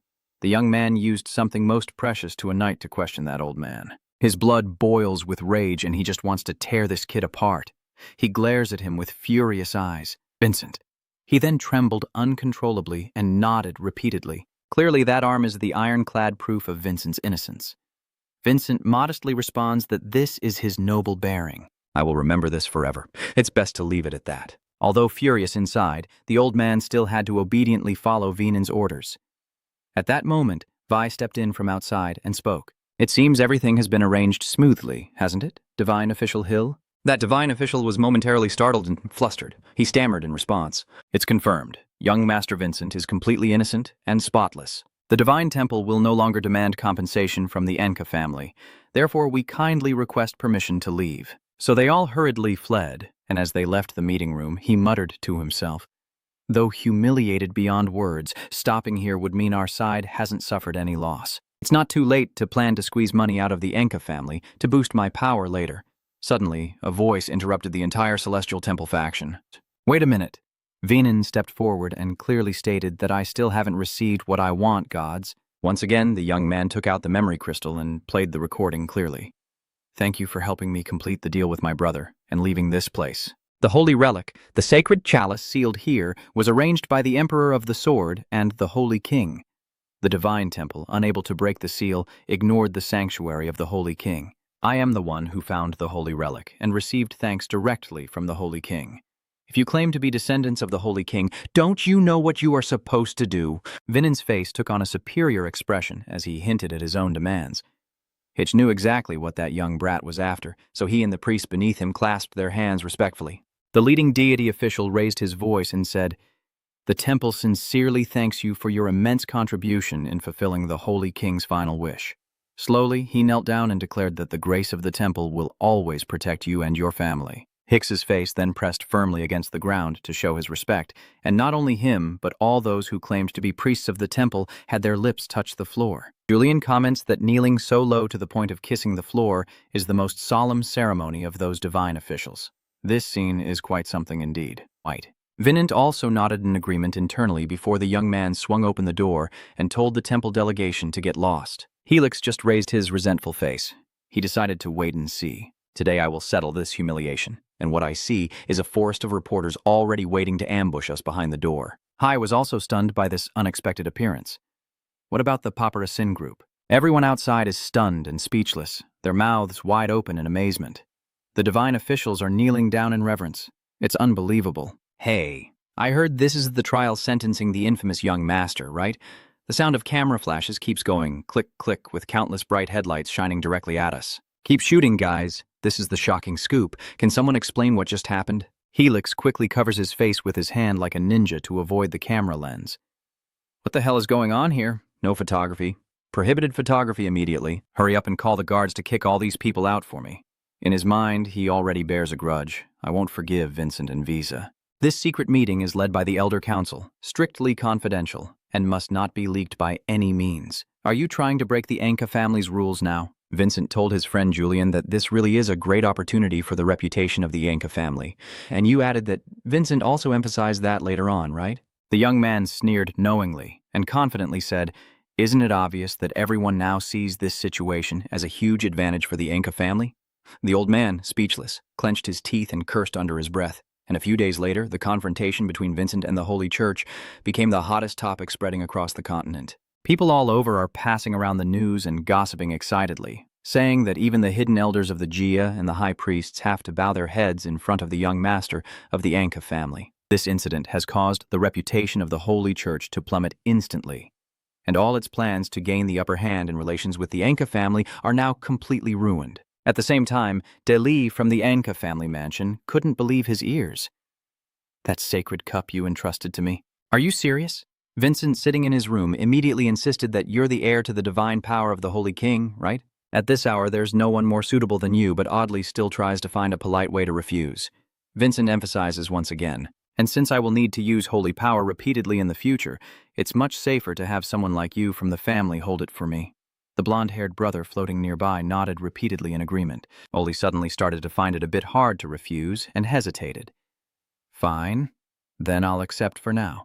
The young man's eyes clearly showed hesitation and conflict. The holy figure with trembling hands, as you can see, believes that the church is gradually decaying from within, and I could settle there and use the holy cup for my own benefit. Can I sell the holy water for a high price as a bribe, or can the young master still trust me? The boy asked hesitantly. You really trust me? Are you telling the truth? Vincent confirmed once again. Of course. Do I really believe it? That day, the one who handed me the magical stone was the Saint Dudu Lien, nothing more. Mien placed the holy cup on her table and reached out her hand to the young man. I believe you will use this sacred object for a good cause. Whenever you need assistance, I will immediately fill this cup with holy water. You don't have to do that. At this moment, the maid suddenly burst through the door. Is the young master there? Vincent suddenly sat up, catching her breath as she spoke. You need to get ready quickly. Madame called the young master to dinner, and she announced with wide-eyed surprise. What? Dinner. Both the blonde guy and Mien look stunned. After a moment, only the two of them remain at the table with heaps of food. Versa spoke first, saying, I heard you're returning to the vampire clan tomorrow.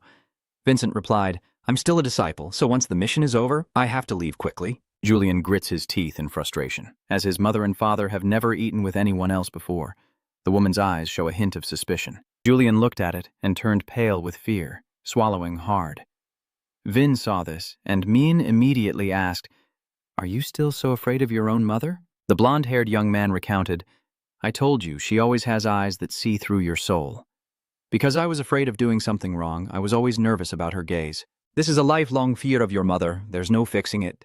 But you don't need to get so worked up about it. Vincent comforted his friend and said, We've got the treasure, and even defeated 2 old men for Boo at the Elder Council meeting. Vincent recounted his achievement. The reason she called us here together is at that moment, VA also spoke up. The reason I called you here is to give you a reward. She raised her hand to her chin and smiled subtly.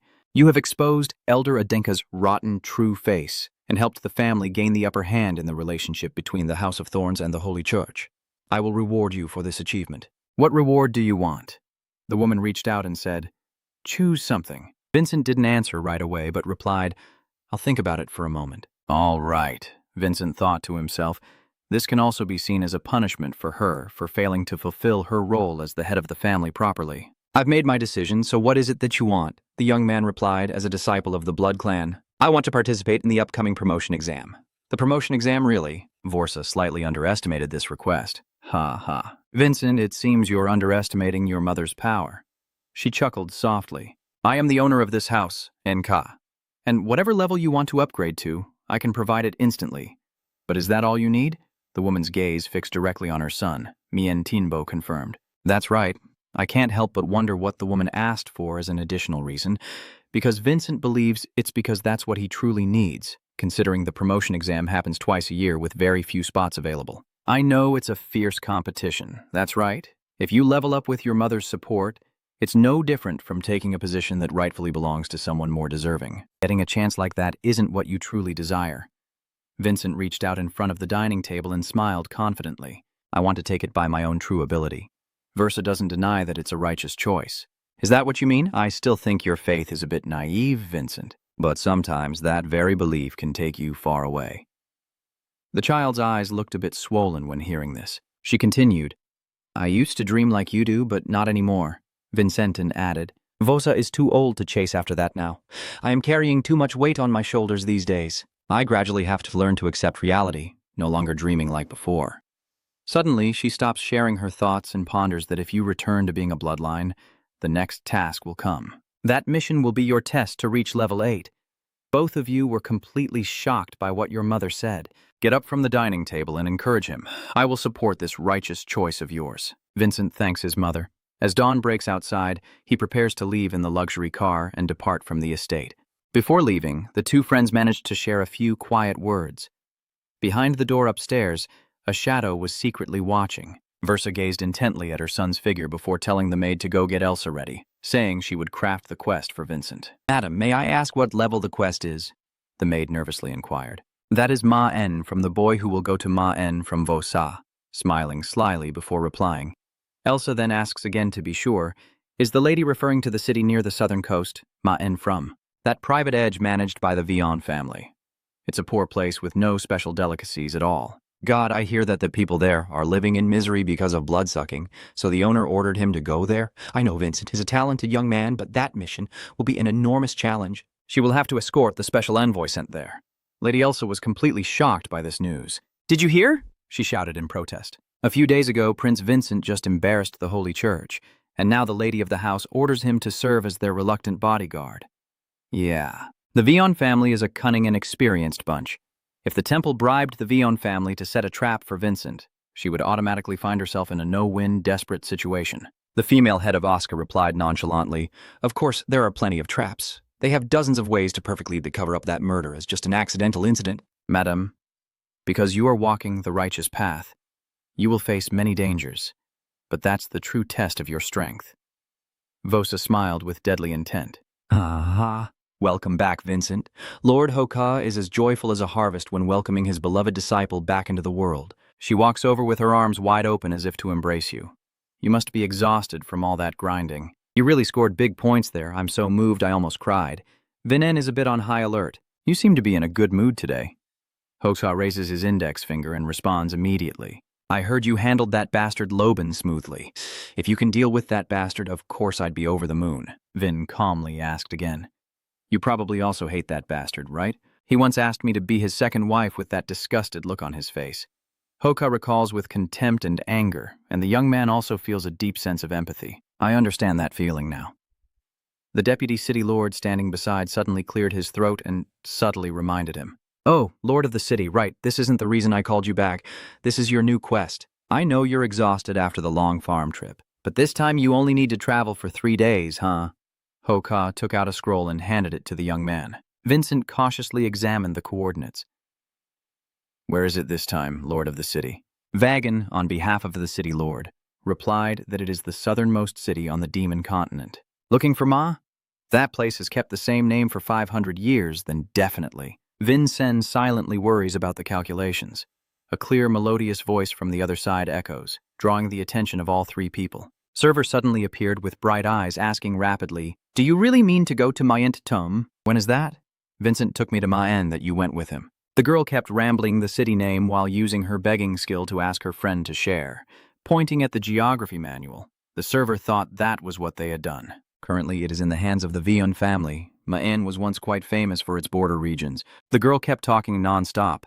Moreover, even though it was right next to the Heoli family's territory, the two sides had never engaged in any PvP. Although there are no records of any tribute between the two sides, countless rumors circulate about this strange harmony. Vincent's mind was screaming Heoli, of course. In her memory, the Heoli family also secretly has Alion closely connected with Mayent from Heole, the family of her noble mother, Vas a Heole. This mission is definitely for her own secret plan. Just then, Sphere started telling a story. "Oh, and the remnants of the great sea battle 200 years ago too, huh?" Vincent suddenly interrupted, making her blush furiously. "You must be a true history buff, right?" The girl suddenly became flustered, clearly trying to cover it up. Take a deep breath and get back in the game." Sphere replies, "My dream isn't actually to become a fighter, but to become a historian." Vin didn't respond at all, just passive listening, which made her annoyed.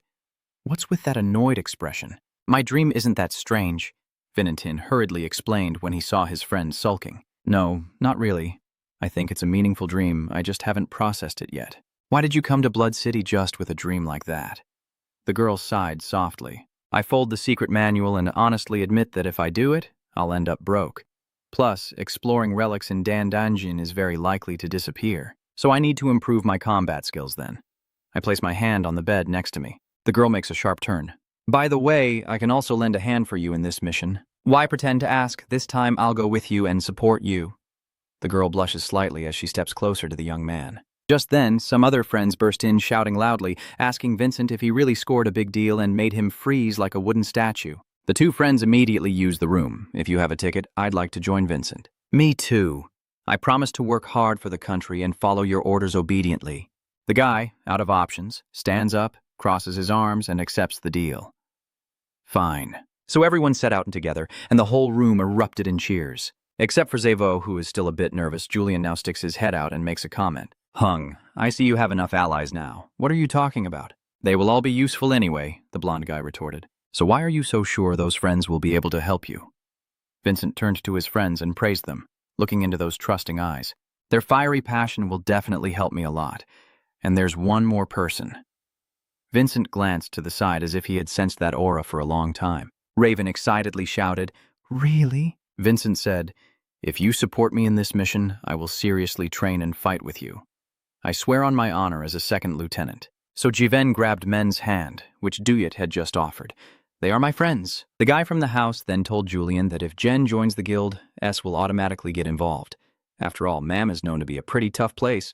"You're becoming more cunning every day, aren't you? It must be Laneem from you." Vincent and Julian kept teasing each other, when suddenly Ven remembered something. "Oh, right. Come to think of it, I have something I want to discuss with you." Suddenly, a strand of silk shot towards the young man, and within seconds, the deadly threads became more numerous and dense. At this point, Vincent was completely trapped inside the silk cage of the butler, Jiang Jia. Vincent shows no sign of confusion. He calmly asks, "What does this mean?" "Sorry about that." I step forward, and with a composed tone, I speak gracefully, despite the aura of hostility surrounding me. "I have no intention of startling you." Vincentin did not answer, right? Then the young master asked curiously, "Why don't you show your own reflection?" The young man immediately responded, "Well, since you haven't clearly shown your intention to deal with me." The butler is somewhat respectful in his mind. "Yeah, this won't affect him at all, right?" Then he smiled contentedly and said, "You're quite impressive, young master." Then he changed the subject. "What is this technique?" "This is a type of barrier. It seals everything inside and outside." Inside, Julian couldn't help but show his understanding, saying, "This is the territory of the Demon King, where only a handful of survivors have escaped this technique."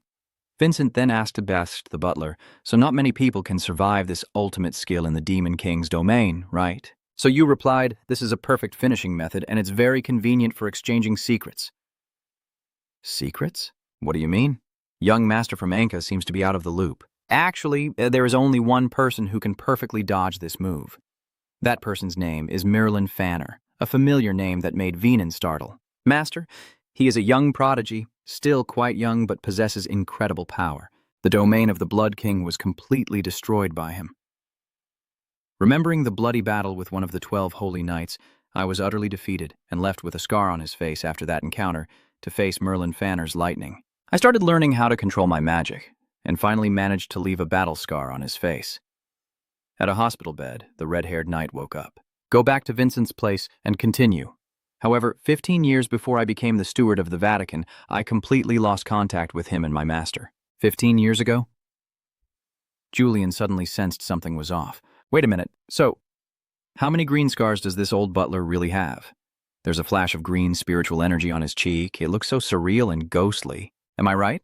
Does this face of mine look so fresh and youthful? He then boldly removed his true face mask, revealing a large battlefield scar right beside his eye, and signs of time that proved his experience. Julian was now wide-eyed and speechless. Could this really be the legendary technique of aging backward? The martial world whispers that the former Kingslayer used this age-defying secret technique to change his appearance and deceive enemies. An ancient art of rejuvenation? Vincentin also can't hide his shock. So Khan continued, so you also understand about it? Yeah? So, can you guess the real reason why I performed this skill right in front of you? No, I really haven't caught on. Are you trying to convey some meaning through this conversation? First of all, I did this because you risked your life to save us from the second explosion, and because I still hope that you are worthy and capable enough to stand alongside young Master Jen in conquering great ambitions. I still don't quite understand what you mean. Vincent tensed up slightly, while the butler continued to close his eyes in deep thought. The old butler rewinds to the scene of Jiven passionately wielding his spear. The young lady standing nearby gently reminds him, Master, you shouldn't underestimate how deadly this cold can cut through flesh and blood. Let's stop here for today. The snow-covered landscape is pristine, yet tense. Mintrun, still shirtless, keeps training without stopping.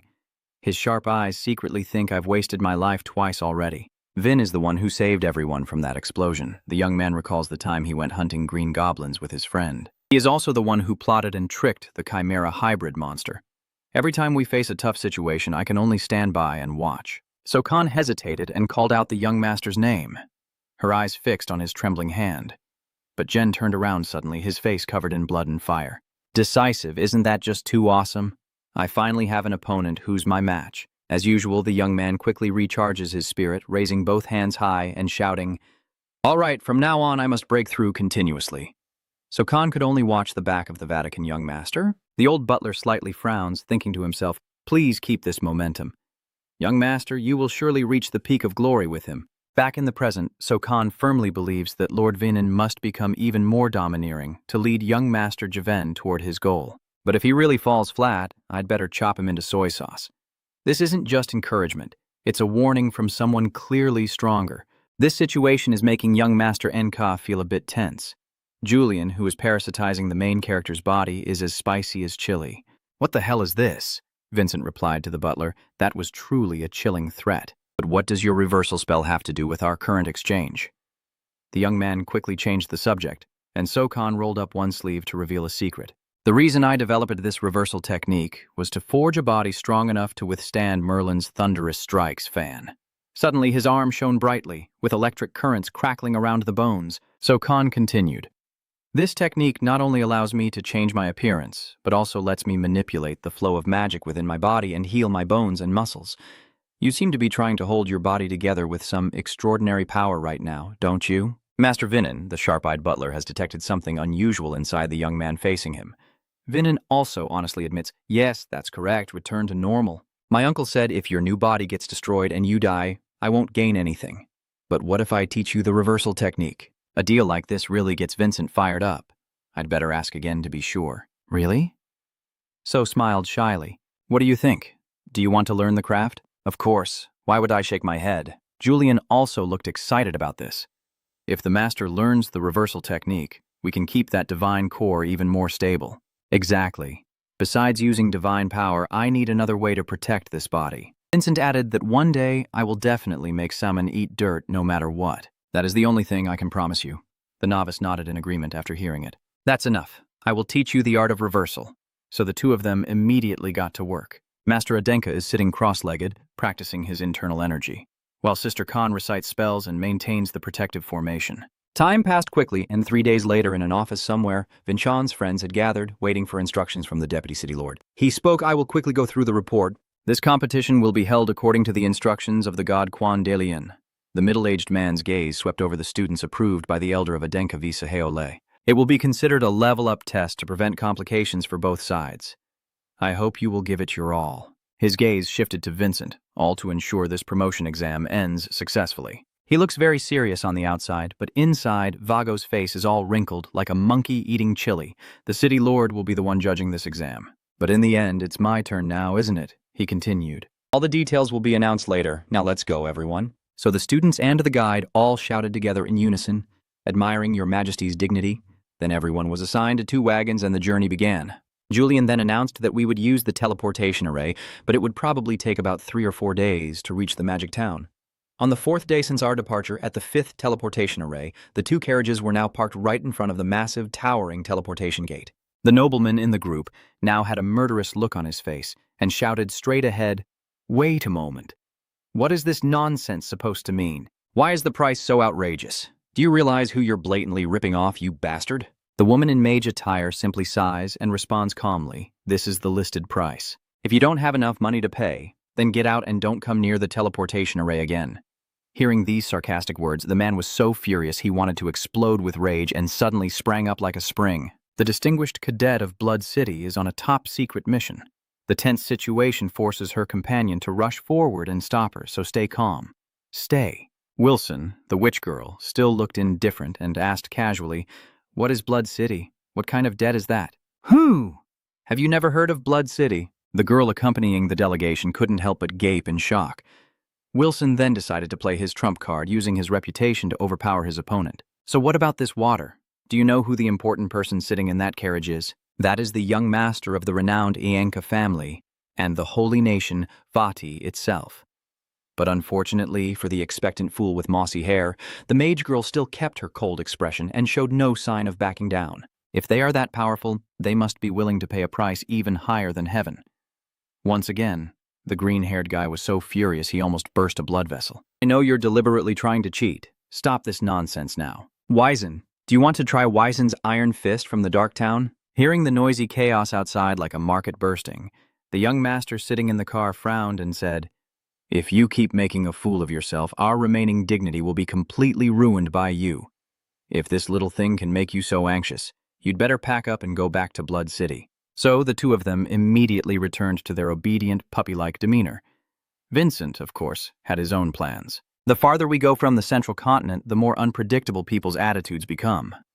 Julian poked his head out and thought that no one could really be blamed. Our campfire is gradually fading in the remote wilderness, and this journey seems quite arduous. Vincent added that it's already been 6 days since the whole group set out. The 2 carriages are now rushing over the steep mountain cliffs, with the vast ocean stretching out in the distance, while everyone on the carts is still chatting animatedly. The server pointed out the window and called out your friend's name. That's Mentum's protective magic circle. Ahead, a massive wall looms tall and imposing, catching everyone's eye. She continues to boast that it was built 200 years ago. Thanks to this magic barrier, Mentum was able to stand firm against the continuous bombardments from the pirates. The troll briefly paid attention to some information. Continuous bombardments? That's exactly what I expected. People say that even to this day, pirates are still a debt that's hard to collect. The young man's eyes suddenly grew thoughtful as he began to ponder. That's strange. I feel like there's something off about what he's saying. Looking outside, I turned to ask my blonde-haired friend, "Julian, we need to carefully adjust this protective spell." "I understand. Leave it to me." Julian then rushed ahead to scout the way, from a trading port protected by the barrier for 2 centuries, a place facing the sea. The back is a range of towering mountains blocking the view, and although protected by the magic circle, the safety of the residents remains always uncertain. Because of the frequent raids by pirates and the recent famine that has been ravaging the area, the suffering of the people here has only worsened. The delegation has now entered the city. On the main street, every few steps you encounter some suffering people sitting by the roadside begging for food. Raven said she had heard rumors about the famine happening here, but she couldn't imagine it was so severe that it exceeded all expectations. Even someone who has endured many storms like Sokon can't help but feel a little uneasy. The 2 bodyguards immediately asked, "So, where should we go now?" There isn't even a guide leading the way anymore. Are they deliberately looking down on us? Why bother pretending to turn around and answer? Could it be because his influence in the South is too weak or even gone completely? Vincent thought to himself, no, he still felt something was very off. Helem is the only family connected through marriage to the Enka family. Because this city is right on the border of Helem's territory, Enka's reputation should be much more influential than in any other places we've been to. The young man drew a map of the two countries himself and declared it confidently. Vin then told everyone, we need to gather more information. Go to the church and ask the priests there how it's going. A while later, at Gear's church in Ment, is that the side quest guiding the way? I think I might have caught a faint hint of that. This is an official instruction. Just as Vincent was about to hand over the paper, he sighed heavily and turned away with a look of utter frustration. Honestly, I don't really need to look at it. What do you mean? Bin Sen spun around. The priest cast a condescending look at him and said, why are you guys just wandering around wasting time? Get out of here so the water stays clear, or will the whole village be happy? I don't need anyone to protect me because this place is extremely peaceful. I say that with confidence. Raven couldn't swallow this anger and snapped. Hey, we traveled for days to get here and now you're chasing us away like we're demons? Sora quickly tried to intervene, but the young master wouldn't listen. The preacher didn't even bother to look at the orange-haired boy and just casually went inside, slamming the door shut. At the same time, he whispered quietly to the entourage inside. What's next, I wonder? Oh, tomorrow we'll hit the beggar's slum, just a moment after the doors completely shut tight. Leaving the Blood City delegation standing outside like fools, he dares to ignore us completely. Why are you pretending to stand behind with a blank face, not understanding anything? Did that old man get hit by lightning? Just at this moment, Vincent is connecting spiritually with his bright yellow friend. Julian, have you landed down there yet? We're almost there, brother. A trembling arm reaches up from the edge of the city wall. Tanhon just managed to crawl to the top, gasping like she just ran a deadline. Brother Fu, it seems, Tammon's power varies unpredictably depending on the distance between us. Vincent immediately asked, how's the situation, guys? How is the barrier status? Julian glanced behind the wall with an extremely confident look. Just as we expected, not a single scratch anywhere, and there's no sign of any defensive or maintenance magic being activated. All the rumors about pirates invading are just lies. Looking up at the spotless wall of destruction, Julian became even more convinced. When Vin Sen received the intelligence, his eyes changed. He felt that everything had the smell of a clumsy setup. The villagers' reactions felt off somehow. Then suddenly a deafening explosion erupted right on the wall and Sen screamed. There's a loud explosion, Dad. Are the pirates attacking? Raven immediately calmed his friend down. Take it easy, man. Sen, after hearing the explosion, the townspeople screamed and ran in panic. Is it pirates again? Run quickly! Run quickly! More explosions keep happening one after another with increasing intensity. The structures inside the city are starting to collapse. Everyone is in utter panic. It's exploding again. Everyone, run quickly to our house. Vincent at this moment also couldn't help but panic. Julian, is this an attack by pirates? The blonde guy still sticks to his original opinion. He's definitely not involved. It's all just acting, brother, seriously. Looking out over the calm sea, you report that there are no sails in sight, let alone pirate ships. Just then, someone steps out from the crowd. It's Lewin, the one who just appeared with a commanding presence. He raised his hand and shouted, "Come on, does everyone want to go to the safe hideout?" The villagers, seeing someone offering help, were overjoyed as if they had found gold. Oh, it's the pastor. We're saved, everyone. Oh. Vincent couldn't help but suspect from the crowd's reactions. He's so calm about it, even amidst such a devastating explosion, recalling what the old man said inside the church. I don't need protection because this place is very peaceful. Vincent has even more clues to investigate. He said that even though the attack still continued as usual, from the sinister look on the low-ranking priest's face, you could tell he knew all the attacks were just decoys. The image of him secretly discussing with strangers behind the door comes back clearly. What's the next move? Oh, tomorrow we'll go to the homeless camp. Vincent sneered at this moment. A homeless gathering spot? That's interesting. Let's go back to Blood City. Mo is now regaining a good amount of health. He stands atop a skyscraper, gazing silently over the city below, observing in silence until suddenly a voice breaks the stillness. What are you pondering? Making the Holy Knight turn his head back. Deputy Lord Vagan has come closer. It seems you have recovered very well, Lord Mina. I won't complain. The red-haired young man replied, I had planned to fulfill my divine mission at the Sacred King's tomb because I was certain it was my destined fate. However, young Master Vincent changed everything. He recalled that fateful moment and turned to the Vice City Lord. Molin's eyes flickered with a hint of remorse. I never imagined what life would be like after completing the mission. So I used to wonder what the hell I should do next. Vegan stood beside me, empathizing. I also once found myself in a difficult position because of my family's burden. Looking back on those old days, I thought it was so shameful to be comforted by a kid who had made no breakthroughs and to be more honest with my own desires. I'm really curious about that kid. Yeah, it's young Master Vincent, the middle-aged man interjected. If he is the one who changed your fate, then the Vice Lord's gaze flicked to the Holy Knight. Do you think you will find the answer to your next question through him? A deadly remark made Molinu ponder deeply. Lost in thought, he suddenly remembered the image of the student. The next day, the whole group arrived at the refugee camp of the wandering people. In front of Vincent were 2 crossed scythes and shouts to stop. The 2 guards there, with a smug attitude, believe this land belongs to the Vion family and is off limits.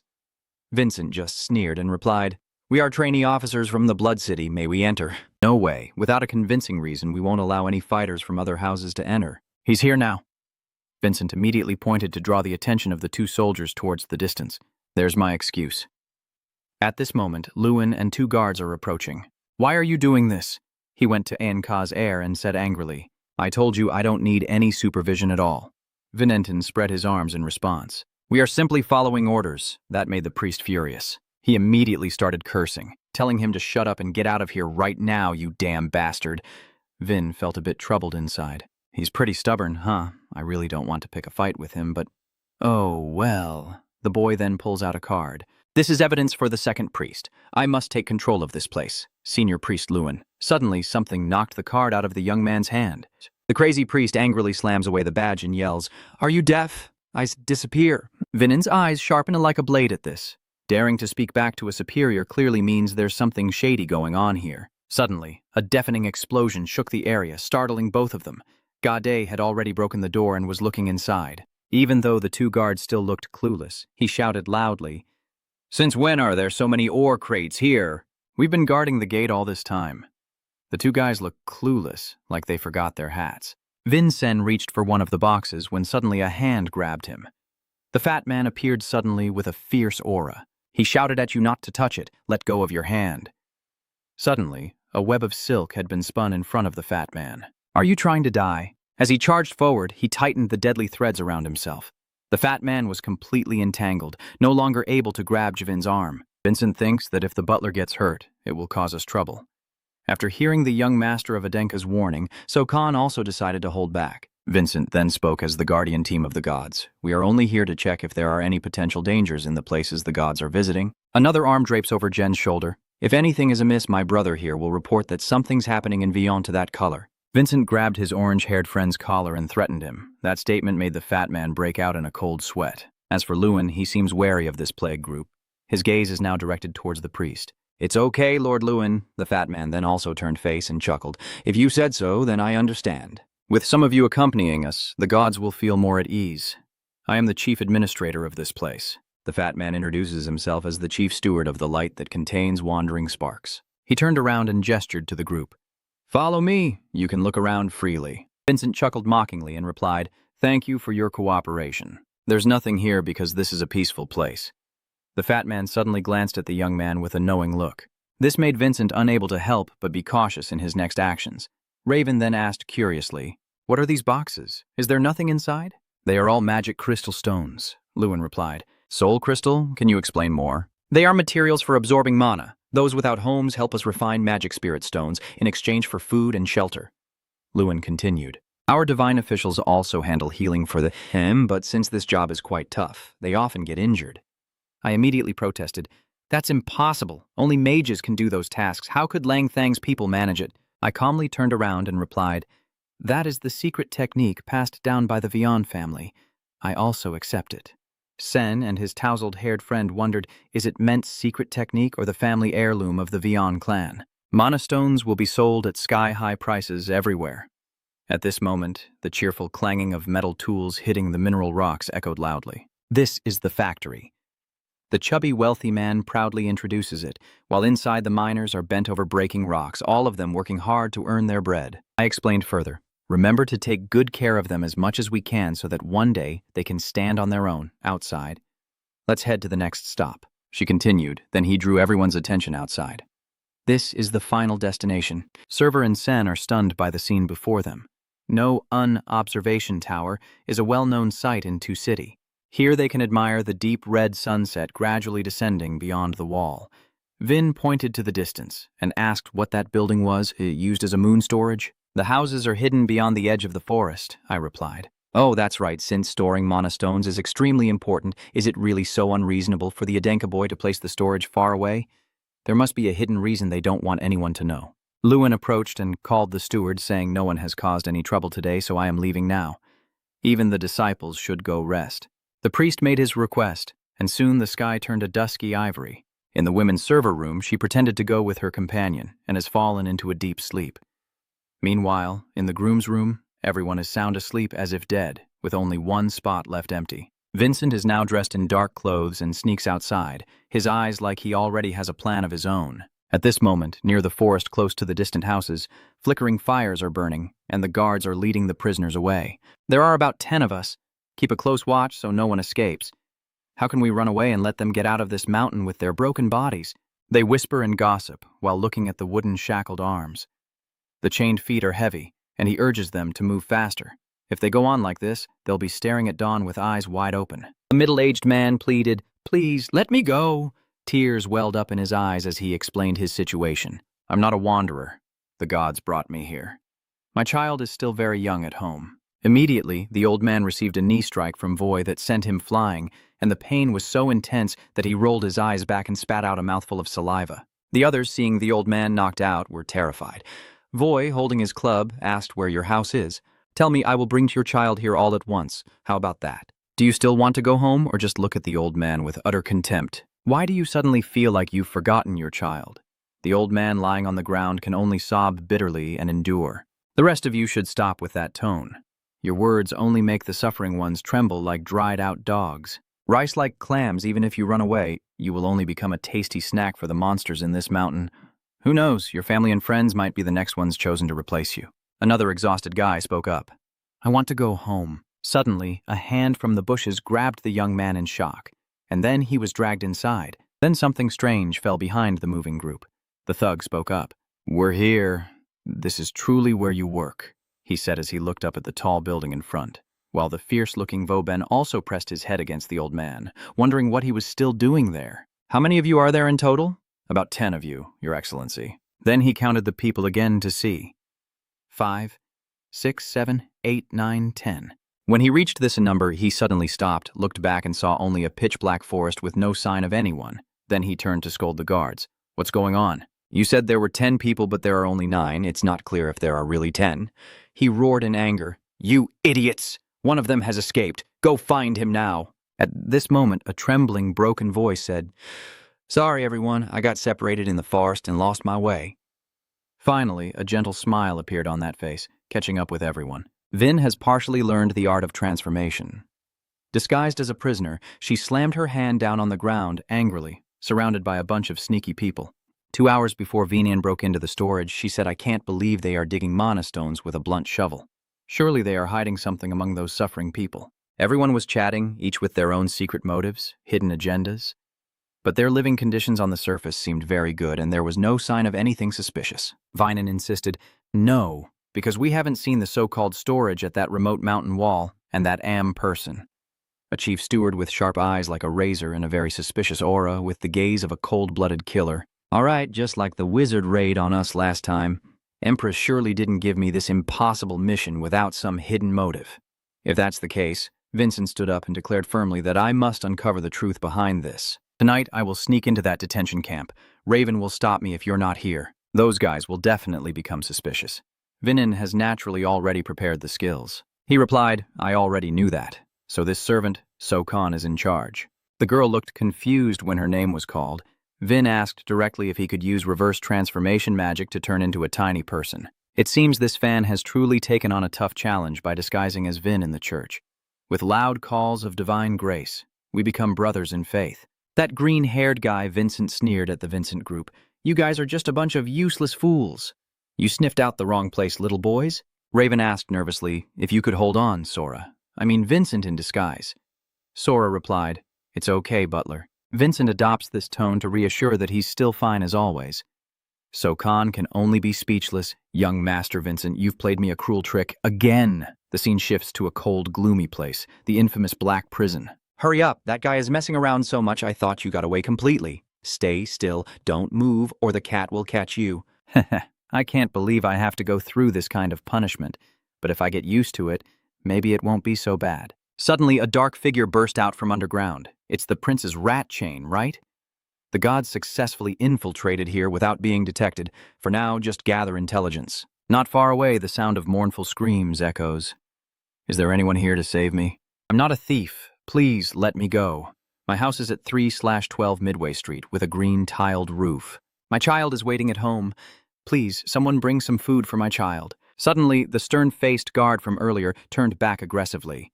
Come on, get up quickly. It's time to eat. Medicine? He immediately rushed over and forced him to take it quickly. I told you to get up and drink now. The blonde-haired guy behind quickly stopped him. Get out of the way and don't drink it. What the hell is that to dare to drink? I don't know. But this is the fastest way to check its ingredients. Just try a dose first and then decide. Big brother, what are you doing being so reckless again? Quickly give the pills to those guys and hurry up. Suddenly, the pill made Vincent, who was wearing glasses, gasp in shock. The forbidden transmission technique quietly blocked the body's absorption of this deadly pill. If I use my internal energy to break it down, I will definitely find out what it is and what its specific ingredients are. After channeling energy to analyze the potion, it became clear that this is mana refined to an extreme concentration. If ordinary people drink this instead of cultivators, the dense mana would immediately surge into the heart and cause a violent explosion once it reaches the limit of tolerance. Clearly, this is an extremely dangerous dark artifact for ordinary people who do not practice martial arts. A few days later, shivers. The prisoners were herded into a strange demon tower. I've never seen this building before. The arrogant guard is shouting for the next one, starting to make each of them step through that strange gate. The prisoners were all terrified, pushing each other aside. Why is the guard shouting so loudly? Is Duke gone? The old blonde man who was crying bitterly in prison yesterday has already been taken out as the first sacrifice. Inside the gate, there is a scene of utter horror, with savage laughter echoing alongside screams of unbearable pain. The cold-blooded butcher burst into laughter. Ha ha ha ha ha ha ha ha. At least he managed to get one victim, while the old yellow-haired man, despite his extreme pain, still worried about the children, at home on Midway Street 3/12, he is determined to return there. Surely he is suffering terrible torment from Devon's evil spirit. How could a mere mortal like him form a soul contract with a demon? Did that pill instantly wake him up?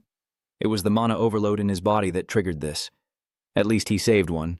Major Moon will probably love this gift. What are you standing there for? It's your turn now. Let's see if luck will smile on you again. Hurry and get in. As soon as you step inside, the surrounding scene immediately turns pitch black. So, this is how it is? This is the inner demon and the memory I fear the most. It creates an opportunity for evil spirits to devour the mind and swallow the soul of the host. Venan is forced to face a terrifying moment. The scar on his soul has haunted him all this time. The indifference and coldness of his own family. A monster has been born, so why don't you just disappear out of sight? My parents, even until their last breath, never acknowledged my existence. Sorry, but I'm not easy to manipulate. Look, his eyes have turned a blue hue as a loud explosion shakes the ground. At that moment, everyone in the village looked up in horror at the explosion on the mountain peak. Something's happening. Who dares to attack up there? The young monk broke out in a cold sweat, his heart pounding anxiously for Lord Vincent on the mountain, as the tower was now shattered in two by a single slash. The warden, still writhing on the ground, grits his teeth in anger and says, "On Didge is suspicious as hell." He shouts, "Anyone still able to stand, catch him quick and hold him tight." Just as the words finished, Vin Sen from behind also stepped in to block one of the man's attacks. "You're really the one, huh? Someone like you, a nobody, dares to come here." But the strength of the sword cannot compare to a divine weapon, and immediately his arm was cut off, leaving only a scream of pain tearing through the night. As a human and a true martial artist, I cannot turn a blind eye to your inhumane acts of brutality. Quickly call the light priest here, or he will be a cripple for life. Immediately, the other man pulls out a radio to call for help. We need urgent assistance. Someone is critically injured here. We need a priest to come and help. Venan just smiled faintly, knowing that if the priests arrived, the guards accompanying them would also show up. Yorian has shattered their plans. All right then. An intruder, a reckless kid who thinks he's invincible, immediately surrounded Vincent from all sides. Kill it. Don't let it escape. Vincent uses his telekinetic chainsword, and a strike causes a shockwave that shakes the ground. What do you mean it was done by that intruder? A lightning of destruction strikes down, turning the henchmen below into dust. After sweeping away the minions, Vincent lands softly to check the surroundings. It seems there are no more Guardian experts here, but my spiritual energy expenditure was a bit higher than expected. I need to investigate this place quickly and find evidence of their crimes.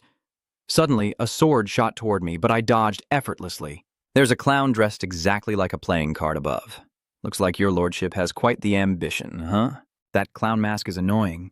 7-star Master Lenner. He is indeed one of the most formidable false guardians of the Via House, declares Lord Lenner proudly. That's right. Can you feel the vast difference in our strength? Vinon felt a moment of worry. His strength truly is different. They're worlds apart. Even if Elsa and your young master are 7th-star pseudo-guardians, he's still too young compared to them. Not at all. You're still very inexperienced compared to the 7-star master I once knew. Clown Lenso Tien. Vincent bravely raises his sword and responds with sharp, challenging words. The clown begins to unleash his attack.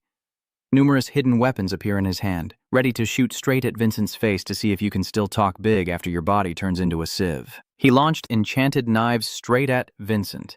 No matter how talented you are, no one can surpass the martial artist rank boundary. While you were boasting and showing off, Vin was right behind you all along. The closer I look, the more your mask looks even uglier and more cursed than I thought. He suddenly jerked back, turned around without waiting to regain his composure, and the one who just took his attack below was a very battle-ready young man with several magic threads in his mouth. Didn't I tell you just now? You are truly too weak compared to the 7-star master I know. At this moment, the clown Lenso Tien is genuinely terrified. How could there be two of them doing such a thing? Down below, Vinon disguised himself and immediately launched a swift slash with a ghostly arrow at Len So-xian. Damn it all, everything has gone exactly according to your plan. My appearance, and even the clown's presence, everything has been too convenient to be just a coincidence. Vin smiled and praised the tea since he showed his strength at the light camp. I already suspected these guys were plotting something. Besides, I trust Davin. You can't just stand by and watch injustice happen. Davin roared in anger as he landed. Where are those damn filthy bastards? They are not here. I was about to explore the lower levels, so what are we waiting for? Let's go. Sora can only shake her head in frustration. It seems I've been played again. Why don't we go check it out a bit? Let's see what tricks they're up to in the shadows of Ma'inum. The group moves into the deeper areas. Raven and Sister Khan begin rescuing innocent prisoners and taking out the petty guards. It seems there are no enemies left here. Meanwhile, Vincent needed to ask the old prisoner about the situation. He looked like he had been through a lot of torment recently. Are you okay? The old man trembled as he thanked you. This must be the real hideout where they make demon stones. That's right. What terrible thing happened here, sir? The old man stammered as he recounted that we were kidnapped by the foolish priest and forced to create those magic stones. They used that black door to impose dark contracts on those with spiritual perception. Although most of us were very weak and perished after being devoured by demons, a few lucky ones like us were exploited to refine magic stones, which is why many people died tragically like that. Hearing this, Vin and his group were furious at those bastards. Additionally, he felt sorry for the suffering prisoners who had to endure this fate.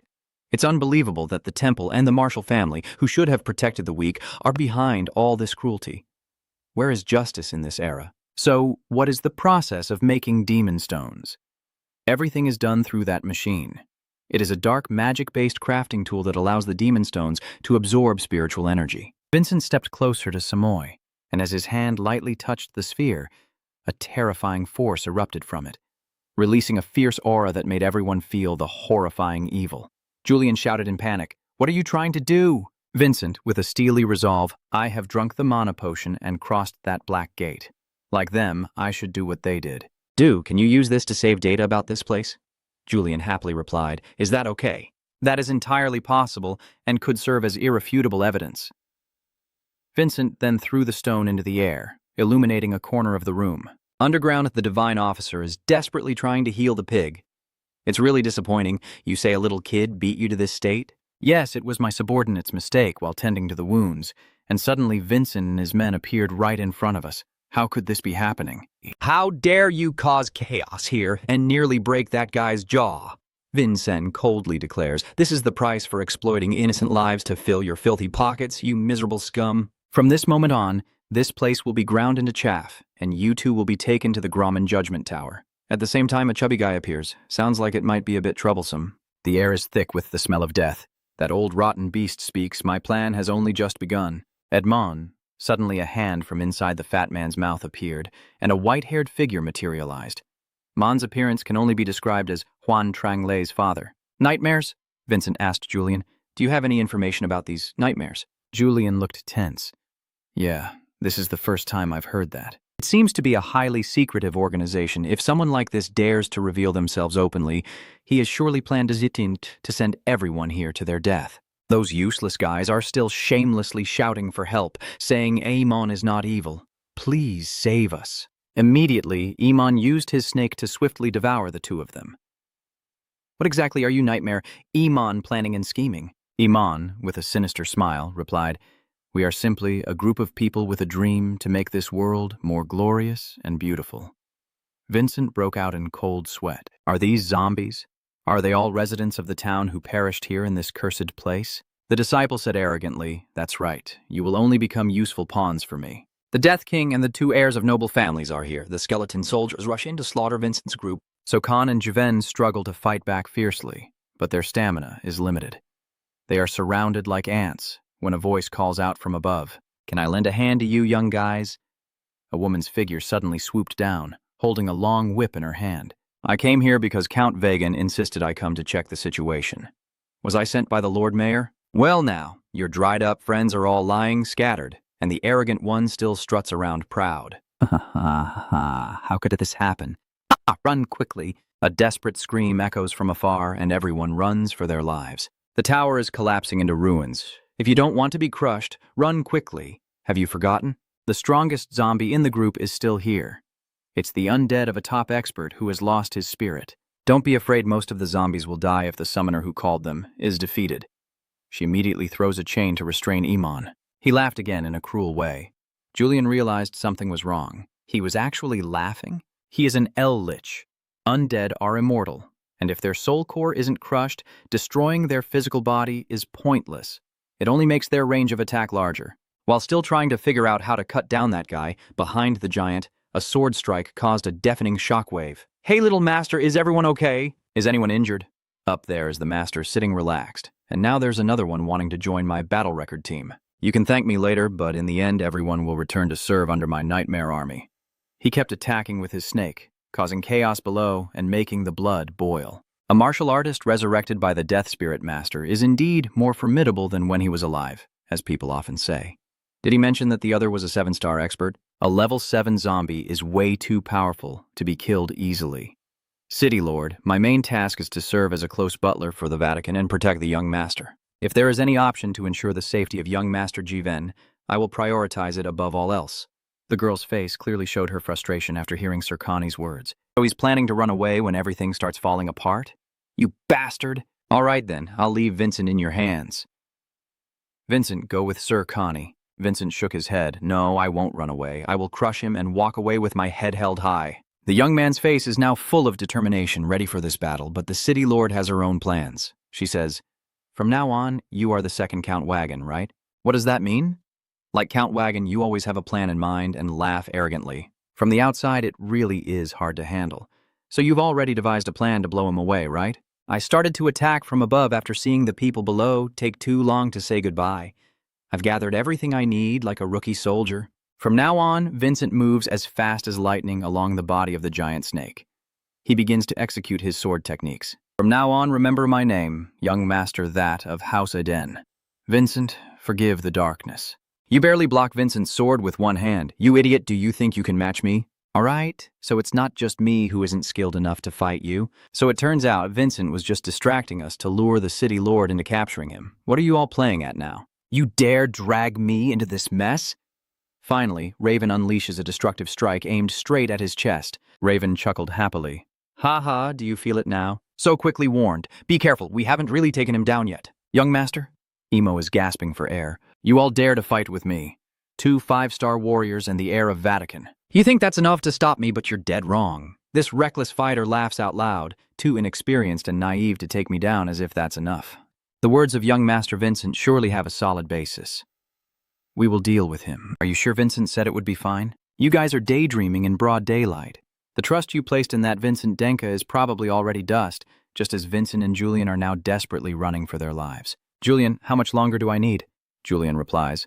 We're still on the right track, but need a little more time as we're busy dodging and weaving. Vinin unfortunately took a hit from the clown earlier. It seems even his head has a mind of its own. I'm done for. Just a little more time. I have to buy Julian some time. Vinin swung his sword and struck directly at the clown's face, but he was completely unharmed. Did I just bite off more than I can chew? Damn it. Standing firm is hard enough. With this kind of chaos, it's dangerous. On this front, when Raven heard the thunderous explosion behind Vincent, he thought, no, I must focus on fighting first. Esmond uttered a taunting remark. Bah. Come here, you little brat. Raven rushes forward to block this attack. That useless zombie. It seems even the clown Len here spat out fresh blood, but still couldn't do much. Suddenly, a flash of golden swordlight cut off Len's arm. What is this? Just then, Julian successfully helped Vincent to triumph perfectly. I have restored part of my holy power within your body. Chainsword technique. Chain divine power. Return to the past. This is one of the key sword techniques in the Enka swordsmanship. Also the divine sword I once used. The Adenka sword includes 7 different sword styles, and the chainsword isn't flashy or unique like the others, but he immediately drew his treasured sword, a highly powerful blade wrapped in chains. The owner of the sword can directly channel their energy into it, allowing the use of various elemental attributes. This is the swordsmanship created specifically for you. Once you acquire this brand new power, you'll become much more formidable. That's right, just like the perfect swordsmanship that Aslan passed down to me, this is a perfect fit. Now it's He Len's turn to sweat bullets, trembling with fear. There's no way a warrior's divine power could be like that. Vincentin is ready to swing his sword. Consider this a gift. You are receiving the power of the Holy King to send you to the afterlife. My master's Palika swordsmanship has reached a transcendent level and is incredibly powerful. But right now, I am using holy power within my crimson sword to fight against evil forces. Vincent swung his sword, unleashing a massive shockwave directly at the clown, He Len. Where did you get that power from? He Len has completely fallen here. Everyone is finally relieved. Andeston's form is gone. Now we can see young Master Vincent starting to feel a bit nervous. He's really too terrifying. Esm's blood boils when he sees Len's Andy's form defeated. Damn it, what kind of crazy thing just happened? Is that really the power of a level 7-star warrior? Vincent now steps in to help everyone. Your ambition ends here. Ism, you'd better shut your mouth and accept your punishment. You bastards. Ism recalls all his hatred towards the Enka people. The foolish, arrogant Enka folks, always boastful and self-satisfied. I have spent 20 years devising plans to wipe them all out, and now that passionate plan has failed miserably at the hands of the very Aiden Kel I have always despised. I really can't forgive him. He's so furious that he poured all his strength into today to destroy Vincent and his team, who still have enough power to shake the earth and split the sky. Could it be Son Goku coming back to life? The whole fortress is shaking so violently. What's going on? Esm shouted fiercely. This city belongs to me. I absolutely cannot let my plan fail like this. I will destroy all of you and everything here. Suddenly, a voice echoed from above. Stop being so stupid, Esm. He also froze for a few seconds just after his plan failed, and now he's already planning some sneaky tricks. It seems this strategist level is still beyond your reach. Esm suddenly trembled with fear like a dried-out chicken. Hey, why are you here? What's going on? Since when did he find that guy? That person is the boss. Look at that guy. Isn't that the Lich's core? Isn't that Esmond's? At this moment, SM starts begging desperately. Wait, hold on. It's not over yet. Please, just give me one more chance. Shut your mouth. He forcefully crushes the demon core and then his body vanishes into the void. No. This really is a terrible nightmare. Please, be gentle and careful. I don't want to die, you know. His body is being torn apart into pieces. It seems like Esm is just a sacrificial pawn for their plan. At this moment, Sokan stepped forward. Why are you here? Housekeeper. Sokan is truly honored to meet you. Raven couldn't help but be surprised. Do you know that person? Ah, yes.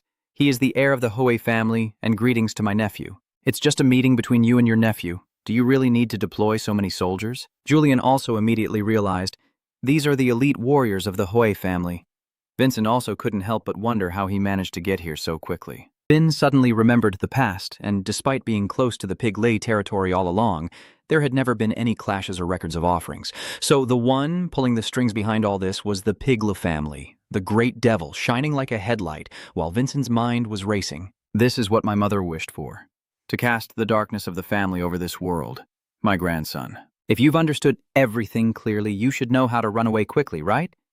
You have to do that, don't you? Isn't that right? Vin said clearly. What do you mean, obviously?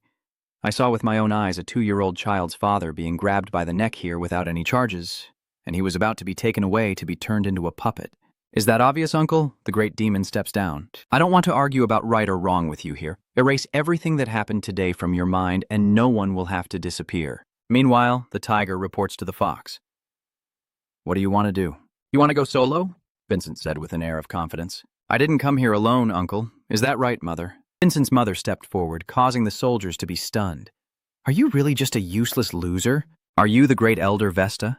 The mighty demon lord Hoatamtin, you're here at this place again? Now, Vesa steps forward. So you already knew I would come, Vinin. Vin replied firmly. I knew for sure that once the great demon appears, Mother will show up to save this situation. The great demon is now as gentle as a piece of dirt. If you think about stopping me, that would be a really stupid move. Do you understand? The demon stone didn't just appear out of nowhere. It has always been a unique power that many in Heole envy. Vesa said seriously, even this Heole territory itself is a divine blessing. Are you planning to dominate this new power through slaughter and dark magic? That's just a misunderstanding. Before the demon could finish speaking, Vet had already been furious for a long time, and finally saw her face. I've forgotten what my sister's true nature is. How dare you lie to my face like that? Even that aura makes Vincent cautious. Once again, those eyes that seem to see through my very soul whenever I try to deceive. At this moment, the demon lord's heart is filled with fear, for she always holds the upper hand and looks at me with eyes full of contempt like a dog. I hate those eyes so much. Dai Ma Tong Chu is aiming straight at her, and her scars are no joke. She must have prepared something. Immediately, her husband, who is also Vinen's father, appeared before her, a sword slicing off the demon lord's arm. And a terrifying purple demonic energy split the sky and earth in two. Immediately after, the young demon began to realize he was wrong. I'm sorry, sis. I was wrong. My judgment was clouded just for a moment. Vinen's father appears in the coolest style ever. Vincentin is also stunned by his father's strike. Just one swing, and the dark sky has now become clear. This person is a descendant of the Aslan family and the father of Vincent Kakan. A Ka embodies the ancestral power of the Black A family. Kakan with a cold face asks, "How should we handle this situation, madam?" Vesa calmly steps forward. Seeing his idiotic younger brother, the great demon, like this only makes me feel heartbroken. She said I came here to clean up the mess caused by Heole. So, the great demon Heole. I myself must bear all the responsibility for the crimes committed here. Immediately, Vesa's soldiers and priests behind the demon are probably also from At's Black Sword Guard and the clergy of Guy Cathedral. Were these two young men sent immediately to chain the great demon go? Was this all arranged in advance? Vesa, feeling disappointed, turned away.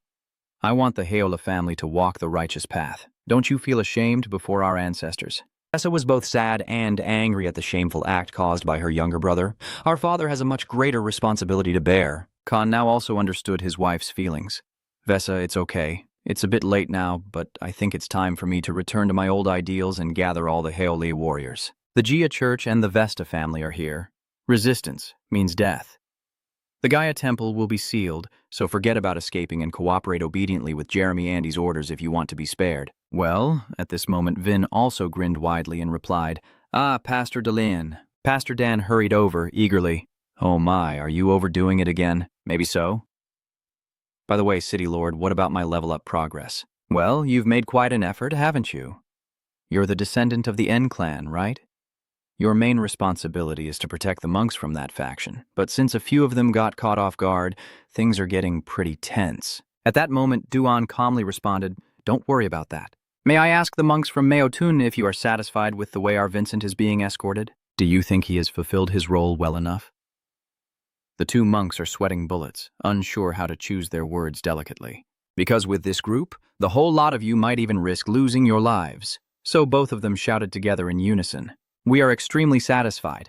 Not only is young Master Vincent's formidable strength enough to rival an 8th-rank warrior, No, it's even way beyond that.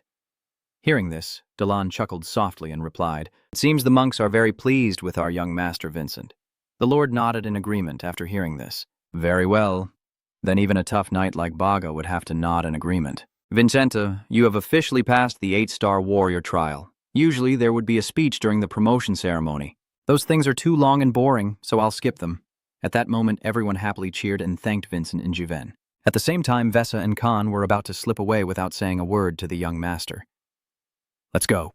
"Come on, hurry up, Grey Demon." As for that big demon, he's still very bitter. Was sending Vincent to find her part of her plan all along?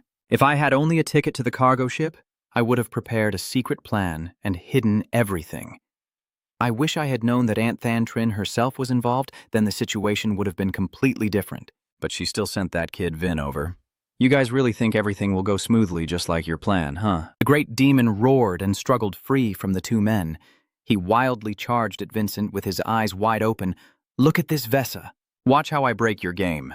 Damn it, I was completely caught off guard and unprepared. Young Master Vincent is truly in danger now because the clan leader Khan is here, so I underestimated the enemy. The great demon roared, "This is the perfect moment to send him on his way. Now let's see what price you'll pay for your schemes." Vesta and the Lord both shouted in terror, "Vincent, young master, Vincent." Blood splatters right before Vincent's eyes, but the culprit is Via, who just tore apart his own blood-related younger brother. She arrived at the last moment, Vasa's face as cold as ice. "Van, you should stop now and not send your brother to his death like that, or he won't have any chance to struggle anymore." It's truly a moment where everyone falls silent, as if only prayer and offering are left. Wow. My goodness, he is truly extremely brutal, chopping off his brother's head without hesitation. Vincent's face is tense, like a stretched string. Even he can't keep up with Yama's speed burst. Is this the power of the giants? Vin suddenly realizes that the mother in front of him also has her own thoughts. She also feels heartbroken having to fight her own brother like this. "Mom, this is the magic crystal forged from your spiritual energy. The solid evidence is all in here. The magic crystal has recorded all of their heinous crimes." Via smiles softly, having taken care of the trouble for Mom. "Thank you very much. I will gather the evidence and return it to you." Vin tightly holds his mother's hand. "It's not necessary. This is a heartfelt gift from me to you. Please accept it. A gift for you, it can't ease the pain of your loss today, but I still want to give it to my mother." Julian standing behind like an advisor. "Are you trying to comfort her? An ogre like her." Her hand is trembling. That's not the reaction of a cold-hearted giant. Perhaps my mother's true kindness is much greater than her cold exterior. It truly warms the heart. "Thank you, my child." Vesa smiled contentedly. That night at the family estate, only screams of terror and overwhelming fear echoed. Khan had easily befriended a guard captain as if it were nothing. Khan calmly stepped forward, declaring that the clear evidence showed he was involved in Mao's case. "I will only attack those who dare to resist." The angry soldiers of the clan rush out to protect the master. Khan had no other choice but to slaughter all these guards to make a way in. He replaced himself, blood flowing like a river. Finally, he broke through the door and stepped inside. All the evidence has been presented to Lord Jeremy von Gaugh's court. He was sentenced to death, but since he is a fellow, he was allowed to end his own life. The old man about to fall into the pit still desperately struggles and screams for someone to kill him.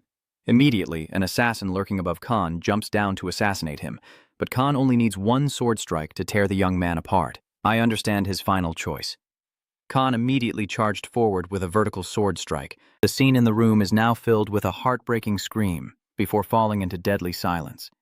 The scene shifts to Vincent and his mother. "A temporary place has been prepared for Vincent. Thank you, Mom. Please forgive me. I know you really want to return to your friends. It's nothing at all, because it's something that must be done. Mother has realized many things when seeing you steadfastly follow your ideals. Thank you, my son." "Thanks to you, I am willing to face whatever I believe to be the truth." "It's not like that, Mom. It's all thanks to my unbreakable will." Vincent still can't help but worry about the hardships his mother always has to bear alone. But I think it's okay. Mom will be seen as a traitor by Dam 2 in the clan territory. She suddenly burst into laughter. "Oh my God, that kid who disappeared from the magic crystal workshop is actually worried sick for me." That's still part of it. Du seems to have completely forgotten the heinous crime we all committed. "Yeah, I think we're in danger." "Oh, you really are a perfect copy of your mother. This may not be a big trophy, but I have a drama to tell you about your mother." Svana Hlai and even Thien Kwa as well. Vincent immediately wondered, does heavenly fruit have anything to do with your mother? Svana is the one chosen by heavenly fruit to possess it. It really is fate choosing the person. This is a rather long story, and it dates back to some distant time. At that time, Khan was a promising rookie about to be promoted. Svana and her mother lit the Tung Khan to support his succession ceremony. There is another ritual to complete before the main promotion ceremony at a fortress near the Red Fortress. At that waterfall, my mother's team must defeat the beast guarding the area. What kind of monster looks like a mutated shellfish and doesn't resemble an ordinary boy at all? Svana was fighting and giving birth at the same time, and her strength was also 1911 alongside Khan. Just then, Svana was caught by that guy. Damn, I knew something was bound to happen. Below, Vesa has unleashed a sharp sword strike. The moment is right, and Khan immediately delivers a fatal blow to finish it off. Svana is overjoyed as if she found gold. Truly the perfect combo. The mission is complete. V's mind is colder now. Ow. It's not over yet. We still need to retrieve the pearl to consider it done. Khan then carefully extracted the pearl from the waterfall, and Vesa, confused, asked, why are they letting us go with this ugly, rotten pearl? I'm not really sure either. The waterfall sun is an ancient tradition from the ancestors of Aslan, but something feels off. His water stream. We can handle it easily. It's not much effort. It's not a too tough challenge for a talented rookie about to get promoted. Moreover, why does this waterfall have a stream flowing from near the red tower down here? Could it be that the source of the waterfall is right here? My mother is always fresh without needing watering, always curious about Level Mach and noticing what others overlook. Svana is probably just that. Probably. Do you think this mission has some other hidden purpose? Another purpose? Like some kind of secret plan that the Aslan elders have already laid out? Maybe there's something interesting hidden inside the waterfall. Who knows? But how the hell are we supposed to get in there with the water raging like that? Svana chuckled softly. There's always a way. So everyone's just struggling to climb to the top of the waterfall again. This girl really doesn't let anyone refuse her. Who could possibly hold Svana? If we follow the cliff, we might be able to get inside. My instincts tell me this is definitely the real deal. There's probably something valuable inside. Tai, don't you dare try to cover for me.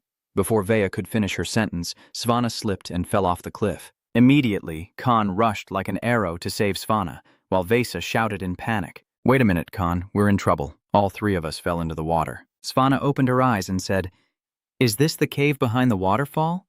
Turns out my sixth sense is the best. What do you mean, top of the class? You want to punch, little girl? We're going to wipe you out, you know that? You should know how to take better care of yourself, right? Svana said with a remorseful voice. Yes, I know I was wrong. Luckily, Svana wasn't harmed, even though she was swept away by the powerful current. Well, I can still breathe. It really is a miracle. Suddenly, a voice echoed from deep inside the dark cave. Not a miracle, but because I saved her. Venentin was startled when he heard this. Is there really someone inside? To be precise, it is what we still call the holy fruit. In front of the three of them appears a gigantic red dragon standing tall. Everyone froze in shock as the dragon asked, so which one of you is the prophet of truth? The prophet of truth. Are you referring to the prophecy passed down in Encha? The red dragon looked surprised. Oh, you're completely clueless but still managed to get here? Looks like you're doomed. There's no way out now. All of you will die here. With that, the dragon spat out a blazing fireball. Well, with this attack, we're definitely done for. At this moment, all these questions buzzed in Wei Sha's mind. Why was there a hidden dragon inside the Red Fortress? But now that doesn't matter. The top priority is to find a way to escape. Everyone scrambled and ran chaotically, and the dragon immediately cast a spell to trap the entire group inside the cave. You run across the sky, the waterfall is narrowing more and more, leaving you no way out. Accept your death quietly, you human bugs. This really is a tense situation for the whole team. Vincent's skin crawled at this point, unable to believe it was actually such a high-quality dragon. Does such an overpowered species really exist in this world? Vesa sneered, seeming not to be particularly shocked. You're that amazed? I've eaten both dragon bone and blood lotus before. Hearing this, the two young men also gaped in amazement. How did she know about the long cot when only Father and G. Elsa are free to discuss it? It's impressive that she managed to hide Adenka's lover too. How did you survive when you faced that boss? Vesa also looked suspicious. I really don't know anymore. The only one who knows everything is Svana. Let's get back to the intense story. The mighty dragon stomped its foot, causing the ground to shake. Now you are cornered. Prepare to face death, human descendants. Vesa is now full of fighting spirit. Khan and Svanna, we have to go all out. Immediately, the two of them drew their swords and charged at the red dragon, with Svanna and Vesa flying ahead to attract its attention. Khan below unleashes a powerful ancestral divine sword technique that looks incredibly cool, but the dragon simply waves its hand and easily deflects Khan's attack elsewhere, still pretty impressive. At this moment, Khan also felt restless. How could the strongest sword technique of the Adenka family be so easily countered? But human strength has its limits. Get ready to lie down and let the water clear. The dragon roared and unleashed a terrifying aura that seemed to crush the three of them, their bodies almost stiffening and unable to move. Is my body being crushed by its overwhelming aura? I can't breathe.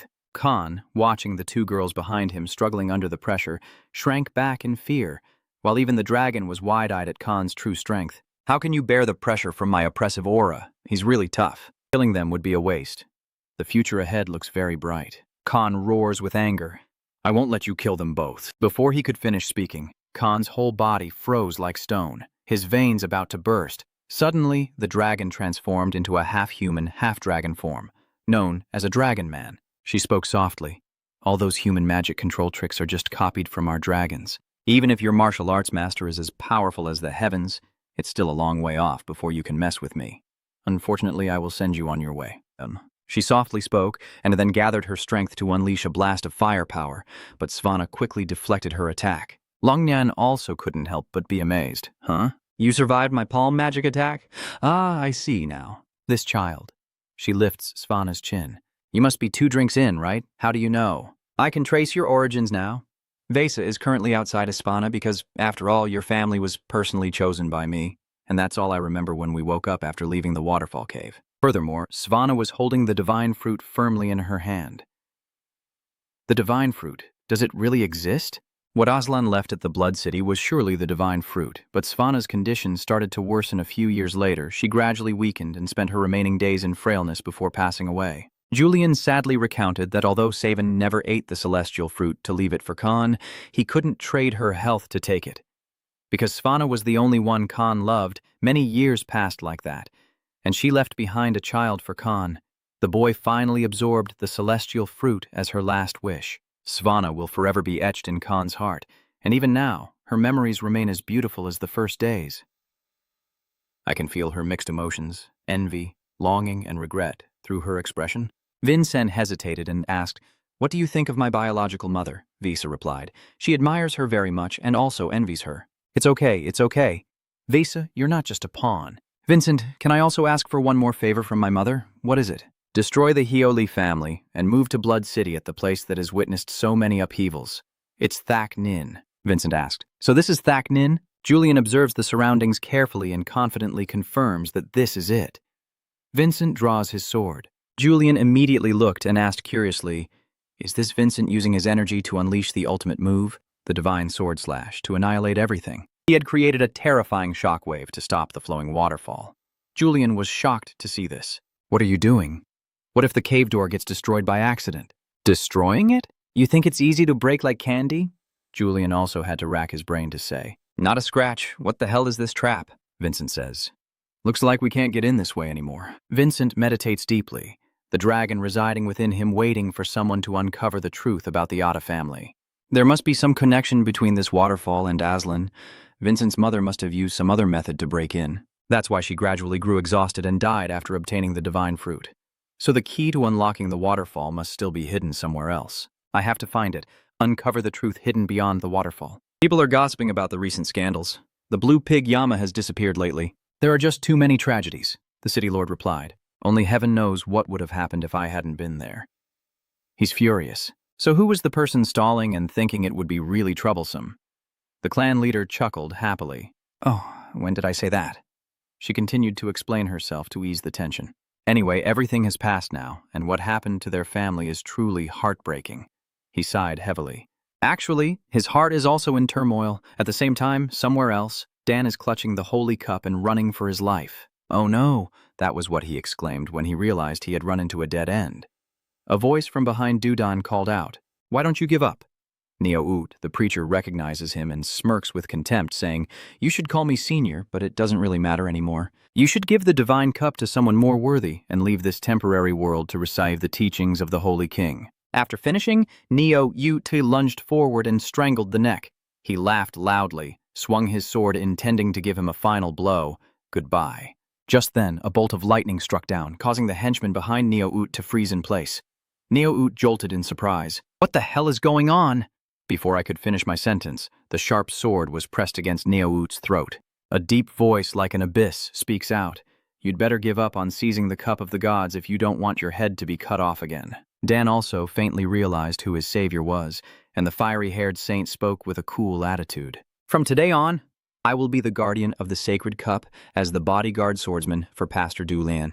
At the same time, at Nin Waterfall, someone summoned by Vincent approached and asked, "Do you have something to call me for?" Vincent is actually the third daughter of the prestigious Hana Anka Military Academy family. Hana asked, "Is this not where you are doing your final exam challenge?" Vincent replied, "So you're here to join the fight? The waterfall will soon be quiet again, right, sister?" Hana nodded and said, "Yes, anyway, I still have some doubts about this graduation test. The number of missions requiring first-class cadets is not many. Our mission is similar to that of a 9th-ranked cadet." Vincent agrees with Hina's perspective and says, "That's why I want to invite you to join this mission." A mission requested in my mother's name? I guess it's worth listening to what he has to say about this. Hana asked further, "What kind of mission is this one?" Vincent immediately proposed to his sister, "I need to get into Heolam's territory." Hana sat down on the nearby rock and explained patiently to her younger brother, "Heolam's territory? After Uncle Heolam's death, it won't be easy for you to do that. That's exactly why I need you. You will become my protector, and in return, you will earn enough points to complete the graduation challenge." Before he could finish speaking, the young man was pressed against the neck with a cold blade. Han unleashed a chaotic move against Million. Hana glared and shouted, "Are you joking around with me?" Vignenton remains calm and responds, "No, I am completely serious." Hana also felt some respect for her brother's unusual calmness. "You've changed a lot. Change your request. If so, I will consider it." Julian is surprised too. It seems he also understood what Hana was implying. "Are you saying that the Demon Lord is dead?" The butler replied, "Yes, it's a pity," but the old man questioned, "You've cleaned all traces of my involvement completely, haven't you? Should I answer that with sweat pouring down my face?" The old man repeated more irritably. "Can't you hear my question clearly?" The old man with white hair and beard, holding a glass of bright red blood. "That is the head of the Hiolam family. Gono Hiolam." The butler replied, trembling like a leaf, No problem at all. Everything has been arranged to make it look like the Demon Lord did everything himself. Its death is unlikely to interfere with the plan that the Hiolam family is carrying out." Gono nibbled and said, "Vessa always questions me about what I do, so it's no surprise that she harbors resentment towards me." He grits his teeth. "Fine, I'll watch and see what this girl can do, and what you're capable of as well." Vincent, with a voice full of anger, the old man continued, "In the end, we still have a hidden trump card. The blood of the Dragon Clan on his head is the corpse of a dragon-human hybrid hung upside down for him to drink its blood. That's right, come closer." One drop at a time, falling into his glass. He crushes the glass and growls. "Who's Vincent coming here with?" Old Man Gons has transformed into a dragon man, signaling a stormy future for Vincent ahead. It all begins with a fierce clash between two daring young warriors, swords clashing with sparks flying. Julian was left speechless, unable to believe the blonde-haired guy was swinging his sword like a storm and shouting loudly, "This time you're finished for, Vincent. If you're confident, come and try it." Just then, the familiar woman descended from the sky to interrupt the upcoming sword clash. Vinin just snorted coldly while the golden-headed guy growled. "This bitch," Wen interjected. "Don't forget I'm still here." The golden-headed guy shouted directly in her face. "Don't interfere in our matters," Wen retorted sharply. "You're the one sticking your nose into my business." Vin and I still have a deadly battle unfinished. The golden-headed one, furious, channels his energy and bursts out, saying, "Then I will deal with you first." Does she know how to fight back, too? She also channels her energy to respond. "Haha, that sounds good. I also want to fight you to the death," Vincent shouted with all his might. "Wait a minute. That's not important right now. Have you forgotten what you're here for?" Julian was also stunned and confused, not understanding how things got so tangled up. In the stands, the clan leaders are eagerly watching the battle below. V is filled with worry. "Hurry up, Venan, or our plan will fall apart." Rewind 2 weeks, which is also the current timeline at the Kodisan stronghold, the city lord declared. "All right, you two can go." Hina was stunned. "Yes, what about the flag?" the city lord asked again. "Why didn't you hear what I said?" "I told you two to leave for the Blue Pig territory immediately," Hina explained. My swordsmanship isn't focused on defense. There are many first-level cadets better suited for this mission. The city lord stepped closer and said, Hannah, I hate trouble more than anything. Do you think I would feel at ease with the 2 top cadets from the academy missing? Hannah stammered, but the city lord turned away abruptly and interrupted. I don't want to hear any more words. This is an imperial decree from the principal. You have no right to refuse. Hannah respectfully bowed her head and said, I understand. The 2 of them stepped out of the room. In the end, what needed to happen has happened. That's right. I'm not the kind of person to sell my soul. You're about to graduate too. I just want a portrait photo. Remember, this deal is too good to pass up. Hannah was furious inside. Was this kid's move? He had already planned his next steps. All right, I'll give you a photo. Are you serious, sister? You promised. Fast forward to when Vincent prepares to leave, and the pointed-haired master warns, I hope you won't cause any headaches. Vinin also knew himself and his opponent. Honestly, I'm not very confident that this trip will be smooth sailing. Besides, my sister is also a first-level cadet. I have a spirit mage with me, so we'll be fine. What about me? Master, Vinin replied with a faint smile. Oh, right, and the quota too. Suddenly, a loud call of Vincent from afar. Vinin waited a moment as his comrades arrived, panting heavily. The purple-haired one said, Thank goodness, we just made it in time. Vincent asked, What are you all doing here so early in the morning? Suddenly, they all shouted in unison, drawing Vincent's confusion. They all performed a solemn farewell ceremony to Vincent, bowing in respect before your radiant glory. With her purple hair and blushing face, she said, Stay safe on your way back, Vincent. Ven then made a proposition. I promise to have a proper one-on-one fight with you if you return safe and sound. Vincent, remember that. The others also sincerely thanked Vincent. Thank you, Vincent. Because of you, we have become much stronger. Vincent also froze for 5 seconds, then smiled and bowed in respect, acknowledging the brilliance of your aura. I will definitely come back. Hannah poked her head out of the carriage to urge. Vincent is about to leave now.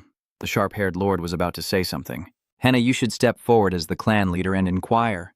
Come on, don't you think everything will be all right? Seeing her lately like a lifeless corpse, Hannah coldly replied, Those sentimental feelings only hinder us from completing the mission, even a top-tier martial artist. This is an obvious duty. The sound of hooves begins to echo. Vinin officially departs, bidding farewell to friends before embarking on a challenging mission. Everyone still lingered, reluctant to see him go. Make sure he stays safe. Don't cause any more trouble. Will they be okay behind the master, whose heart is burning like fire? Asks the city lord. Yeah, what's wrong? He expresses his concern. Hannah seems to be holding something back. At a certain point, she will become as cold as ice, dismissing all personal feelings and focusing only on the mission. She is also called the Iron Lady. That's why I'm just worried that if they stay together for so long, something bad might happen. The city lord calmly replied after hearing his subordinate's worries. They are still sisters after all. I bet the 2 of them are just reminiscing about old times in the car when suddenly, Hannah unexpectedly attacked Vincent. She spoke in a cold, threatening tone. Haven't you been sending each of them off to dust already? The atmosphere inside the car instantly grew tense and eerily silent. Hannah forcefully pushed the drawing paper aside. Vincent frowned and shouted, Hannah, what kind of crazy trick are you playing on us? Julian, poor guy, is almost out of his mind, looking pale and not daring to say a word. Hannah quickly snipped away with lightning-fast cuts, and Vincent's hair fell down, making Chu stare in amazement. Turns out she was just using her skill to tidy up Vincent's hair. She calmly reminded him to occasionally trim his hair neatly, despite the carriage shaking non-stop. Hannah remained completely composed, sitting and drawing Vincent as if nothing was happening. Hannah finished the painting and examined it carefully. Vincent truly looks incredibly cool, both in the portrait and in real life. She held out the portrait and asked, This is a perfect portrait. Are you satisfied with it? Vincent politely replied, Yes, I can't help but admire Hannah's incredible skill from the bottom of my heart. Hannah is truly a stunning beauty, and although her aura is a bit sharp, her painting skills are top-notch. Du quietly thought to herself, she's perfect. Her talent for painting is truly divine. From a young age, she's been a prodigy. Hannah said, I finished the vegetable deal, so we're even. Vincent's eyes lit up. I'm so happy I will keep it as a treasure on the carriage. Vincent and Julian discussed together, with Long curious about Hannah's hidden talents and ambitions. Vincent wondered why she missed the chance when she had such extraordinary artistic talent. Julian explained that maybe she had given up on her dreams a long time ago. Vincent was stunned. Throw it away. Julian recalls the past. You don't understand, do you? Once branded with such a notorious family name, sometimes you can't live according to your own wishes. The desire to become an artist is just too extravagant for her. Julian surprised. He thinks it's ridiculous that all members have to blindly become warriors for the Anka family, especially when we have 1,001 reasons to pursue our own dreams. If she has to sacrifice her dreams just for the Anka name, that's truly cruel. I will definitely help her reignite that passion. On the streets of the Blue Pig Colony, the people are marching in unison, loudly shouting slogans to overthrow the Blue Pig governor. Shouts echoing across the land while stern commands ring out from the opposite side. The guards are stopping the chaotic crowd, absolutely preventing them from storming into the depot. The people are shouting to take back their land and gardens from the tyrant. Vinen's group looks down from above, witnessing a truly tragic scene. "This is a bloody battle," Vinen exclaimed in amazement. "Is this really Haolam's territory?" He still doesn't understand. This place looks so prosperous. Hannah explains, only the upper class can enjoy the pleasures here. That is why this city is engulfed in class conflict. The Haolam family has lost all the people's support due to the tyrannical rule of that despot to bring him down. A resistance force called the Insurgents has been formed. They are currently gathering here to fight against the Imperial Army and avoid misfortune. All the wealthy families have already evacuated into the inner city of Dasso. Julian is speechless. I knew there would be chaos here, but I didn't imagine it would be this terrible. Vincent observed the situation and made his judgment. "It seems this riot has only just broken out," Han added. That's right. The final straw that triggered this riot was the execution of the guerrilla leader. Vinen is missing his execution? Han turns away. "We have to get to the dojo immediately if you don't want to get caught up in this mess," Han shouted. I think I know the secret passage. Wyson is restless. This path is probably more full of traps than the main road, Mel, CJ replied. Yes, but the bright side is that Hannah seems to know this place very well. C then asked, I'm not sure if she had been here before. Indeed, C's seemingly casual words hit Hannah right where it hurts. Just as she was about to explain, the group was blocked. Vincent gritted his teeth as the armored troops belonging to Haolam charged forward, roaring loudly, a group of strangers grabbing them. Wait, we're not doing anything suspicious. The soldiers are hostile, armed with weapons from the rebel forces, and Vincent is at his wit's end. Looks like reasoning with these guys is impossible. In an instant, he charged at the soldiers as fast as lightning. Vinen uses a powerful technique to strengthen his body, and Vincentin delivers a sky-shaking punch that sends the soldier flying several meters. What? He's wearing armor. The others are terrified. What the hell is this? Vincent keeps attacking regardless of the armor, destroying their entire formation. Suddenly, a guy swung his sword down from above, aiming to cut Vincent. He roared, and that cowardly rat's name was sent to hell. A deafening explosion rang out, Wilson and CJ's hearts pounding because of Vincent, but Hannah comforted them, keeping a cool head. Vincent will be fine. At this moment, Vincent had been hovering above that guy for who knows how long. Spirit was stunned and exclaimed, "How is that possible?" Vincent immediately lunged forward like a lightning bolt, delivering a powerful strike. He felt his body unusually light, the divine wing activating its magic after being forced to drink it while trapped in the tower. The space reversal technique is what helps his body reach this peak state. At the same time, another group of soldiers also tightened the encirclement around Vinen's team. Sidiek looked behind him and saw enemies all around, now surrounded by the forces of the Haolam family. The squad leader roared, "How dare they attack the soldiers of the Haolam clan? Quickly call for reinforcements. We must not let them escape." Julian said urgently, "We are surrounded." Vinen also nodded in agreement, the enemies coming in like a swarm of ants. This situation can't be this bad. Sai turned to Henna and asked, "What should we do now?" At this point, Hina had no choice but to play her trump card. She said, "I'm afraid there's no other option. Look carefully. This is the jade seal of the Heo family, the crest of the highest noble warrior class. This woman is Hena. She declares I am Henna Adenka, from CM Sun Fortress. I am on my way to Desona." Hearing that title, the soldiers couldn't help but tremble with fear. They must have just offended a very powerful and influential person, Henka. "This person is the direct descendant of Lord Fiat so renowned." The commander quickly shouted for everyone to stop. "Miss, this is the benefactor of our Haolam family."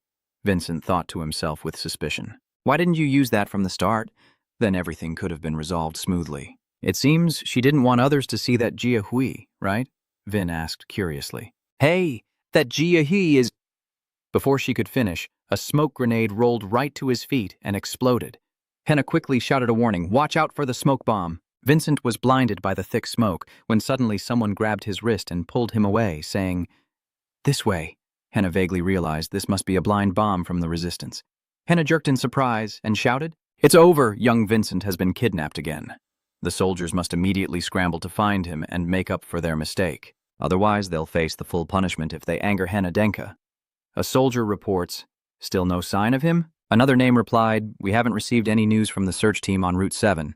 Sai speculated that it was probably the rebel troops who kidnapped the young master, but it's hard to believe he couldn't handle a ragtag group that has never undergone formal combat training. Hannah immediately cut in, saying they only attacked after I revealed my identity.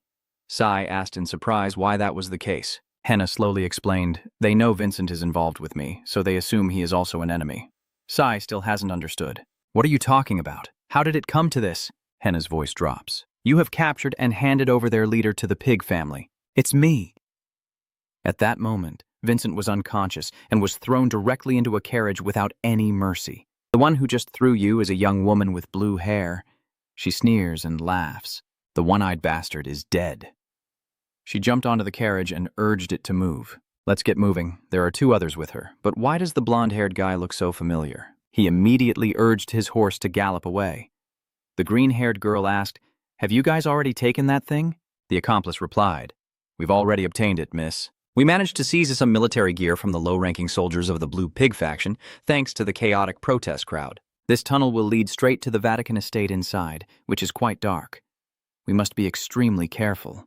She continued, "Well done. The Hio Lam family won't be able to find any trace once we disguise ourselves as merchants after escaping this tunnel," the brown-haired guy asked suspiciously. "But who is this kid?" She smirked and replied, "He is Henna Adenka's younger brother. He is the perfect hostage, a great bargaining chip for the upcoming negotiation." The blonde man broke out in cold sweat and nervously asked, "Are we really okay doing this?" The green-haired girl reassured him, "Just relax, or do you want to go back to being Gafon's slave after we risked everything to escape from Meo Tume's hell?" Hearing that, the blonde-haired guy started to waver in his thoughts. The other man couldn't help but ask, curiously, "How did she manage to catch Enka's family so easily?" She casually replied, "I just ambushed him in the thick fog. It was pretty easy." That guy immediately sensed something was off.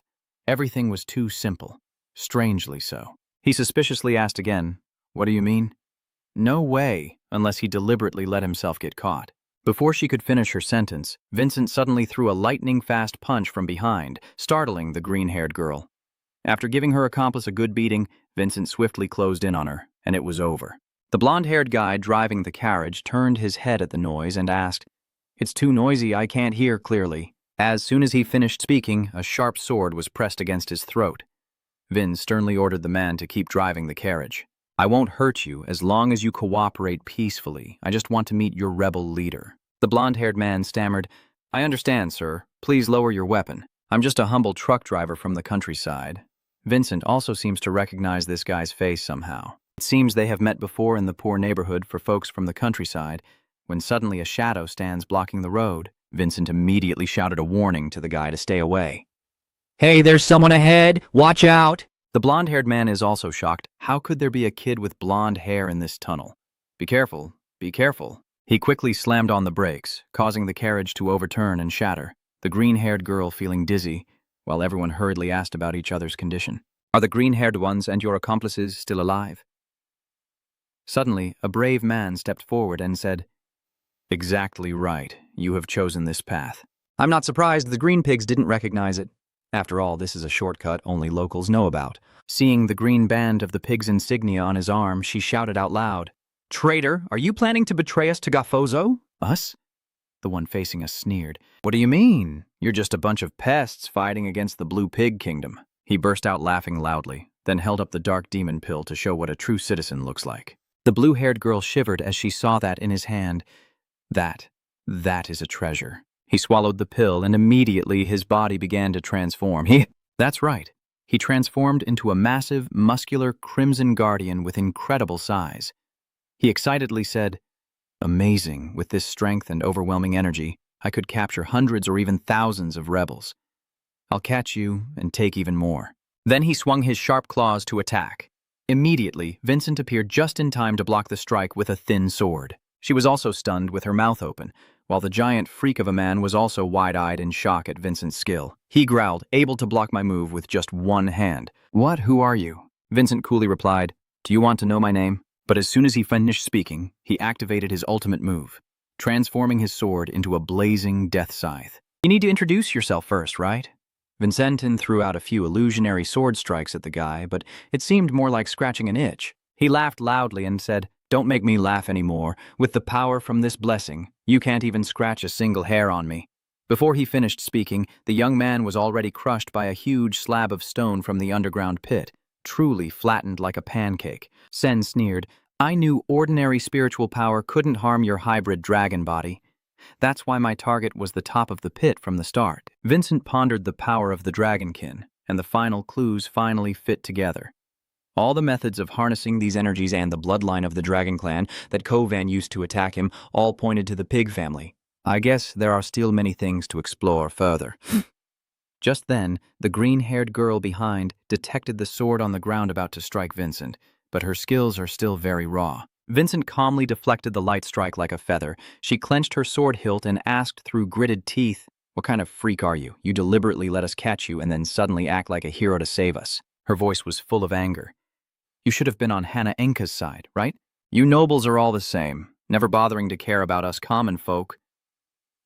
Suddenly, the sound of footsteps echoed in. "Stop, hold your fire. You're no match for him." Vin furrowed his brow and asked, "Who are you?" The old man with a cane calmly replied, "Lauren Heolam, the leader of the resistance army, the recent suspect who was believed to have escaped and was executed." The scene shifts to the edge of the forest outside the pig territory. The chatter outside is also noisy about the young man who was personally brought into the secret meeting by the leader. "He is definitely Vincent the Black." Another one replied, "Yeah, he was disguised so he could fool everyone. Then he single-handedly blew away the monks and the VIP guards." Hona pouted disdainfully. "He looked pretty ordinary to me." "What the hell does the captain think he's doing bringing this troublemaker here?" The young man behind him also sighs in exasperation, explaining her doubts. "Are you still doubting?" "That person is Mikway's savior." The blonde-haired man also nodded in agreement that Vincent is a good person. "He said his subordinate even personally took care of my daughter. If it weren't for him, he couldn't help but remember how he kept muttering to himself back then. The address is 12 Mikway Street, house number 3, that green-roofed house. My daughter is there, please at least give her something to eat." Vincent is also listening quietly. Vincent immediately asked Sai to check out this address. On Midway Street 12, the blonde-haired man with tears in his eyes said, "Ha, I understand your doubts, but this person is here to help us." That young man also agrees. "See? Even old Subin thinks the same way." She fell silent for now, but Black Mona was still uncertain, not completely convinced yet. "No one knows when he will reveal his true colors and strike from behind us again." The atmosphere in that room was tense, like a stretched string. Leon asked directly, "Are you the one who saved the people of Midway?" Vincent replied succinctly, "My parents have had this plan in the works for a long time. I was just the pioneer to carry it out on her behalf." He smiled with satisfaction, but those who witnessed the tragedy firsthand thought very differently. "Among our brothers, some come from Midway, and others have deep connections with that place. On behalf of everyone, I thank you very much." Suddenly, a voice rang out from another direction. "We have to send him off immediately," Lao Ren startled. He turned around and cut in. "Lord Count, you not only uncovered our hideout by poking at the Crown of Souls, but also traced back Lauren's origins." "Is it still too late to eliminate him now?" La asked seriously. "The martial arts master has defeated the group and captured everyone to turn them into sacrifices, right?" Leon quickly reassures him, "Don't worry, Lord Count, everything will be fine." He also nodded in agreement. Vincent then realized that they were currently on high alert for the stranger. "Did something happen?" he questioned Leon, now thinking that the rebel leader's whereabouts had already become just a rumor. "Why are you still alive in this world?" Leon simply replied that it was thanks to dark magic. Vinin also couldn't help but gape in shock when Lao Gen revealed the earth-shattering secret. "Dark magic, huh?" Leon pointed to the old man patting his head and introduced him. "This is the legendary Lord Marquis. You escaped from the homeless shelter there. He discovered his innate talent for dark magic while experimenting with magic stones. He then ruffled your head and explained further, have you ever heard of the split clone technique? I created a perfect clone to serve as a decoy." Lao Gen added, "Thanks to it, we successfully burned the Dragon Phoenix right before the execution." Julian, after hearing this, immediately recognized it as the same dark magic that Tio Lovan had used, while Vincent, still confused, didn't know what to say next. Leon stood up and turned to Vincent. "I want to have a little heart-to-heart with you. Do you mind?" Vincent replied casually. "It's okay." So the two of them walked out together. They left behind in Lord Nam's room, still with expressions of suspicion, as they strolled leisurely and chatted about their thoughts. After hearing the full story, Lao Ren exclaimed, "So it turns out my sister sent you here." Vin continued speaking. "My sister wants me to destroy the Blue Pig family." At this point, Lao Ren's face also became extremely serious. He said thoughtfully, "I think she wants to bear the burden for herself and the family. And may I ask you something, Mr. Lao Gen? Why would you destroy your own eyes like that? How would Lao Gen know what you did?" Vincent begins to analyze. Looking at that rough cut, it couldn't possibly be the work of a master swordsman. However, there is no sign that he resisted at all. I can only conclude that he acted on his own. I grind my teeth and clench my jaw because I can't bear to keep witnessing everything with these very eyes. The cities my family controls and the suffering the people endure. I'm no longer brave enough to face them directly. Vincent continued to delve deeper. There must be some other profound reason beyond that. Leon was truly surprised by Vincentin's incredible analytical skills and limitless IQ.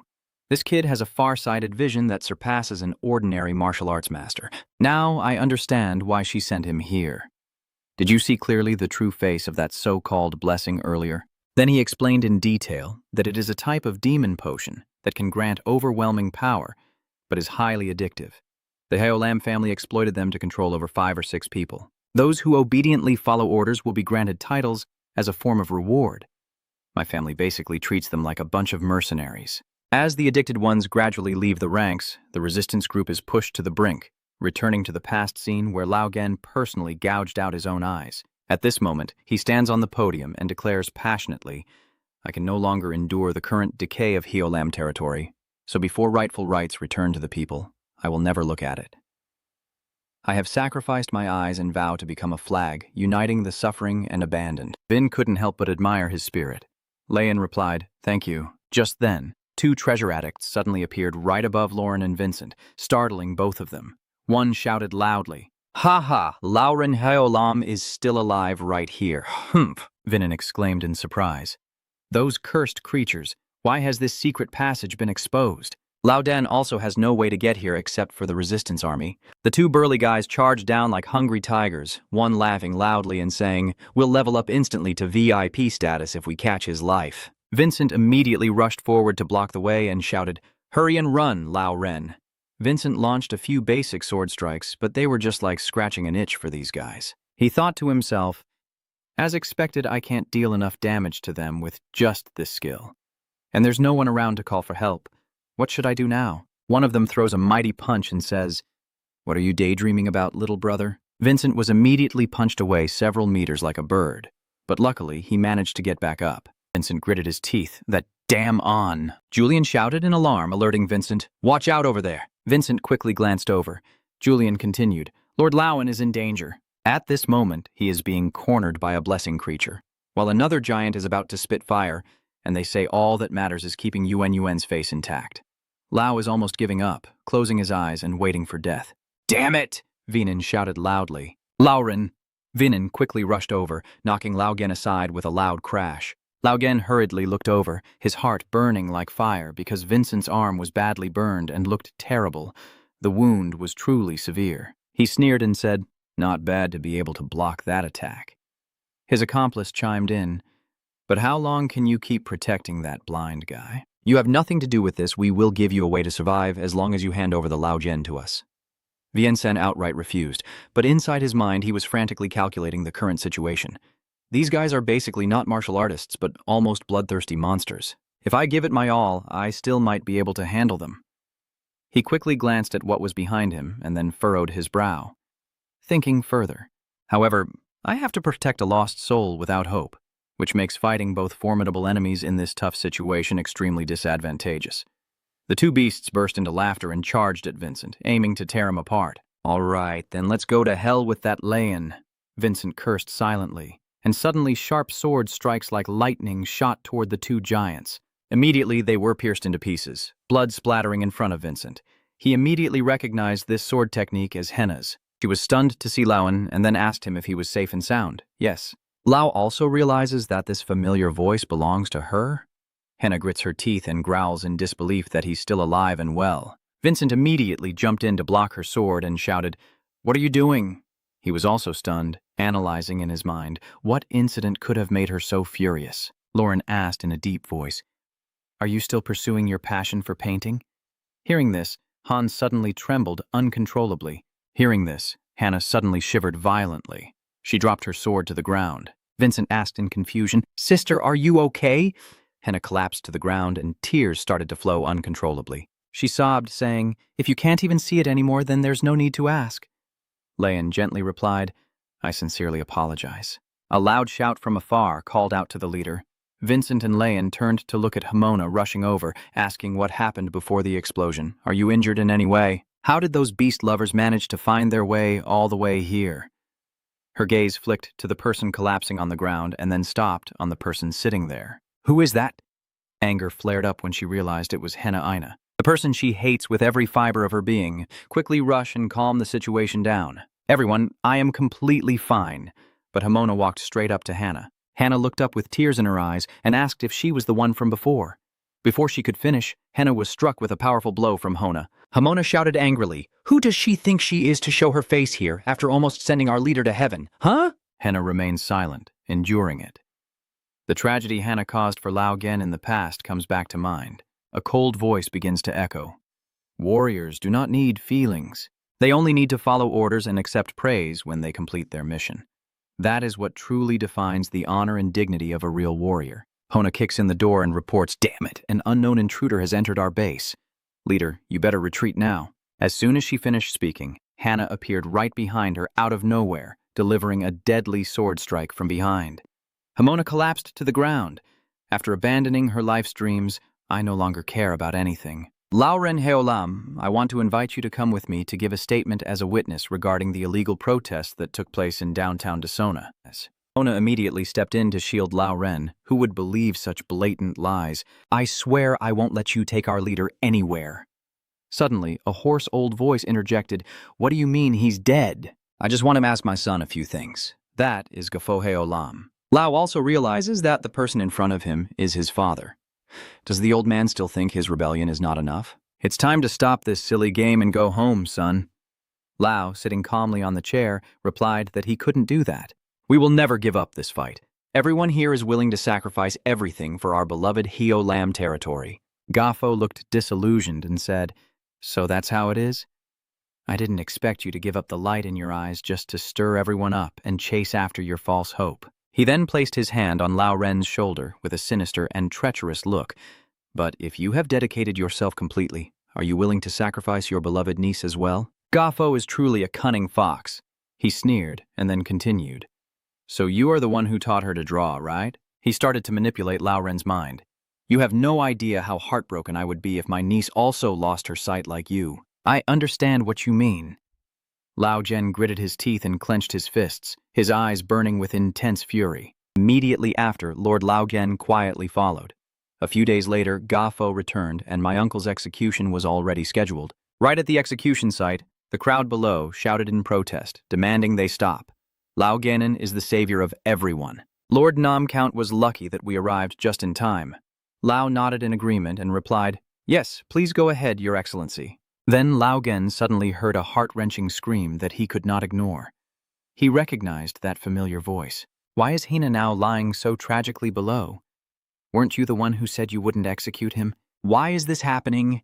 Why does he have to stand on the execution platform and have his head cut off like that? As the blade fell, Henna and the villagers all collapsed completely. Henna was crying at that moment. Lao also only knows how to rely on tricks when he has to use this plan. He cuts it off and says that you are sorry for your son. Looking back now, Lao Gen's recounting of my father's words before I was taken away isn't entirely wrong. Even now, I am still just a useless puppet, a worthless person no better than anyone else in the rebellion. After executing Lao Ren Jia, Gonzo praised her lavishly. That old man told you you're amazing, Han. Then he turned to look at Sao, whose face looked like she was about to cry. This isn't the face of a hero who just fought evil and defeated tyranny, but right now, Hina only feels endless regret for having blindly believed this fake fox's soothing words. He continues with that tone of a warrior, saying that to be a true fighter, you don't need sentimental feelings. Then suddenly he thrusts a badge into Hina's hand. He recalls his sister's image at that moment with tears in her eyes, showing that Hina also has a turbulent inner world. He made a firm decision that he would return to the center with his uncle. Lao Genin rejoiced as if he had found treasure and said, "Then could you help me out? Please come with me to meet my father." Arriving at the Hill Lamb estate in Jasona, 2 guards step out to block Vincent's path. One of them shouted loudly and stopped immediately. "This is the H. Lamb family estate. Show your pass to enter." Vincent hands the paper to the soldiers, saying, "I am Vincent N.C. from Blood City. I am on official business and need to meet my master." The soldier replied that he would let you in after verifying your identity. "Please wait a moment." Vincent gritted his teeth and said, "Wait a moment. Why would a gatekeeper like you make the guest of the master wait?" At this moment, the young man exudes an overwhelming aura that makes the 2 soldiers pale with fear. He continued confidently, saying, "I know I arrived a bit late due to a small issue, but this visit has been approved by the master himself. Do you perhaps hold more authority than he does?" The soldier broke out in cold sweat after hearing Vincent's warning and stammered out his response. Vincent ignored the 2 soldiers, brushed past them, and said, "That's enough. I'm here to see the Lord." The 2 of them couldn't react in time. They panicked and said, "Wait, you shouldn't go inside." Vincent opened the door, and his eyes widened in surprise as he was struck by the sight of soldiers lined up in perfect formation. Vincent assessed the situation in shock and quickly processed his thoughts. There are so many soldiers here, and they're even equipped with spray weapons. Vincent turned back and asked, "Why are so many troops gathered here?" "That's because the Hades festival is happening now. The event is named after the Hades flower, the symbol of the H. Lamb family, and each year features competitions where martial arts masters recruited by the family compete. However, as the rebel faction's movements grew more widespread, soldiers had to be on high alert for everyone to tighten security for the festival. I hope you can forgive me." Vincent had a different thought. It seems like the external master is wielding power to command the troops as he pleases. What did he say again? Vincent turned back and said Li Chao's reason was too weak. You should go home and think of a better excuse. Even if that's the case, why would these soldiers be stationed all the way at the clan leader's mansion? Especially right at the main entrance, a place meant to welcome distinguished guests? Vincent thought to himself, this might be a test of my abilities, or an upcoming power struggle. He narrowed his eyes and demanded, "Tell me quickly, why are you guys stationed here?" Suddenly, another master-level swordsman appeared right in front of Vincent. The gentleman with blonde hair and a scar on his face politely said, "I demand you leave here immediately." "I hope you will leave voluntarily." Vincent smirked and scoffed. "A crisis, huh?" Vincent channels his energy, releasing a surge of purple aura as he grits his teeth. "Do you think I, the young master of the Enka family and a promising seed of Blood City, would cause trouble for the clan leader?" "It's not my intention at all, sir." "So who are you truly loyal to and serving?" "How dare you call yourself a warrior of a noble family when you can't even answer for your family's spirit at this point?" "Think about it. Bringing troops here like this wastes soldiers, and the results may not even be worth it." He casually walks past the blonde-haired guy's shadow. "You're free to leave now. I will go see my grandfather myself right away." He swung his warhammer to block Vincent's way and growled, "You shall not pass." Vincent calmly asked again, "Is this your final answer?" Vincent grinned wickedly and said, "Well then, I will create a disturbance you've been waiting for." The blonde-haired man cursed in horror. This aura of dominance isn't something an ordinary kid with a little reputation could emit. Don Midway's words being taken down by him must definitely be true. Suddenly, a loud shout echoed from above. "Stop! Gafo speaks. That's enough chaos. All of you step back from me." Gafo's voice was clearly fake and sweet. "It's so good to see my beloved grandson again. Vincent, come in here with me." "Welcome to the Hio Lamb family." Entering a very private room, Gafo raises his teacup and calmly speaks to Vincent. "Your recent performance was quite good. Did I go a bit too far?" Vincent replied casually. "I was a bit annoyed, too." Gonzo continued, "Please forgive this old man. I've heard enough about you from Fengthan, so I just wanted to test you a bit, but those rumors don't really do justice to your strength, do they?" Vincent replied humbly. "You overestimate him, but deep inside he is calculating that this is the head of the Hio Lamb family." Vincent sensed a terrifying aura hidden within him, an overwhelming pressure that was truly formidable. This is truly a murderous aura that reaches the sky. He fully deserves to be the head of a martial family. Gonzo plays his role very deeply, appearing innocent on the surface. "I've been wanting to see you for a long time." Vincent pretended, but inside the old man's mind, he was cursing Vincent as the son of a bitch who killed his son. Vincent also played his part well, appearing innocent and harmless on the surface. "Yes, I also look forward to meeting him, but inside I am screaming. I'm here to see you off to heaven, old man." Gafo asks, "So what urgent task has brought you here in person?" Vincent replied immediately without hesitation. "Top secret. Sir Clan Leader." Ga Fo inquires. Did you hide it even from my grandfather? Vincent replied casually, while leisurely sipping his tea. Yes, I am well aware that I always keep my work and personal matters separate. Ga Fo burst out laughing heartily. Well, your answer really opened my eyes. Gonzo casually changed the subject. Well then, can you tell me who gave you the order? Vincent replied succinctly. That is your mother, Ga Fo exclaimed in shock. Your mother? He felt his mind stir, his thoughts racing nonstop. This is intense. Is your daughter trying to drag this kid into her scheme? Suddenly, the old man slowly spoke. I hear Fang Than has been stirring up quite a few impressive incidents lately. You and Vosha are cleaning up the mess left by my son, right?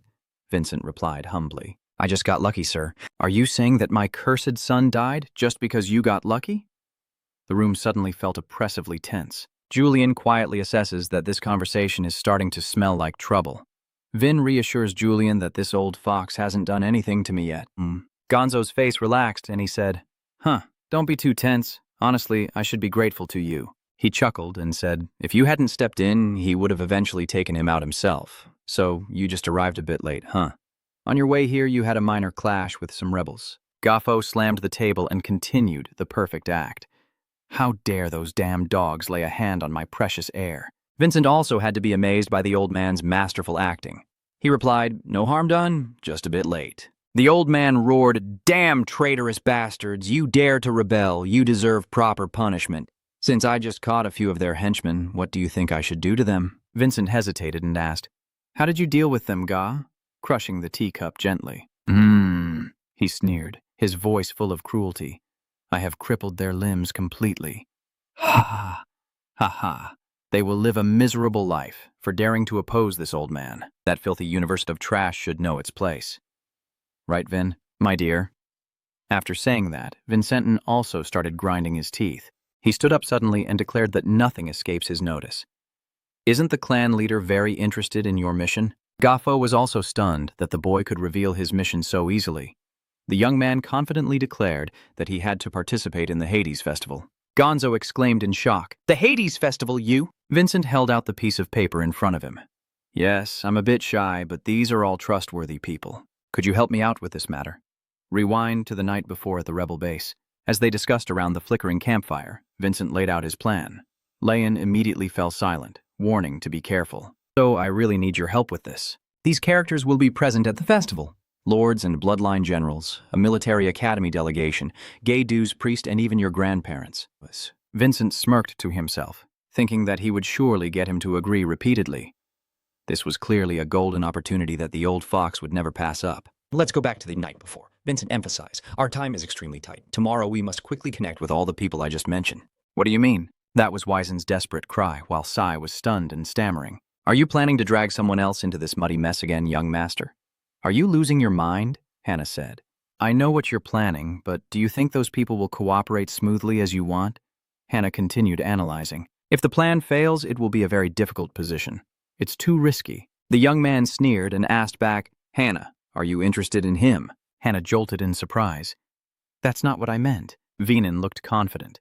Just leave it to us. Everything will turn out fine. He continued to point out the only problem, how we could deploy it, which required connecting to a network of people everywhere that the old man had no idea about. Hona confidently replied, leave that small matter to us. Lion quickly explained that the Revolutionary Army has numerous secret communication channels dedicated to such missions and can transmit messages using magic through those channels. Vincent stood up confidently, hoping the Lord would be pleased with this gift.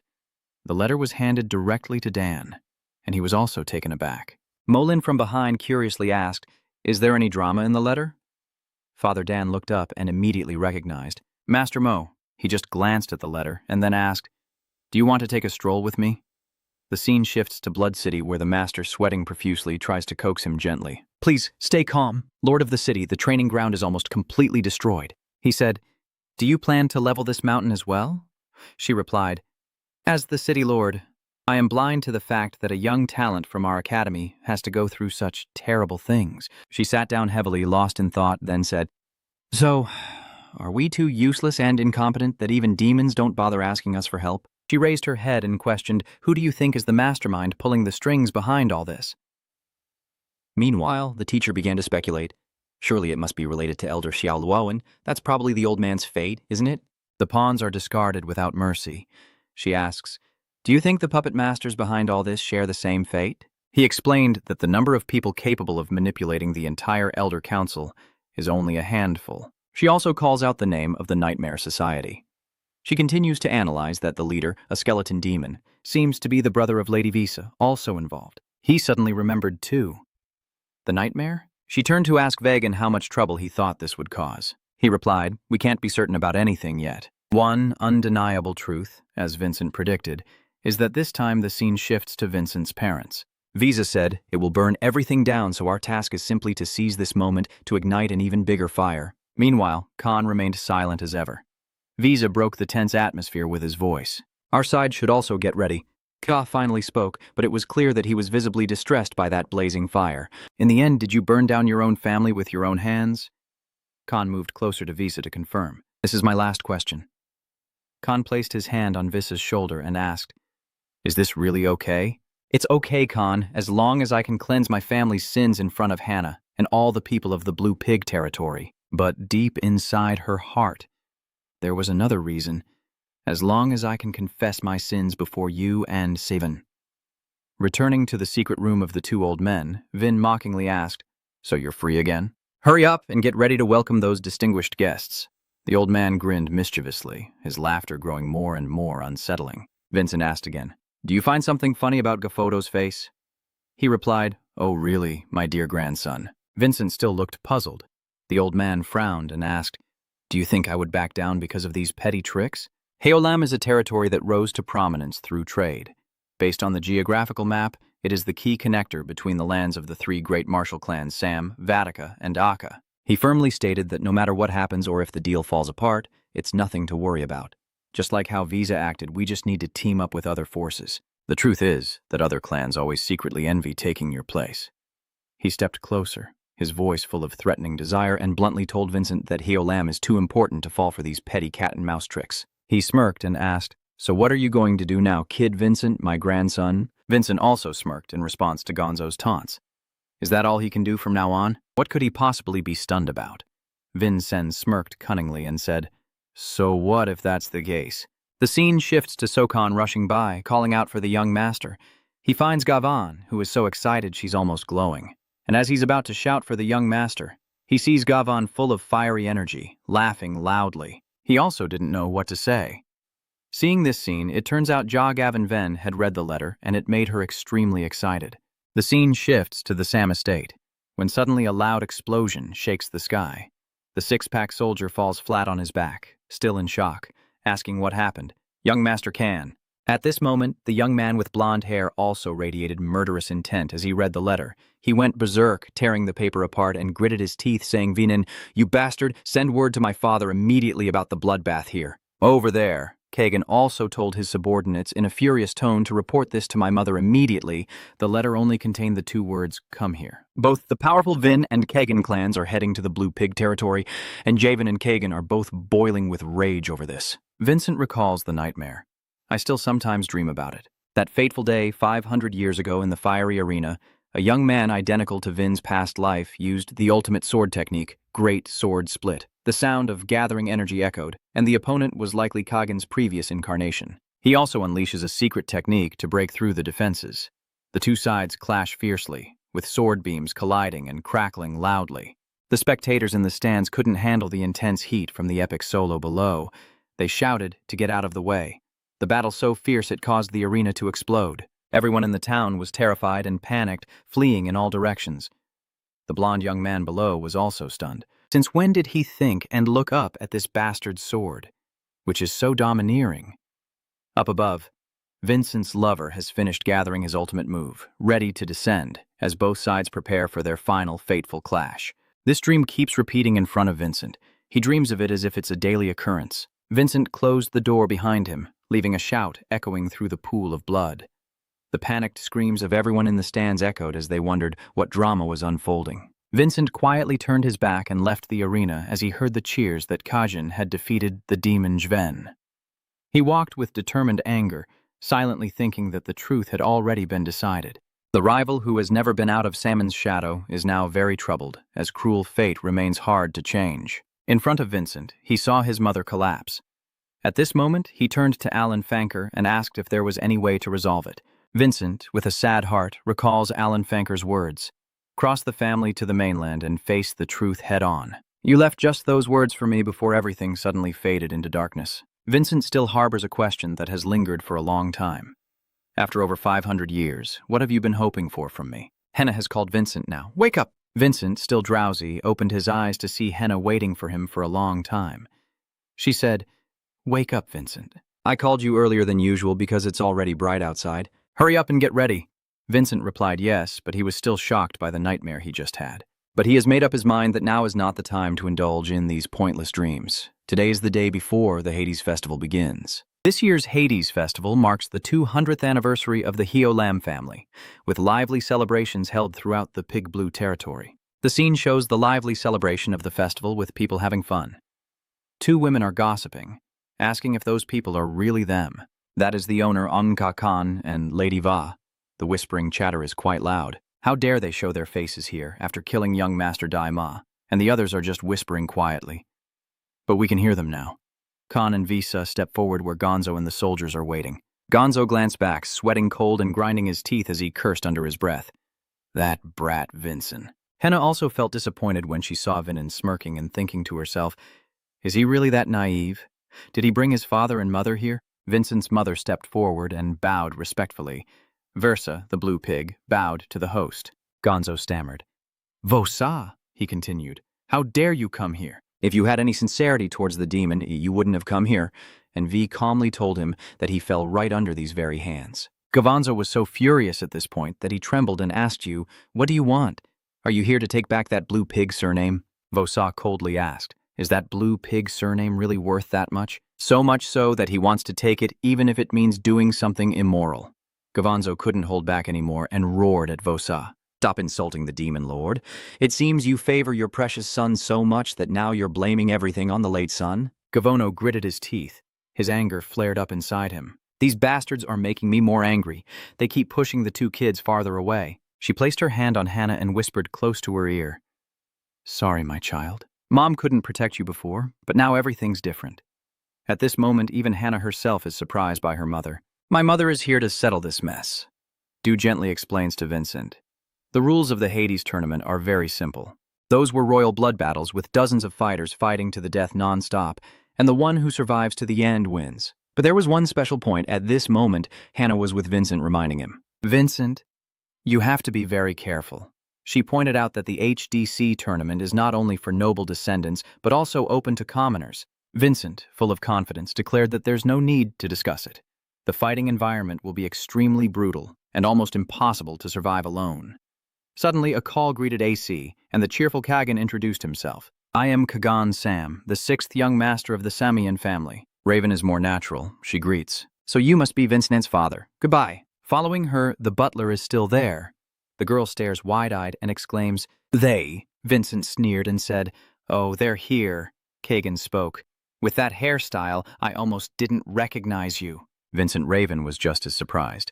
"Yeah, which salon did you go to for your hairstyle?" Vincent hesitated and said it was my sister who cut it for him. He continued, "Thanks for replying to my letter."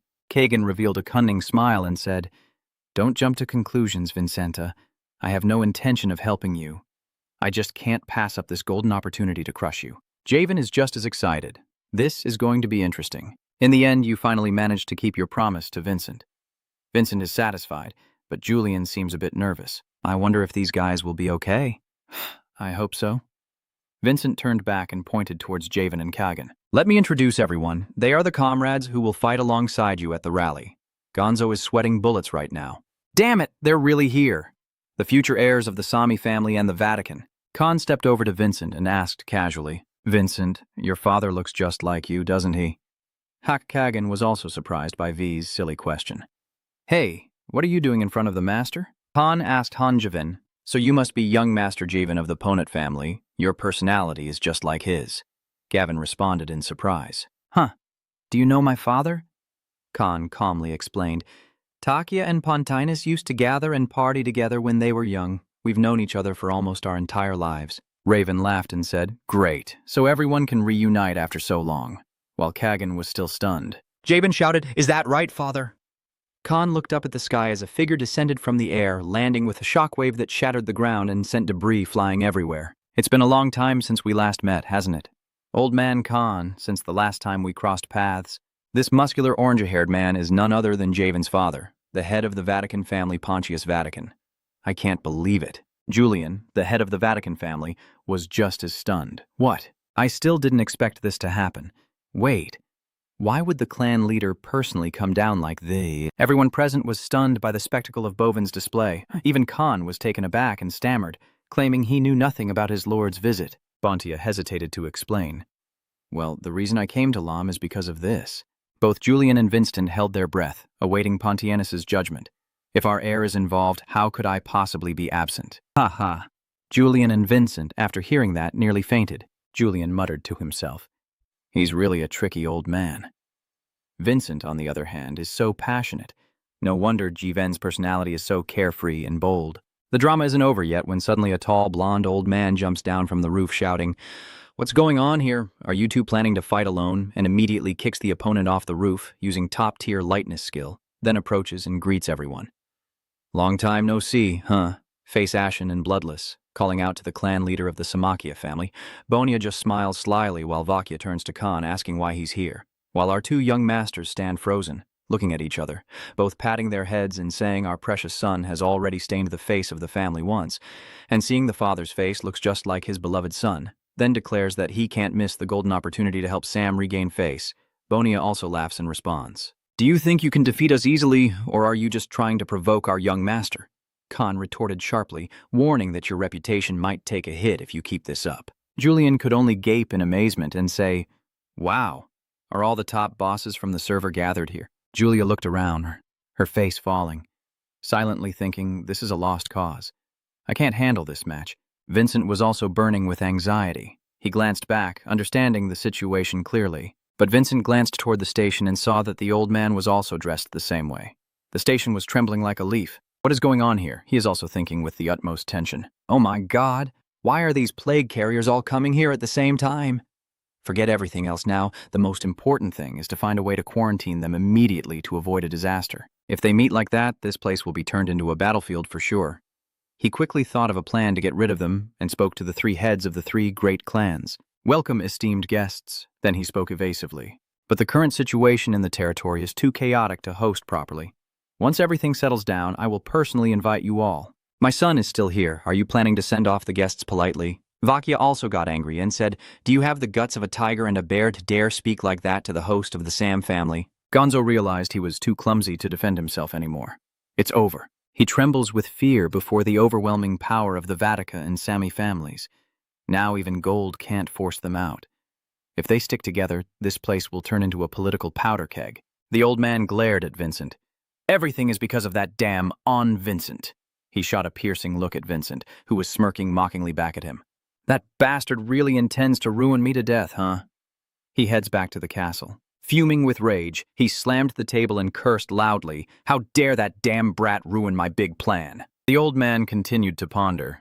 Because of him, this city is now crowded with guests like ants and grasshoppers. I've lost all control over the rebellious Lao Ren gang and the damn traitors. Now, who knows how many spies have already infiltrated the city? He broke out in cold sweat, trying to come up with a plan, or at least some countermeasures. Should I shout out loud, or maybe incite the people to riot? The butler is analyzing the situation. Their movements are quite organized and sneaky. After the master went to pay respects, they thought the enemies had dispersed. Who still keeps the fire of resistance burning even more fiercely. He erupts in fury, shouting, What the hell is this? Are you sure I've eradicated it completely? What the hell is going on that they keep rebelling like this? The butler guesses that someone must be pulling their strings. It's very likely Vincent had a hairy hand involved, but if they collude, I will turn them into pawns. Gonzo, look at yourself. You're helpless. Is this the only way out now? He told the butler. Hurry and seek help from the Nightmare Gang to retreat. Hearing that, the butler was also terrified and desperately forbade it. No, master, those guys are extremely unpredictable plagues. He gritted his teeth and replied with deadly intent, Vincent, that damn bastard, is the root cause of everything. Either way, I have to purge him among the young troublemakers reuniting with Vincent. Everyone was wide-eyed and speechless. Oh, that's a really cool new hairstyle. Svea quietly watched the intense fight. Thank you, XV. She was the one who cut Vincent's hair. Both of them froze in shock when they found out it was Hannah. Hannah stammers softly, her face as red as a gack fruit. Sia, feeling hot and nervous, steps closer to Vincent and asks him to let go. He asked what was going on again? The shy girl answered, The festival is coming up soon. If you're interested, would you like to go with me? Before he could finish speaking, Gavin rushed over. Vincent caught him. Are you hungry? Come join us for a feast with these guys. There's plenty of fine food and delicacies. Vincent, so naive, immediately nodded in agreement with Gavin. He said, let's fight. I'm starving too. So Gavin carried Vincent on his back, while everyone watched in admiration and surprise. Xvia looked disappointed. It's just the right moment now. Henna turned back and asked Vagan, Is that all? A small team with a fiery red banner and few soldiers? Vagan replied, All the influential representatives are out on missions. Mai has only just arrived. He continued speaking. As expected, all the children and relatives of the three great clans would gather here in full force. From now on, the Hades gathering is no longer just a traditional festival of Hiolam. It has become a place to showcase the status of the great clan elders. Before coming here, I also met with the envoy from Gia Palace, and the news hunters from various regions, especially the Nouveau Riche, are already here. Guests from all directions. Rumors and gossip spread far and wide, drawing all kinds of people here, when suddenly a space vortex opens behind a mighty voice echoing through the air. We also join in the fun. Here, you can almost sense that this is the sixth elder Helios. The silver-haired elder greeted Vagan with honor and continued, I apologize if it's sudden, but I still wish to extend the invitation to you once more. You should take over the vacant elder position of your sister Vong. That statement made Vagan startle in shock. At the same time, Gavin was enjoying his meal. He glanced over and asked Tinbo, Hey, how can you sit like that? Aren't you going to touch the food while Vincent and Kagan are just standing there stunned? Speechless and unsure what to do, Gavin continued, Can't you see the food is cold and stinky now? When the three young masters saw their three powerful parents chatting animatedly and clinking glasses, the talented family heads were bragging so much it was headache-inducing. Vin also felt the tense atmosphere like a stretched string, and secretly thought that it was only after Gavin dragged him along that he finally arrived somewhere called comfortable. Bontia chuckled loudly and said, Ha ha ha ha ha. How many years has it been since we were all together like this? Khan replied, I guess no one will remember. Vakia said it's been almost a decade already. Bontia, while taking a sip of wine, said, I'm in a good mood today. How about a few rounds of entertainment? Han, on the other hand, although he said he was excited, decided to hold back for now. Today is the kids' stage, and Vincent also started to feel that something was off. These dull jokes from these old men really make me give up. Julian is more relaxed, and while I enjoy this too, I can sense that the camaraderie among these landlords isn't genuine. Vincent's views clash with Julian's, which piques Julian's interest. Vincent tells Julian that the true nature of martial artists is their bloodthirstiness, and the more professional they are, the more ambitious they become. And now one of the few formidable rivals in the world is sitting right beside you. Vincent is deep in thought about this. I have a bad feeling. Maybe I shouldn't stay here much longer. Kagan also seems annoyed. He thought to himself, I just need to eat a little, and I might lose my composure. I have to keep a cool head. Every word and action must be carefully calculated. Raven excitedly raised his hand and asked if there was some teasing planned for the heads of noble families. Bontia chuckled as if the question was easy. Raven asked, Do you think all of you here are very pro at MP? So I wonder who would win if they went solo to claim the throne. Vincent also gets stuck after hearing that. Kagan turns to stone after hearing Javen's question. And Julian also thinks St. Gavin just fell from the sky. All three of them froze completely when Gavin's loud question was heard. Javen's father smiled and said, So? Vakia also stood up and said, I want to know too. Khan also stood up and shouted, Why not find out the answer with my fists right now? Holy Lord Hoka is shocked. The Sixth Tower Master? Wait. You want to make Wagon perjure the Tower Master? Vagan calmly said. You know how I feel about that at Tower. Do I make myself clear? Vega frowned and said to him, Aren't you still hung up on her?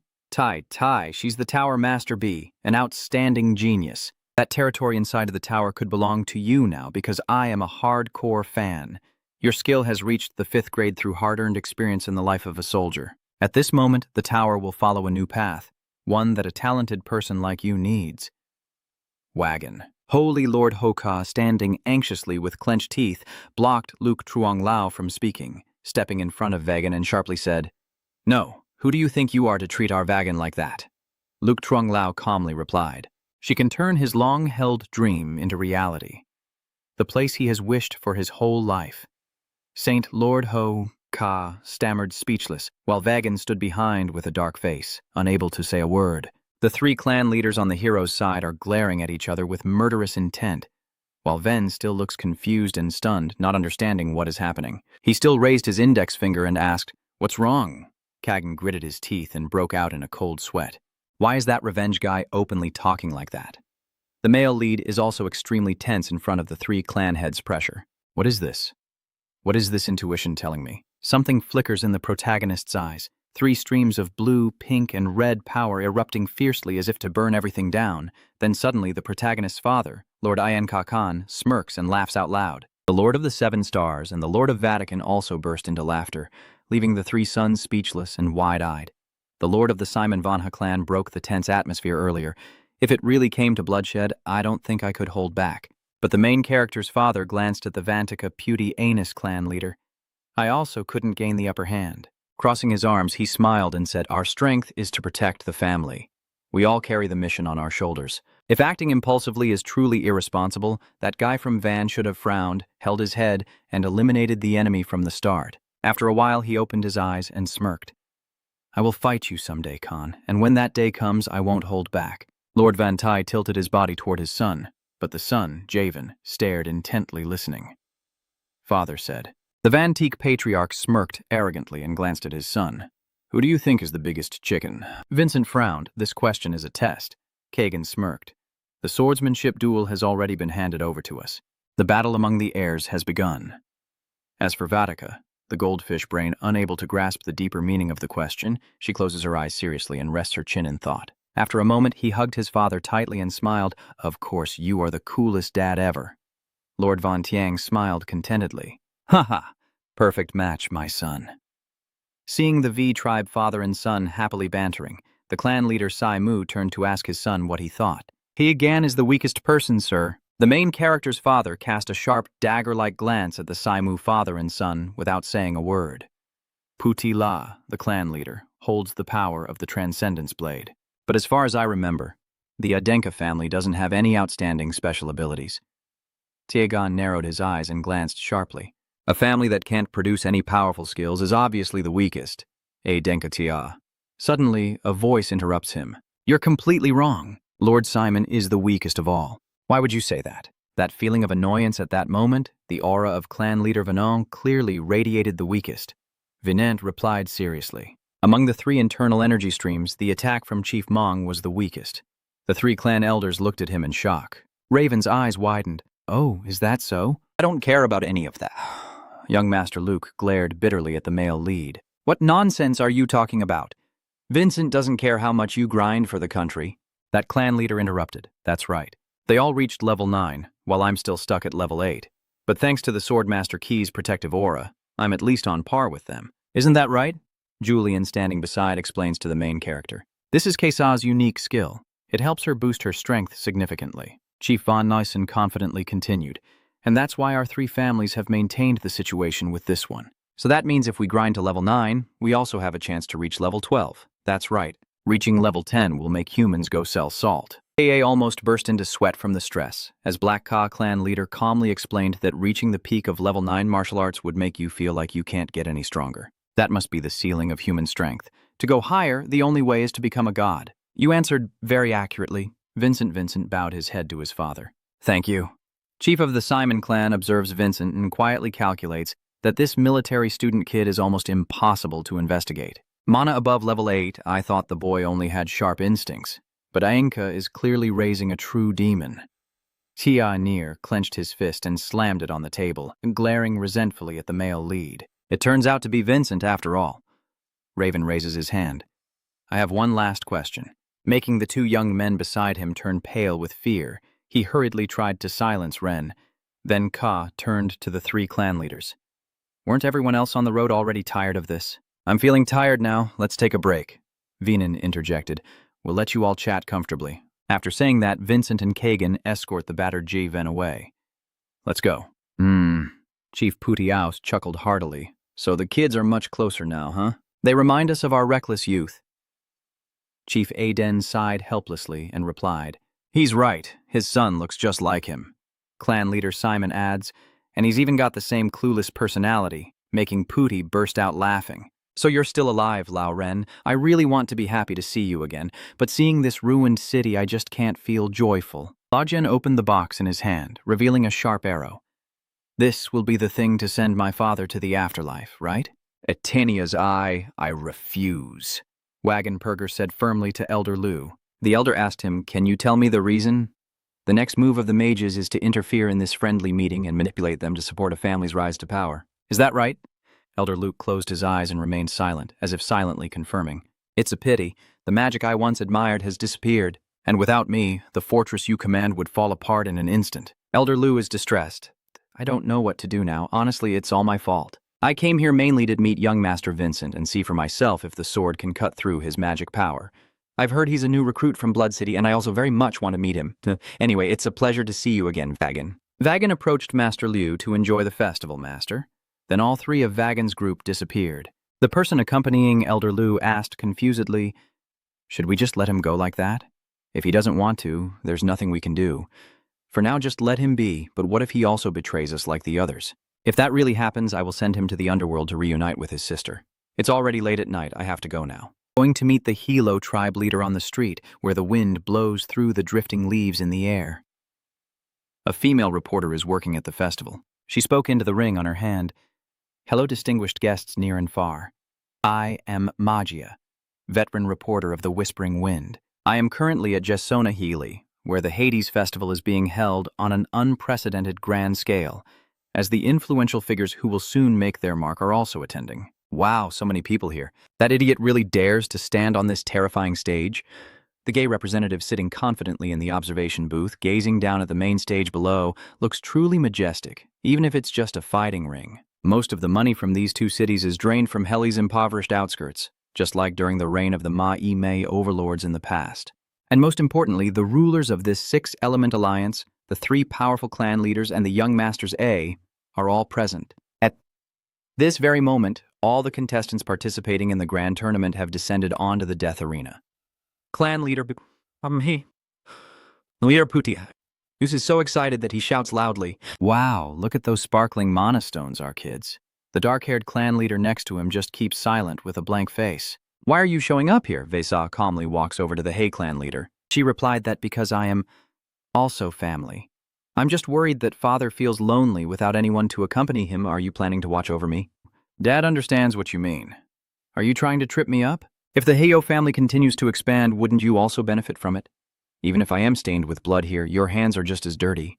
All the glory and wealth you have now, don't you know it's thanks to me? You even took the position next to Khan by killing Vincent's mother? You know that, right? I also do not deny it. So for me, this is how I atone. Hey, stop messing around. Chief Heo Lam turned and walked away, leaving V.A. with a sharp remark. Just do whatever nonsense you want, even if you block my way. Vin will definitely die.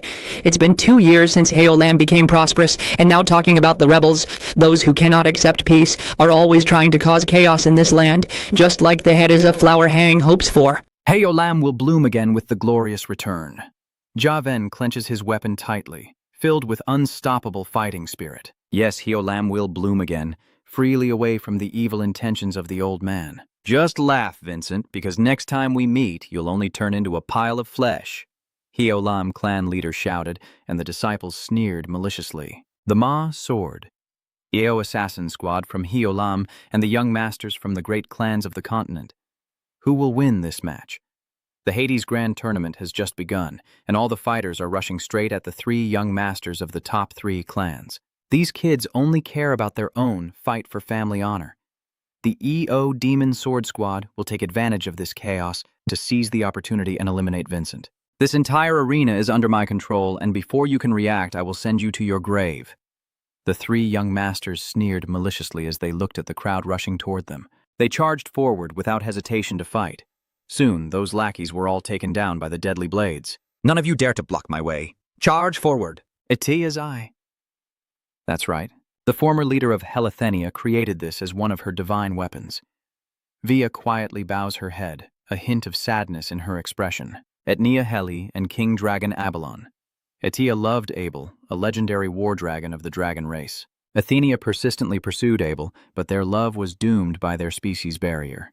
A tearful love story, she slowly closes her eyes, sighs, and says to Versa, "Countless treasures and divine weapons created by Athenia are scattered across hell." Then he picked up Athenia's eye and continued, "This is one of them, created to foresee the dangers that could threaten Avalon."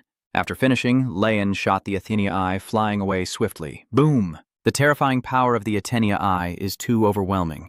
It pierced straight into the cave wall, creating a large hole. Laon casts a spell to create an eye-shaped magic circle where the Athenia eye is embedded, forming a deep, dark pit. Lao Gen approached and explained carefully to Versa that when this treasure hits something, we can see through it, and even beyond. "Bring this treasure to the arena tomorrow, Vincent." Athenia's eye appears before the protagonist. He raises his brow to observe it. The main character's mother walks over and approaches him. "Vincent, do you know what we will use this for?" Vincent took the Athenia eye and replied to his mother, "We will gather solid evidence of his evil deeds before the world, specifically at a place like the Mel Energy Crystal Forging Furnace." The protagonist smirked smugly, believing that forging divine pills like Blood Dragon would definitely require a grand estate like the one in Melit. Vincent hid Athenia's eye in his shirt and continued speaking to his mother, and the old man probably wouldn't pass up such a lucrative opportunity outside Gone Not. Vosa nodded slightly. "That's right. He's afraid of things beyond his control. Focusing on refining divine pills must definitely be in Riona. According to our investigation, the only place in Riona capable of hiding such a vast area is back on the central arena of Riona. The host is loudly announcing the rules of the game on stage. Any contestant who steps onto the arena will be scrutinized by a magical crystal array to assess their strength. If deemed unfit to fight, they will be instantly expelled from the arena by a teleportation spell. The point of this strange rule is for everyone to defeat as many opponents as possible and then try to survive until the very end. A young red-haired man immediately in front of the main character raises his hand. "Can I ask a question?" The guy shot a sharp, threatening look at the main character and asked in a dark, ominous tone what would happen if we accidentally killed someone during the fight. The main character silently frowns and examines him. "Oh, about that?" Immediately, the ones trying to take down the main character surround him with fake smiles, sneering as they respond maliciously. Death in a fierce battle is just a common thing, right? Vinant furrowed his brows, carefully assessing the situation. "Something's happening now. I want to fully unlock the Athenia Eye's power to wipe out the arena. I have to stay still and keep pouring mana into it for quite a while, which means I'll have to sit still right in the middle of the arena with enemies eager to attack me. The only way to avoid this damn scenario is to seize the throne. Only then can I freely use the Athenia Eye when no one is aiming their weapons at me, but how can I handle all those huge helly monsters alone?" Just as I was deep in thought planning my next move, I suddenly heard a voice that startled me awake. "Hey, Vincent, what are you staring at so intensely for?" Vincent sneered slightly, looking at the two people in front of him. "That's exactly why I need both of them." "Javen Kagan, I have a small proposal since we all clearly understand each other. This will be the final battle between the clan leaders, so I truly want one of the three of us to be the last one standing. So why don't we temporarily team up to take out the Hell Minions first until only the three of us remain on the arena?" As soon as he finished speaking, the three heirs of the three powerful clans charged forward to confront the remaining henchmen. The Hell troops saw the trio charging shoulder to shoulder like a storm, and they froze in fear, cold sweat pouring down. Wait a minute, this wasn't in the script. Grandpa Vincent is also the head of Hell, clenched fists and shouting in anger, "What the hell is going on? Why are they helping Vincenton?" Vin's eyes blazing with fury, he swept through like a tornado. The people in the arena panicked and attacked everyone they saw. The ultimate Thunderbolt chain technique unleashes a powerful strike from the hero's sword, tearing through the dark night of the arena as the screams of those attacking him echo loudly across the stage. They were jerked and convulsed wildly by the main character's powerful attack, while the commentator shouted excitedly at the top of his lungs. Indeed, his martial power is astonishing. Last year, Vin, the young master of the Enka family, was considered one of the 7 most useless young masters, but now there's no way to recognize that battered appearance anymore. Vincent was fighting fiercely when a brazen guy with a sword charged at him, even spitting threats that everything wouldn't go as he wanted. "Kid." The clash of 2 swords ringing loudly echoed, and a scratch appeared on Vinan's sword. He furrows his brows and looks at the enemy. The guy sneers with self-satisfaction. "No matter how much you struggle, the level gap is still obvious. Just take its flesh and receive the master's reward, brothers." "I won't let him be arrogant for long." A sharp sword pierced through his chest from behind, leaving him stunned. The protagonist is also extremely surprised to see Kagan step in to help him.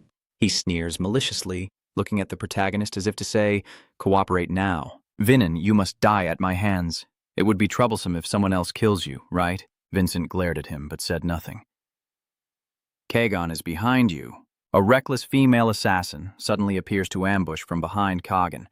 Hearing the main character's warning, he looks up just in time as the enemy closes in right beside Kagan. He gritted his teeth, still flustered and unsure what to do when suddenly a spear shot out and pierced the girl's skull. Vincent and Segan stared in shock, watching her collapse like this. This skill is a swift hand reaching out to grab the spear earlier, then slinging it onto the shoulder while stepping on the scattered corpses. He arrogantly said, "Kagan, now is not the time to meddle." Kagan's face was as black as a pot's bottom, distorted, unable to believe that I was saved by that clueless guy. Vincent stands awkwardly smiling and says, "We can't fall behind." The blue pig lord watches from above, his face tense with cold sweat. Damn it! Teaming up with the heir of another clan. What the hell is it planning? As expected, Vincent is a dangerous threat, and it must be eliminated here at all costs. Ah!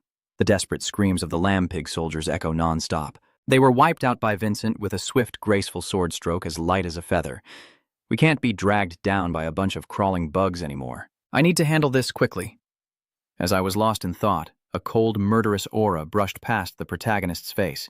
He glances back, struggling to fend off the attack from his opponent. Vincent, pushed back by the force of the previous strike, loudly declares to him, "You've caused enough trouble already." Little brat. He frowns and growls, tightening his weapon in his hand. "I will deal with you right here." And right now, Vincent sings for Healy's honor. Vincent sneers with a twisted smile. "So you're just testing what you can do, huh?" From another corner, he happily teases the remaining fighters before swiftly striking and claiming their heads. Fresh blood spurts everywhere as Kagan turns to admire his handiwork and then bursts into loud laughter. "This arena belongs only to the strong. You chickens get out of here." Jven is just as excited, swinging his spear around as he goes on a shopping spree. The spear shot forward like an arrow towards Hai's fighters. They were so scared they couldn't run, only able to stand there helplessly as they watched it coming. The spear whistled past, piling up corpses like mountains. A commander sneaked around to ambush from behind, shouting to scare him off, "Stop this destructive nonsense, you damn dog." Vaven frowned and shot him a glance before a deadly smile appeared. The spear spun like the scythe of death rushing forward, piercing straight into the face of the ambusher, causing him to grimace in pain. Raven sneered contemptuously. Raven and Kagan stand proudly on the arena. Standing knee-deep in a sea of corpses, the entire arena's challenge from the Vu clan young masters has wiped out the blue pig soldiers. "Wow, so cool." Raven frowns, his icy gaze now only on Kagan. Kagan also looked coldly at Jven, his sharp eyes saying, "That guy." The clashing of weapons echoed non-stop. The guardian Vincent is facing is the last one remaining on the arena, besides the three young masters of the three clans, continuously swinging his sword to attack the protagonist, creating a devastating force. Vinin moved unpredictably, advancing and retreating as he fought him. The protagonist frowned and scrutinized. His internal energy, whether 5 or 6 spirits, was indeed as formidable as that bodyguard, but he only had superficial strength, leaving himself completely exposed.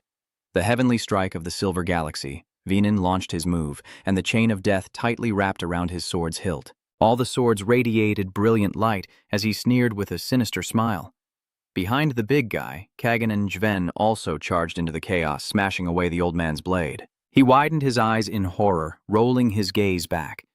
At that very moment, the 3 young masters from the top 3 clans fought together, their sinister smiles as they charged forward. The old man's eyes immediately flashed with bloodshot veins, dark circles from the pressure. The 3 protagonists simultaneously thrust their weapons into his body. The coordinated attacks from front and back keep him trapped in the middle. Weapons stabbing, but unable to penetrate because he managed to activate his protective armor just in time. Almost there. What's wrong with this guy? He didn't even bother to move a muscle. The main character grits his teeth, eyes wide with disbelief. This feeling can't be wrong. It's the talent of the human king. Behind the old man, a guardian deity suddenly appeared to protect him. He grabbed Vincent's wrist and then threw him backward like a toy. After finishing off Vinin, he spun around and swung his sword at Kagan and Javen, warning them not to interfere in his battle. His terrifying strength quickly pushed the 2 young masters back. What is this? We attack with that intensity and he's still unharmed? Is this the ultimate defense? This guy really is incredibly tough. You kids are trying to ruin Hay's reputation. That reputation was built with the blood of many. Someone like you, who causes others to bleed, can surely talk about reputation easily. You are still young and inexperienced and don't understand anything. A warrior's reputation is absolute loyalty, and completing the mission at all costs, kill. Even if it means capturing and breaking their limbs. Vin glared and retorted angrily to the foolish one. Even if it means crushing them into pulp. He thought of his grandfather, laughing with satisfaction. He grimaced with frustration as the Guardian threw a punch straight at him. After all, every mission requires a little sacrifice. This time, you just happened to be the one in that position, becoming a sacrificial victim for High Vincenta's reputation. Stop pretending to be funny. Since when did the so-called reputation of this era become so corrupted? The reputation of a true warrior is not like that of Bord. A warrior's strength only matters when used to protect the weak. You use your strength to oppress others and call that honor? Someone like you, I won't let you tarnish the knight's reputation for another second. If you're confident, go ahead. After the intense martial arts match, both sides still fiercely charged at each other. Boom! A deafening explosion erupts right in the center of the arena. Master Hay and Vincent's mother are watching the match from the stands. What is that, Vincent's grandfather? Something is very wrong. Why is Vincent so obsessed with winning? Moreover, those people seem to think everything will fall apart. If Venin wins this match, it's as if everything will be shattered to dust. Could it be that the dragon blood hidden underground, they really intend to expose it to the public? Lord Hiolam sighed. No, this is ridiculous. It's deep underground. How could they possibly reveal it? Vin Sen, with bloodshot eyes and a sinister smile, looked at his grandfather, causing him to startle and appear visibly panicked. No, I can't guess what that kid will do next. I absolutely must stay alert and be prepared. Damn it, Butler. Let's leave for a while. The chief steward points toward the door and says, "This way is dangerous." The pigmaster was about to take a step, but suddenly froze. Wait, Va, why is she standing there? If I try to accelerate the evidence, will VA step in to stop me? That's her plan. What if Vincent is just a pawn, and they are trying to uncover the secret underground base through my actions? If I move now, I will definitely lead Versa straight to that place. But if Vincent is really plotting something shocking, the more the pig owner gets confused and panicked. Just then, Versa asked, "What's going on? Aren't you in a hurry for something, Dad?" "Yes, Father." The pig lord's master was furious, his face full of veins, and he roared, "You damn bitch!" Vosa still calmly talks to her father, so why did he do that? Her words leave him helpless, closing his eyes and lowering his voice as he calls her name. Vosa. Vosa remains standing calmly, smiling serenely as she replies, "You can handle this, so please rest assured and go ahead." Suddenly, Vosa turned her face, opening her eyes wide with a sinister smile, her whole body emanating cold, evil energy as she stared directly at her father. "Are you planning to deceive me right in front of my eyes? Damn it, I can't do anything here." Ignoring her furious father, trembling all over like a dried-out chicken, Vo Sao stepped toward the arena floor and watched on. The outcome will be clear soon. On the main side, he's trying his best to defeat the enemy. He moved with a ghostly grace, dodging the attack of the big man, which made him furious. "Vinin, stop running." Boom! He delivered a powerful punch to the floor, causing a massive explosion that filled the arena with dust and smoke. Javen and Kagan stood there with grim expressions, truly mad. A bright blue beam shot out from the thick black smoke as the burly old man lunged out of the fog, shouting, "Don't interfere with these damn bastards." He once again sent all three young masters flying towards the sandpit. Kaga gritted his teeth in frustration. Do I even have enough skill to handle this? Why did they ignore me from the start and only focus on Vincent? Vincent, battered and bruised, slowly raises his sword. The only way to break this old man's armor is to use a special sword technique to pierce the human king, and he knows it. If he can take me down first, then we won't have to worry about the others anymore. Just then, Julian appeared behind Menchin and told him, "We need to keep our distance to use the special skill." "I know, but the opponent is a 6-star warrior. What can I do? It seems like the old man is giving us free time to use our skills." Julian froze like a statue as a streak of blue light suddenly shot out from the sky hidden in the clouds, and Menchin's eyes sparkled with an awe-inspiring aura. "Turn around behind Javan and look up at the sky." Javan looks up confused. Today the sky is so beautiful. What about it? A moment later, Java's eyes flashed fiercely. He burst out laughing heartily. "That fierce old man has no idea what's going on and rushes at me. You little bastard, what game are you playing?" As the old man's fist neared Vincent's face, a spear blocked the attack, and Kagan, with a fierce expression, stood in front of Vincent. "Vincent, every time you open your mouth, you completely ignore me. I am the one who will win this tournament and become the idol of the continent. You dare to underestimate the dark slash Kagan swings his sword rapidly at the old man. Vincent seizes the moment and soars into the sky. The old man looks up and asks, "Do you think you can run away to the sky?" Just as he was about to attack Vincent, a foot suddenly stomped directly on his shoulder, startling him and causing the snake-like skin to leap onto him, using the force to launch himself into a spear-throwing attack. He grins happily as he watches the spear fly through the air at full speed. The spear rockets like a missile toward Vincent. He brandished his sword to block in front of him. Clang! The clash of the two weapons rang out loudly as Vincent strained to contain their combined power, then used the momentum of the spear as a springboard to shoot straight into the sky. That fat old man gaped with his eyes wide open. What? He can fly in the sky? Vincent soared into the air, looking down at the arena from a height he found satisfying, his eyes burning red with determination and deathly intent. Then he took a running start, kicked into the air, and charged down with a daggered gaze and a chilling death smile. The pig owner froze, unable to believe he was coming from above, and Vagan on the stands was also stunned, wondering if he was planning to strike from the sky. At that height, he could wield his sword freely, and more importantly, he wouldn't give the old man a chance to escape. Vincent's terrifying power made the burly old man tremble like a leaf. Damn it, he had to run. Vincent, with murderous intent, thrusts his sword down and through clenched teeth says to him, "Is that what you call dignity of the Hay family? Only 2 people in the Hay family truly understand what dignity is. Those cast out by the family can't swallow the darkness of this clan, and what are you that dares to speak of honor?" The sword pierces through, the second form of swordsmanship, a move of my own creation, forming a galaxy that descends with unstoppable force, causing a sky-shaking explosion that shakes the entire arena, a galaxy slash. Vincent chopped off of the old man's arm. The audience in the stands was both shocked and terrified. Oh, Hay's soldiers are completely defeated. The winners are the young masters. St. Lord H jumps up in celebration for the common folk of the wagon. Vincent has won already. That's right, Vincent won this match.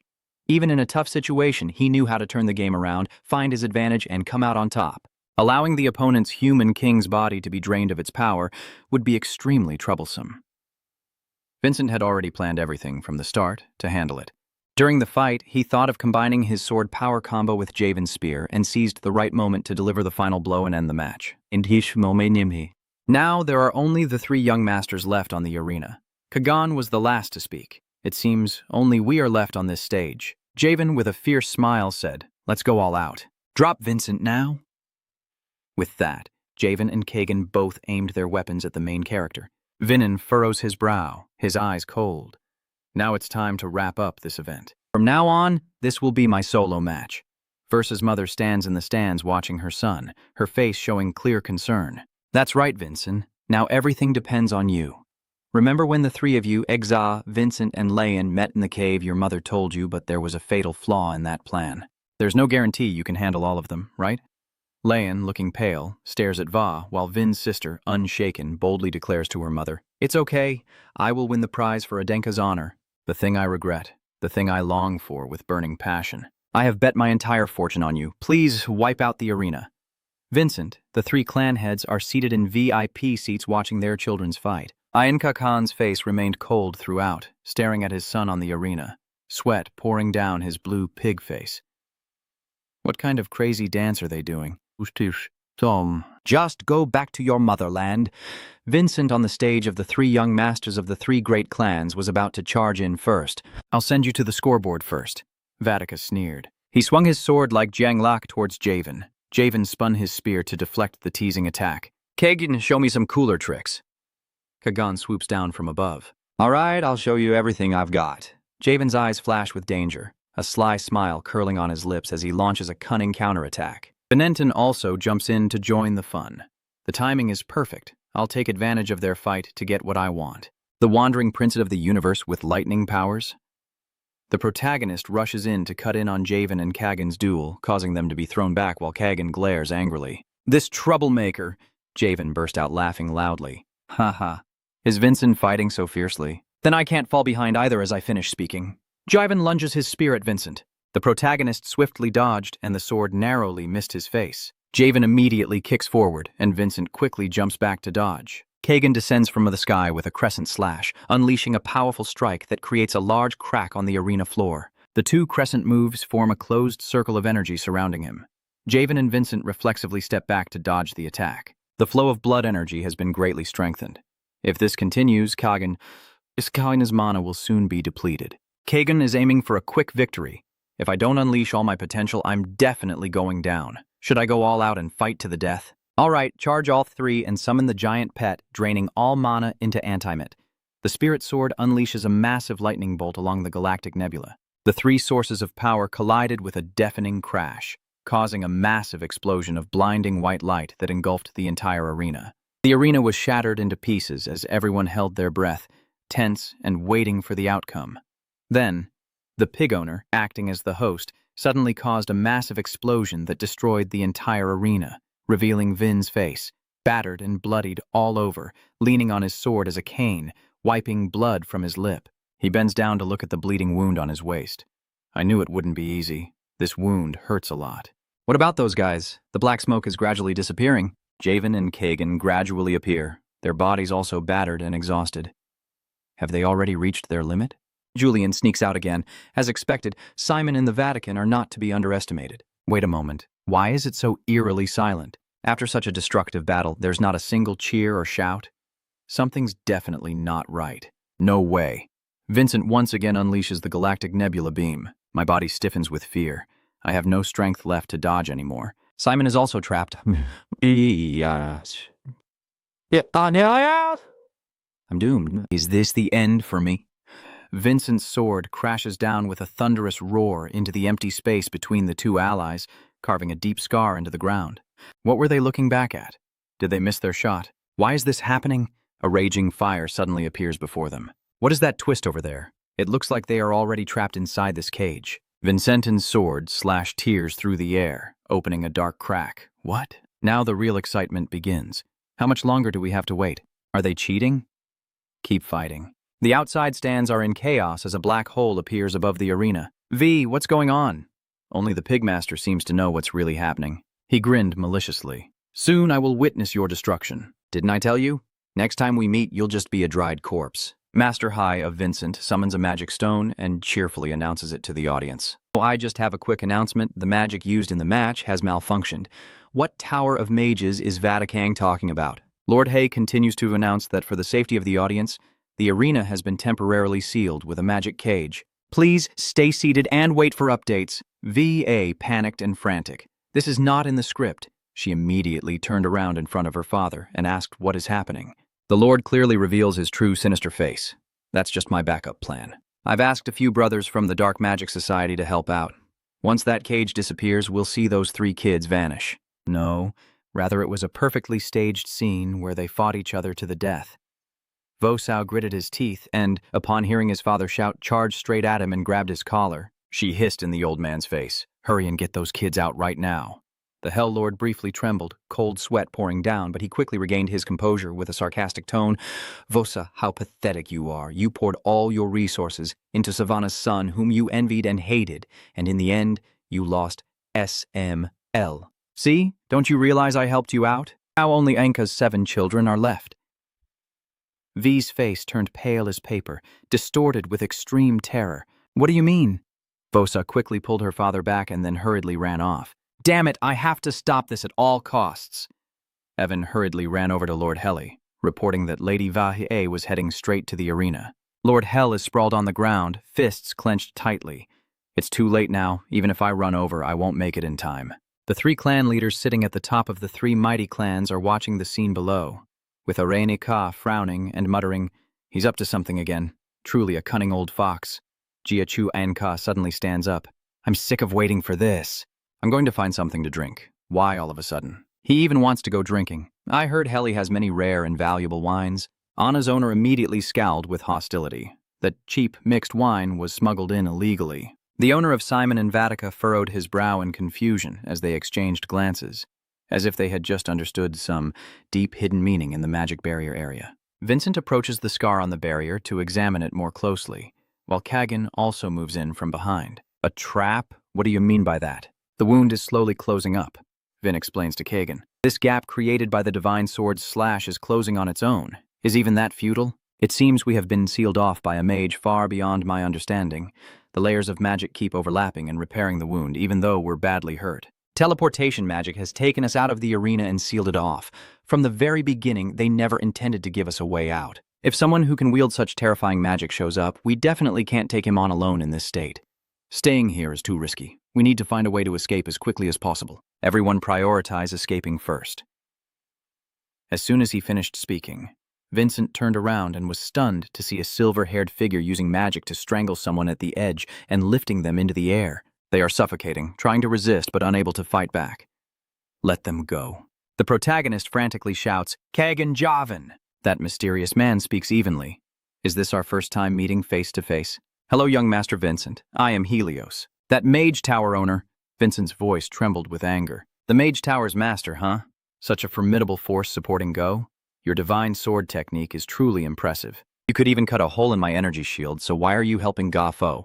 Helios continues to channel his spiritual power. You don't need to know what he's doing because you'll be staying here right now. Whoosh, a countless number of fireballs with swirling spiritual energy rush straight towards the main character. I need to dodge the attack first. Getting hit by the Mage Tower's combo would be devastating. Whooshing, the fireballs streak past Vincent, cutting his arm and tearing a large piece of flesh. The fireballs gather in number and then strike all at once. In front of the main character, the world spins and explodes as Helios blows up Vincent's entire area. The terrible explosion left the protagonist covered in wounds, clothes torn apart, with no strength left as he collapsed onto the ground beneath Helios's giant magical hand, which reached out to claim him. With a thunderous strike, that hand slammed down, causing Vincent to sink deep into the cracked earth, forming a gaping hole. Helios slowly approaches him. Don't worry, I won't end your life. The old man smirks, gripping his sword and once again controlling the main character with his magic. He whispers in your ear that your death will be at the sword of someone else, and that is the order I must follow. Is that an order from someone? How naive. That person holds a higher status than you.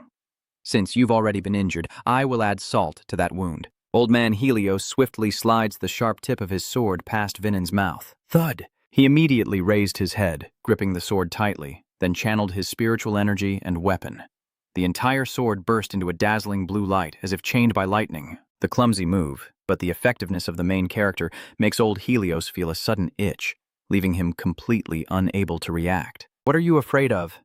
Before he could regain his composure, the main character immediately unleashed a combo of lightning strikes, sending electric shocks straight into his body. Sizzle and boom, another huge explosion erupts. The explosion shatters Helios's armor and sends him flying backward. Seeing his arm still trembling with electric shock, rage erupts, ready to turn this brat into ash. How dare you make the old man wait even a second longer? Suddenly, familiar blue streaks of light flickered behind him, revealing Vincent's aura and his lightning-fast sword. The hero charges fiercely towards the old man like an arrow shot. Boom! He strikes down with a powerful sword slash that tears the ground apart like a sky-shattering blow. The destructive sword path slices through the air towards Helios. Damn it! Helios quickly raises his right hand to cast magic and summon a shield. Crack! Boom!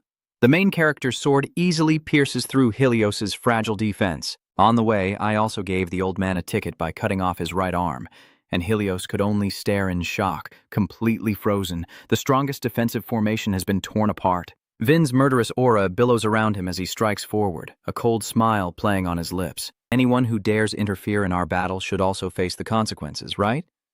With that, the three young masters all simultaneously strike Helios down. Enough of this, you useless little pests. You really don't know your place in the world. Helios was about to say something when Vincent suddenly burst with energy. The time has come, my chance. I will show you my true strength. Helios grits his teeth. You damn fools. The old man immediately throws out a new spell. A blazing, dazzling energy sphere appears above his head. The old man roared, and the terrifying power of the magic circle pushed the three protagonists back. Helios laughed heartily, as if he had the upper hand. Do you have anything else? I will blow you all away into dust. Vinent's face is twisted like a monkey eating chili, clutching his wounds. It's tense. I haven't blocked this magic spell, but if I use my ultimate swordsmanship technique now, I will destroy myself as well. Everyone die. Vinent is completely destroyed. The crack in the barrier kept narrowing, then suddenly the surrounding barrier of the arena shattered apart with a bang. A stream of silver light tears through the rift in the barrier, shattering it like glass, as Helios's monosphere grows larger and more dazzling. Hey, Lauren, don't risk your life. It's extremely dangerous. His hand enlarges into a massive energy shield as Leon charges straight into the heart of Helios's storm. He once again opened his mouth in shock. Raven, sitting on the ground, was also wide-eyed and amazed. Oh my god, with magic that powerful, can he really handle everything single-handedly?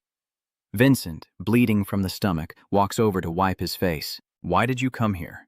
The tear in the barrier is slowly closing, and G outside is straining to channel mana to keep the gap in the magic circle open for everyone to enter and help. But the power of the magic is overwhelming. He did it! Vagan fell flat on his face. Luckily, Hoka rushed over just in time to catch him. She worriedly asked how he was doing. Are you okay? Vac let out a relieved sigh. This protective magic is incredibly powerful. The space inside was definitely created by Vinin. You're too much, Vagan. Thanks to you, we were able to rescue the kids. Huh. Ka helps Vajan stand up, bowing respectfully to Khan and saying, Sorry, Your Majesty, with my strength I can only buy enough time for everyone to get in there. Only Lao Ren can do it. Is he all right? Voza replied, It's okay if it's just to wipe the gen here. Inside the magic circle, Lao Gen slowly removes his hood and cloak. Vincent rushed to grab his uncle's hand. Uncle Laowen, get out of here, quickly! This situation is not good. Leon is still frozen and not moving. Anton told Vincent this is a duel between heirs of two great families. I hope you just watch quietly. Because you are carrying the honor of the Heli family in this battle.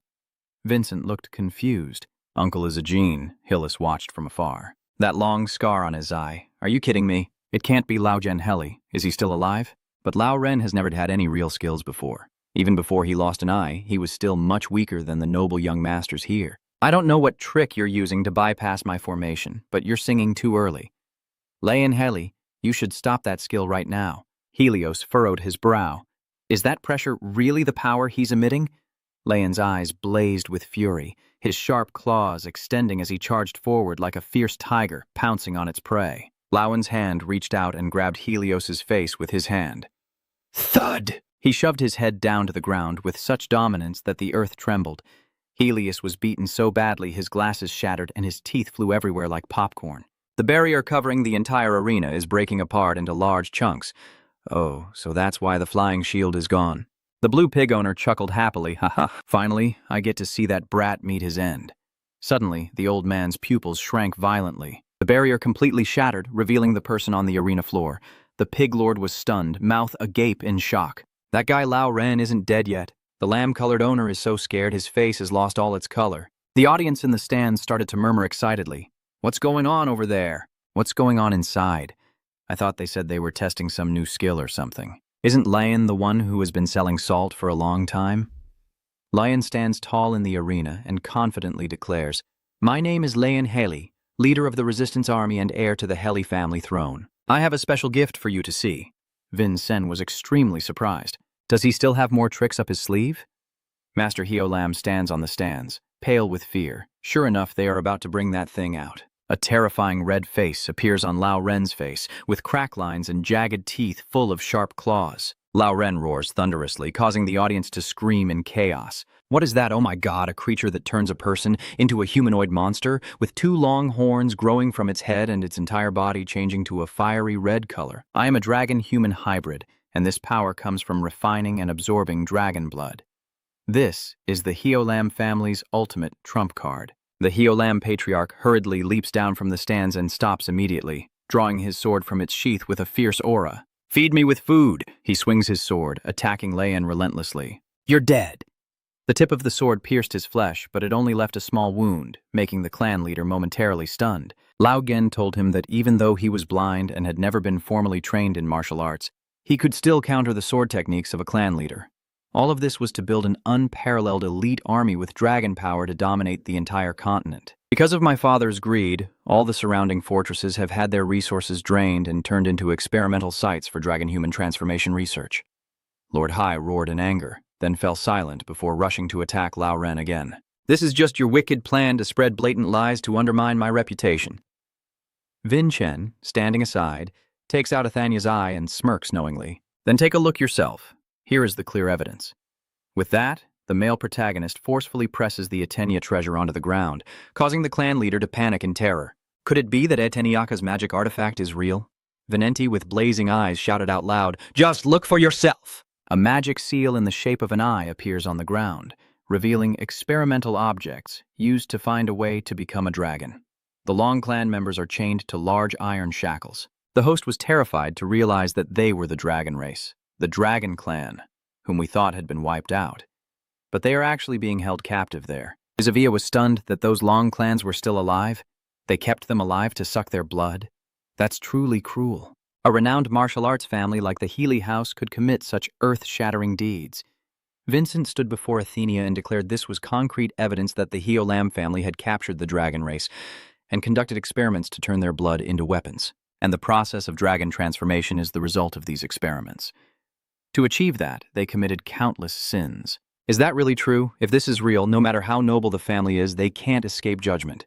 The Lord of High was panicked and frantic, trying to justify himself, refusing to listen to what I said. The main character confronts the old man.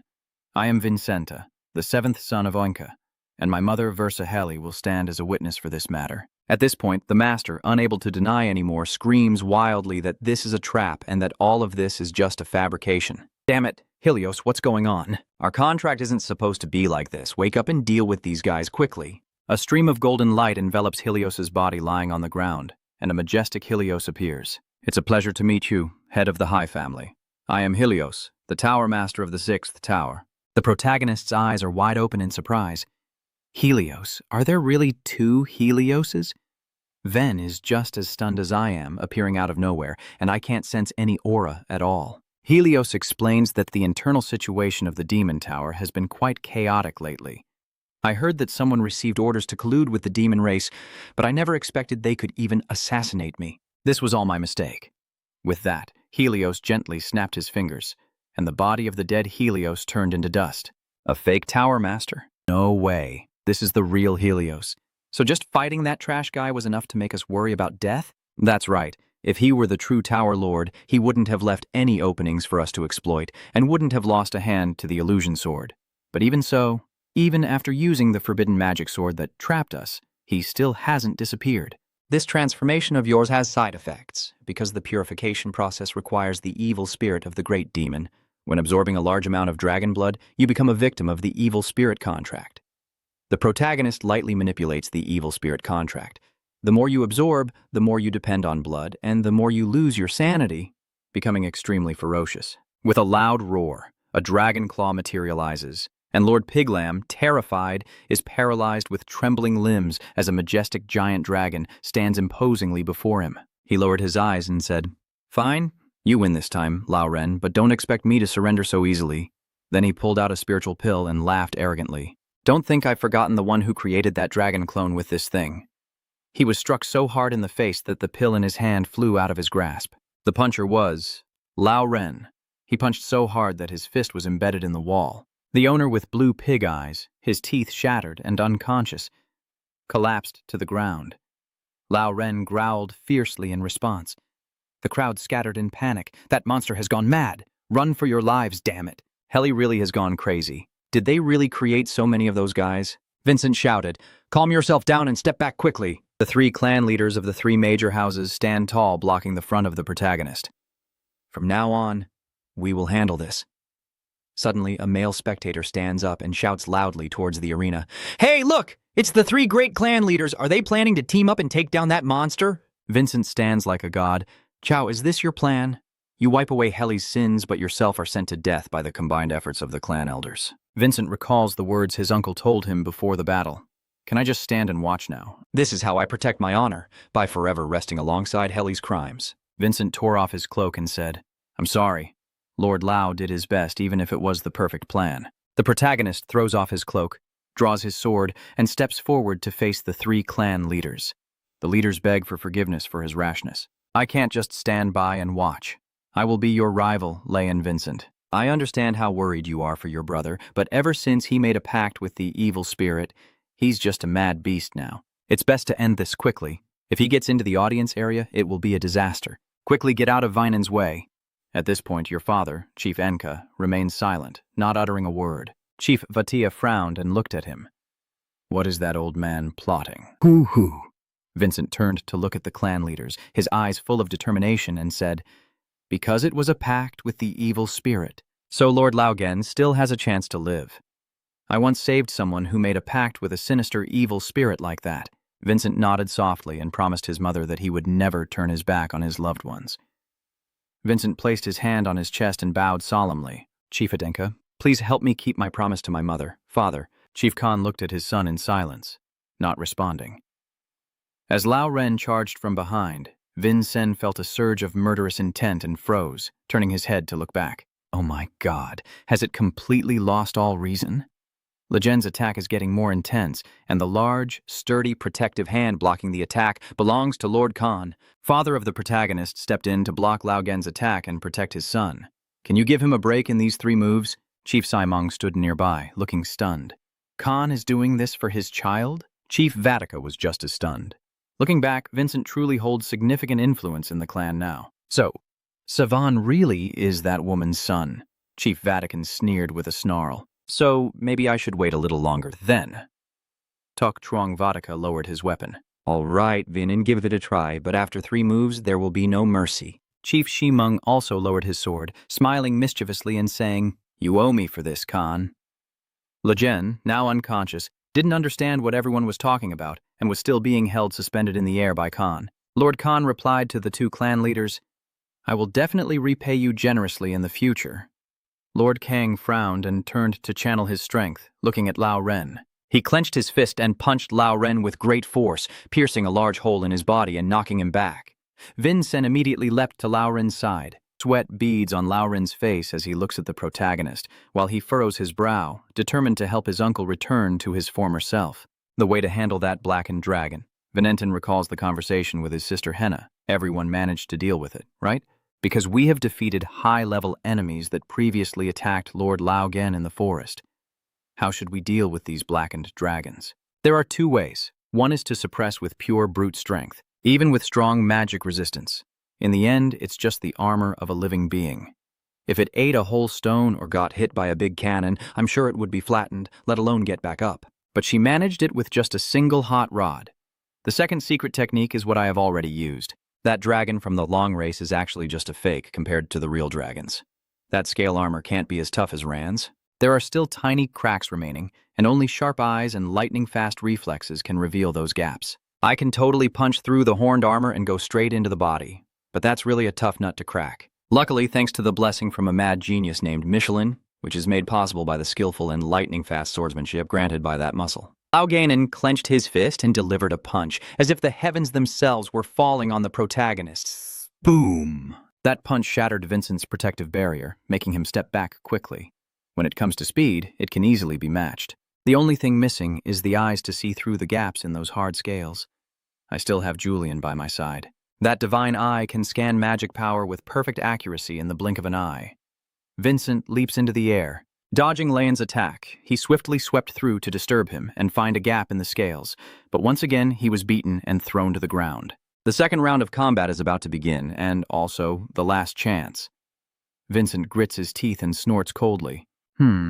This body also has its limits. If I unleash that ultimate sword technique now, I might not make it out alive. You won't try to stop me, will you? Julian, don't make too much noise. I want to jump in and intervene so badly that I'm about to lose my temper, but Vatik still stays silent from afar, watching the fight. A figure slowly approached from behind. It was Henna, rushing over in a hurry. Vin's voice suddenly rang out. I don't want to make Henna sad anymore. That statement made Henna freeze in place.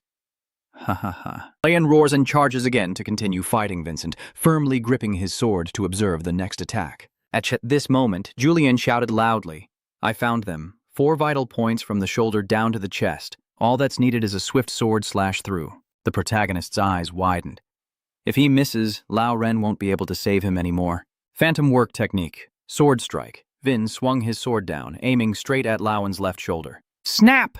Fresh blood spurted from Laowen's left shoulder like a fountain, but the wound didn't look too deep. Laowen muttered, softly, spitting, realizing that his skills were no match for Lao Ren, while Vin's face was drained of blood and filled with panic. Have I been too lenient after all?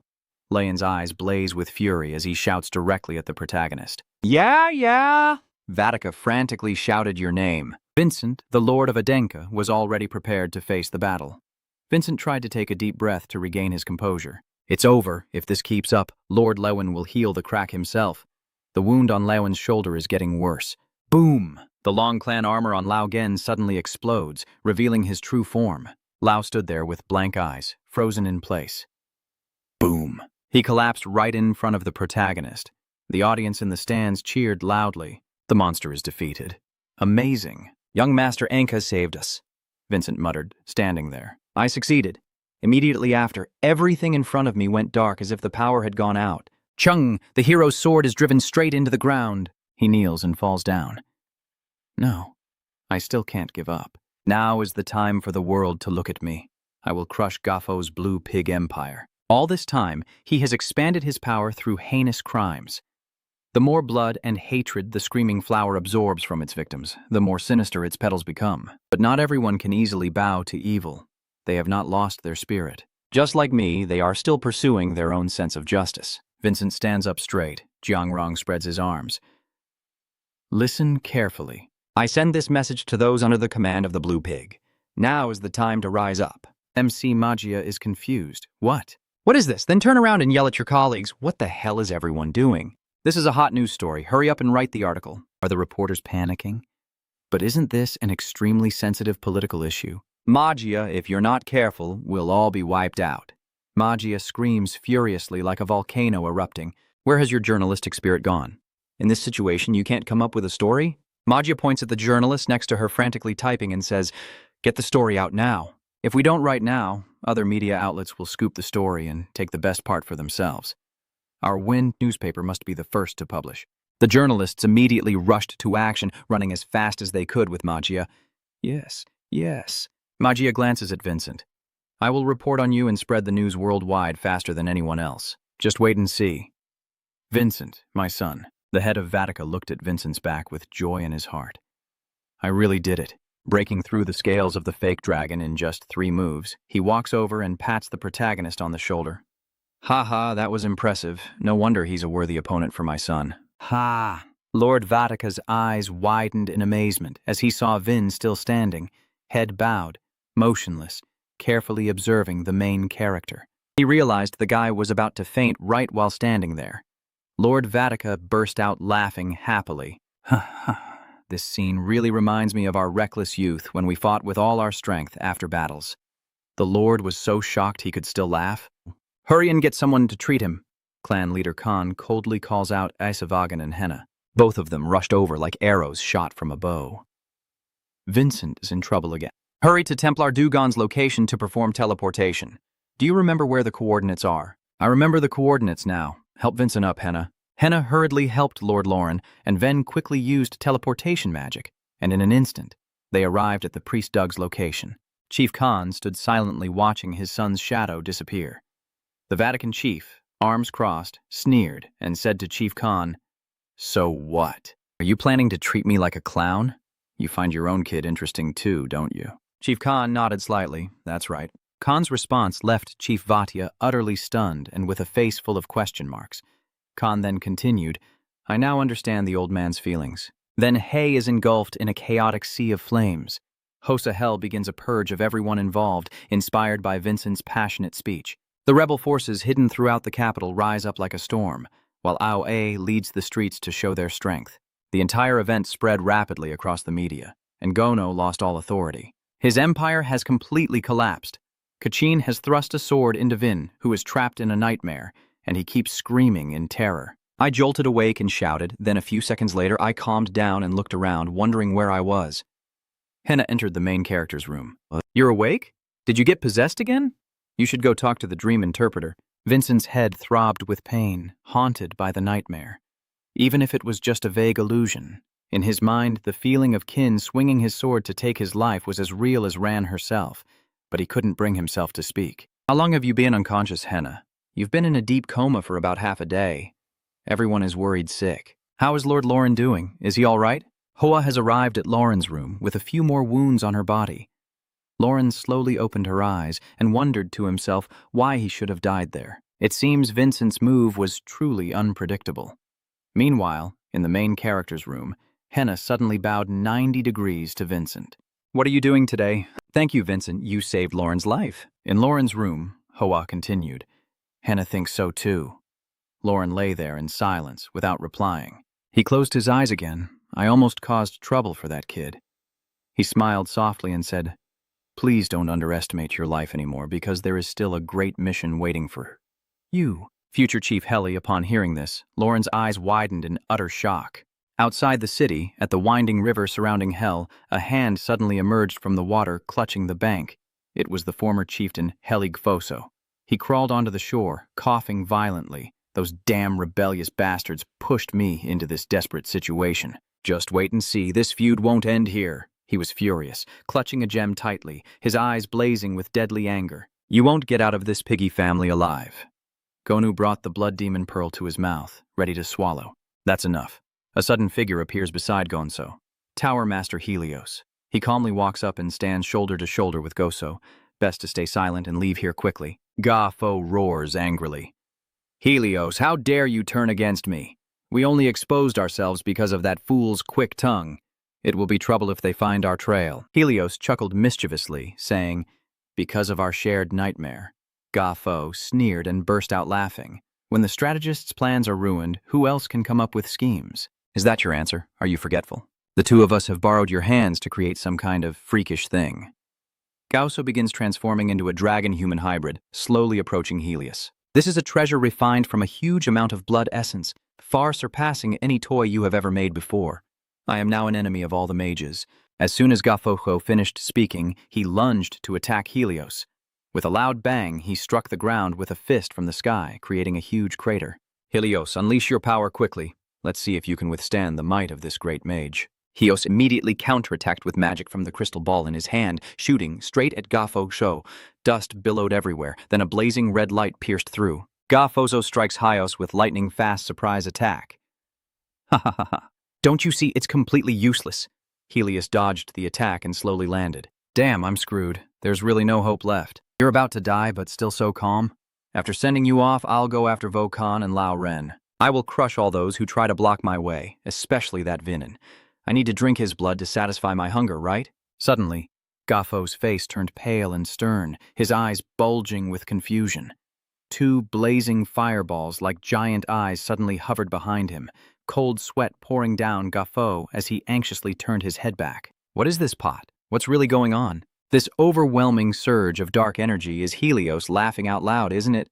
You who's the goldfish brain. So, Lamb Pig, who did you borrow this dark energy from? I can't believe it. A cold young face appears from within the dark fire demon flames. A figure with deep blue eyes and countless battle scars across his face leaves Gafo stunned and speechless. Why is the infamous demon King Jivan appearing right here? Fleeing is the best option. He must escape quickly. Jivan's pupils immediately flash with a cold, icy light. Without a word, he swiftly swung his sword to attack Gafoso directly. His speed was terrifying, so Gafoso quickly turned his eyes to the left, where the water suddenly gushes down from an unknown source, rushing like a flood at his feet. Gafo decides to go all in, leaping onto the water surface to attack the great demon Jiven. But the more he advances, the higher the water rises, submerging him. Gafo could only silently remind himself to keep trying and keep going. Suddenly, a sharp blood-red glow appeared and then vanished. Gafo swiftly plunged into the hidden water abyss, still smiling with satisfaction. He successfully escaped by water teleportation. Raven just stood silently on the shore, gazing thoughtfully at his reflection in the calm water, while G-Phono's cloak was left discarded on the ground. Raven calmly approached, picking up the cloak, and from inside, he retrieved a few dragon transformation pills that Gafono used to transform into a half-dragon. He held them in his hand, his gaze filled with contemplation. Helios cleared his throat softly, and Raven just smirked with a mysterious smile that made Helios look surprised. "You don't usually hide your feelings like this, do you? Is there some good news?" Raven held up a dragon transformation pill and examined it carefully. "There's nothing special about it. I just had a nightmare." Clang! The sound of two sharp swords clashing echoes through the air, and the scene unfolds in a terrifying nightmare. It was a young man and a blonde girl fiercely fighting. Vin Sen just stood still and indifferent to the duel. Then he frowned in annoyance, once again disturbed by evil spirits. It's always that damn situation. The two of them suddenly stop fighting and turn their sharp eyes in one direction. Vin immediately senses someone watching him. His body shivers with fear, cold sweat pouring down like rain. The two figures start to distort and contort grotesquely. and the man suddenly swings his gaze directly at the protagonist with a sneering smile. So you were hiding there, then suddenly the entire scene suddenly expanded. Now, Vinin and the two figures are standing tall in an ancient arena with the surrounding stands packed with spectators like ants. The crowd crazily mocks and repeats, so you were there, so you were there, so you were there. The terrifying laughter echoes as their necks stretch unnaturally, pushing grotesque faces close to Mok Sen grimaces in pain, opening his mouth to gasp for air as mocking voices from all directions surround him, plunging the protagonist into an abyss of despair. He struggled to free himself in vain as those voices of laughter like demons devoured Vincent completely. Vinin suddenly woke up with a start, screaming out loud. "No!" An eerie voice echoed again in the main character's mind. "It won't be long now, my friend." Just then, Henna arrived, standing with her arms crossed beside the main character's bed. "Is it that terrible nightmare again? Or maybe you should try seeking out a priest to ask for a blessing. Maybe it would work." But the strange voice still kept echoing in the main character's mind. "We will meet again soon. The Vincent is all black." The protagonist could only clutch his head, writhing in unbearable pain, while the sinister voice behind him belonged to the great demon king Ven. He is somewhere distant, smirking with a knowing smile, waiting for the day to fight the male lead. The male lead quietly eats his breakfast, slowly bringing each spoonful to his mouth. Julian suddenly appears quietly right behind Vinin. Just a few more days of rest and the body will fully recover." The main character remains silent, continuing his meal as Vin slightly frowns. These days, the image from that damn dream keeps haunting my mind. The main character suddenly stops eating, sets down his spoon, and looks at Julian. "Did you really not dream of anything strange while I was unconscious?" Julian jolted in surprise. "Not this question again, huh?" How many times do I have to tell you there's nothing wrong? What kind of terrible nightmare did you have that keeps asking about it? "Did you dream of something?" He paused for a moment of thought before turning his gaze to Julian and spoke. So, you're not curious at all about my past life? Duen frowned thoughtfully and hesitantly replied. "Well, I've already guessed a part of it." Hearing that answer, Vincent immediately became very excited. "Really?" Julian still maintains a calm demeanor while analyzing. "Mak Lak, you are a great sword saint with roots from the prestigious Sim Mong family, carrying a lifelong grudge against the legendary hero Kachin Si Mong. And more importantly, you once had a connection with the great ancestor, Alan. With all these clues, even a fool should be able to recognize something." But suddenly the image of Alan Fanker in Julian's mind faded away and disappeared, and his eyes began to spin dizzyingly. "Huh? So what is your true identity after all?" Julian said nothing more, only relaxing and leaning into the empty space. Vincent looked at him and decided to ask directly, "You already knew I was Jivan all along, right?" The hero's words hit Julian like a thunderclap, causing him to clutch his head and scream in agony. The hero, unable to help but be alarmed, calls out, "Julian." Vincent furrowed his brow, pondering, this is truly an extraordinary situation. There must have been a similar situation in the family's secret archive before. It seems revealing my true identity to Julian is impossible. If even this event is part of the ancient plan that Alan left behind, then there must be a deeper reason why Julian is absolutely not allowed to know his true identity. Hearing the protagonist's heartfelt call, Julian, who was in pain, suddenly froze and looked up at him. Vincent has now left the sickbed and is slowly walking toward the window. I long to quickly unravel the mystery behind the terrifying nightmares I keep experiencing. What exactly happened to me in that distant past, and what dangers are lurking to threaten us now?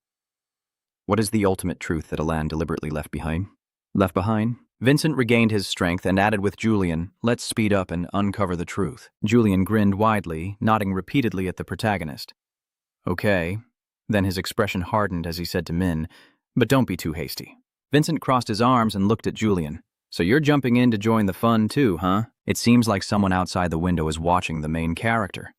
Someone out there. He rushes forward and kicks the glass. So the intruder's foot was right next to Vincent's, who quickly turned his head and dodged out of the way. The kick from that guy made a huge dent in the floor.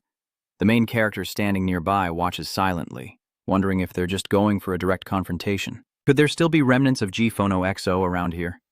Now another guy just suddenly appears. "Dodging Jamie's move is pretty impressive." The other person crossed his arms and continued coldly. "Looks like the skills at that gathering were the real deal." Yami interrupted. "Haha, is that so? My blood is boiling for a fight now." Yami's teammate glances at the main character following me. "You idiot. I have something to discuss." Vincent changes his outfit to follow the two strangers. Julian is also following you closely, so he probably figured this out since the graduation ceremony, right? These are the remaining descendants from this era. The brown-haired one is the fourth descendant, and the green-haired one, who just attacked the main character, is the fifth descendant, Jamie. The main character stops and says to the two of them, "This place is deserted. What do you want to exchange with me?" A sharp sword presses against the main character's neck as he glances at the opponent with a piercing, dagger-like stare. Is he the one whispering into the main character's ear about what happened? He sneered. "Are you messing with me, you idiot?" Vincent silently calculated that his body still hadn't regained enough strength and couldn't easily fight back.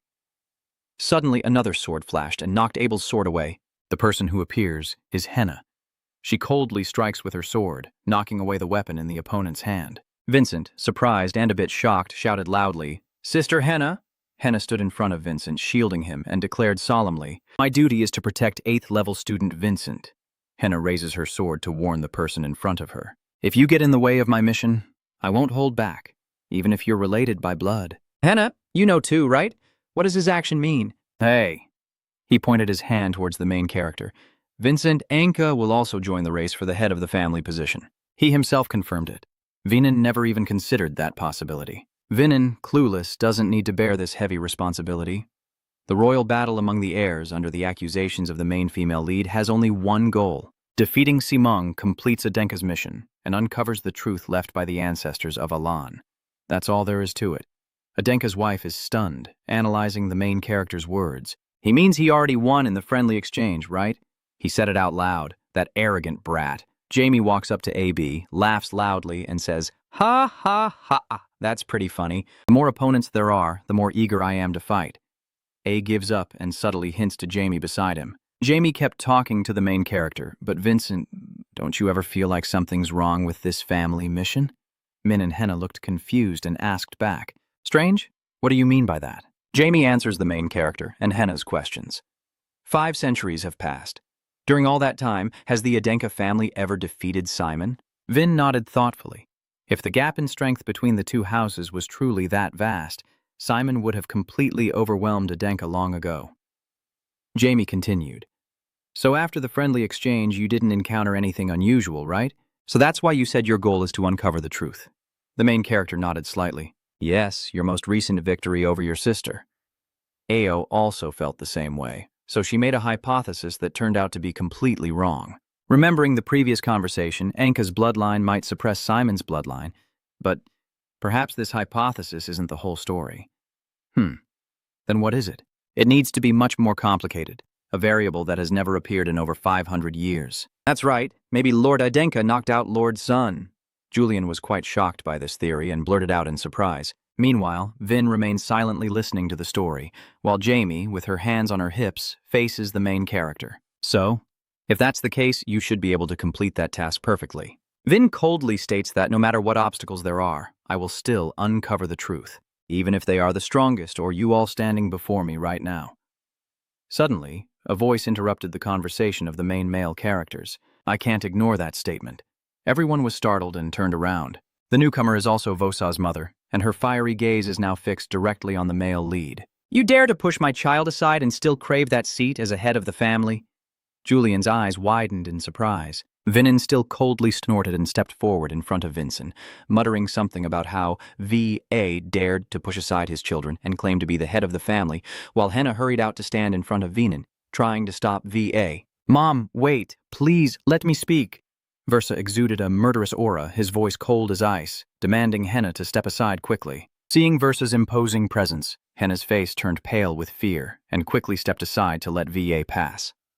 She immediately scolded Vinan, saying, "I only offered a little kindness and you already dare to show off?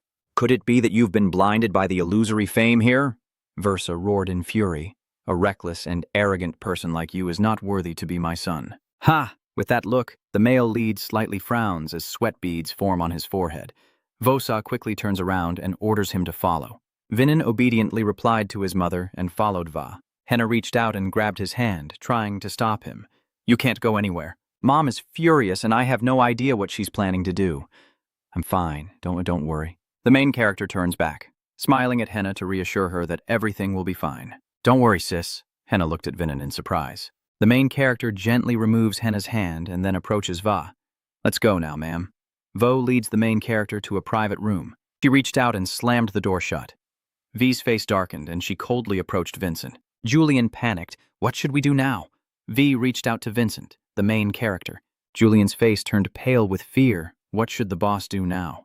The male lead remained frozen, emotionless. VSA gently places her hand on Vincent's cheek and asks softly if he's hurt anywhere. The protagonist chuckled softly, recalling his mother's performance, and replied that he was unharmed. Julian stood there blankly like he had taken off his hat. What on earth is going on? Venentin slightly frowned. This kind of mother's personality is really unpredictable. Even I almost got fooled. Vosa smiled and praised you for being so perceptive. You even saw through my act? At this moment, Julian finally gathered himself and dismissed what he said earlier. The protagonist glanced at him and calmly judged that it was all just acting. Suddenly, Vincent remembered something and asked his mother. That's right. The treasure name that can reveal the truth is Elia's eye. So, the new Lord of Hell, Elia, also has someone backing her like her mother? Versa replied. We can't be certain yet, but I guess that's the case. The main character asked in surprise why. Because in the end, she couldn't be with the Dragon King Aeon. Julian approached and patted the main character's shoulder to explain to his friend. Elia had fallen in love with a half-dragon hero. Everything, including Elia's own eyes, was for him. Although a powerful warrior supported by water magic and possessing incredible dragon strength, in the end, Due to bloodline differences, he couldn't become Elia's husband. Versa closed her eyes and sighed.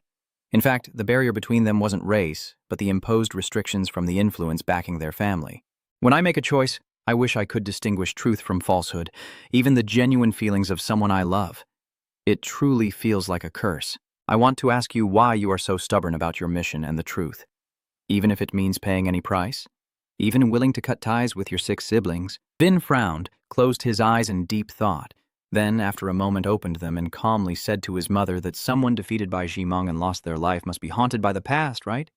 Vosa stared at the main character in surprise, and then burst out laughing. Ha ha ha ha, I knew you were a hard-to-read kid. I didn't expect that the 6 sisters, including Henna, don't seem very interested in competing for the heir position in this situation, and she hasn't shown any hatred towards you, right? That's right, Henna has no such intention. The elders and noble families are eagerly competing for the position of heir, rushing to find a successor to represent their interests. That person is Henna. Henna is a well-behaved child. That girl understands how precious and significant what has been entrusted to her truly is. Is she trying to take on the responsibility? Even if you have to suppress your own desires, how do you feel about that, mother? If you can prove that you are a more suitable candidate for the head of the family than she is, then you can take away the burden she is currently bearing. You want to set Henna free? Are you being honest? Not everyone has the motivation to pursue the dream of becoming a warrior. There's no reason to dismiss other different dreams. If that child can let go of the name Adenka, then I will help, Vien Sen said firmly to VA. You want to verify, right? To see if your determination is real or just empty words. She was momentarily stunned and speechless. Then VA asked the male lead, Do you really want to do that?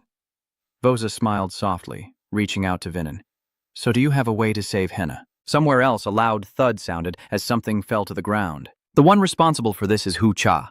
She threw her luggage onto the ground and then crossed her arms in frustration. I'm having such a good time here, but I have to go back to that damn fortress with a mountain of work waiting. Hu Cha shouted up to the sky in frustration. I don't want to go anywhere. Want me to give you a hand so you can stay a little longer with Heo Lam? How do you plan to do that? Recognizing the person who just spoke, Ho Ka loosened Vin Senen's grip. The main character smirked, glancing at Ho Cha, who also grinned widely, pointing directly at the group of men. From now on, I have a new lucrative deal for you, right here at this rundown XT art museum. Go hunt for the treasure of the Dragon King Aeon. Henna frowned, looking displeased as she turned to the male lead. Are you using that trick again? The main character from Vin Senent said nothing, only smiled softly and nodded slightly. After the mission is complete, come find the fortress commander to report. I will be waiting at Heli to hear your updates. Start digging now. A few minutes later, the main character slipped a piece of paper to Ho Cha artist Jia Fojiang Sheep, secretly hid it away, and now it's time to seek the blessings of the Dragon King. Ho Ka held up the piece of paper in front of her. The protagonist replied, It is said that the treasure of Fo Rang CNL is buried where it is. Wherever the light shines, there will be the blessing of the Dragon King, they say. Do you really believe this nonsense? I'm sure it's just a silly prank. If there were really good deals, Heli would have fallen long ago. So you're going to stick close with a bodyguard, huh? Why is it Henna? Vincent pretended to be innocent and replied. Maybe the remnants of hell are also targeting me. I'm too cautious now. Osa covers her mouth and laughs. You're the one who dragged all 3 major clans into Hades' meeting to cause trouble, aren't you? The main character squints one eye and smiles slyly. Oh, I just remembered your report as a level 1 representative must be personally received by the city lord. As long as you finish your mission, you can comfortably settle down at Heolam, right? Hosa's mind raced as she hurried to meet Vagan. You've traveled far here, and it's also to broaden their horizons and perspectives, so shouldn't you show some sincerity? Hoka hesitantly asks Vagan if she can set out in a few days, but Vagan, with a cold face, grits his teeth in response. Clan leader Hoka shivered like a dried fish, turning pale in fear. Damn it, this excuse definitely won't fool him anymore. Vajog turned back to admire the museum behind him. Taking this opportunity, let's take a walk to enjoy the art, and we should also consider adding it to the official program. Hoka secretly rejoiced inside and nodded repeatedly. Thank you. VGA second. Turning back south, I am tailing Miss Henna. Do you think the treasure will be where the wind blows? Who knows, Vincent said with the most innocent look. Isn't this mission a bit strange? If the treasure really exists, Helly would have left long ago too. Henna shot a sidelong glance at Vincent and said, The mission is to find the treasure and guard you. I'm just prioritizing completing the task, understand? Henna pushes open this door in front of her. Du quickly reports to the main character that the Duke is safe, and Ga Fo has already slipped away. It seems like nothing has changed, but this huge art museum, renowned far and wide, is abandoned like this. We need to quickly get the Duke to step in. While I was inspecting the museum, Vincent suddenly froze in front of a painting. Is this painting the masterpiece of Fa Sit Lan? The owner of this name and museum is the greatest artist of that era. It can be said that the masterpieces he left behind have contributed to the lucrative tourism revenue for Hell, and that's no exaggeration. A truly talented artist, even an outsider like me, can grasp a bit of it. Henneman approached from behind the main character. That artwork isn't by Picasso, right? The main character turned to look at his sister, not knowing what to say, and could easily get himself into trouble. Vincent spun around and approached Henna. This is Fo Rang's most exquisite masterpiece, a portrait of his mother. This is a portrait of Fo Rang's mother when she was in her 20s, with detailed and lifelike strokes that make this painting stand out. The painting is so realistic it shocked everyone to the core, leading some to speculate that Fo Rang Sit might carry dragon bloodline. The main character gasped. What do you mean? The dragon person not only has sharp eyes but also possesses golden hands. Truly extraordinary. Thanks to that, he has innate artistic talent, as if it were preloaded from the start. Not only that, but the entire museum was built according to Fo Jiangxi's design. I've heard that no one has been able to decipher this design even now. So the treasure left here by Fo Rang Sit is probably what people call the divine gift of the Dragon King. You seem to have taken 6 sentences about this, huh? Henna responded before Vincent finished speaking. The main character continues. I was even completely clueless about the name Fo Rang Shi until yesterday. If you ask 100 knights, probably all of them would shake their heads and say they don't know. Henna lowered her face and kept silent. Huh. Fo Jiang Sit's works are pretty average. The portrait I received from my sister when I was 9 probably surpasses this by a lot. If she keeps pursuing her painting career, maybe she'll reach this level too. Vincent's words hit Henna right in the heart. What do you mean by that? Vin Sen calmly replied. Aren't you holding your sword but looking elsewhere? Waving that sword around and looking elsewhere, what protection does that even offer? The chaos from reckless swordsmanship and relying on others' judgment almost sent the Marquis Lauren back to his lord, causing the scene where the people of Heli are led around like puppets by Gafono, while the Fuck Long army almost collapses, and she can't reach Huaibao nor wield her sword properly anymore. Henna's hand trembled slightly as she clenched it tightly. Vin Chen continued to press on, just a stubborn and headstrong kid. Now what kind of useless trick can you pull off? Henna is so furious she's about to explode. Grinding her teeth angrily, Henna shouted and swung her sword with all her might at the middle section. The power of that sword caused significant damage to the museum and clearly drained Henna's mana. Her knees buckled, and Vin could only sigh. It might have been possible to push a little more strength. So what exactly is your point in constantly provoking me? Henna shouted angrily. Yes, just as you said, I am really losing my mind here. So what if that's the case? What do you want? After releasing all those emotions like that, do you feel a little more relieved? Henna froze for a few seconds. What did you say? She lowered her face again. All knights don't need to become the greatest swordsman in the world because that's impossible. Let me do it, I will fulfill Anne's destiny. I am willing to surpass my own father. That is what I truly desire. So what is it that you truly desire? Henna looked visibly confused. What I want?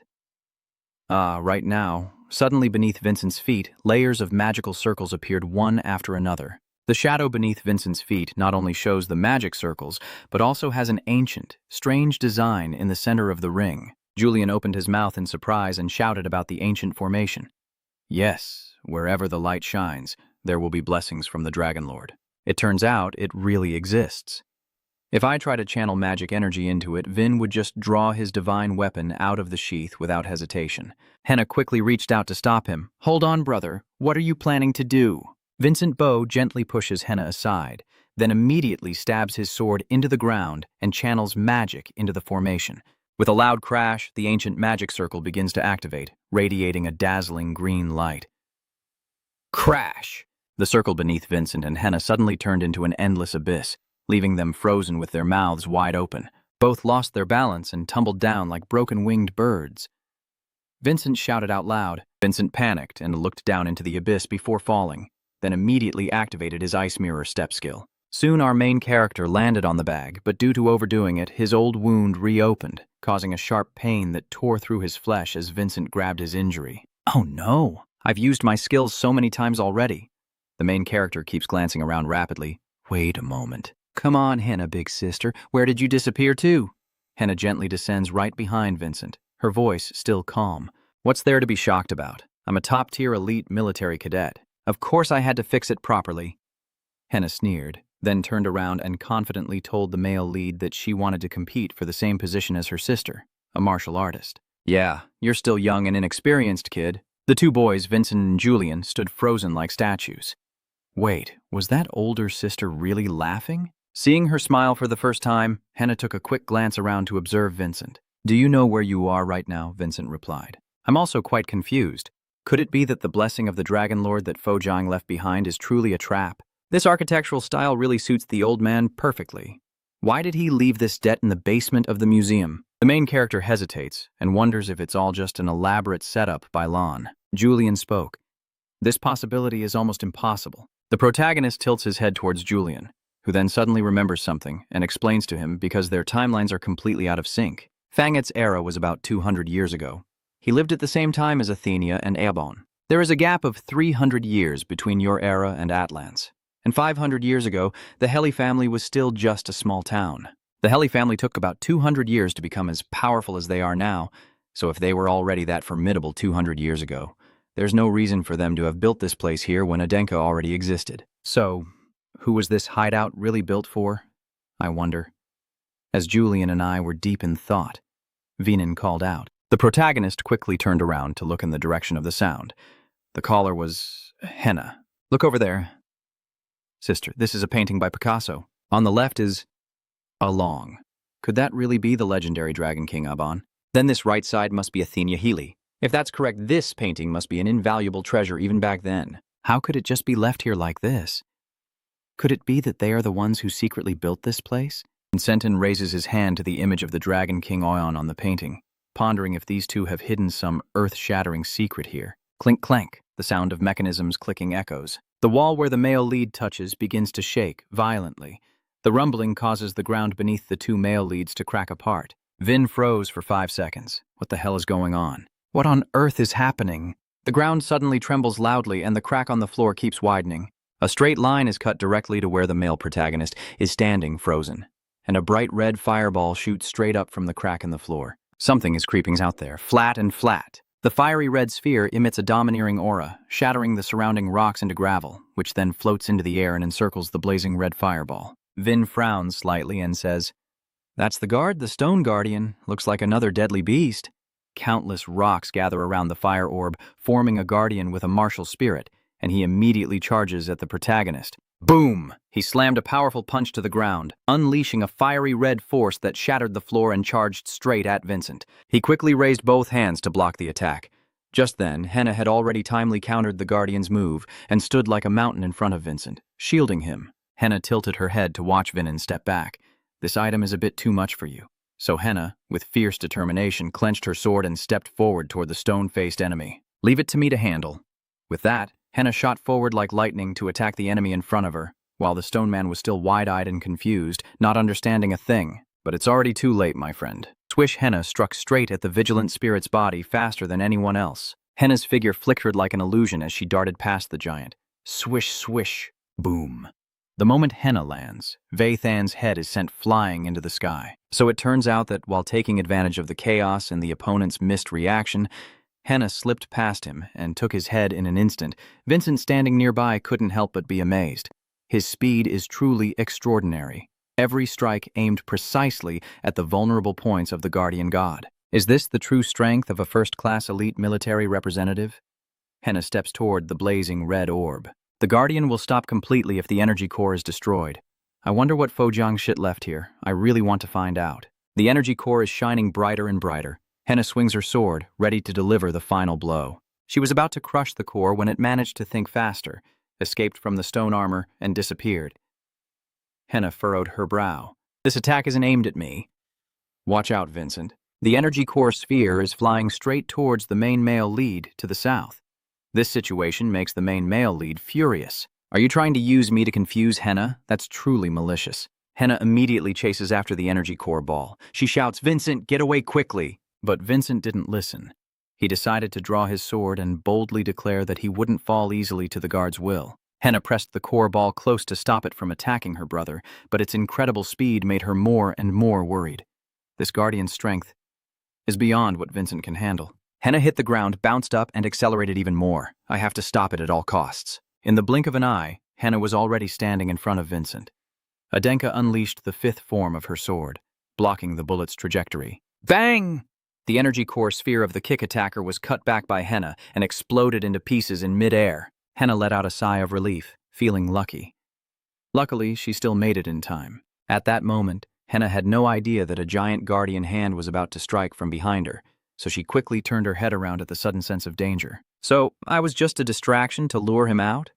At the moment Henna realized it, the punch from the attacker was just a hair's breadth away, but a streak of purple light shot straight into his attack. That was Vincent, who rushed forward to shield Henna with his life, using his swordsmanship to perform the continuous little prince to block the enemy's punch, while Henna, still unaware of what's happening, kept trembling and clutching her head in fear without feeling any pain. Henna slowly opened her eyes and looked at her. Stammering, she said, "Vincent." Because his body was already injured and he pushed himself too hard earlier, the male lead's body was severely damaged, bleeding from his mouth, but he still managed to gather his remaining strength, grip his sword tightly, and charge at the stone man. "Sister, break its core quickly." Henna immediately charges with her sword, leaping high into the air, showcasing her master sculptor skills. The energy core of the stone man is within Henna's attack range. Thud, Henna strikes directly into the center of the opponent's energy core. This sculpture is a three-dimensional carving technique that can be viewed from all angles. Henna's spiritual attack form, with her left hand wielding a hammer and her right hand wielding a chisel, frantically chisels into the stone man's body. Soon his giant body was carved into beautiful stone roses floating in the air. Venan kneeled on the ground, smiling with great satisfaction. The mad sculptor is truly at the peak of his power. After finishing his work, Henna shouted loudly, drew his sword, and a blinding light burst from the shattered pieces on the stone man's body. The crashing sound of his shattered sculptures echoed as debris fell to the ground, smoke and dust swirling before the protagonist. The forest guard had begun to move. "That's right. Now I can't feel any of its magic power anymore." A cold voice suddenly spoke, drawing the attention of the two siblings. Henna, with a cold expression, stepped out of the thick smoke, quickly reacting to the surprise attack from the opponent. "So, you also missed its move?" Vincent looked up and grinned widely at Henna. "But I am sure you will support me. So from the very beginning, I didn't even pay attention to that little spark. Thanks to that, I was able to read their intentions and go all in on a single defensive move. You protected me, and I became your shield." Hearing Vincent respond, Henna couldn't help but ponder the intelligence and strength needed to accomplish that. "I can't imagine what she's been through in places I've never known. She will fulfill Ainka's divine mission. To achieve that, she is willing to surpass both her father and Simon. This is truly what I desire. Maybe it can really be done." Vincent, looking confused, was listening to the sisters when suddenly a burst of divine light shot up from the ground, accompanied by a deafening explosion that made everyone tense. The main character can't hide his shock and ends up speaking incoherently. That bright green beam shoots straight up from the huge hole in the museum floor, and it even pierces through the museum's dome, soaring into the sky. The people of Hell look up at the sky in awe. "Look at that. Is something happening with that blue light? Isn't that the Frank Sid Art Museum?" Hoka looks so pale with fear, trembling like a dried shrimp. Are they really planning to wipe out the whole place? Back inside the museum, Henna and Vincent stand around the source of that power, inspecting it. Clearly, the core has already been destroyed. No, something's wrong. These giant stones are gathering around the blue energy source, forming a wide round mirror. The portal is this space-time gate. Is this what Gon desperately tried to protect? Come on, let's try out this ship and see what Det Fuangxi has left behind. Henna glanced at Vincent and then nodded quickly, following him into the portal. As they approached the gate, the main character reached out to touch it, then was suddenly pulled inside. He slowly opens his eyes and then his gaze burns brightly. This is the starry sky, right above the art museum. Vin suddenly finds himself drawn in by a flash of light that resembles the guardian deity, causing him to scream out, "Bang!" The protagonist is thrown out of the portal. Henna hurriedly runs over to him, Vincent. The protagonist struggles to get up and turns to Julian.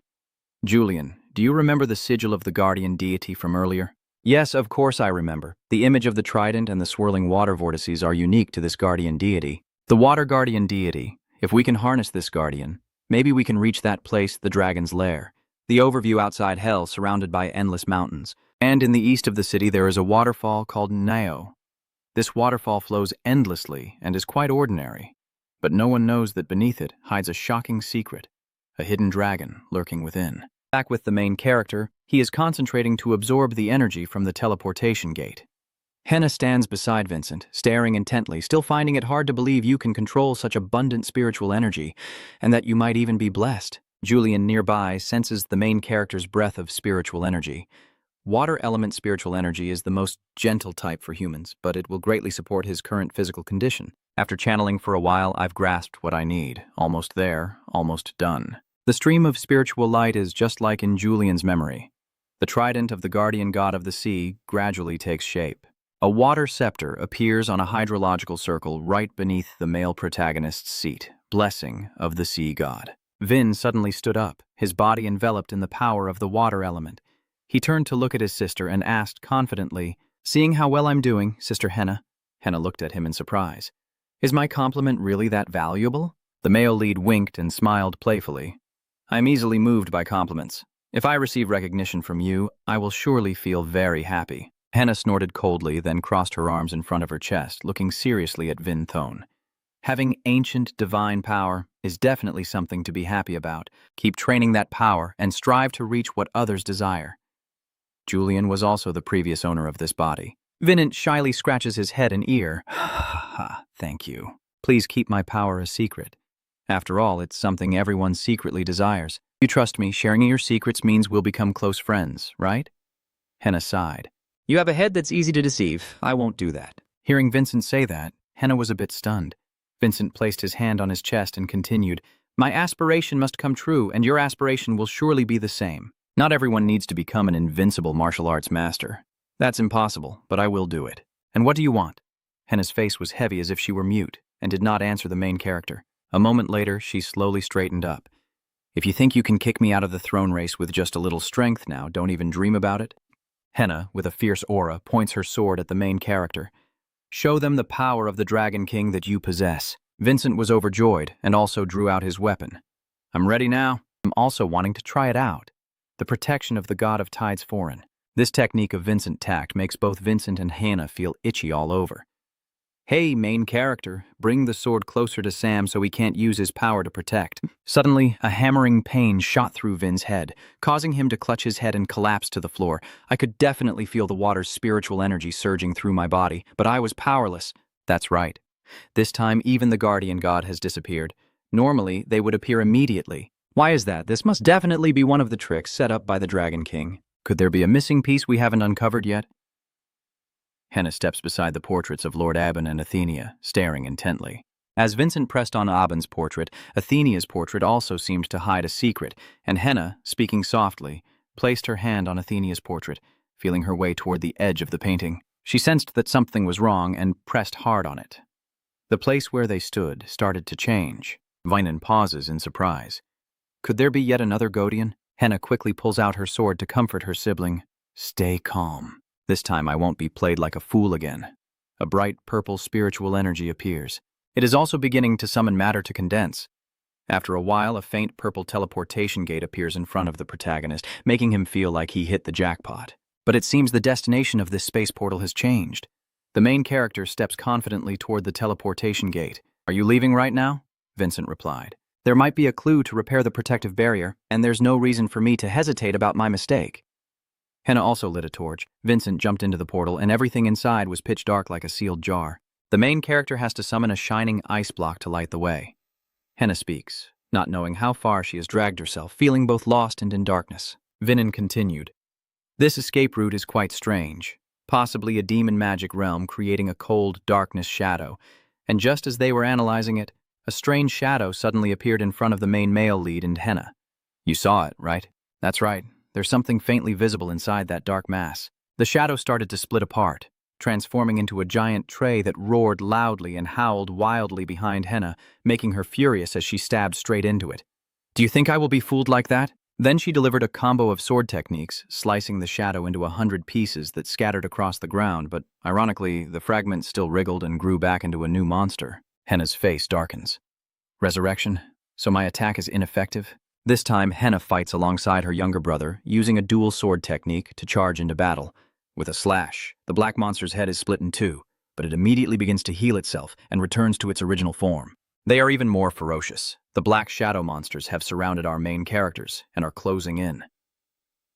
Julian is terrified. What are these freaks, these mutants supposed to be? I definitely feel like I hit something. Vin was silent for a moment before calling out to her. Could you keep what happens after this fire dies out a secret for me? Henna frowned in confusion at the main character and coldly replied, This is your doing. Before Henna could finish her sentence, Vincent had already walked straight toward the dark monsters. He looked at the flickering flame in his hand. The flame in his hand flickered out as Vincent's eyes turned bloodshot, a surge of dark energy engulfing his body. Soldiers, fulfill your duty, lead the way for the Master of Prophecy as decreed by the Dragon King, or do it now. Order yourselves to lead me. O destroyers of life, is Henna worried about Venan? The name of the figure in the shadows revealed the truth. That shadow transformed into a human form and introduced himself. I am the destroyer, Balam, the one who sees the truth clearly. Henna L drew her sword into a fighting stance and said to the main character, Do you realize what you're doing? Vincent calmly replied to his opponent, I came here by order of Lord Dragon Athenia. Please hand over what he left behind. Balam kneels down to perform a grand ceremony with the main character. I am ready to hand it over to you. Balam spread his hand, and a stream of black energy radiated out everywhere. Vincentin was momentarily stunned. The item in his hand was a ring. He speaks of the blessing of the Dragon King. The Dragon King once decreed that this is the ultimate spiritual creature guiding to the heavenly fruit. Vincentin looked at the token with some suspicion. Julia furrowed her brows and asked, Do you not notice anything unusual? Henna examines the ring carefully. It truly isn't broken. Julian looks surprised. As for the remaining three, Ba Lung nodded slightly and confirmed, That's right. This token is a relic left by the Dragon King to serve as proof that his descendants will one day come here. He split it into 2 halves and entrusted us to guard it. As for the rest, it's in the hands of the worthy one. Ba Lung's face darkened, and he shouted angrily, not as an impostor claiming to be the Long King's descendant. At that moment, he immediately launched an attack on Vin Sen, leaving him stunned.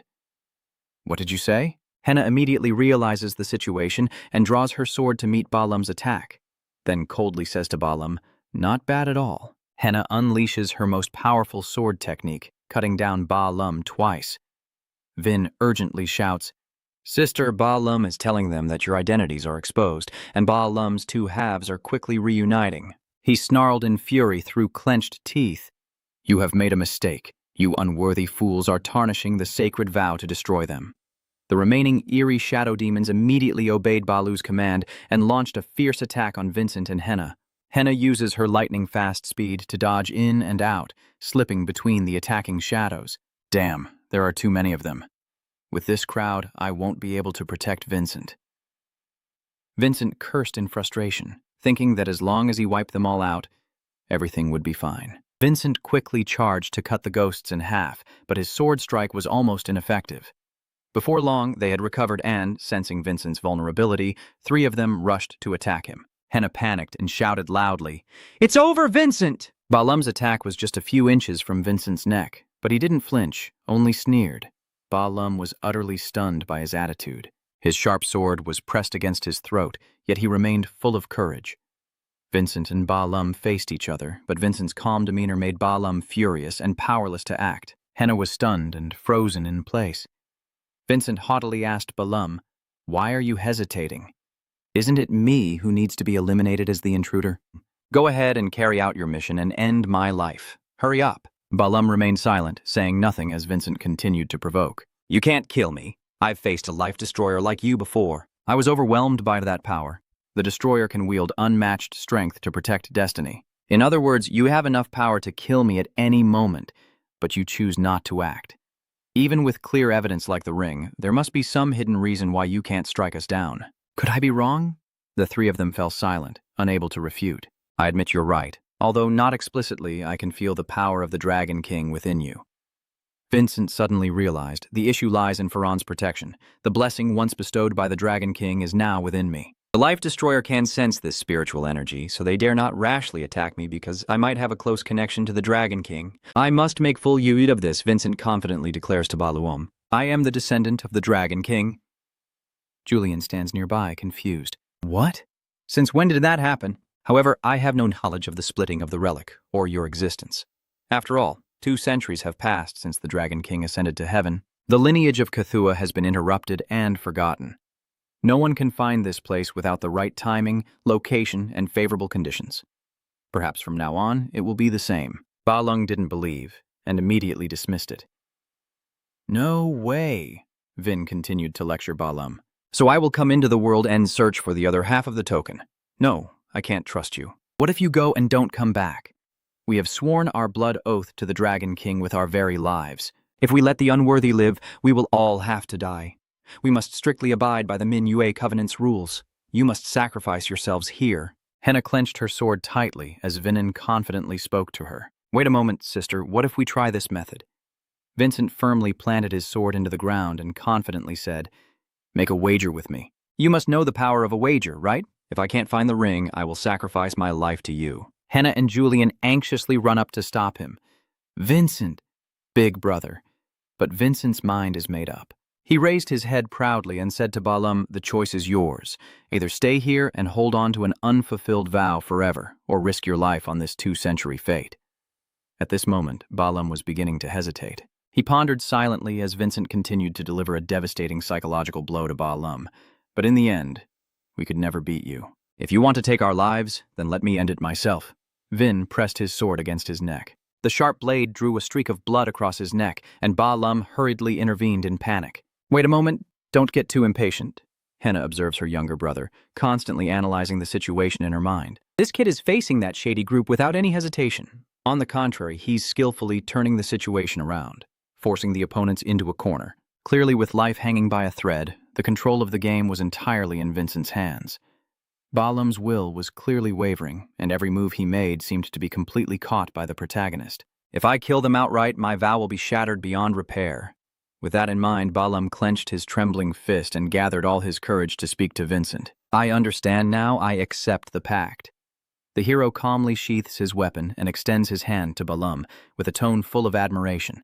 That was a wise choice. So Vinin and Balum stand face to face with Vinin's treasured sword between them. Balum places his hand on the spirit sword and uses your image to swear the oath. Vinin also presses his hand on the sword and makes a vow. I take out my shadow. The surrounding evil spirits gradually fade away. My shadow was pulled into Balum. All the remaining spirits and Vincent's silhouette were swallowed into Balum's body. Balum roars, Get out of here! Leave now! This deal is based on both our lives and cannot be broken. Vincent frowns, cold sweat running down his face as he witnesses the scene before him. Balum now looks exactly like Vincent. He sneers, Let's settle this bet for that. I will take your soul image. The deadline is the 7th lunar month, and I will complete the deal before then, and you will regain your shadow. Henna and Julian were both stunned. Henna shouted loudly for Vincent, and Julian, standing nearby, looked on in disbelief. He transformed. The 7 missing pages are the maximum time a lost soul can exist in this world. If you cannot reclaim the shadow within that time, your body will shatter into pieces. Vinin confidently replied, Don't worry, it'll be a piece of cake. That's not going to happen. Ba gradually turns into nothingness. He said, Vinin, then I will wait for me here. The one who sees through everything disappears through the space gate. They all got sent back to the starting point. We're back, but I feel like something's off. Vincent looked back behind him. No shadow under his feet. Julian frantic, clutching his head and about to go crazy with only 7 waning weeks to find the treasure without any clues. Vincent helplessly watched his teammates. After all, his original target was the legendary item called Heavenly Fruit, and he even felt excited about it. Isn't it true that Lo Trin's true intentions are gradually becoming clearer? Vincent secretly thought to himself. And the key point is this sister of ours. Henna has seen everything clearly now. Henna turns around and walks away. Vincent asked, "What's wrong with you?" Henna replied, "I am on a mission to seek the favor of the Dragon King." "Yeah, a foggy path? Aren't you going to question me at all?" "What do I have to ask you?" Henna tilted her head to observe Vincent. "You asked me to keep it secret. I'm keeping my promise, yet I still have to hear such snide remarks from Henna." Vincent nodded slightly in thanks. Suddenly, a loud voice rang out. What's going on here? This voice belongs to the Holy Lord. "Vincent, why do you always feel the urge to destroy old buildings when you see them? Let's talk about it." Ho-Ka leaps down to Vincent and Henna, then dashes over to Vincent to start questioning him. Ho-Ka whispers in his main character's ear that this quest isn't over yet. Vincent smiles and says, "Don't worry, it's just the beginning." Ho-Ka hurriedly runs to the opposite side, stands straight, and declares, "I am ready. My disciples, I want to hear reports from both of you. Who volunteers first, Henna?" Henna closes her eyes in resignation and declines. "No, let Vincent do it. He's the most familiar with what he's planned." The main character glances at her, while Ho-Ka hesitates for a moment, looking at Henna. If Henna has said that, Hoka's face changed 180 degrees, and she happily ran over to the main character. "Vincent, did you manage to persuade Henna?" The male lead grits his teeth in frustration, trying to coax that little monkey. "Anyway, I think we should seal this place off. It would be very dangerous if visitors fall into the trap." Ho-Ka confidently patted her chest and said, "Leave the little stuff to me. Once you've reported, go meet Vadi. "It's better to talk to your mother first." Ho-Ka gives a knowing wink to the main character. Surely the mother and daughter have a mountain of things to talk about. Returning to the Hell Castle for the hero who shattered Healy, Layan is reigning right in the center of the main hall. Next to him, Vincent Dean Dak entered. The male lead bowed his head in greeting to the host. Shlowen awkwardly replied, "Please don't be so formal. I am only the temporary head of the house for now." Vosa stands beside him, smiling. "You should get used to it gradually. Lao, now you are the one holding the greatest power." Hel Laogen bows his head. "No, I am just a blind man. Power belongs to the people. I will divide the territory and authority so they can compete with each other. At that time, power could be transferred to as many people as possible. Even if someone like my father were to appear, human kindness would stop him."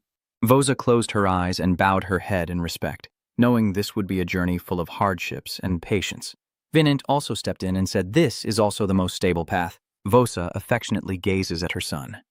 "On the carriage ride back, I once asked my son to destroy my family, and he did it perfectly." Vosa happily pulls out a strange-looking scroll and tells the protagonist, "I will reward you for this achievement. This is a magic scroll. Or rather a return scroll of the Along clan. That is what the surviving half-dragons kept. They want to express their deepest gratitude to you." Vincent looked at me in amazement and said, "Aren't you too?" Vincent said, "You will become the special envoy to visit the surviving Long beings and communicate with them. Your words will become mine, and your intentions will also become mine." Amidst the old yellowing maple leaves falling, a space portal flickers. The half-dragon merchant stands there muttering, still not seeing any sign of him. Vincent, our main character, fiddles with the ancient talisman in his hand, contemplating the land of dragons. If that place was once the domain of the Dragon King, it would surely still hold his blessing, or at least clues about the missing piece of paper. This order is used to change the destination of the space gate, which must be for the teleportation array deep beneath the art museum's basement. "Are you really planning to use this magic token?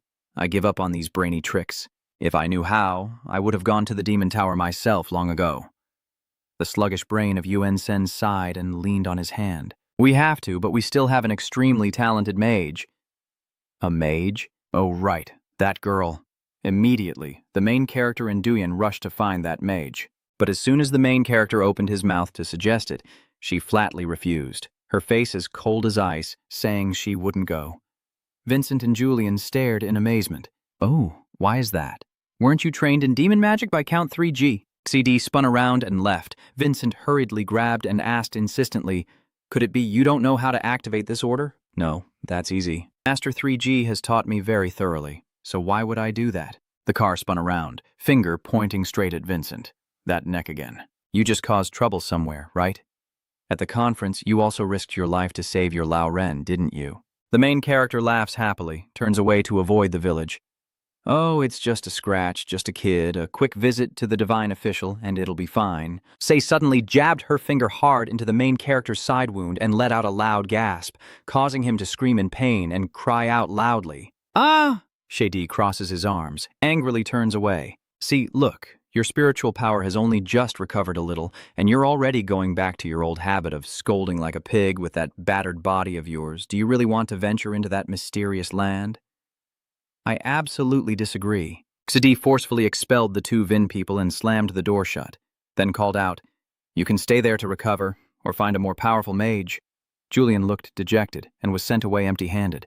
The protagonist was just as surprised. Is the girl really that furious? Right now, besides the D car, I can't find any more reliable mages. Moreover, because they pushed themselves too hard, their bodies haven't fully recovered, so they have to postpone the trip for now. Oh, you're here. As the protagonist, you should turn around. The newcomer is Gavin, who cheerfully waved and called out, Vincent, where have you been? I was looking for you so hard I almost ran out of breath. I thought you would leave without even saying goodbye. Weren't everyone in the city already heading back to their hometowns? Actually, Gavin Van remembered his father's words. 1 month? No, I should at least spend a week back home visiting family. It's something like that, so I'll stay a bit longer. Kagan couldn't wait, so he left first. Kagan, did he leave any message? Gavin remembered the scene of Kagan's carriage leaving. In the luxurious vehicle, the Lord said to Kagan, So you're just going to leave like that Hellion Anka are about to arrive and will cause chaos, probably won't have a chance to compete for a while, huh? Yes, I want you to tell him. On the day we meet again, one of us will definitely be lying down. Vincent just sneered after hearing that. All right, if that's what you want. Gavin gently punches the main character's shoulder. So, Vincent, you're telling me not to forget. Our solo fight isn't over yet. Because I was busy grabbing that old man's neck, I held back this time. But next time, I will definitely settle the score with you. Venan nodded firmly. All right, I promise that next time there will be a fair fight without anyone interrupting. So, the incident at Helly is considered closed, and the next chapter begins with Vanessa. She looked sadly at her reflection shimmering on the water's surface, standing alone and quietly watching the flow.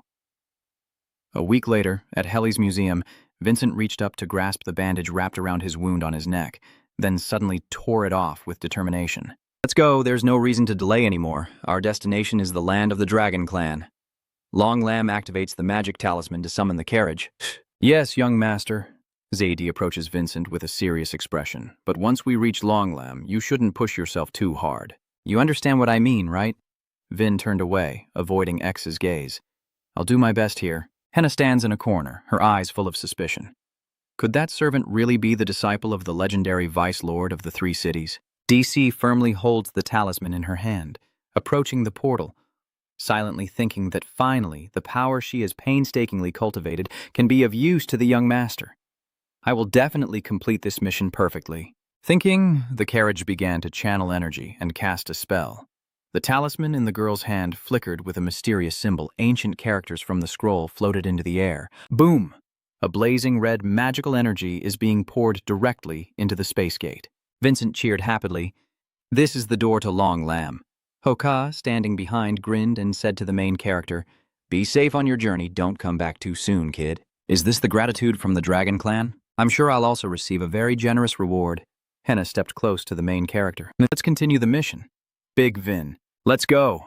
Just as they were at the peak of excitement, the urgent call of the vehicle echoed through the air. Young master, she's completely pale and bloodless. This space gate is unstable. None of you can go through. What are you talking about? If I'm right, then only 2 people can pass through this light path. Vincent, who looks like he's lost all his blood, only 2 slots left. Hearing this, everyone immediately clamored to take Vincent's place. This is the young master's duty. Let me volunteer. Han also stepped forward and said, I will go. From the beginning, my mission has been to protect people. Ji's carriage is straining to keep the teleportation gate active, but her spiritual power is limited, so she urges Vincent to finalize the deal quickly, or the gate will collapse. Vincent, take that little mage and go immediately. What does the Holy Lord mean by saying that? Of course, in this situation, there must be a wizard accompanying the party to control the portal. I repeat, the explorers are Vincent and the young mage. Henna didn't want to block his way, but suddenly Vincent spoke softly to comfort her. Just go. We will definitely return safe and bring back the North Dragon King. Because our quest is not finished yet, it will definitely not end in failure. Hearing these words from her, Henna Langthin said nothing. Go now, Vincent. I believe you will return. Vincent nodded slightly, smirking before turning back to the gate. Let's go, she. Yes, sir, young master, the main character, and the little mage leapt into the gate as the portal to Longland began to show signs of instability. The gate revealed a blazing red light in the center, which kept growing larger and larger. From that beam of light, Vincent and CGJ were transported to Longlam, the dragon's domain. Is Jay's vehicle making noise? I'm fine. Suddenly, X's eyes widened and stared at something trembling over there. Longlam remained silent as if it were a sheet of paper. Could there really be someone hiding in the shadows? Vin, without hesitation, moved forward and signaled the car to go on. What's with that clueless look on her face? Vincent replied. There's no need to be so tense. The protagonist stands in the middle of the forest. Jiang Rung crosses his arms and introduces himself. I am Vincent Adena. I came here because of the summons from the half-dragon. There is a faint figure peeking out from a nearby tree, not exactly 3 people. They are 5-year-old toys and staring at the main character as if they want to devour him. One of them speaks first. You really are Vincent the Black Bard. Vincent confidently replies, That's right. I heard you have the primordial blood sword. It might be a bit rude to show it off, but could you please present it for us to see? XJ stands beside Vincent, worried and unsure whether this is an invitation or an interrogation. The protagonist quickly reassures her. Having just been beaten by Heli, it's natural for her to be so cautious, so he draws his sword. This sword is the legendary primordial sword of Chatakan, a Denka, forged by the famous General Hen, symbolizing the beginning of Vincent Denka, and also containing the inner core of the Dragon King. The half-dragon being stared wide-eyed. They exchanged glances, then put down their toys and bowed deeply in respect. Welcome, the great benefactor to Long Lin. Quickly blow the horn of greeting. The youngest of the 3 half-dragons, the captive named Do, is the one who blows the welcome for Vincenton. At this moment, XJ finally lets out a breath of relief. It seems there's no need to be on guard anymore. Enjoy the greeting from those half-dragons. Just as they are celebrating, a strange object suddenly flies in. It hit Vincent directly in the head, causing him to cry out in pain. Damn it! The panic-stricken carriage screams loudly, and the Banlong crowd looks around in fear with pale faces. Which one? Which one dares to throw a stone at the benefactor? In the distance, the figures of 2 kids, a boy and a girl, appeared. Those 2 kids are Michael and Olivia. Vincent looked up with a stunned expression, realizing that the child had lost his left arm. Michael keeps throwing stones wildly at Vincent.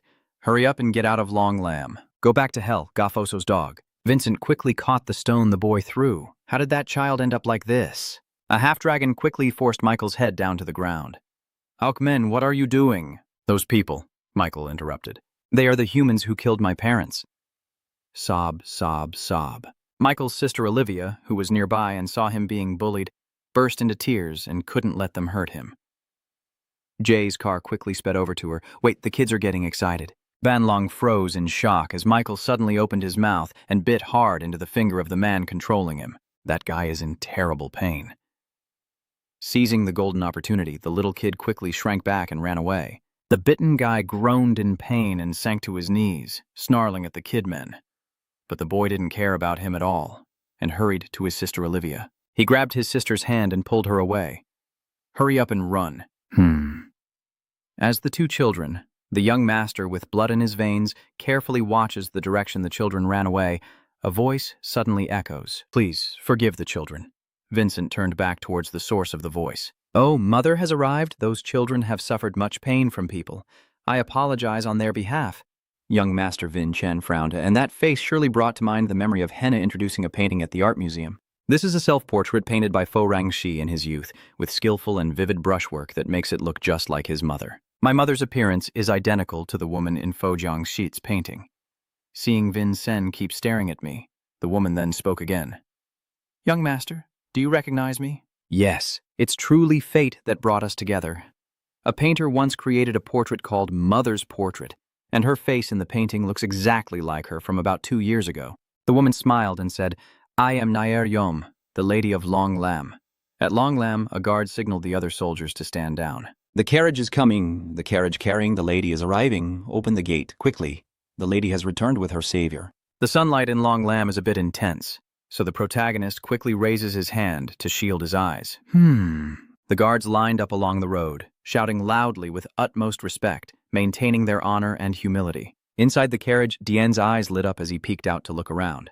So many Long Clan people appearing here are really impressive. Vinayan just responded curtly. Yeah, that's right. Having a large number like ants is one thing, but the real issue is something else entirely. They all brandished their weapons, and their spirits were as sharp as their blades, glaring at us with no hint of friendliness.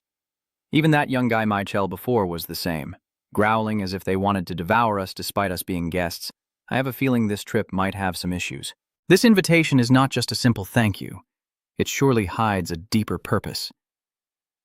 As Vincent was lost in thought, a deafening roar suddenly rang out, bringing him back to reality. He quickly leans toward the vehicle and asks urgently, "What's going on? What's happening?" Looking over there, the protagonist quickly approaches and sees what kind of terrifying giant thing it is. Is that a giant tree? But it was struggling to stay upright. I've never seen a tree so enormous and terrifying. The guest master's eyes widened as No revealed, "It's called the Eternal Tree. It has granted us strength and been a refuge since ancient times. That is my stronghold. Welcome, everyone. Welcome to Long Lam." It hits. The sound of an object falling into the water splashes water everywhere. That's how little Michael vents his anger. He throws a stone into the river. Allow humans to enter Long Lam A. Everyone has gone crazy. In addition, Black Sa, the leader of the tribe, personally came down to greet them. Olivia sat beside her and told her brother, "They don't look like evil people." "That girl once protected you," Michael shouted angrily at his brother. "You told me not to trust their sweet words." Olivia. How tragically our family was lost. He mustered all his strength and threw the stone in his hand into the river. He recalls the scene when the Long Clan people were caught in the net, chained, helplessly resisting, only able to hold their necks and die. Run away. It's a deadly trap, the bastards from the Helly family. Your peace treaty is just a deception. Of course not. Do you think we would form an alliance with your crawling bugs? I never expected you to come here empty-handed and ready to die. You're so stupid. The one leading the attack to capture the Long Clan is Helly's blonde knight. He was decapitated by Vincent at the festival. At that time, he was shouting at his subordinates to capture all those with noble bloodlines so we could take them. Lord Gaffo is anxiously waiting for him to step forward. When he learned that his father was captured, Men and Olivia hurriedly chased after him. "Dad, damn you to hell, let go of my father now." The boy struggles to pull the knight Helly's combat axe away from his father, holding this weapon, while Olivia beside him clings to her father's hand, crying desperately. "Dad, please wake up quickly." The knight grabs Michael's left wrist and lifts him up. "Ugh," he growled, threatening the boy.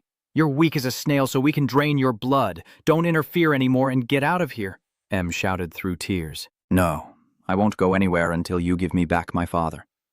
I will keep blocking your way, and then I will make sure you never hold anything again for the rest of your life." Then that blonde soldier gritted his teeth and tightened his grip on Michael's left wrist. He acted treacherously, breaking the boy's arm. He screamed in pain. Ah! Olivia sat on the ground, witnessing the entire scene, unable to cry out loud, only covering her mouth with her hands as tears streamed down her face. Inside the royal palace, Long Lam's grandmother begins to share her thoughts with the protagonist to avoid conflict with humans. "We choose to live a hidden life here. Right here in Long Lam, some members of the Long Clan chose to stay in Helly. They have always fought tirelessly for peace. One day we will also live peacefully with humans. We long for the day we can freely travel across this world." So then those people, that's right. Gonu captured them and drained their blood. Most of them survived and returned, but their bodies were badly wounded from being exposed to the long attack in the deep forest. The two brothers are sitting by the campfire, leaning on each other to resist the freezing cold of the night falling. This scene is the result of Gono's massacre, with some of the captured not making it back alive, including Michael and Olivia's parents. Vincent frowned. "Those soldiers are heavily armed and clearly hate me." "Could it be that the Dragon Clan is itching to start a war with Helly?" Nair explained. "The equipment is to rescue those Gono previously captured. We have planned to invade Desert. If the soldiers of the Dragon Clan land in the heart of the city, Helly will surely meet its destruction." "Are you terrified of war?" However, Hell is a bustling commercial center, with many clans holding close interests there to safeguard Helly. Those powerful factions from various families will be forced to get involved if that becomes reality. Nair is wealthy, that's right. The dragon race will face extinction. She stood up and said to Vincent, "Because you caused Gifonso's Helly to collapse, we were able to cancel this suicidal war plan." Nair bows deeply. Thank you for safeguarding the future of the Long Clan. We truly appreciate it. Before he could finish thanking them, someone kicked open the door of the dining room where Vin's group was gathered and stormed in, shouting, "That's not going to happen. The invasion must proceed according to plan. We cannot leave a shameful chapter for future generations, so we will not become cowards who surrender to humanity. For the sake of our honor, we must fight, Mother." Vincent frowned. Is this bad feeling perhaps about it? An internal conflict within the Dragon Clan, and then wars will break out. Mother. No of the Dragon Clan is furious. She takes Beck and leads a troop to the residence. Are you still sane, the one who is truly alert, Mother? Canceling the war plan like this is truly unreasonable. We have suffered too many losses and oppression, but humans have not suffered any damage at all. We must leave them with a bloody lesson. At least once, we have to show that the Dragon Clan can also bear its fangs at humanity. We will punish all those who seek profit and try to exploit our power. Heli, the elders of the great clans and our most despised enemies, even the Six Towers. Hearing this, Vincent looked a bit confused and puzzled. So even the Tower of the Seven Pillars is involved in this? Neo just came to face B after seeking revenge, is that it? Even if by some miracle we could counterattack all our enemies, there would be blood flowing like rivers. What do you expect to gain from that revenge? I will never allow anger to control me and lead my clan to destruction. I grip my sword tightly in my hand. If you cannot continue, get out of the way until this matter is resolved. Neo gritted his teeth in anger. How dare you point your sword at your mother? The rebellious Neo charges forward to attack. Quetch was unafraid. He also drew his sword and charged to fight back. His eyes turned bloodshot, and now, furious, transformed into a half-dragon, with the red pillar in his hand ready to strike his unfilial son. Vincent is in the corner, shouting in panic to stop them. Wait. Wait. The clash of two swords sparks and rings out with a deafening metal sound. You leapt like a lightning bolt to block Beck's attack, leaving him stunned. Standing frozen, the current situation is Vincent caught between the two Long Clan parents engaged in intense combat. Beck frowns, his sharp eyes fixed on the protagonist, while Neo also stares in amazement at him. Vincent smirks, his voice tinged with sarcasm. I'm really disappointed. The Long Clan is trying to start a sky battle just over these worthless weeds. I can't believe it. Prince Vincent's confrontational attitude makes B a bit nervous. He remembers that the dark-haired Vincent is the one who sent Vong Ga Fo away. B quickly stepped behind the prince and said, Your heroism in saving our captured people is impressive, but this is Dragon House drama. If humans meddle again, this sword will definitely be drawn. Neo quickly step in and stop Prince Vincent from pushing him away. B is actually the master of swordsmanship of the Dragon Clan. You can't go solo against him, Vincent just said casually. Why did you call me all the way here, Naimo? Naimo looks clearly embarrassed. Well then, let me say thank you. The male lead sheathes his sword and turns around to look directly at someone. If it's just to say thank you, then sending the gift would be enough. But you even went as far as making a whole invitation scroll to summon me. Even though I know there are a few people here who don't like me, Vincent asked again in a firm tone. So what exactly did you call me here for, Naimo? Are you just giving up and closing your eyes, choking on your own words? The main character continues to respond. I feel Naimo's actions are like a proposal to end the conflict. At that moment, Naimo's eyes remained silent. After a while, she finally spoke. You have already asked too much from someone who has helped us. Just asking for my support is enough. Nai froze at Vincent's words. You continue. If you do that, I will settle the conflict between humans and the Dragon Clan. I will eliminate the Luke Dai Thap, which colluded with Heli to violate moral standards, and fulfill my duty as a warrior of Adenka. That is my spirit. Nao was so stunned she couldn't speak, only silently calling out his name. Vincent Denka. If he truly is the person I expect, even a slim chance that he could stop the war, I humbly bow before the main character. Please support us, Prince Vincent, so that the Dragon Clan does not follow the path of self-destruction. Vincent smirked and turned to face Quake. I am very willing. Quake's face turned icy as he looked at the main character. I don't believe you're the prince. Whether you truly intend to achieve these things or have the strength to do so, I cannot know. Vincent calmly drew his sword and swiftly swung it toward Beck. Bach furrowed his brow in disbelief as Vincent's hydraulic power erupted, astonishing the Long Clan members. How could a mere human possess such strength? Beck looks at his hand reacting to Vincent's power. His dragon blood is forcibly manifesting, and Naeem Mo is stunned to the core. There's no doubt anymore that child has inherited Aben's evolutionary legacy. Where did he get this power? Vincent sheathes his sword. Is this enough for you now? BB replied, but he's still too young. The current him isn't ready to handle the 6 towers. Don't think about blocking my way. What if I complete this blessing and surpass you? Will you once again use your honor as an excuse to push for a self-destructive war? Vincent, with his fierce aura, pressed close to Beck's face. Even you wouldn't be able to stop me then. Especially the 6-tower arena. For a month I will perfect this power and challenge you to a solo fight. Keep pushing for war, or trust me, and choose the path of peace again. Use that battle to decide at a tower in Long Lam. Wow. The water flows down from the waterfall. That is the Abun waterfall in Long Lam. A week later, Vincent was sitting in meditation under the waterfall. Julian suddenly appeared. Can he really perfect the blessing technique using this fool's method? Can it really upgrade the blessing? This is where the Dragon King Aeon once trained, didn't Chief Na say so? Feel the water element energy within your body. This is the perfect place to receive the blessing of the water element. Tutsk. People in the old days probably went through quite a few scrapes and bruises training like this. The Frog Knight has willingly accepted the challenge. With 3 weeks left before the showdown to prevent the Dragonkin from self-destructing, I need to level up quickly and show them a trustworthy figure training when a stone suddenly flies in and attacks Vincentin. You simply calmly caught the stone with one hand. The one who threw it was Mao. What are you talking about? How can you block that move with your eyes closed? Vincent stood up proudly, his shoulders showing that he has the talent. He will be a renowned swordsman in the future. Michael hurriedly turned around and muttered under his breath. Olivia ran off before he could call out to her, and when he looked back, the girl was nowhere to be seen. So Olivia fell next to the car to get some food and handed it to the girl. Here, try this bowl. Michael shouted in panic. Oh, Olivia. Seiji kindly told Michael, you can join us for a drink too. I got a secret technique from Long Nan, so you'll love it. Olivia's eyes sparkled like stars. Hey, this is really delicious and makes your stomach hurt. Don't eat it so innocently. If it's poisonous, we're doomed. While Michael was anxiously reminding his sister, Vincent gently approached the boy and said, I understand your situation.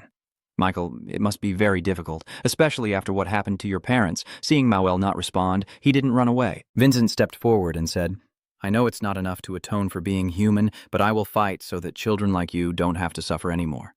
The protagonist reaches out his hand to the boy. So for now, can you just try to trust me this once? Michael looked at the person in front of him in shock, his hand hovering in the air, but remembering the scene of his parents being murdered by those people. Michael ran away.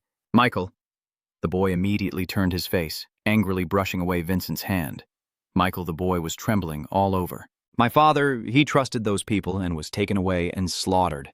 I will never trust someone like you. Captain B will kick you out of Long Lam. Wait, Mao. Vinant didn't have time to call out the child's name before he sprinted into the forest, climbing onto his neck and running away quickly.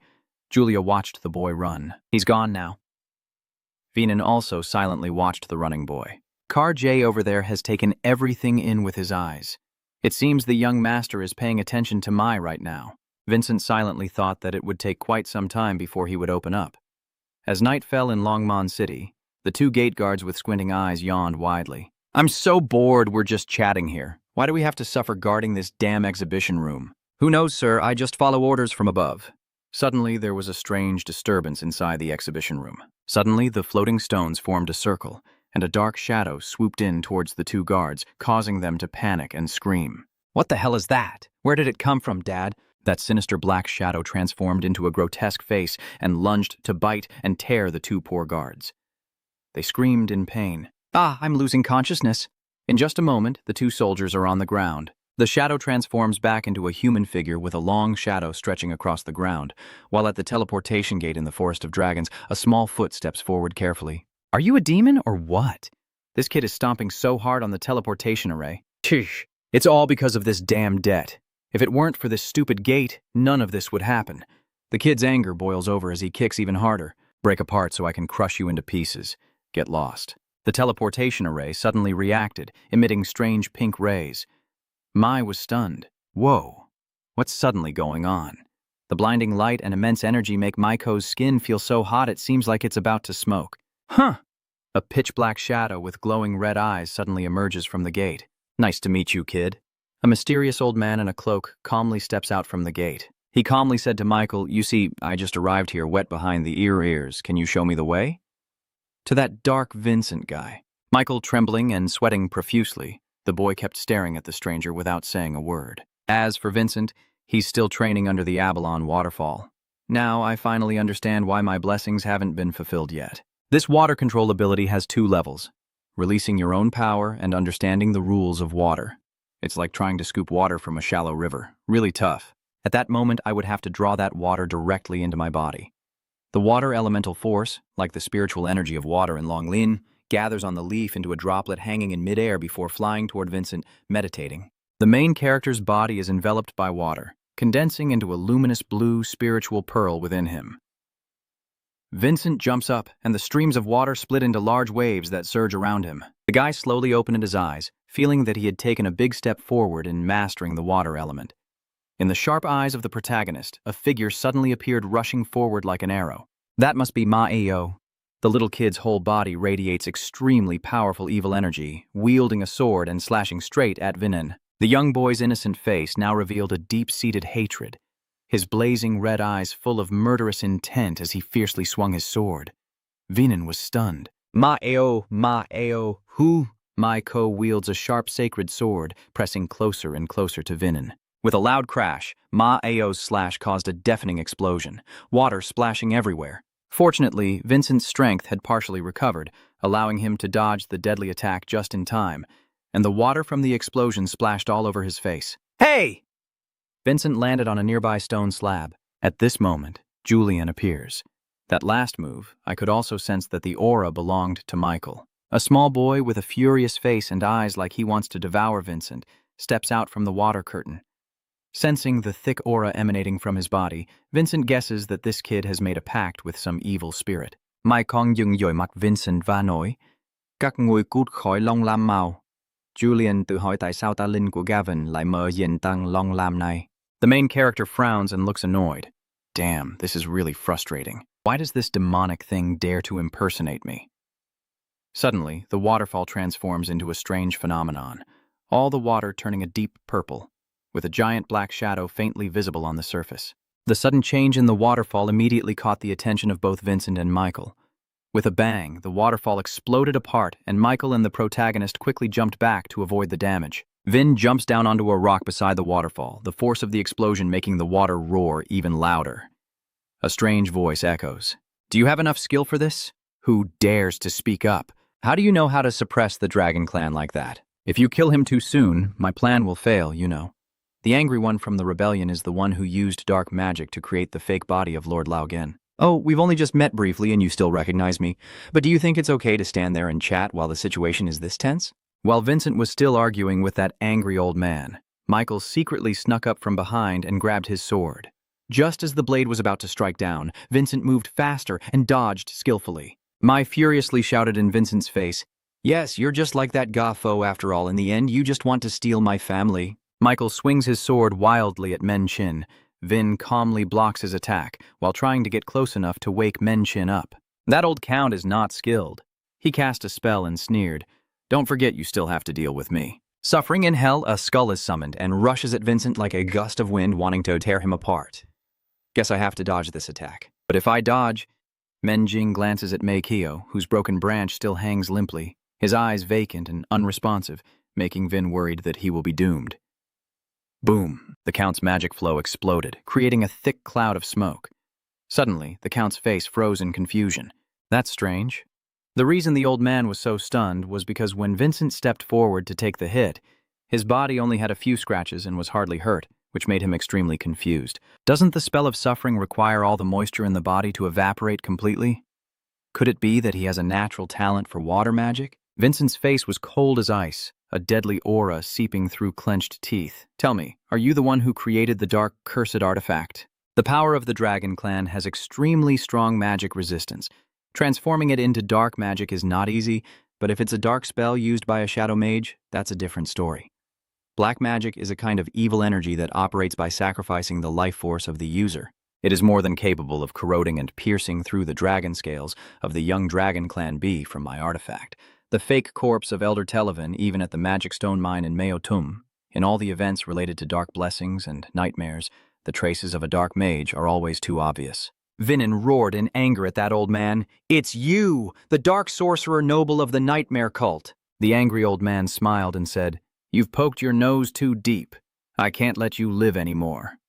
Mai sat on the ground, her mind in chaos. So why does the boy remember the conversation with that angry old man in the deep forest, where he told him that Vincent Denka's goal is to take over Gono's position after his death? Really, of course, that guy is Gafoso's nephew. When he needs dark power, he will surely hunt down the dragon race and imprison them before it happens.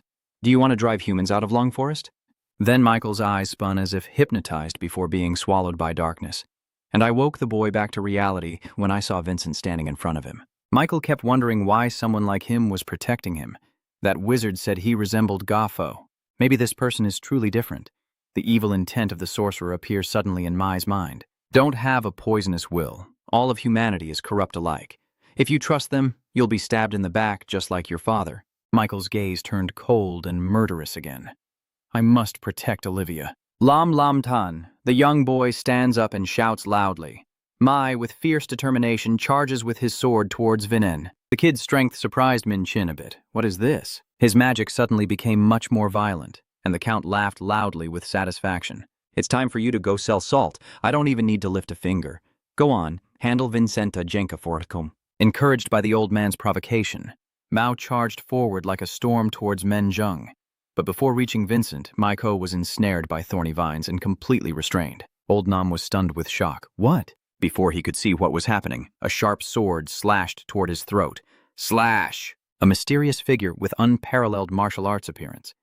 That person is Kui, the top master of the Long clan. His sword stroke, lightning fast across the Count's neck. He only managed to scream once before his head was severed. Vincenton froze for a few seconds. Beach, do you really think Long Lam would let an intruder slip in so easily? Such a false sense of power, the lowly baron trembles like a leaf in the wind. This old man, in a fit of rage, was about to cast a spell. The useless lizards, but before he could finish the incantation, suddenly another sword shot like an arrow, piercing straight into the Count's chest. Ah! Count Nam Tuok spat blood and lowered his face.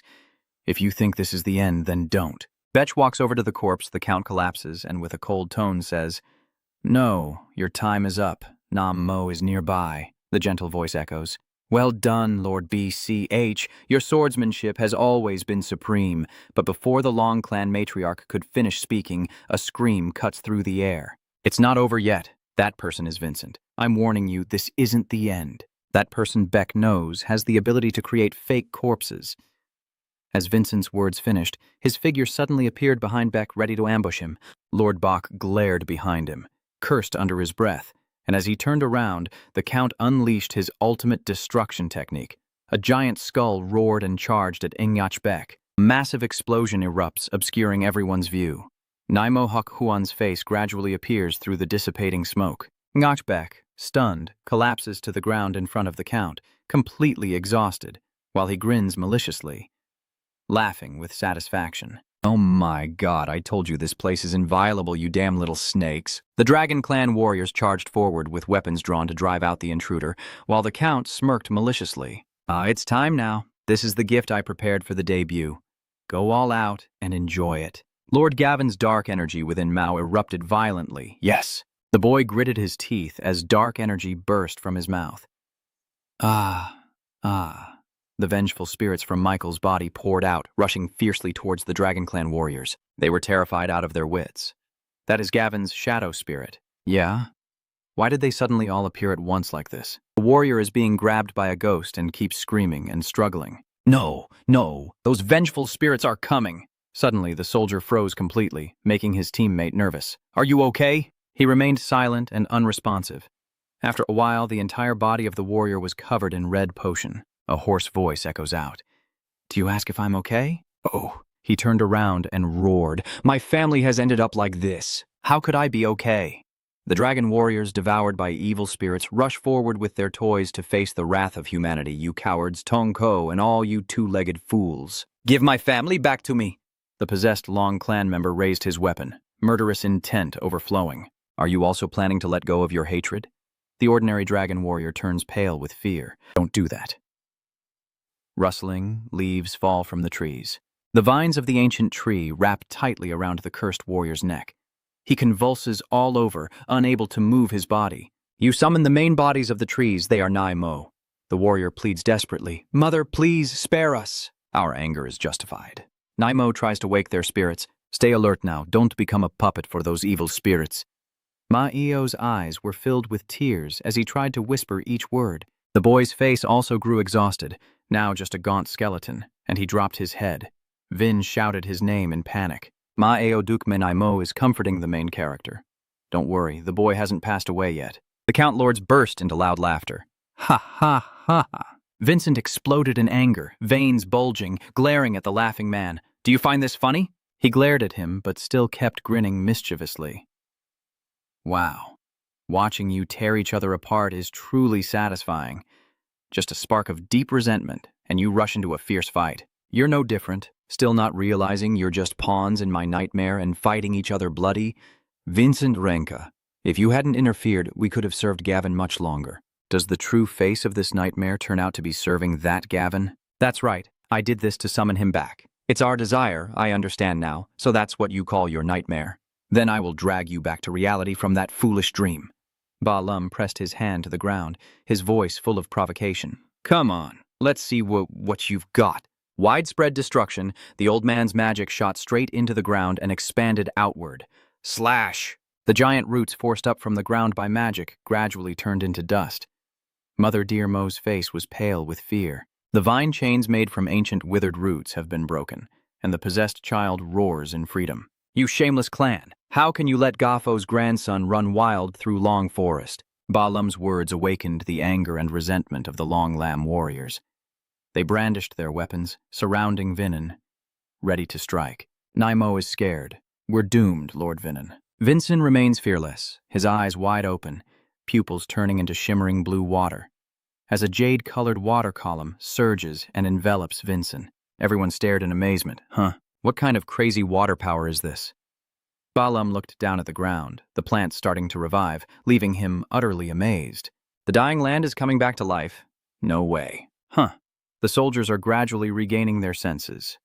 Could it be? After 2 years, Nai Duong Duong weeps with tears of joy. My descendant, you finally have a successor to your power. The sea god figure appears behind Vincent like a guardian, raising his trident and launching it forward. Bang! The trident pierces straight into the ground, sending shockwaves that spread across the contaminated area. The divine power of the tide god envelops Naimo, and her wounds miraculously close. She joyfully exclaims, "The grace of Sazain is the guiding force for the Dragon Clan. Unleashing the collected water energy, it can forcibly awaken the power and dragon soul of the Dragon Clan. This is Sidon's ultimate technique." Nao happily said, "Long Clan, shout out a dragon roar to welcome him. Our new Dragon King has arrived, so protect him with all your strength." The Longmen soldiers immediately stood shoulder to shoulder with Vincent in battle, trembling with fear. Has Gavin's control been completely broken? Vincent brandished his sword, and Ba Lum sneered contemptuously. Now wake up, Ba Lum. He's trembling like a leaf. What kind of strange thing is happening that completely shatters Gavin's mental state? Breaking his contract is impossible. Kid, what trick are you really up to? Vincent's power has now skyrocketed to level 128. He roars out, "Fellow members of the dragon race, I have promised Lady Naimo. The oppressive forces of the Long race must be punished, and we will settle the racial issues peacefully. Will you trust me and lend me some mana?" The Dragon Clan army responds enthusiastically. Long Dai's descendants, let's wipe out the Samlang together. Vinin grinned confidently. I will lead the brothers into the front line. Vinin lunged with his sword to slaughter Ba Lum and waved his hand to command the soldiers to attack all at once. Ba Lum continued his tricks, drawing charms to summon demons and monsters, disappear for good in that dark, evil magic. The protective seed trait from PN. The water dragon sweep technique immediately confronts Ba Lum's magic head-on. Boom! An earth-shattering explosion erupts. Ba Lum screams in terror. He truly brought this on himself. A ridiculous ending for a fool. Vincent is dark as hell, but he has no idea that our main house is completely immune to his power. He emerged from the thick, smoky haze and unleashed a deadly sword strike that caught Ba Lum off guard, stabbing him viciously in the chest. Dark magic devours Ba Lum's body. His soul leaves the corpse, snorts coldly, and swiftly escapes the body to inhabit a new form. He arrogantly declared to Vinin, "Surely you haven't forgotten my signature resurrection technique? This time I will definitely crush him. I won't let him survive this time." There. The Beck Arch receives orders from the main. Ngak BCH lunging from behind BL with a surprise attack, Beck's eyes blazing with murderous intent as he Slashes his sword down. Only when the blade is pressed close to him does Ba Lum sense the deadly aura. He was so stunned that he let out a gasp as one of Ba Lum's arms was cut off by Nyach Beck. "This is your fate, invader." Ba Lum opened his mouth in shock, unable to believe he was defeated so easily by these trembling souls. A shadowy figure suddenly appeared in front of B. He froze for a moment, then a multitude of spirits rushed toward him. Those are the souls that Gavin imprisoned, now set free. Gavin, are you here to save the gods? Thank you 1,000 times. Before I could even close my mouth, Gavin's souls charged straight at him. He looks as if he's lost all his blood. No way. Hold on a moment. I haven't done it yet. I will offer this trash to you, Lord Gavin. Countless souls of Gavin are stuffed into Ba Luom's mouth. Lord Beck, standing nearby, also feels a bit uneasy, seeing his own followers devour him. Venin is just as ruthless. Do you force them to do this? They had to sign the contract. So countless spirits rushed into Ba Lum's body, one after another. His body began to transform into a horrifying deformity. He weakly moaned, "Van, please don't abandon me. I can still fight. I swear my loyalty." Ba Lum's body is now filled with countless souls, growing into a monstrous mountain, with only the upper half remaining human-shaped. Julian gasped in shock. Can an ordinary person sign so many soul contracts? Vincent spoke coldly. He had truly become a terrifying monster.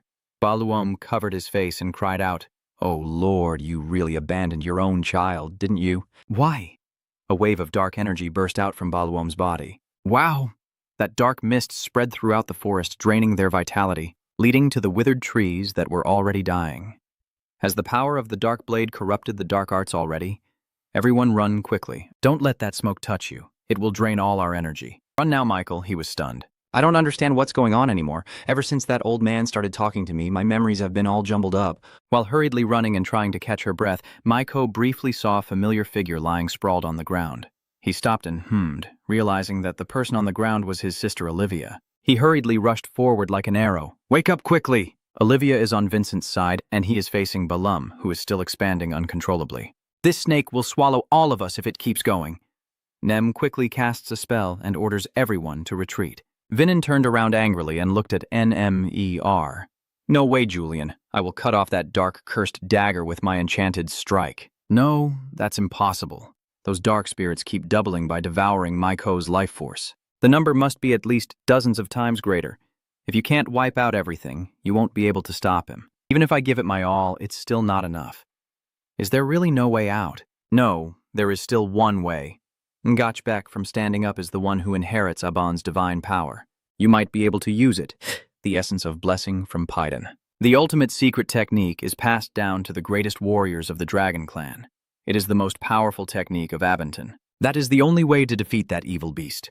Michael tightly held his sister in his arms. "Come on, try harder. Olivia, why aren't you staying inside the house instead of running out here?" Olivia weakly replied, just glancing at the scattered sandwiches on the ground. She wanted him to have the sandwiches that X had given us.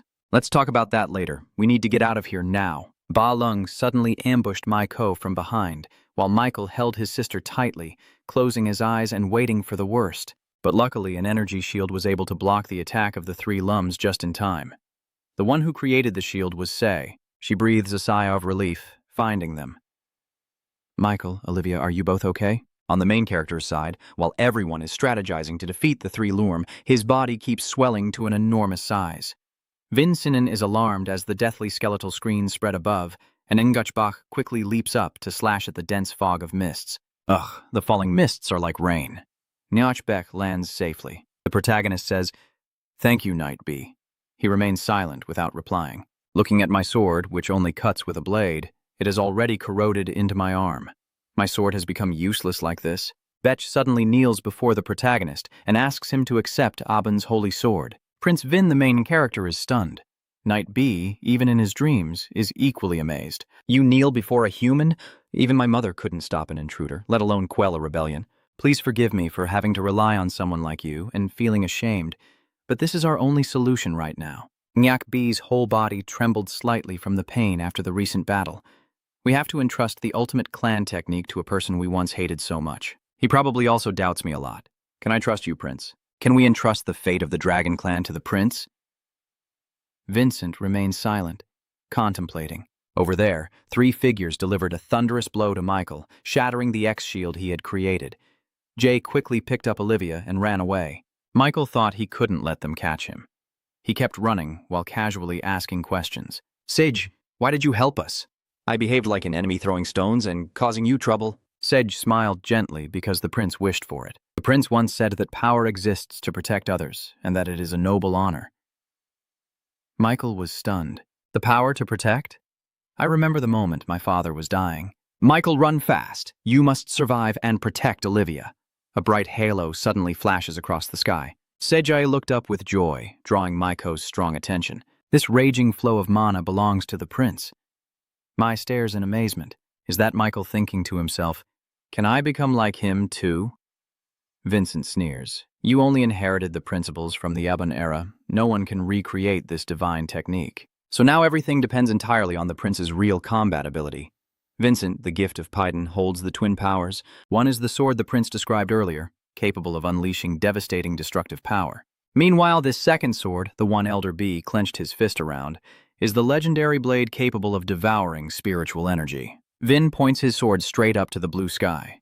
The mana he unleashes shocks everyone to the core, including Ba Lum, who is frozen in place. The source of power that Prince Vincent once bestowed is now surging back fiercely, with a sword infused with compressed energy from divine weapons said to be capable of drowning the entire world in an endless black sea. Ba Lum stared fiercely at the main character, Vincent Kaba, and then charged straight at him, shouting. If it weren't for that brat on from your family, Vincent would have calmly raised his sword. The name of this unique skill is Black Sea. Vincent, with a cold face, slashed with a sword that cut across Ba Lum's face. Bang! Ba Lum's body was split in two instantly as the rain suddenly poured down like a cleansing storm, dissolving his body completely. Raindrops gently fall on the withered trees and Olivia's small body. She gradually regains her vitality, slowly opening her eyes, still a bit dazed. She's awake now, thank goodness for Buddha's blessing. Her once eroded face has healed completely. "Why are you so emotional, brother?" "Tomorrow, rush over and hold your sister tightly, crying like a storm." "Big brother, I'm suffocating and about to die, so I dream of reaching out my hand to catch the refreshing raindrops." This is the regenerative power of the dim teeth. Night Beck, do you still harbor hatred for humans now? Big brother, Beck remained silent, then lowered his eyes and bowed his head, saying, "Yes, I will never forgive those who trample on my people." He remembered the conversation when kneeling before Vincent. "Can I place my trust in you?" Vincent replied. "I have seen too many people suffer because of the battles with those evil scoundrels." He clenched the precious sword tightly in his hand. I just wish I could make those evil people disappear completely, and if there's anything I can do to make it up to them, I am always willing. "So Nightbeck, please trust me as I hold your Thanlong King's sword. I promise to return to the present, Fu Fam." Big Brother Beach looks up at the blue sky and smiles back, "Beloved mother.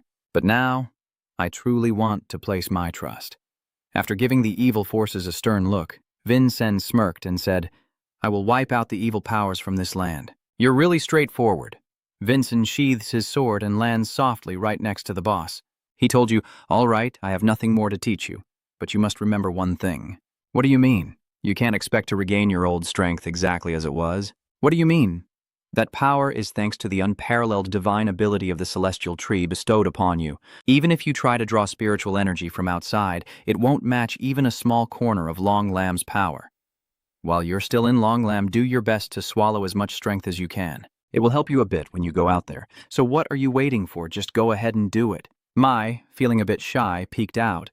After a large tree, Vincent saw the boy and called out, "It looks like our special guest has arrived, and today the kid is training with these guys again, huh?" Vincent stands right beside him, encouraging the boy to go even faster, while Julian nearby watches Michael and smirks. "You used to be so stubborn and headstrong, but now you're so obedient. Vincent told Michael that when you lose an arm, you'll be very easy to stumble and lose your balance. After each full move, he always has to plan his next step carefully. Carry him over to our main male lead. "Prince, have you ever trained someone with only one arm before?" Vincent replied, a bit embarrassed. "Oh yeah, I do know someone like that." Vin thought to himself that he was just sharing his own method, but it seems it was too easy to figure out. Michael stops his training and approaches the male lead. "But, hey Vincent, I've been curious about this for a long time. What do you mean by that? Why is there no shadow following Vincent?" The main character is a bit embarrassed about this, and back at the castle tower is holding a cup of hot tea. The The blessing of the slender god? That's right. I heard rumors that Prince Vincent found it inside a secret teleportation gate in the desert. A pair of precious rings separated? Vincent explained more clearly. Actually, I came to Longmon to find that very thing. If you have any clues, please let me know. Nay quietly closed her eyes and thought. Could this also be your fate? Then she calmly stood up, approached the vanity, and pulled out a drawer. Nee takes out an exquisite ring. He only left this one keepsake, and then holds the ring out in front of Vincent. If you're looking for this, go ahead and take it. Vincent and Julian were both stunned. The blessing of the Dragon King is in such an unbelievable place. Are you sure I can take it? This must definitely be the treasure of the late Dragon King's son, so it makes more sense to return it to you. If I keep holding onto it tightly, it will just gather dust in a drawer. Vincent carefully took the ring and put it on his finger. I will definitely use it worthily so as not to tarnish the reputation of the Dragon King. Roaring loudly, Vincent continued his intense training under the Abon waterfall. All right. Thanks to the good deal with the Shadow Assassin, my worries about losing my life have disappeared. The 7-day deadline that Ba Lum set is still 6 days away. A clear droplet rolls down the handsome face of the male lead before falling. During that precious time, I must absorb all the spiritual energy I can from this long lamb vessel. Vincent stood up suddenly, his figure reflected clearly on the calm surface of the Abon waterfall. After the victory, Vin and X returned to the space gate to prepare for their departure.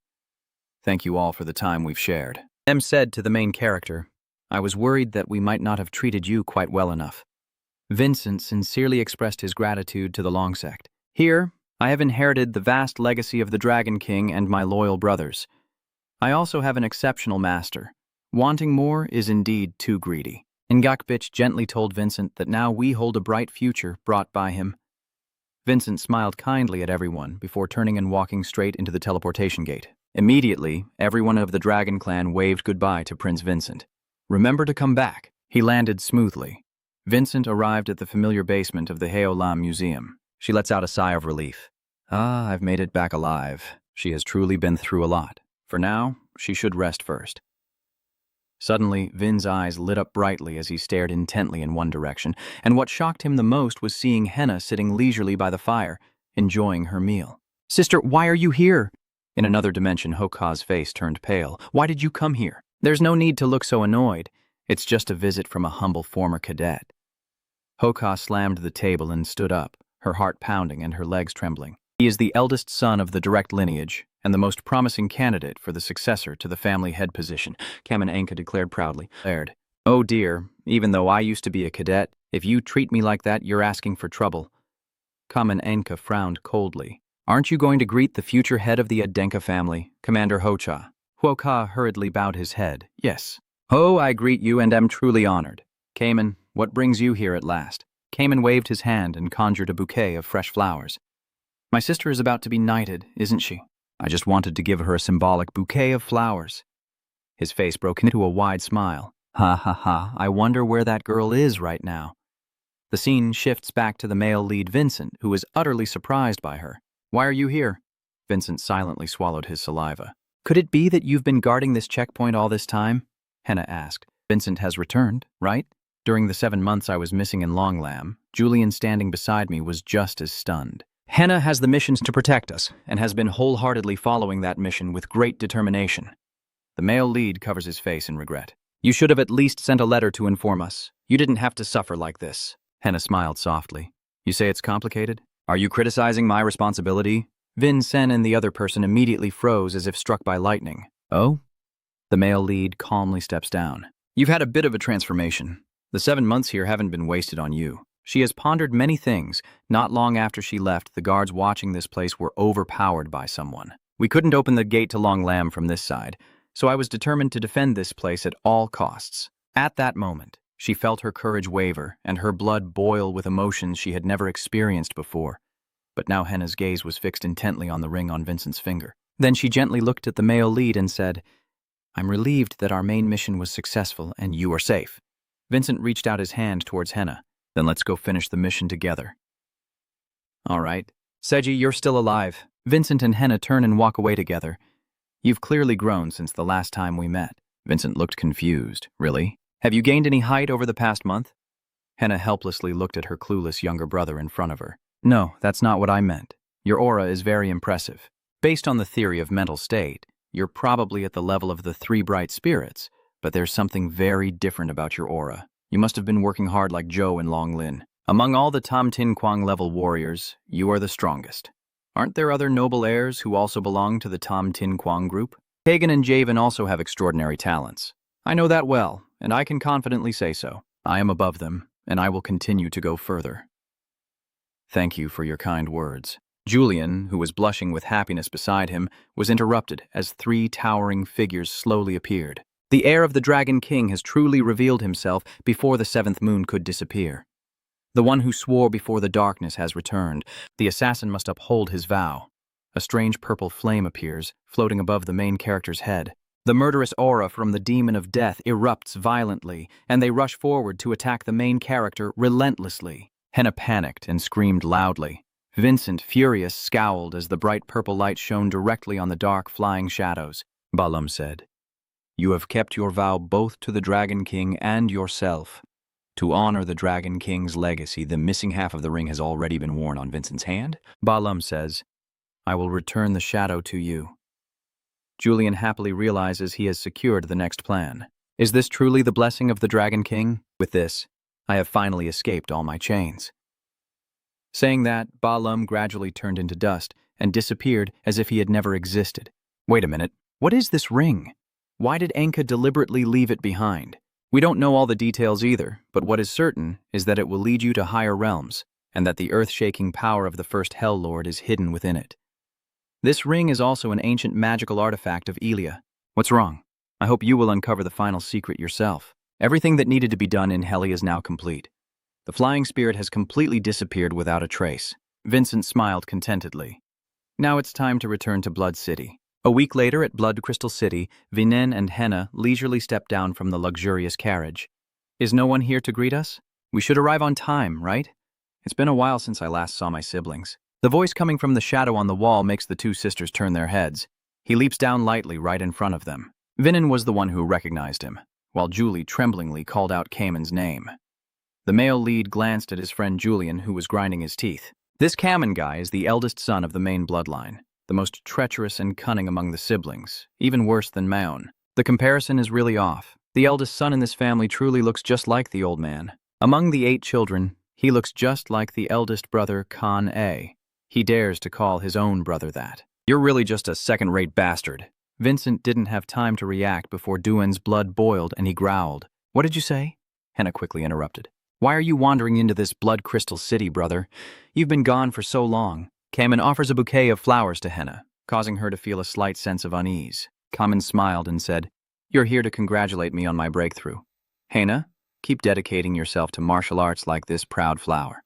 Julian secretly cursed at this reckless guy. What kind of game is he trying to play? Clearly, he's just intimidating his sister. The current situation at Anka is a standoff between the eldest son and the second young lady.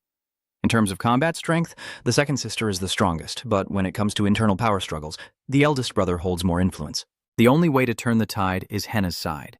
If she gives up her pursuit of the dream, the situation will definitely reveal a huge unknown. He wants the people supporting her to always be at a crossroads. Cold sweat begins to bead on Henna's delicate forehead. I really don't care about power struggles or who takes the throne, and I couldn't care less if that blind old man in hay meets his end. You have 2 of the 4 main pillars supporting you.